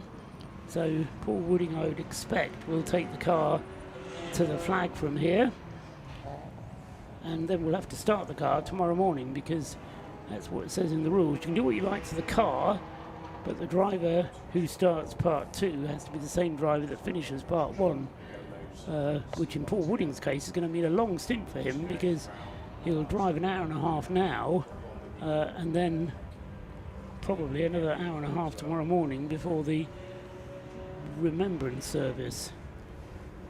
So just trying to catch up with the BMW and make sure that all is well with the number 12. 2 minutes on the clock so far for that car in the pit lane.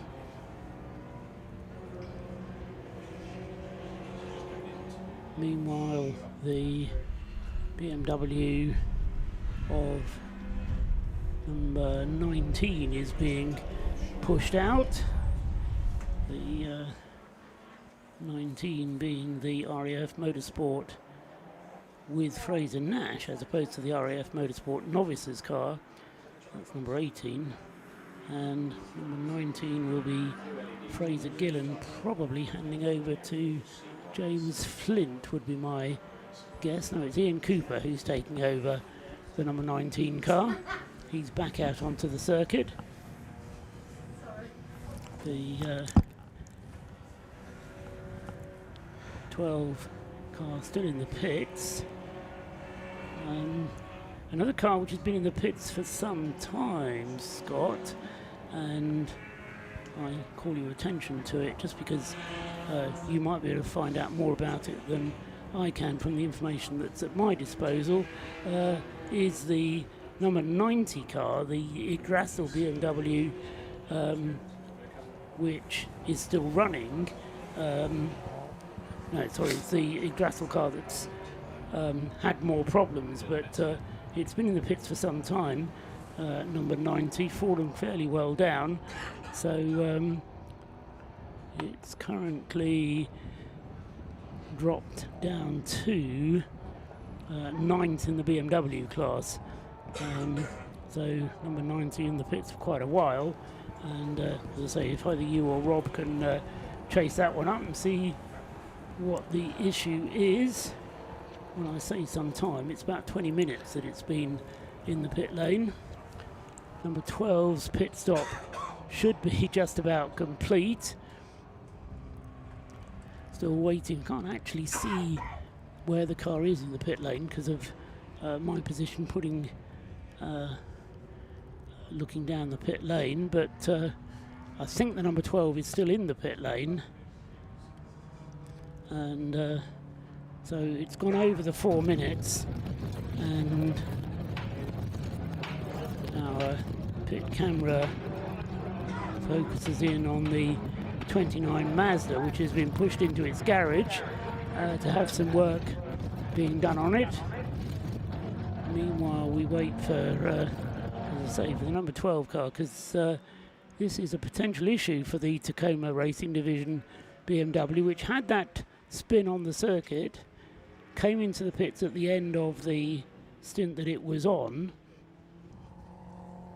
and I just want to have a look to see if I can see down into the pit lane, where no, the car is actually in the garage, so that's why we can't see the Tacoma Racing car in the pit lane, because that car has been pushed into the garage, which is indicative that it's definitely not a routine stop then. So Rob Lewis's Dark Horse, having had that issue on the circuit, which Scott Woodward spotted, has now dropping down the order, already down to 5th, and this is very much handing the advantage in Class C to the Stuart Humphrey Mazda MX-5. Tom Walpole not hanging around out there, and is making up some good ground.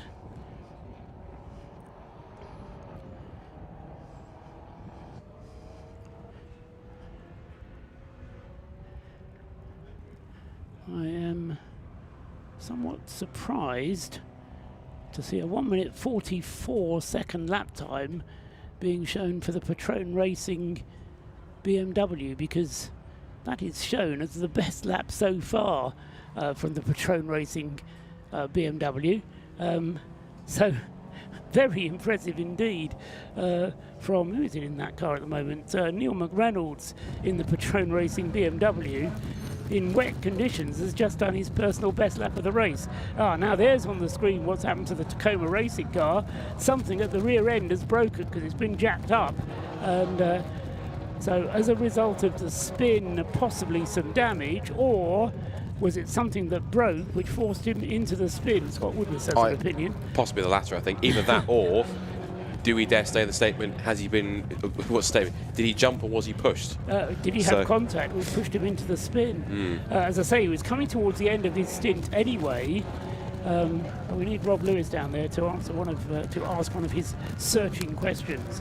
I think he's gone for food at the moment, so I might have to quickly run down and ask myself if I can and quickly come back up. But what's also might be telling slightly, it's not the full evidence, but the fact it's damaged on the left rear, and he turned and he spun around at Rocket, which the first part of it is a left-hander, which suggests maybe someone was either trying to go up the inside of him, although he's second in overall anyway, so unless it's the leader, which is the Rob Boston Lotus, which is taking it steady, maybe it's a back marker that he thought he'd passed. It's all hypotheticals, yes, but almost trying to look at ways in which that's kind of got to that point. I think it's time you stopped speculating, Scott, and went down into the pit lane and I'll have do a little that. walk around. For once, I'll stop talking and actually go and do something a bit more useful, which is find out what's going on. And what I can say is more useful is the C1 leader is in, Summer 586, with a scheduled fuel stop by the look of it.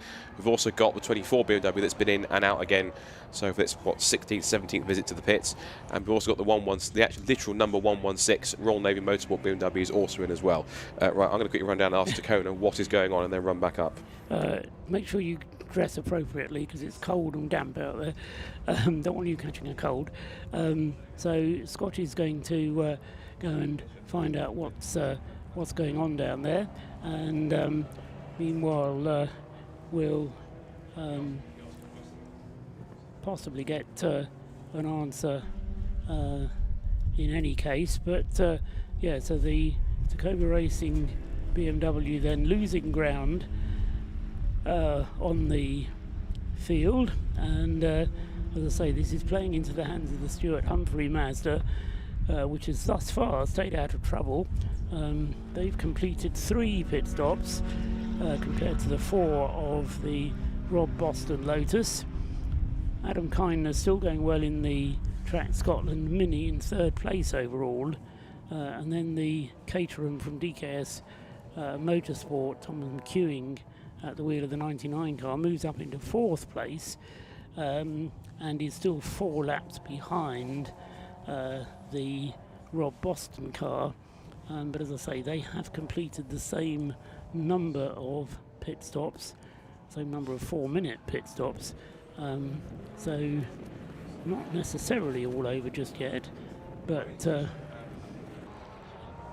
that's the situation as Ben Brooks goes through completing another lap. As I say, he's revelling in these conditions, has to be said, having taken the penalty that he had a couple of laps ago.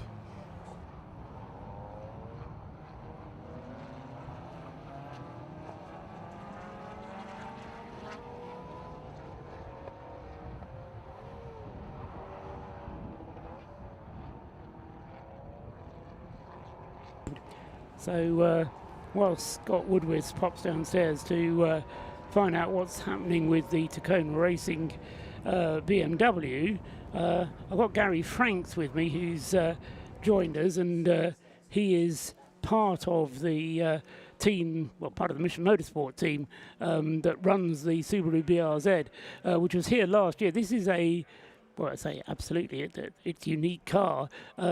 Running with hand controls and so on, and with a team of drivers, none of whom can use their legs, must be a huge challenge getting that car to run, but obviously very satisfying as well, I would guess, Gary.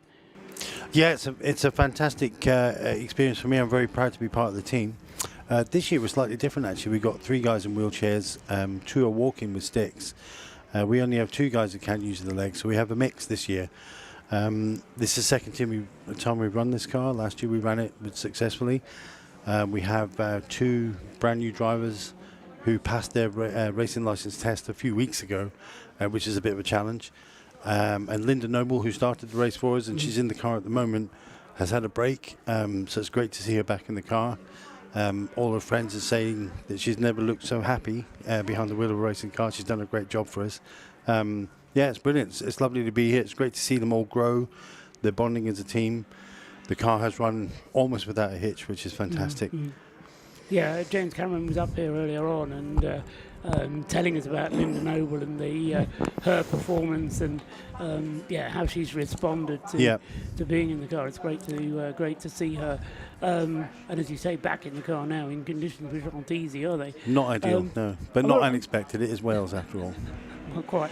Am I right in saying that the car doesn't have any pedals at all? It's all controlled from the hand? No, the hand controls basically operate the pedals remotely. Okay, so the pedals so are there. an able-bodied driver can still use them. Right, So last year we had one of the drivers had 1 working leg, so he used the pedals. Right. And the other 3 had no working leg, so they used the hand controls.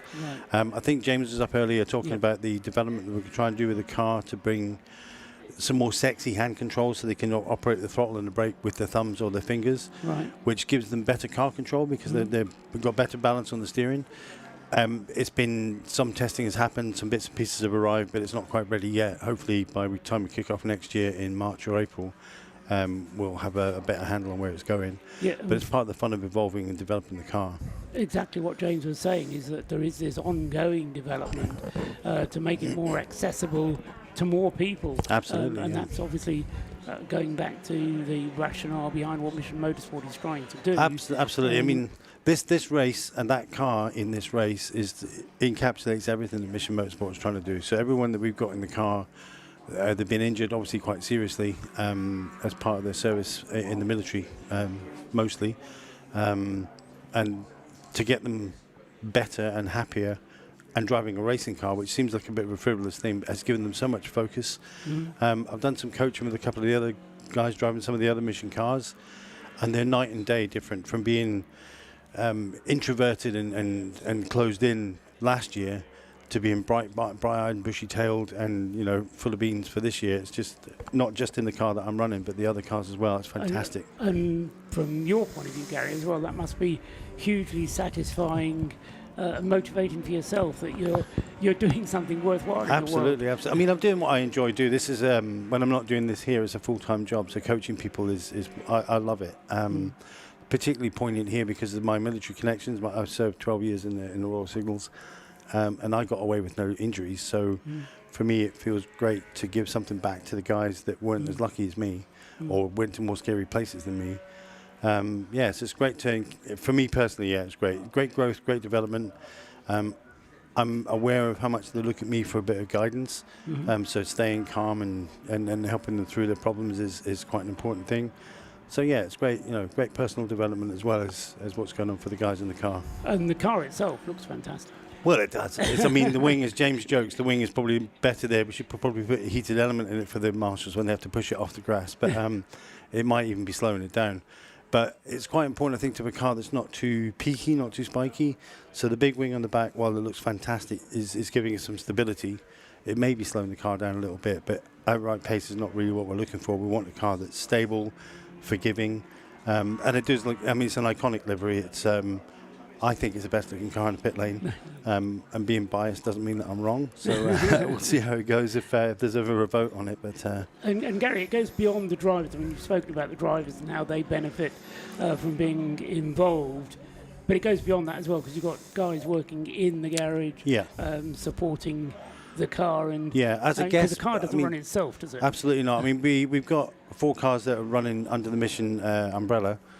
We must have 30 people in the garage in there. So we've got dedicated people for the cleaning the windscreens, which sounds really mundane, but it's very important.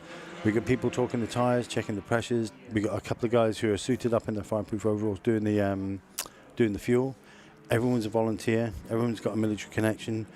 Everyone feels that part of a team. And I can reflect on that from my time in the military. You work together under difficult circumstances as a team, relying on each other, and it's exactly what's going on here. And for people who have suffered the misfortunes that happen in the military, putting them back into that team environment, it's like falling off the horse, I would think. Yeah. Where that's the way to get them back. Absolutely, and we've had. I've not heard the phrase exactly, but it's like coming home for some of them. Certainly for me, I left the military 25 years ago, and it feels just like I'm back. I'm back in Wales. I'm cold. I love it, and the tea's slightly stewed, and but it's fantastic. It really feels like the best of times from before. And I'm aware the guys who maybe got injured on deployment or who are away may have a slight anxiety about being back in that environment because that's where they were when they got hurt. But we all enjoyed that feeling of brotherhood, that being part of a team. So this has given them that familiarity back, I think. And you can really see the joy they're getting out of it and the sense of achievement they get. There's a lot of nervous people when we start, particularly the drivers. And we've got 2 novices who are they don't know what to compare this to. But they've all done really well. We're approaching one more driver change before we go to bed for the night. Yeah. Tomorrow will be easier because it's daytime, but then we have the service at 11 o'clock to deal with, and that's always a bit of a tearjerker as well. I was going to say, particularly for the people that you're working with, going racing again after that must take a bit of a kind of control alt reset in your mind to say, okay, we've done the racing, we've got that, now we've done the service, now we go back to racing. Is part of your role to check out on how your whole team is feeling and it is. managing that? What's quite good is we the way the regulations are set up, and we're going to comply with those, obviously, is that the guy who finished before the service, we could make an exception and say we need to change driver, but everyone's encouraged to keep the same driver, which gives you a bit of continuity. So I only have to focus on one person for, that's done now, get your head back in the game and away we go. Last year it went really well, we had no dramas. I'm expecting it to be fine today. I think I've worked out who the driver's going to be. Right. It's part of the thing. You've got to get back on with it. Yeah. Sentimentality has to be put to one side, and then the job has to be done. So key part of motorsport, they say, is never look back. That's it. Yeah. And I think that's true for able-bodied racing drivers. Just as much as it is for the less able-bodied ones that you're dealing with, Gary. And I think there's many great things about this program with Mission Motorsport, but to build that inclusivity, that it's the same for able-bodied people, and so you feel there's less difference between the guys that I'm looking after and able-bodied people, which is part of the core of what we're trying to do. So it's fantastic to be a part of it. Ultimately, as long as the brain works and everything else follows. Yeah, the rest we can, that, there's bits we can bolt on here and there. It's it'll all work in the end. Yeah, it's really cool, really cool. Good. Okay, Gary. Well, I'll let you get back. As you say, one more driver change to go is the plan, and then say a bit of a good night's sleep. That's the plan.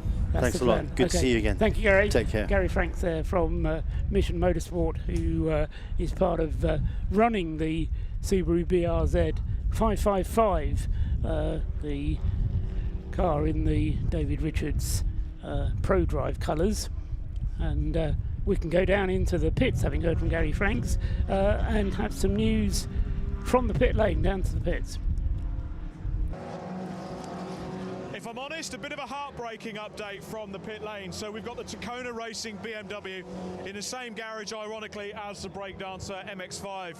They've had an impact on the left-hand rear quarter of the car, right on the drive line. And where we're looking at here on the car is where the bottom arm reaches the rear axle. On a BMW, that's where all your drive comes from. So if any of that is bent and out of sync, when you put the power down, it makes it really, really, really undrivable. So unfortunately, the team are taking photos. They're ringing whatever contacts they've got, and after what is an outstanding performance so far in this race, it's a race against time to get the parts in to repair the car ready for tomorrow. But for the moment, it looks like Tacona are out for tonight at least. That is a great shame, Rob. Thanks for the update. That was your dark horse. So sadly, the misfortune of motorsport in the dark has impacted that car in a literal sense more than anything else. And so they are going to be paying the penalty for that. Apropos of penalties, we've also got a penalty for the leading BMW 116 class car. That's Sam Yates in the number 21 Anthony Seddon car. Reminder that the other Anthony Seddon car has gone out of the race with problems that we never quite got to the bottom of. Came out of the pits following a stop and immediately stopped, causing a safety car, and then we haven't seen that car again since the other Anthony Seddon car. But the one that's running, as I say, going well at the moment, but will have to come in for a stop and go penalty, and it currently has a margin on the next car up in its class of 2 laps, so should be able to serve that penalty without losing the class lead. But not what Anthony Seddon ordered. Normally his cars run very well without suffering any penalties, but I say there is a penalty to be served now for the 21 Sam Yates driven Anthony Seddon BMW, currently in 6th place overall, so it's performing well against the odds. I've said a number of times so far in the race, this is turning into a bit of a race of attrition. But through it all, Rob Boston is keeping that Lotus Elise, or he and his drivers, mainly Lee and Ben Brooks. They two have each done 2 stints in the car. Phil Grayson having driven the car for 1 stint, but he's due to get into the car next, and the car is actually probably not going to have another pit stop before the end of the evening. It should be able to get to the remaining 52 minutes without another pit stop. Ben Brooks having been in for his stop and go penalty, and then he'll get to the end of the 7 hours, I suspect, without needing to refuel again, and they will be allowed to refuel overnight, so that will be a refueling stop for free. And they've put 4 pit stops in the bank already, so they'll just have to make 2 stops tomorrow, one of which I would imagine will be just before the Remembrance service, and then they'll do the other one in the final part, but they may need to do 7 pit stops altogether, because they won't be able to get through on 6 otherwise. But the misfortune for the Tacona Racing BMW then is providing Stuart Humphrey with a somewhat easier ride of it. Tom Walpole currently at the wheel of the number 91 Mazda MX-5, which is in 2nd place, and that car may be 2 laps down on the race leader, but is some 10 laps ahead of the nearest other car in Class C. So Tom Walpole, who drove a brilliant stint earlier on, the car was started by Stuart Humphrey, Tom Walpole took it over, then Martin Rich did a stint, Tom Walpole taking it over for this stint, again coping with the conditions very well indeed, and he is in a commanding class lead and a strong 2nd place overall, but I've said it before, there's still a long way to go. Having an equally good trouble-free run so far is the Track Scotland Mini, which in fact has just gone through into 2nd place, and that can only be because the Stuart Humphrey car in the pits, and it is, if I look down out of the right-hand side of the commentary box window, so a pit stop for the Stuart Humphrey team looks to be going smoothly, the car being held at the moment.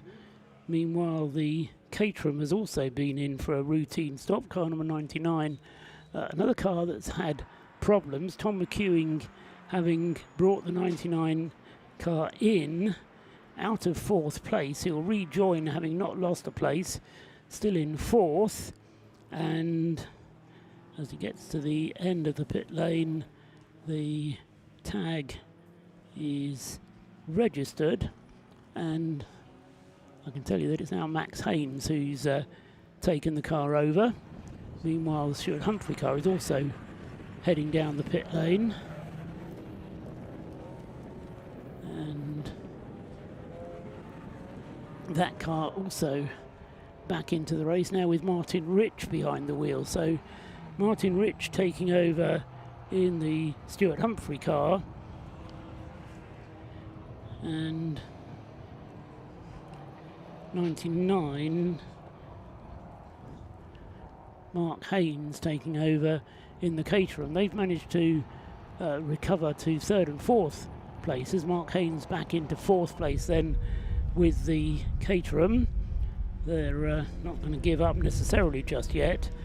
So they're in 4th place overall and are 4 laps behind the race leader, and are still 4 laps behind the race leader, and have now also completed now 5 pit stops compared to the 4 pit stops for the Rob Boston Lotus Elise. But as I say, they're getting to the point now where they're not going to be able to make the end of the race on just 6 pit stops anyway, because the earlier problems that the Caterham had there, remember that was the car that had the CV. No, we never got to the bottom of what the 99 car's problems were. It was the other Lotus Elise of the McInultys that had the problem with the CV joints.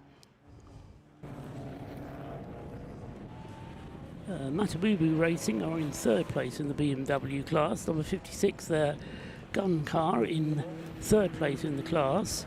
Joe Bagley, who we had up here earlier on talking to us, has indeed now taken over the driving of the 52 Matabubu car, and so Joe Bagley is in 6th place in the BMW class. Matabubu still going strongly with all 3 of their BMWs, currently in 3rd place, 6th place and 8th place with their 3 cars. So aiming to get all 3 to the finish, and as we're hearing from Joe earlier on, having a lot of fun but doing things properly were Joe's words, and so far that seems to be the case. The 21 BMW has been in for its penalty and served the stop and go penalty for Sam Yates, but as I say, he managed to do so without losing 6th place overall. David Pavley has come in with the 666 Audi TT, and also the Track Scotland Mini is now in. That's car number 55, Adam Kindness, coming in with the Track Scotland car. Hesitate to say that's been an absolutely trouble-free run for that car, but hopefully it will continue in that vein. Fuel going into the car at the moment. It looks like they might be considering putting a new set of tyres on the front. There are tyres standing by, no work allowed to be done on the car whilst it's being refueled.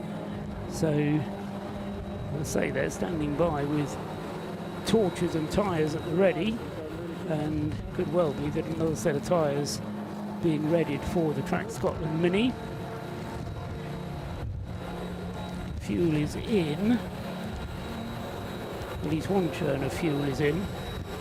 We'll see the second churn going in a moment. As I say, the 666 Audi TT is also getting refueled. The 666 car in the pits for just over 3 minutes now. The 55 Track Scotland car just coming up for 2 minutes, so the TT ready to go, or at least the fueling is done. Bonnet comes up, inspection of the engine area, new driver being prepared to get into the car. As I say, it was Andrew Pavley who was in the car, David Pavley I should say, who was in the car when it came into the pits, and just trying to work out who will be getting in next. Could well be Ross Leach, or maybe going back to Max Bird at this stage. Max, who started the car, young driver, very impressive indeed. Bonnet down on the Audi, they're ready to go. The Track Scotland car also getting ready to go. Now the Audi is ready, off he goes. Applause for the team. Good stop that for the 666, and he's back on his way in 4 minutes and 27 seconds. So good work from the Audi TT boys. And as I say, we now wait for the Track Scotland Mini to get back out onto the circuit. That's being pushed back from its refueling box. They've put the fuel into the car. I didn't actually catch whether they changed the front wheels at the same time. I think they did. Yes, because the tyres that were standing by have disappeared. So the Track Scotland car just waiting for the time to count down. They've already pushed it so that it's ready to go. 3 minutes 50 on the clock, 3 minutes 55 on the clock.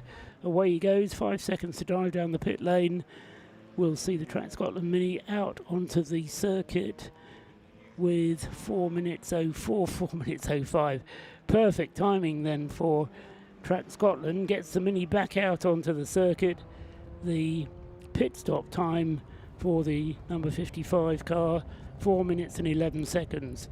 Pretty good timing from Track Scotland. Craig Dillon it is who's taken over that car, and second place on the road is no mean feat for a Class B car. So still a long way to go for Track Scotland. 40 minutes just over remaining of tonight's segment. We have an hour and a half tomorrow morning before the Remembrance service, and then the remaining 3.5 hours after the Remembrance service tomorrow will take us to around about 3 o'clock. At least that's the aim. And then we'll throw the checkered flag to end the race, whereas this segment will see a unique ending to a race anywhere, a suspension it should be called, because the red and white checkered flag will be displayed to bring this segment to a close. A red and white checkered flag having been introduced by the BRSCC. They got special approval to use the red and white checkered flag to, in effect, officially suspend a race. The way it will be processed is that the safety car will come out with about 10 minutes to go, line the field up, and then, as I say, the safety car will come through to suspend the race. 99 Caterham goes through. Tom McEwing at the wheel.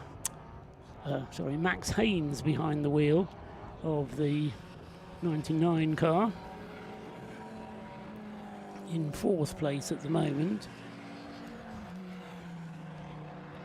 Max Haynes having taken the car over from Tom McEwing, but Max then in 4th place, lapping rapidly.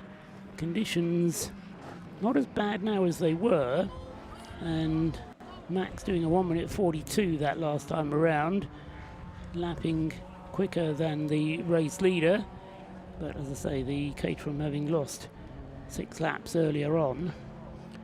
In the pits, having fuel added, is the Breakdancer Racing Mazda.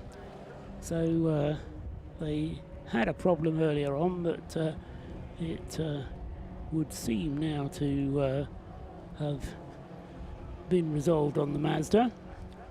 RX-8. So the fuel going into that car. A penalty for the 555.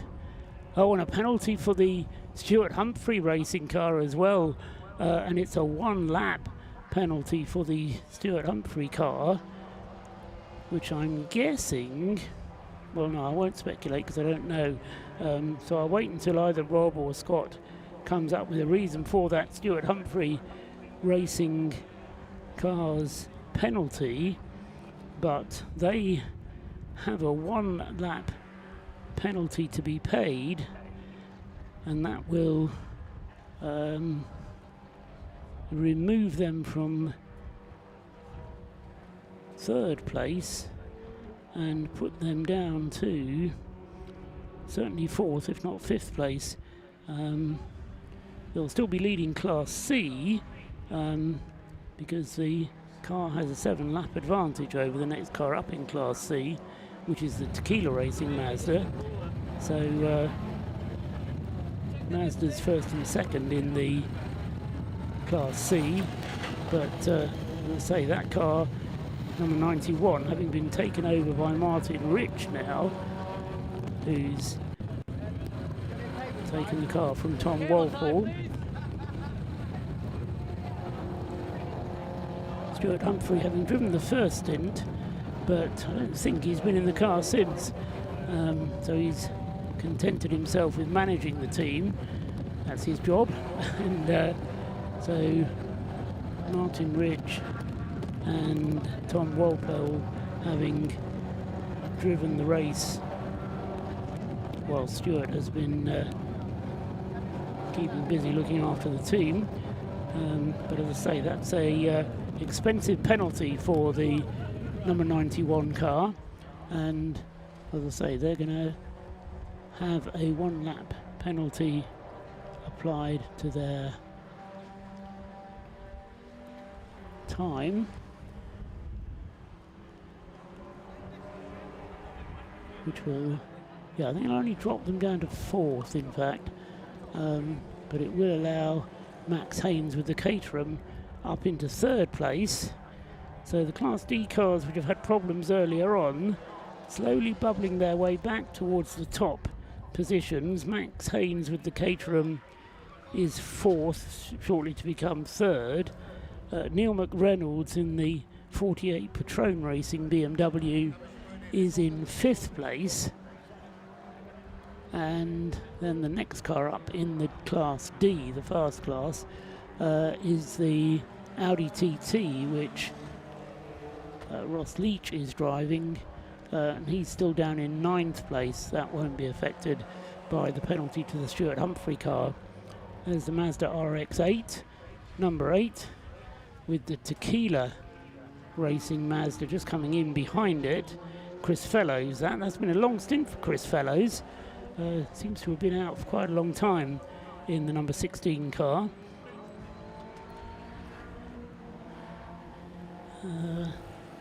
Actually, no, it's not a long stint from Chris Fellows. He's only been out for 10 laps, in fact, so it seemed like a while ago that he was in the car.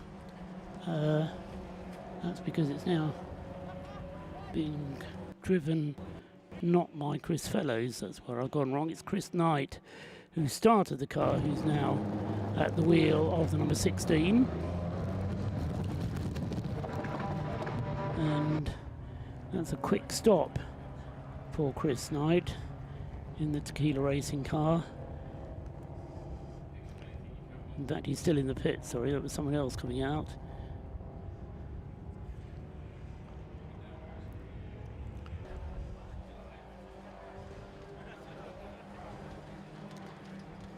So the 555 Subaru BRZ comes in to serve its penalty.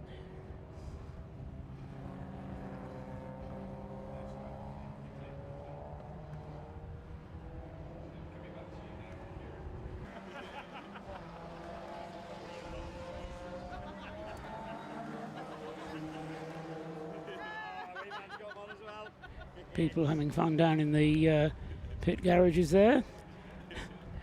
Needless to say, that's the crew from the Flying Haggis team. Gordon Duncan in 11th place with the Honda Civic. Currently third in Class C. 2 Mazda MX-5s leading the way in Class C. Stuart Humphrey, Martin Rich leading with the penalised car number 3. Then second in that class is the Tequila Racing Mazda, which just made that quick stop.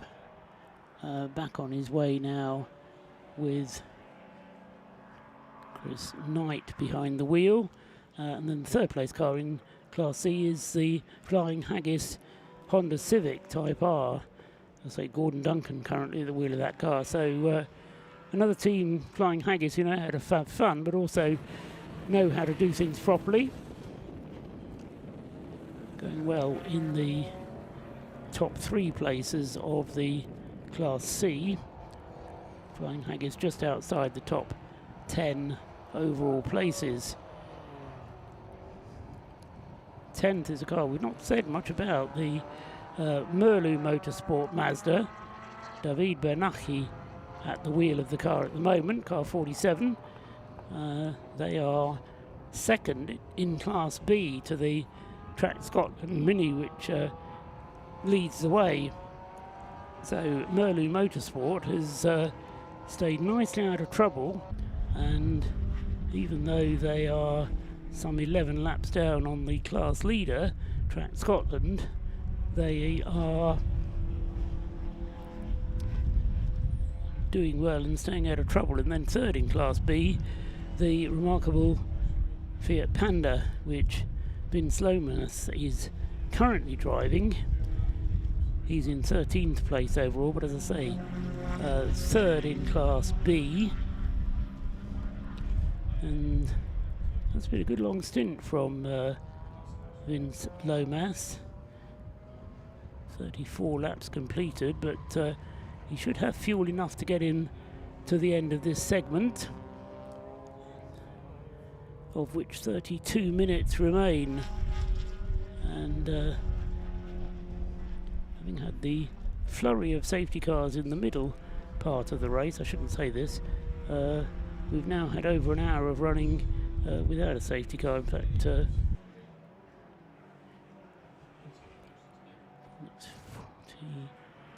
40, coming towards 2 hours without a safety car, so long may that continue. Just means that the pace is a little bit quicker, and the rain, which was very heavy half an hour ago, I reckon now has pretty much stopped. So we'll get confirmation from Scott Woodward of that, because he's just returned, looking a bit bedraggled, but I think a lot of the rain has stopped now, hasn't it, Scott? No, he says it's still, it's not raining. No, I had a feeling it had dried out a bit, and part of that is evidenced by the fact that times are improving once again, although the Rob Boston Racing Lotus, having been quick when the conditions were at their wettest, is maintaining that advantage. And although Neil McReynolds in the Patrone Racing BMW is going more quickly, the Caterham 99 in Max Haynes' hands is not going as quickly as Rob Boston's car is in Ben Brooks's hands.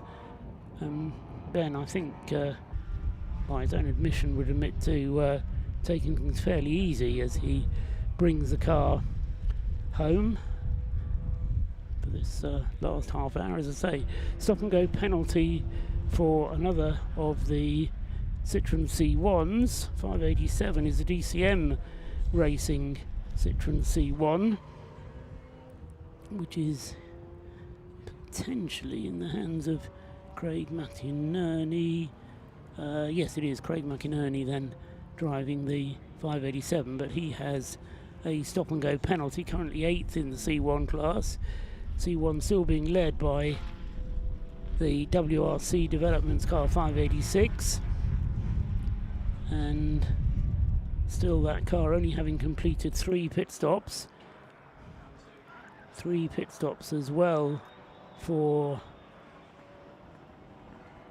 No, in fact, Mark Hode, you see, reflecting the confidence that Jake Hill put in him, going very rapidly, and in fact has moved his way up from 5th in the C1 class.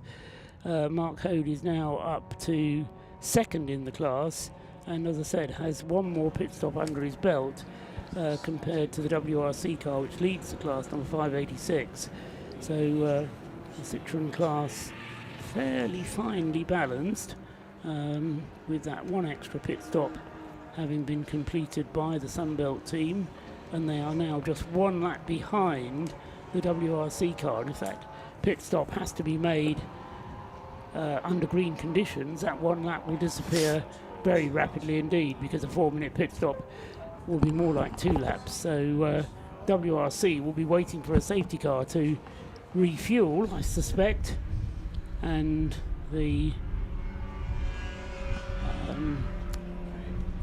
Sunbelt Rentals team will be hoping that there isn't another safety car in order to secure their advantage. Scott Woodruff, as I say, has been down in the pits. First of all, a weather report, Scott. I was suggesting the rain might have stopped a little bit. Yes. Yes? It appears to have done. Yes, I took a moment just to go and experience motorsport at night a little bit, so I quickly took myself down briefly to a couple of minutes down to the banking to go and watch what I call the majesty of motorsport in the dark. Yes. And it was, it's genuinely a beautiful thing to go and see up close. Last time I probably did that was, I think genuinely was probably one of the C1 or 2CV 24-hour races. Just stood there for a couple of minutes and just appreciated the lack of light to make everything else a little bit better. But yes, in terms of the weather, it seems to have abated, so whatever rain we had has gone, which is a good thing on that side. I did get a couple of penalties come through, I think, which you've probably gone through already, based on what I was getting information from. Well, Martin Rich's penalty, the Stuart Humphrey penalty of 1 lap, I've spoken about. What I've not done is to tell anybody what it was for. Exceeding drive time, according to Andrew Roberts. So whoever was in the car last exceeded their driving time at any one point. Well, yes, that will be because of the curious rule which the Race of Remembrance runs to, which is a maximum of 3 hours in any 5.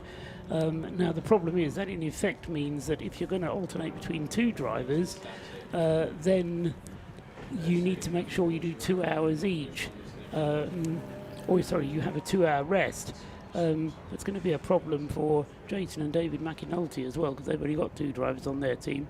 But because Stuart Humphrey has stayed out of the car, so Martin Rich has indeed, well, I didn't notice at the time, so they weren't particularly looking for it, but I can well believe that they, because Martin Rich got back in the car after Tom Walpole had done 1 hour and 24 minutes of racing, so obviously Martin Rich very easily then overran the 3 hours. In fact, it was the other way around, wasn't it? It was Tom Walpole who took over again from Martin Rich, and Martin Rich's stint was 1 hour and 24 minutes. So an oversight, one can only assume, from Stuart Humphrey Racing.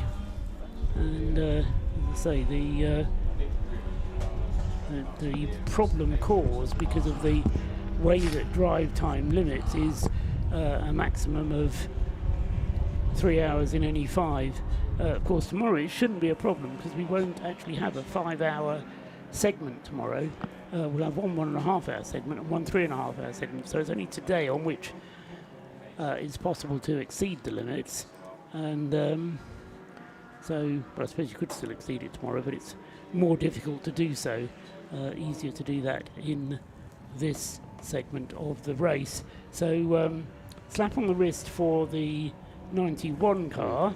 To say that will drop it a position or 2, but it won't affect its class position. There was also a 30-second stop-go penalty with a 587 C1 car, that the C1 class car. I must have the name of that one. DCM Racing. That's got Craig McInerney at the wheel. Just in terms of knowing which car that is in terms of livery, I recognise it's Craig McInerney's car because if you remember in Fiesta Juniors, his son Dara McInerney runs in a Fiesta Junior, has done this year in exactly the same orange and blue livery. But anyway, the point being is that he got a 30-second stop-go penalty, overtaking the safety car. Right. Okay. So, speaking of C1s, or actually, is it the 99 that's going slowly? It is. 99 Caterham is going slowly on the run in towards the pit lane. Yeah, so problems. Now, I remember they were having some problems, I think, with the jack. I went down there briefly. You probably caught it on the stream. I was just about in that area. I think last caught it on one of the TVs in the garage, and I saw that there was some problems towards the rear of the car they were trying to sort out, but that might have been a separate issue. But the 99 Caterham coasting in very slowly, and it is making its way into pit lane. This is the car, for those who need context, 4th overall, 2nd in Class D. It's only a lap ahead of the Patrone Racing BMW E46, number 48. It's not expected either. No. There's somebody coming out. Either it's had some damage at the front right, or it's just lost a headlight, because they're well short of light at the front there.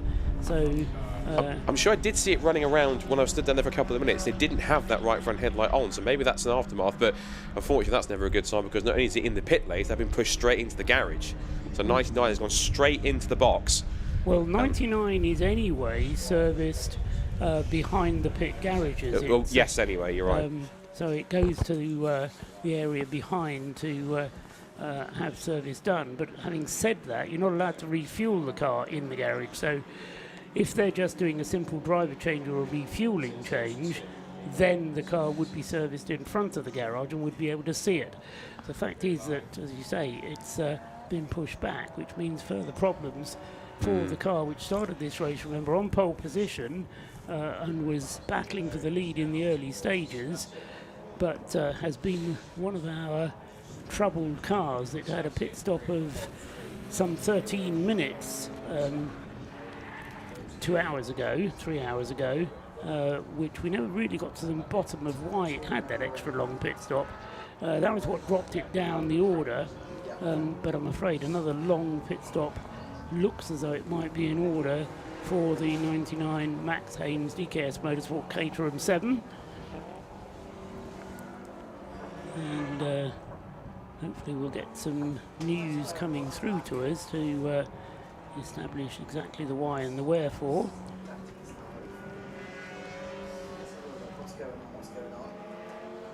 So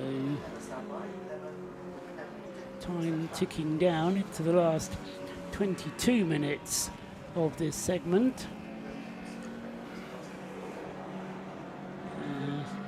More boards being held out on the start-finish line, but I think that's just repeating the stop-and-go penalty information to the 587 Citroën. Just going through now, in fact. The digiboard set up on the start-finish line, large for all to see, so no real reason to need for it to be repeated on the pit wall, but it is doing. Ben Brooks goes through and completes his 203rd lap now, and lapping again nicely into the 145s, which, apart from anything else, suggests that it is getting drier once again. The Paul Sheard Mazda, having had problems earlier on, going well now in Neil Chisnell's hands. That's 5th in Class C, but not going anywhere near as well as Martin Rich is doing in the 91 car.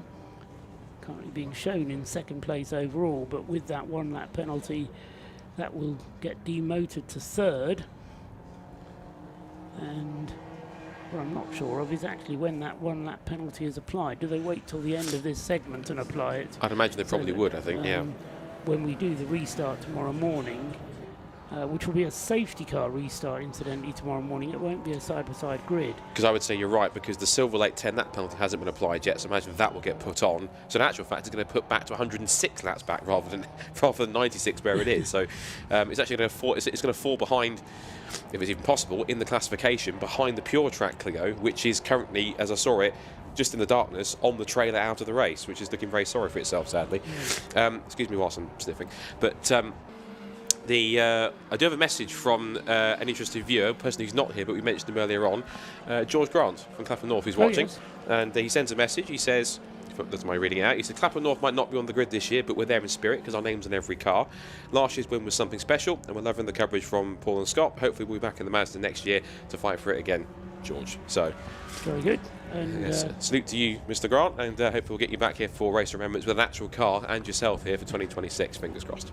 one of the great enthusiasts that involved in motorsport, and no doubt. We're very grateful indeed to the support that Clapham North MOT offers to us. And as George says, the name Clapham North appearing on, I think, all of the number plates, certainly on many of the rear number plates on the cars.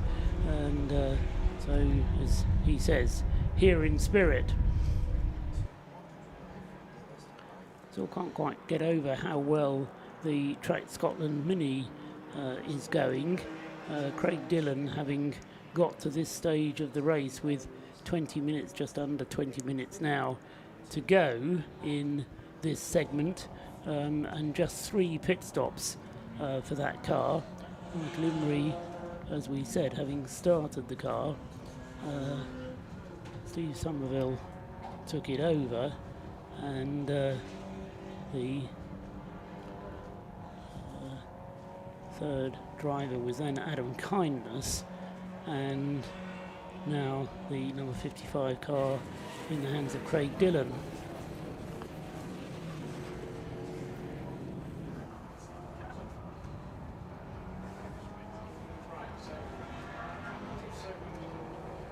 Just update my own records to make sure that I can remember that tomorrow. Number 100's in. Haven't spoken about that too much since it had the issues at the beginning. Oh, tiny little spillage of fuel there, but careful. But managed to get the dry brake back in once again. Number 100, which we should remind ourselves, 47th at the moment. Now had Andrew Payne at the wheel, so Andrew had one of his turns in the mix.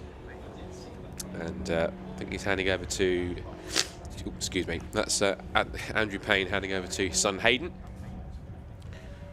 And looks like he'll be in for the last 17-18 minutes, and then they'll be able to take the, which I haven't really mentioned it really, but of course this race has a flag that I don't believe we use anywhere else, which is the red and white checkered flag. No, I did mention that. You did? Okay, good stuff. So it's the it is, you're right, it is the only event in which it is used. The BRSCC having made a special request to Motorsport UK to have the red and white checkered flag acknowledged as an official flag. Only used at the Race of Remembrance to suspend a race, but not suspend one with the rest of the rules that are required for red flag, but to suspend a race and allow the drivers to continue round into the pit lane, which normally you wouldn't do on a red flag unless you were ending the race.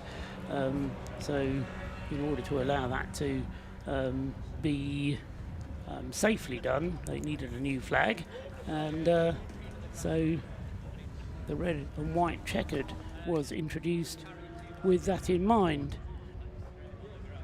So it will be used twice, once to end part 1, and it will again be used to end part 2. The 100 BMW's fueling is complete. West Suffolk College doing their driver change. Once the refueling is done, I think they'll be quite pleased to have got that car as far as it's gone, because it hadn't really run until the race got underway, having had 2 clutch replacements during yesterday's testing and then qualifying. That then caused other issues to occur on the car, but it's done 115 laps compared to the class leader's 200 now, so it's had its problems.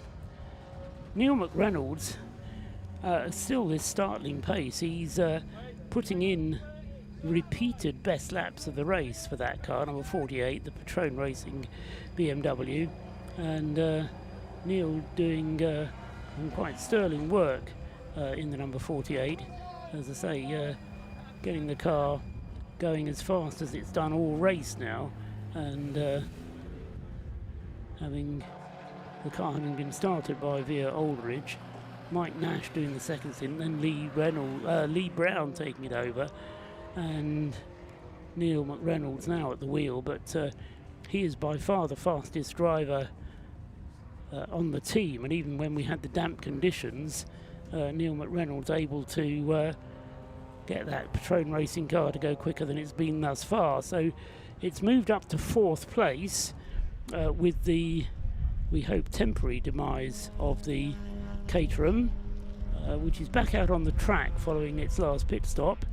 So whatever befell the Caterham, it took just under 10 minutes, 9.25 minutes in the pits. The Caterham back out again then, and heading just through our screenshot there. The rear of the Caterham very distinctive and easy to pick out. So now heading through the left hand around the rocket sequence of quarters into Peel, and another penalty is notified for us on the screen, and that being another serious penalty in terms of a number of laps being applied to the number 77 Ford car.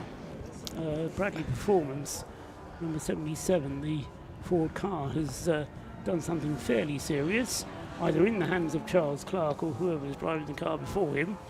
He's got was it a 6-lap penalty, Scott? 6-lap penalty. Not to make light of the situation, I think it's one thing you take comfort in. He's still going to win the class, so he's the only one in it. So that's all that's going to matter to him. But he's going to be one of those penalties where he'll just take it and he'll go, okay, well, it's not going to affect anything too much, so I'll just carry on. Well, yeah. Do you know what it was for? Have you got the message through? Hopefully that will be coming through. I shall ask Mr. Andrew Robertson, ask him to give me the answer unless he's listening. Yes, quite. So that will be useful to have, because again, a 6-lap penalty may not affect its class position, but possibly might earn a number of points on a licence. Possibly, at the very least, will earn a talking to from Andy Holly, clerk of the course. The 99 Caterham, having had that pit stop, continuing to go quickly. It's been taken over by Max Haynes, hasn't it? Yeah, so Max Haynes now at the wheel of the 99. He's on his first flying lap now, actually, following the pit stop. So we picked it up pretty quickly, having come back out onto the circuit. So waiting for Max Haynes to come through just to see quite what his lap time might be. As I say, unfortunately, having lost 12 minutes earlier on, very nearly 10 minutes on that most recent pit stop, and information coming from mostly just this, there's a McInulty Lotus going through. I have the answer on the 6-lap penalty. I must admit, I'm not a clerk of the course, but it seems a tiny bit harsh. But the reason why it's been given is because they've exceeded the driving time by 26 minutes. Yes, well, that will be why there is a table that is presented, and again, as I said earlier on, it's because of the way the rule is written. It does mean you have to have somebody looking at drive time in order to avoid it going over. So it would have been, this is for the 77, between Charles Clark, trying to work out which drivers it was, because in effect what you have to measure is whether or not the rest time is 2 hours, because that's what gets forced upon you. So yes, Nick Dudfield started the car, then Stephen Tarp took it over, and then Charles Clark's been driving it. So part of the problem with the Ford car is that it can go quite a long way on a tank full of fuel. I said earlier on that it wasn't quite as frugal as the Citroen C1, but yes, the drive time limits imposed partly to avoid drivers who drive 2 cars from not getting sufficient rest, but also ensuring that, as I say, if you do drive more than 3 hours in a period of 5, you may not have driven them all in one go, but if you've driven, say, an hour and 20 minutes and then don't take a 2-hour break before you do another hour and 20 minutes, then you very easily get over the 3 hours in a 5-hour segment.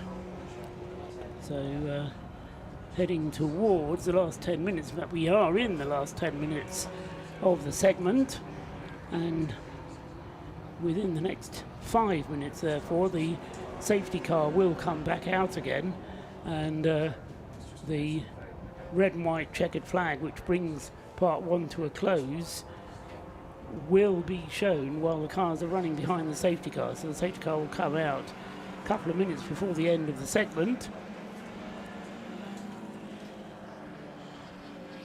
and doesn't seem like it's 10 o'clock already, although it does seem to have been dark for a long time, so I suppose it all depends on your outlook. Rob Lewis has come back and joined us up here. What's the rain doing, Rob? Not sure, he says. It's not made its mind up. So the rain due to swing in across the Irish Sea overnight, but it seems to have come in a bit early. You remember those headlights you were talking about, Scott, on the Paul Sheard car that kind of come in the kind of splitter area above the front bumper? That was the Tequila racing car, I think, actually. The Mark 1. Tequila racing car, yes. You're right, but yes. It's Paul Sheard, actually, that attracted my attention, because as I was seeing the car come through at the end of the lap that time, I was blinded by its headlights. Bear in mind, I'm 3 stories up here, and at an angle fairly way off the racing line. It just struck me that perhaps the lights weren't adjusted as well as they could be.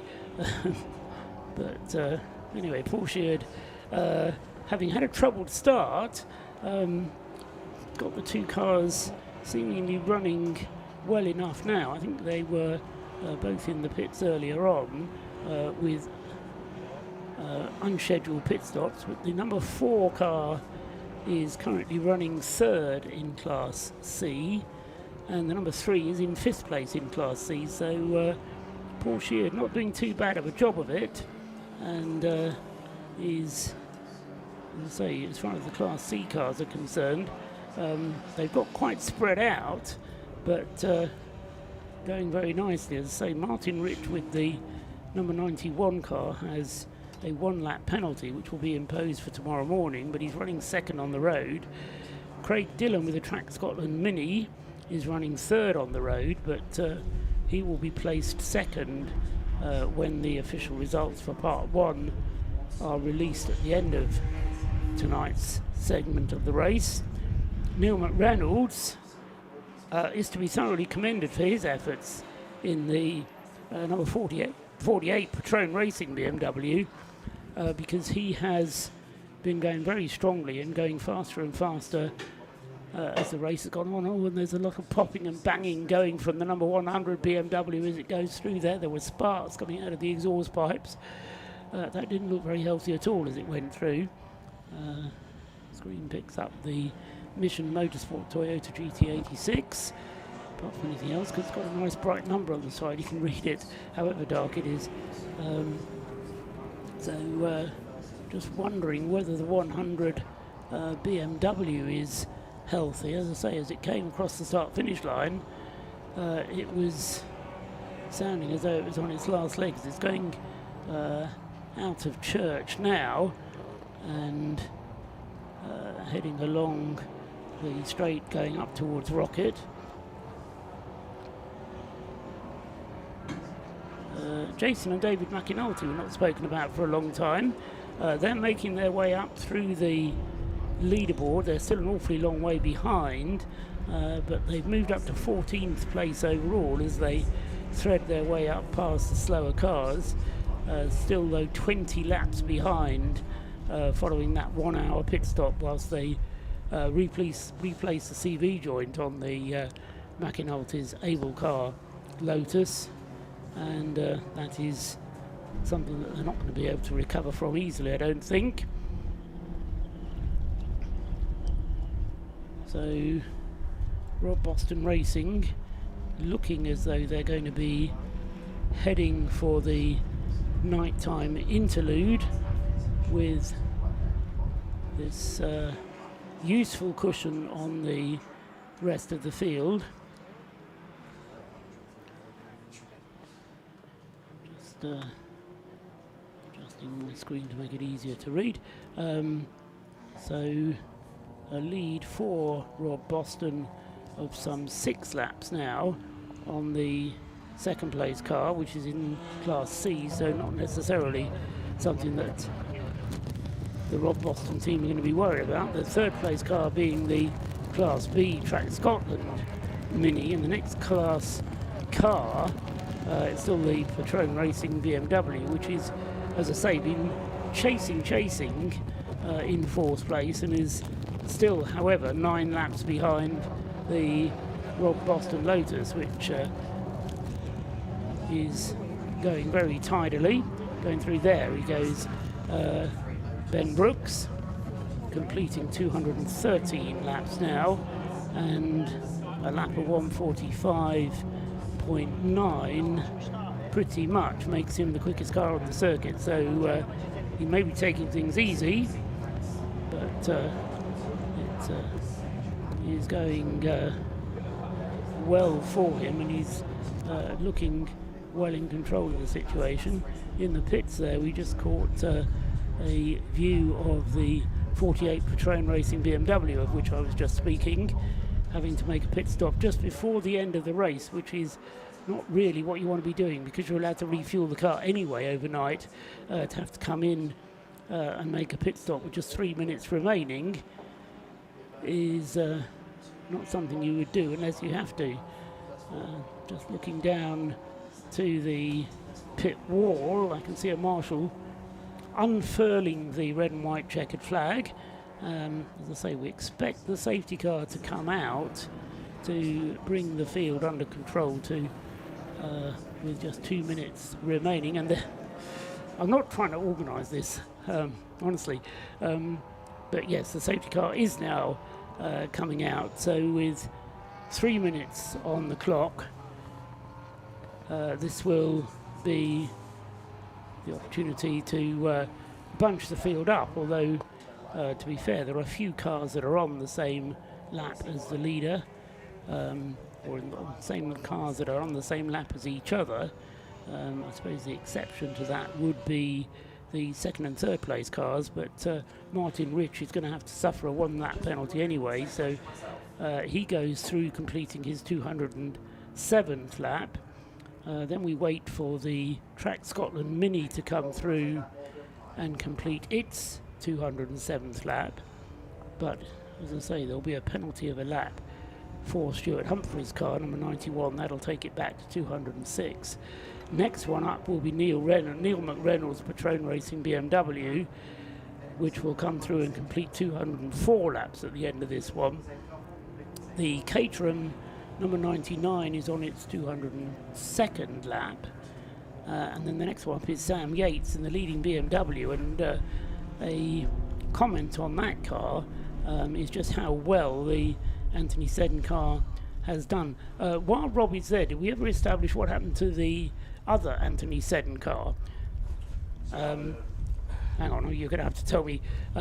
Tell Scott and then Scott can tell us, because the Anthony Seddon car, which was comfortably leading the BMW class, had a routine pit stop, came out of the pits following what seemed to me to be a routine pit stop, immediately stopped, hardly got around target, and we never saw it again. And just checking down to see whether it's been out again since then. I don't think it has, but we just check down the lists. No, it is still circulating, so they have got that 34 BMW back out again, but as I say, it lost quite a lot of time being towed back, and Scott Woodward can now tell us the reason why. Scott? It was something to do, I think, with the ball joint, which they had on the camshaft. So they're having to try and fix that. And Rob's going to do a proper feature on it actually tomorrow when he's working through the parts. He's got it in front of him in his hand. The ball joint on the camshaft. No, Okay. I misheard it. I misheard it. I was going to say, you can try and baffle me with science, but... okay, so an internal engine problem is one quick way to express the problem. But they've clearly managed to fix it because the car is out again. So good work from Anthony Seddon, but a bit of a disaster for them. Although the other Anthony Seddon car still going strongly. That's in 6th place overall, as I say. That was what brought me on to the Anthony Seddon issues. In 7th place is the Tequila Racing Mazda, which is 2nd in Class C. In 8th place is the 666 Audi TT, which Ross Leach is driving. And that is 4th in Class D, following a couple of longer pit stops. But when it runs quickly, the Audi TT.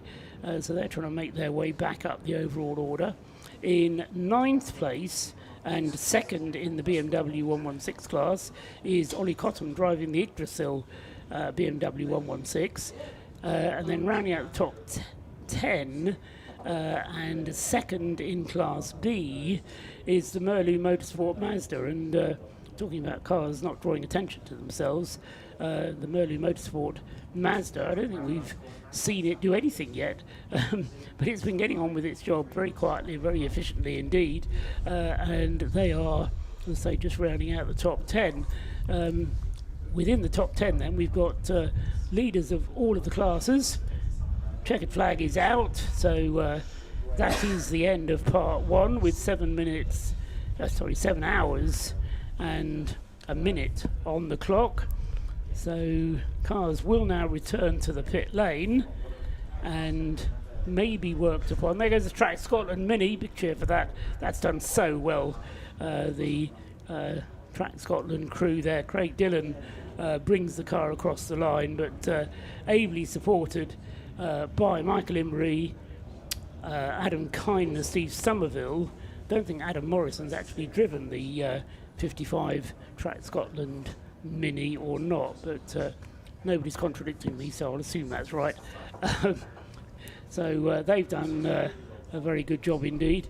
As far as Citroen C1s are concerned, I'll get into trouble from Rob if I don't mention the Citroen C1s. They're being led by the WRC Citroen number 586, and they have a 2-lap lead. Is it? Let me just check on the 2nd place car. No, it's only a 1-lap lead on the Sunbelt Rentals car, which Jake Hill was driving earlier on. Mark Hode bringing it to the checkered flag. They've now completed the same number of pit stops, but just 1 lap separates the 2 leading cars in the Citroen C1 class. And then 3rd in the Citroen C1 class. That'll be why Adam Morrison hasn't driven the Track Scotland Minis, because he's at the wheel of the Track Scotland Citroen C1. So he's just brought the 335 car, the Track Scotland Citroen C1 car, across the line in 3rd place in AC1. So that's the top 3 in AC1. We mentioned the top 3 in Class C. The top 3 in Class B are rounded out by the Fiat Panda. Hooray for the Fiat Panda, Dean Lomas and his crew. Vince Lomas having brought the car across the line at the completion of that segment.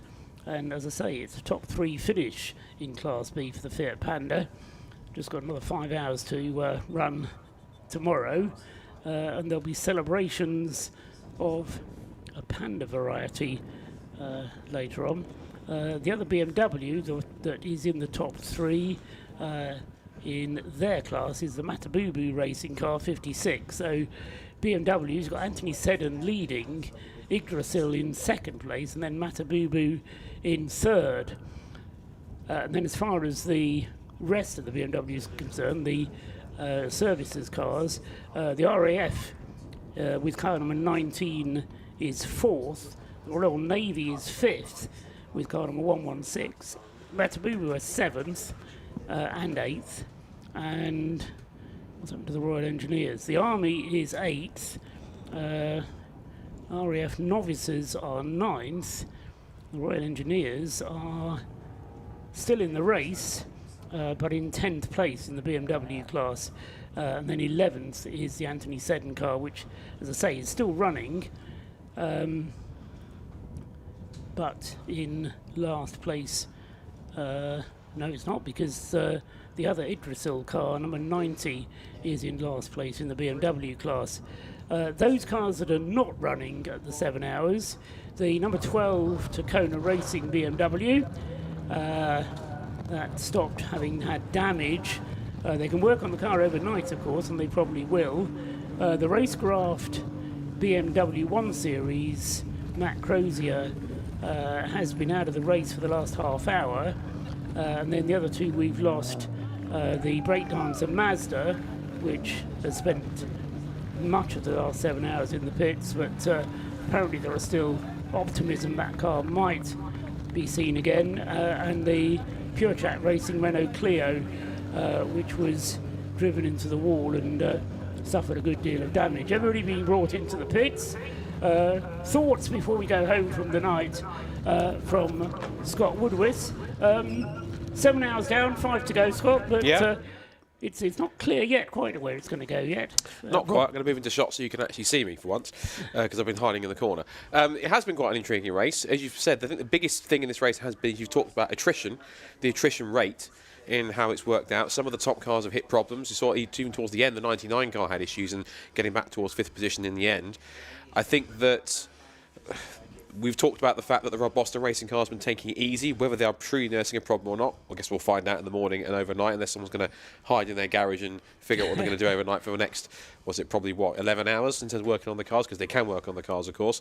I think you look at some of the performances that we've currently had and how they've currently worked out so far, in terms of when they've moved up the order. Impressive drive so far. I think the Stuart Humphrey racing car, even though it's had a penalty which has now been applied, it's now 6 laps behind, but it's still running in 2nd place and leading Class C. In fact, we've got 3 class leaders in the top 3. We've got the Class D leaders, Class C leaders and Class B.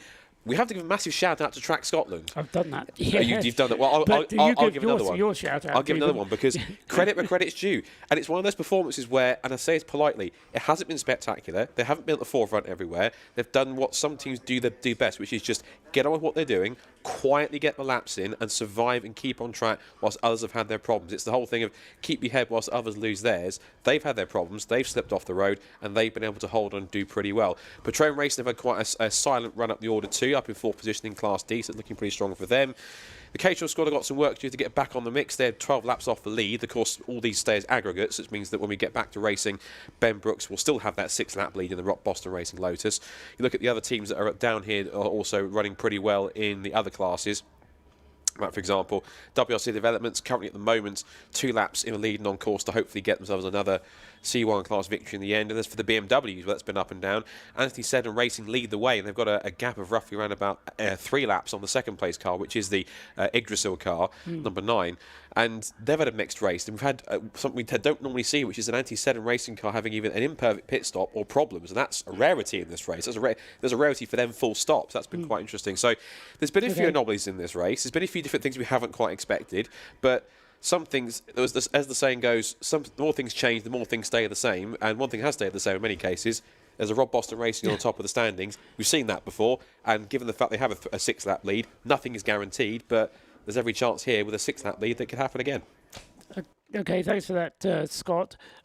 Just a quick word from Rob Lewis, who spent most of his time down in the pit lane, but we'll have a word from you up here as well, Rob.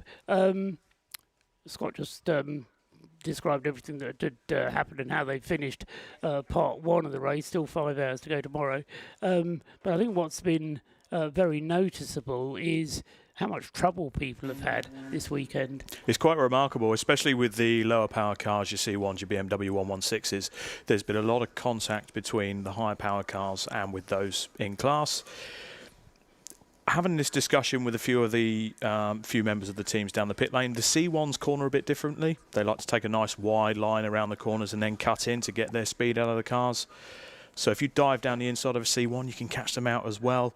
The BMWs as well, they're fighting in their own battle packs, so while they're fighting amongst themselves and you've got the quicker cars coming through, you could almost get a snag point on a lot of corners on this circuit, in particular up into Rocket. And at a point I was making during the race as well, because some of the cars' lights are very, very bright. Yes. And it's difficult to estimate closing speeds 100%. when you've got just a blaze of light in your rear view mirror. You know, is it a car a long way back? Is it right behind you? That can be difficult, and I think that's led to some of the contact issues that we've seen. Absolutely, Paul. And at the end of the day, the slower cars or whoever is being lapped by the faster car, they've still got to take their corner. They've still got to take their racing line at some point. Particularly with the C1s where momentum is everything. Absolutely. And you know, we obviously won't see that tomorrow, but we're going to see a different version of that. It's not going to be night time, but we could have quite inclement conditions. If the weather does come in as forecast, it's a bit changeable the last time I checked, but if the weather front does come in and you get the wet weather, the spray, you could get similar problems, but in a different way. So we'll see what tomorrow brings before the Remembrance service, of course, at 11 o'clock, but should the rain come, it could mix things up even more. But very impressed by Rob Boston Racing. They've had their fair share of problems, but they're still on top. Yes, and as I said during the race, you know, I just get the feeling that they admitted to you that they're not stressing the car, they're trying to take things easy. Rob did suggest to you that they were nursing a couple of problems. They had the radio that wasn't working, they had a penalty for pit lane speeding because the pit lane limiter didn't work. There were one or two little niggles there, which, as I say, having brought the car home, they're still on this comfortable cushion, 2 laps margin on the nearest car, something like 6 laps on the nearest Class D car, which has been going a lot quicker than it. But they've now got time to work on the car and get to the bottom of any problems they do have. And that's the beauty of this race, isn't it? They've almost got the free pass. They've nursed it towards the end, but as for the speeding penalty, I think it was a bit more of an exuberant driver more than anything that maybe cost them the penalty. But hey-ho, they're still going out there great guns and on top, ready for part 2 tomorrow. Rob Lewis, thank you very much indeed. Thanks Scott Woodward as well for his contributions from up here and for diving down into the pits on a couple of occasions and getting his hair out of kilter. So you'll have to sort that out for tomorrow, Scott. Anyway, thank you to everybody who's been listening and watching in some cases. Tomorrow morning we get things underway again at 9 o'clock, and that is the race will get underway at 9 o'clock. There will be cars forming up on the grid. There'll be nose-to-tail formation. It'll be a safety car start for the first hour and a half, which will be starting, as I say, at 9 o'clock. We'll draw things to a close at 10:30 in time for the Remembrance service, and that will be covered by the live streaming of Alpha Live as well. And then James Cameron will shout at the top of his voice, "Let's go racing," and we will put the Remembrance service behind us, never look back, move on to the final part, 3.5 hours of racing, which should go through to a conclusion at 3 o'clock tomorrow afternoon, which will be followed by the prize giving as well, which is always a moving time when you hear some of the stories that come from the various teams. But for now, from Scott Woodward, from Rob Lewis, from myself, Paul Trustwell, good night.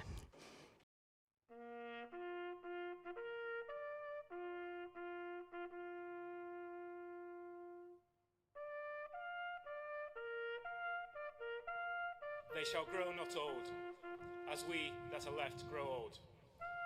Age shall not weary them, nor the years condemn.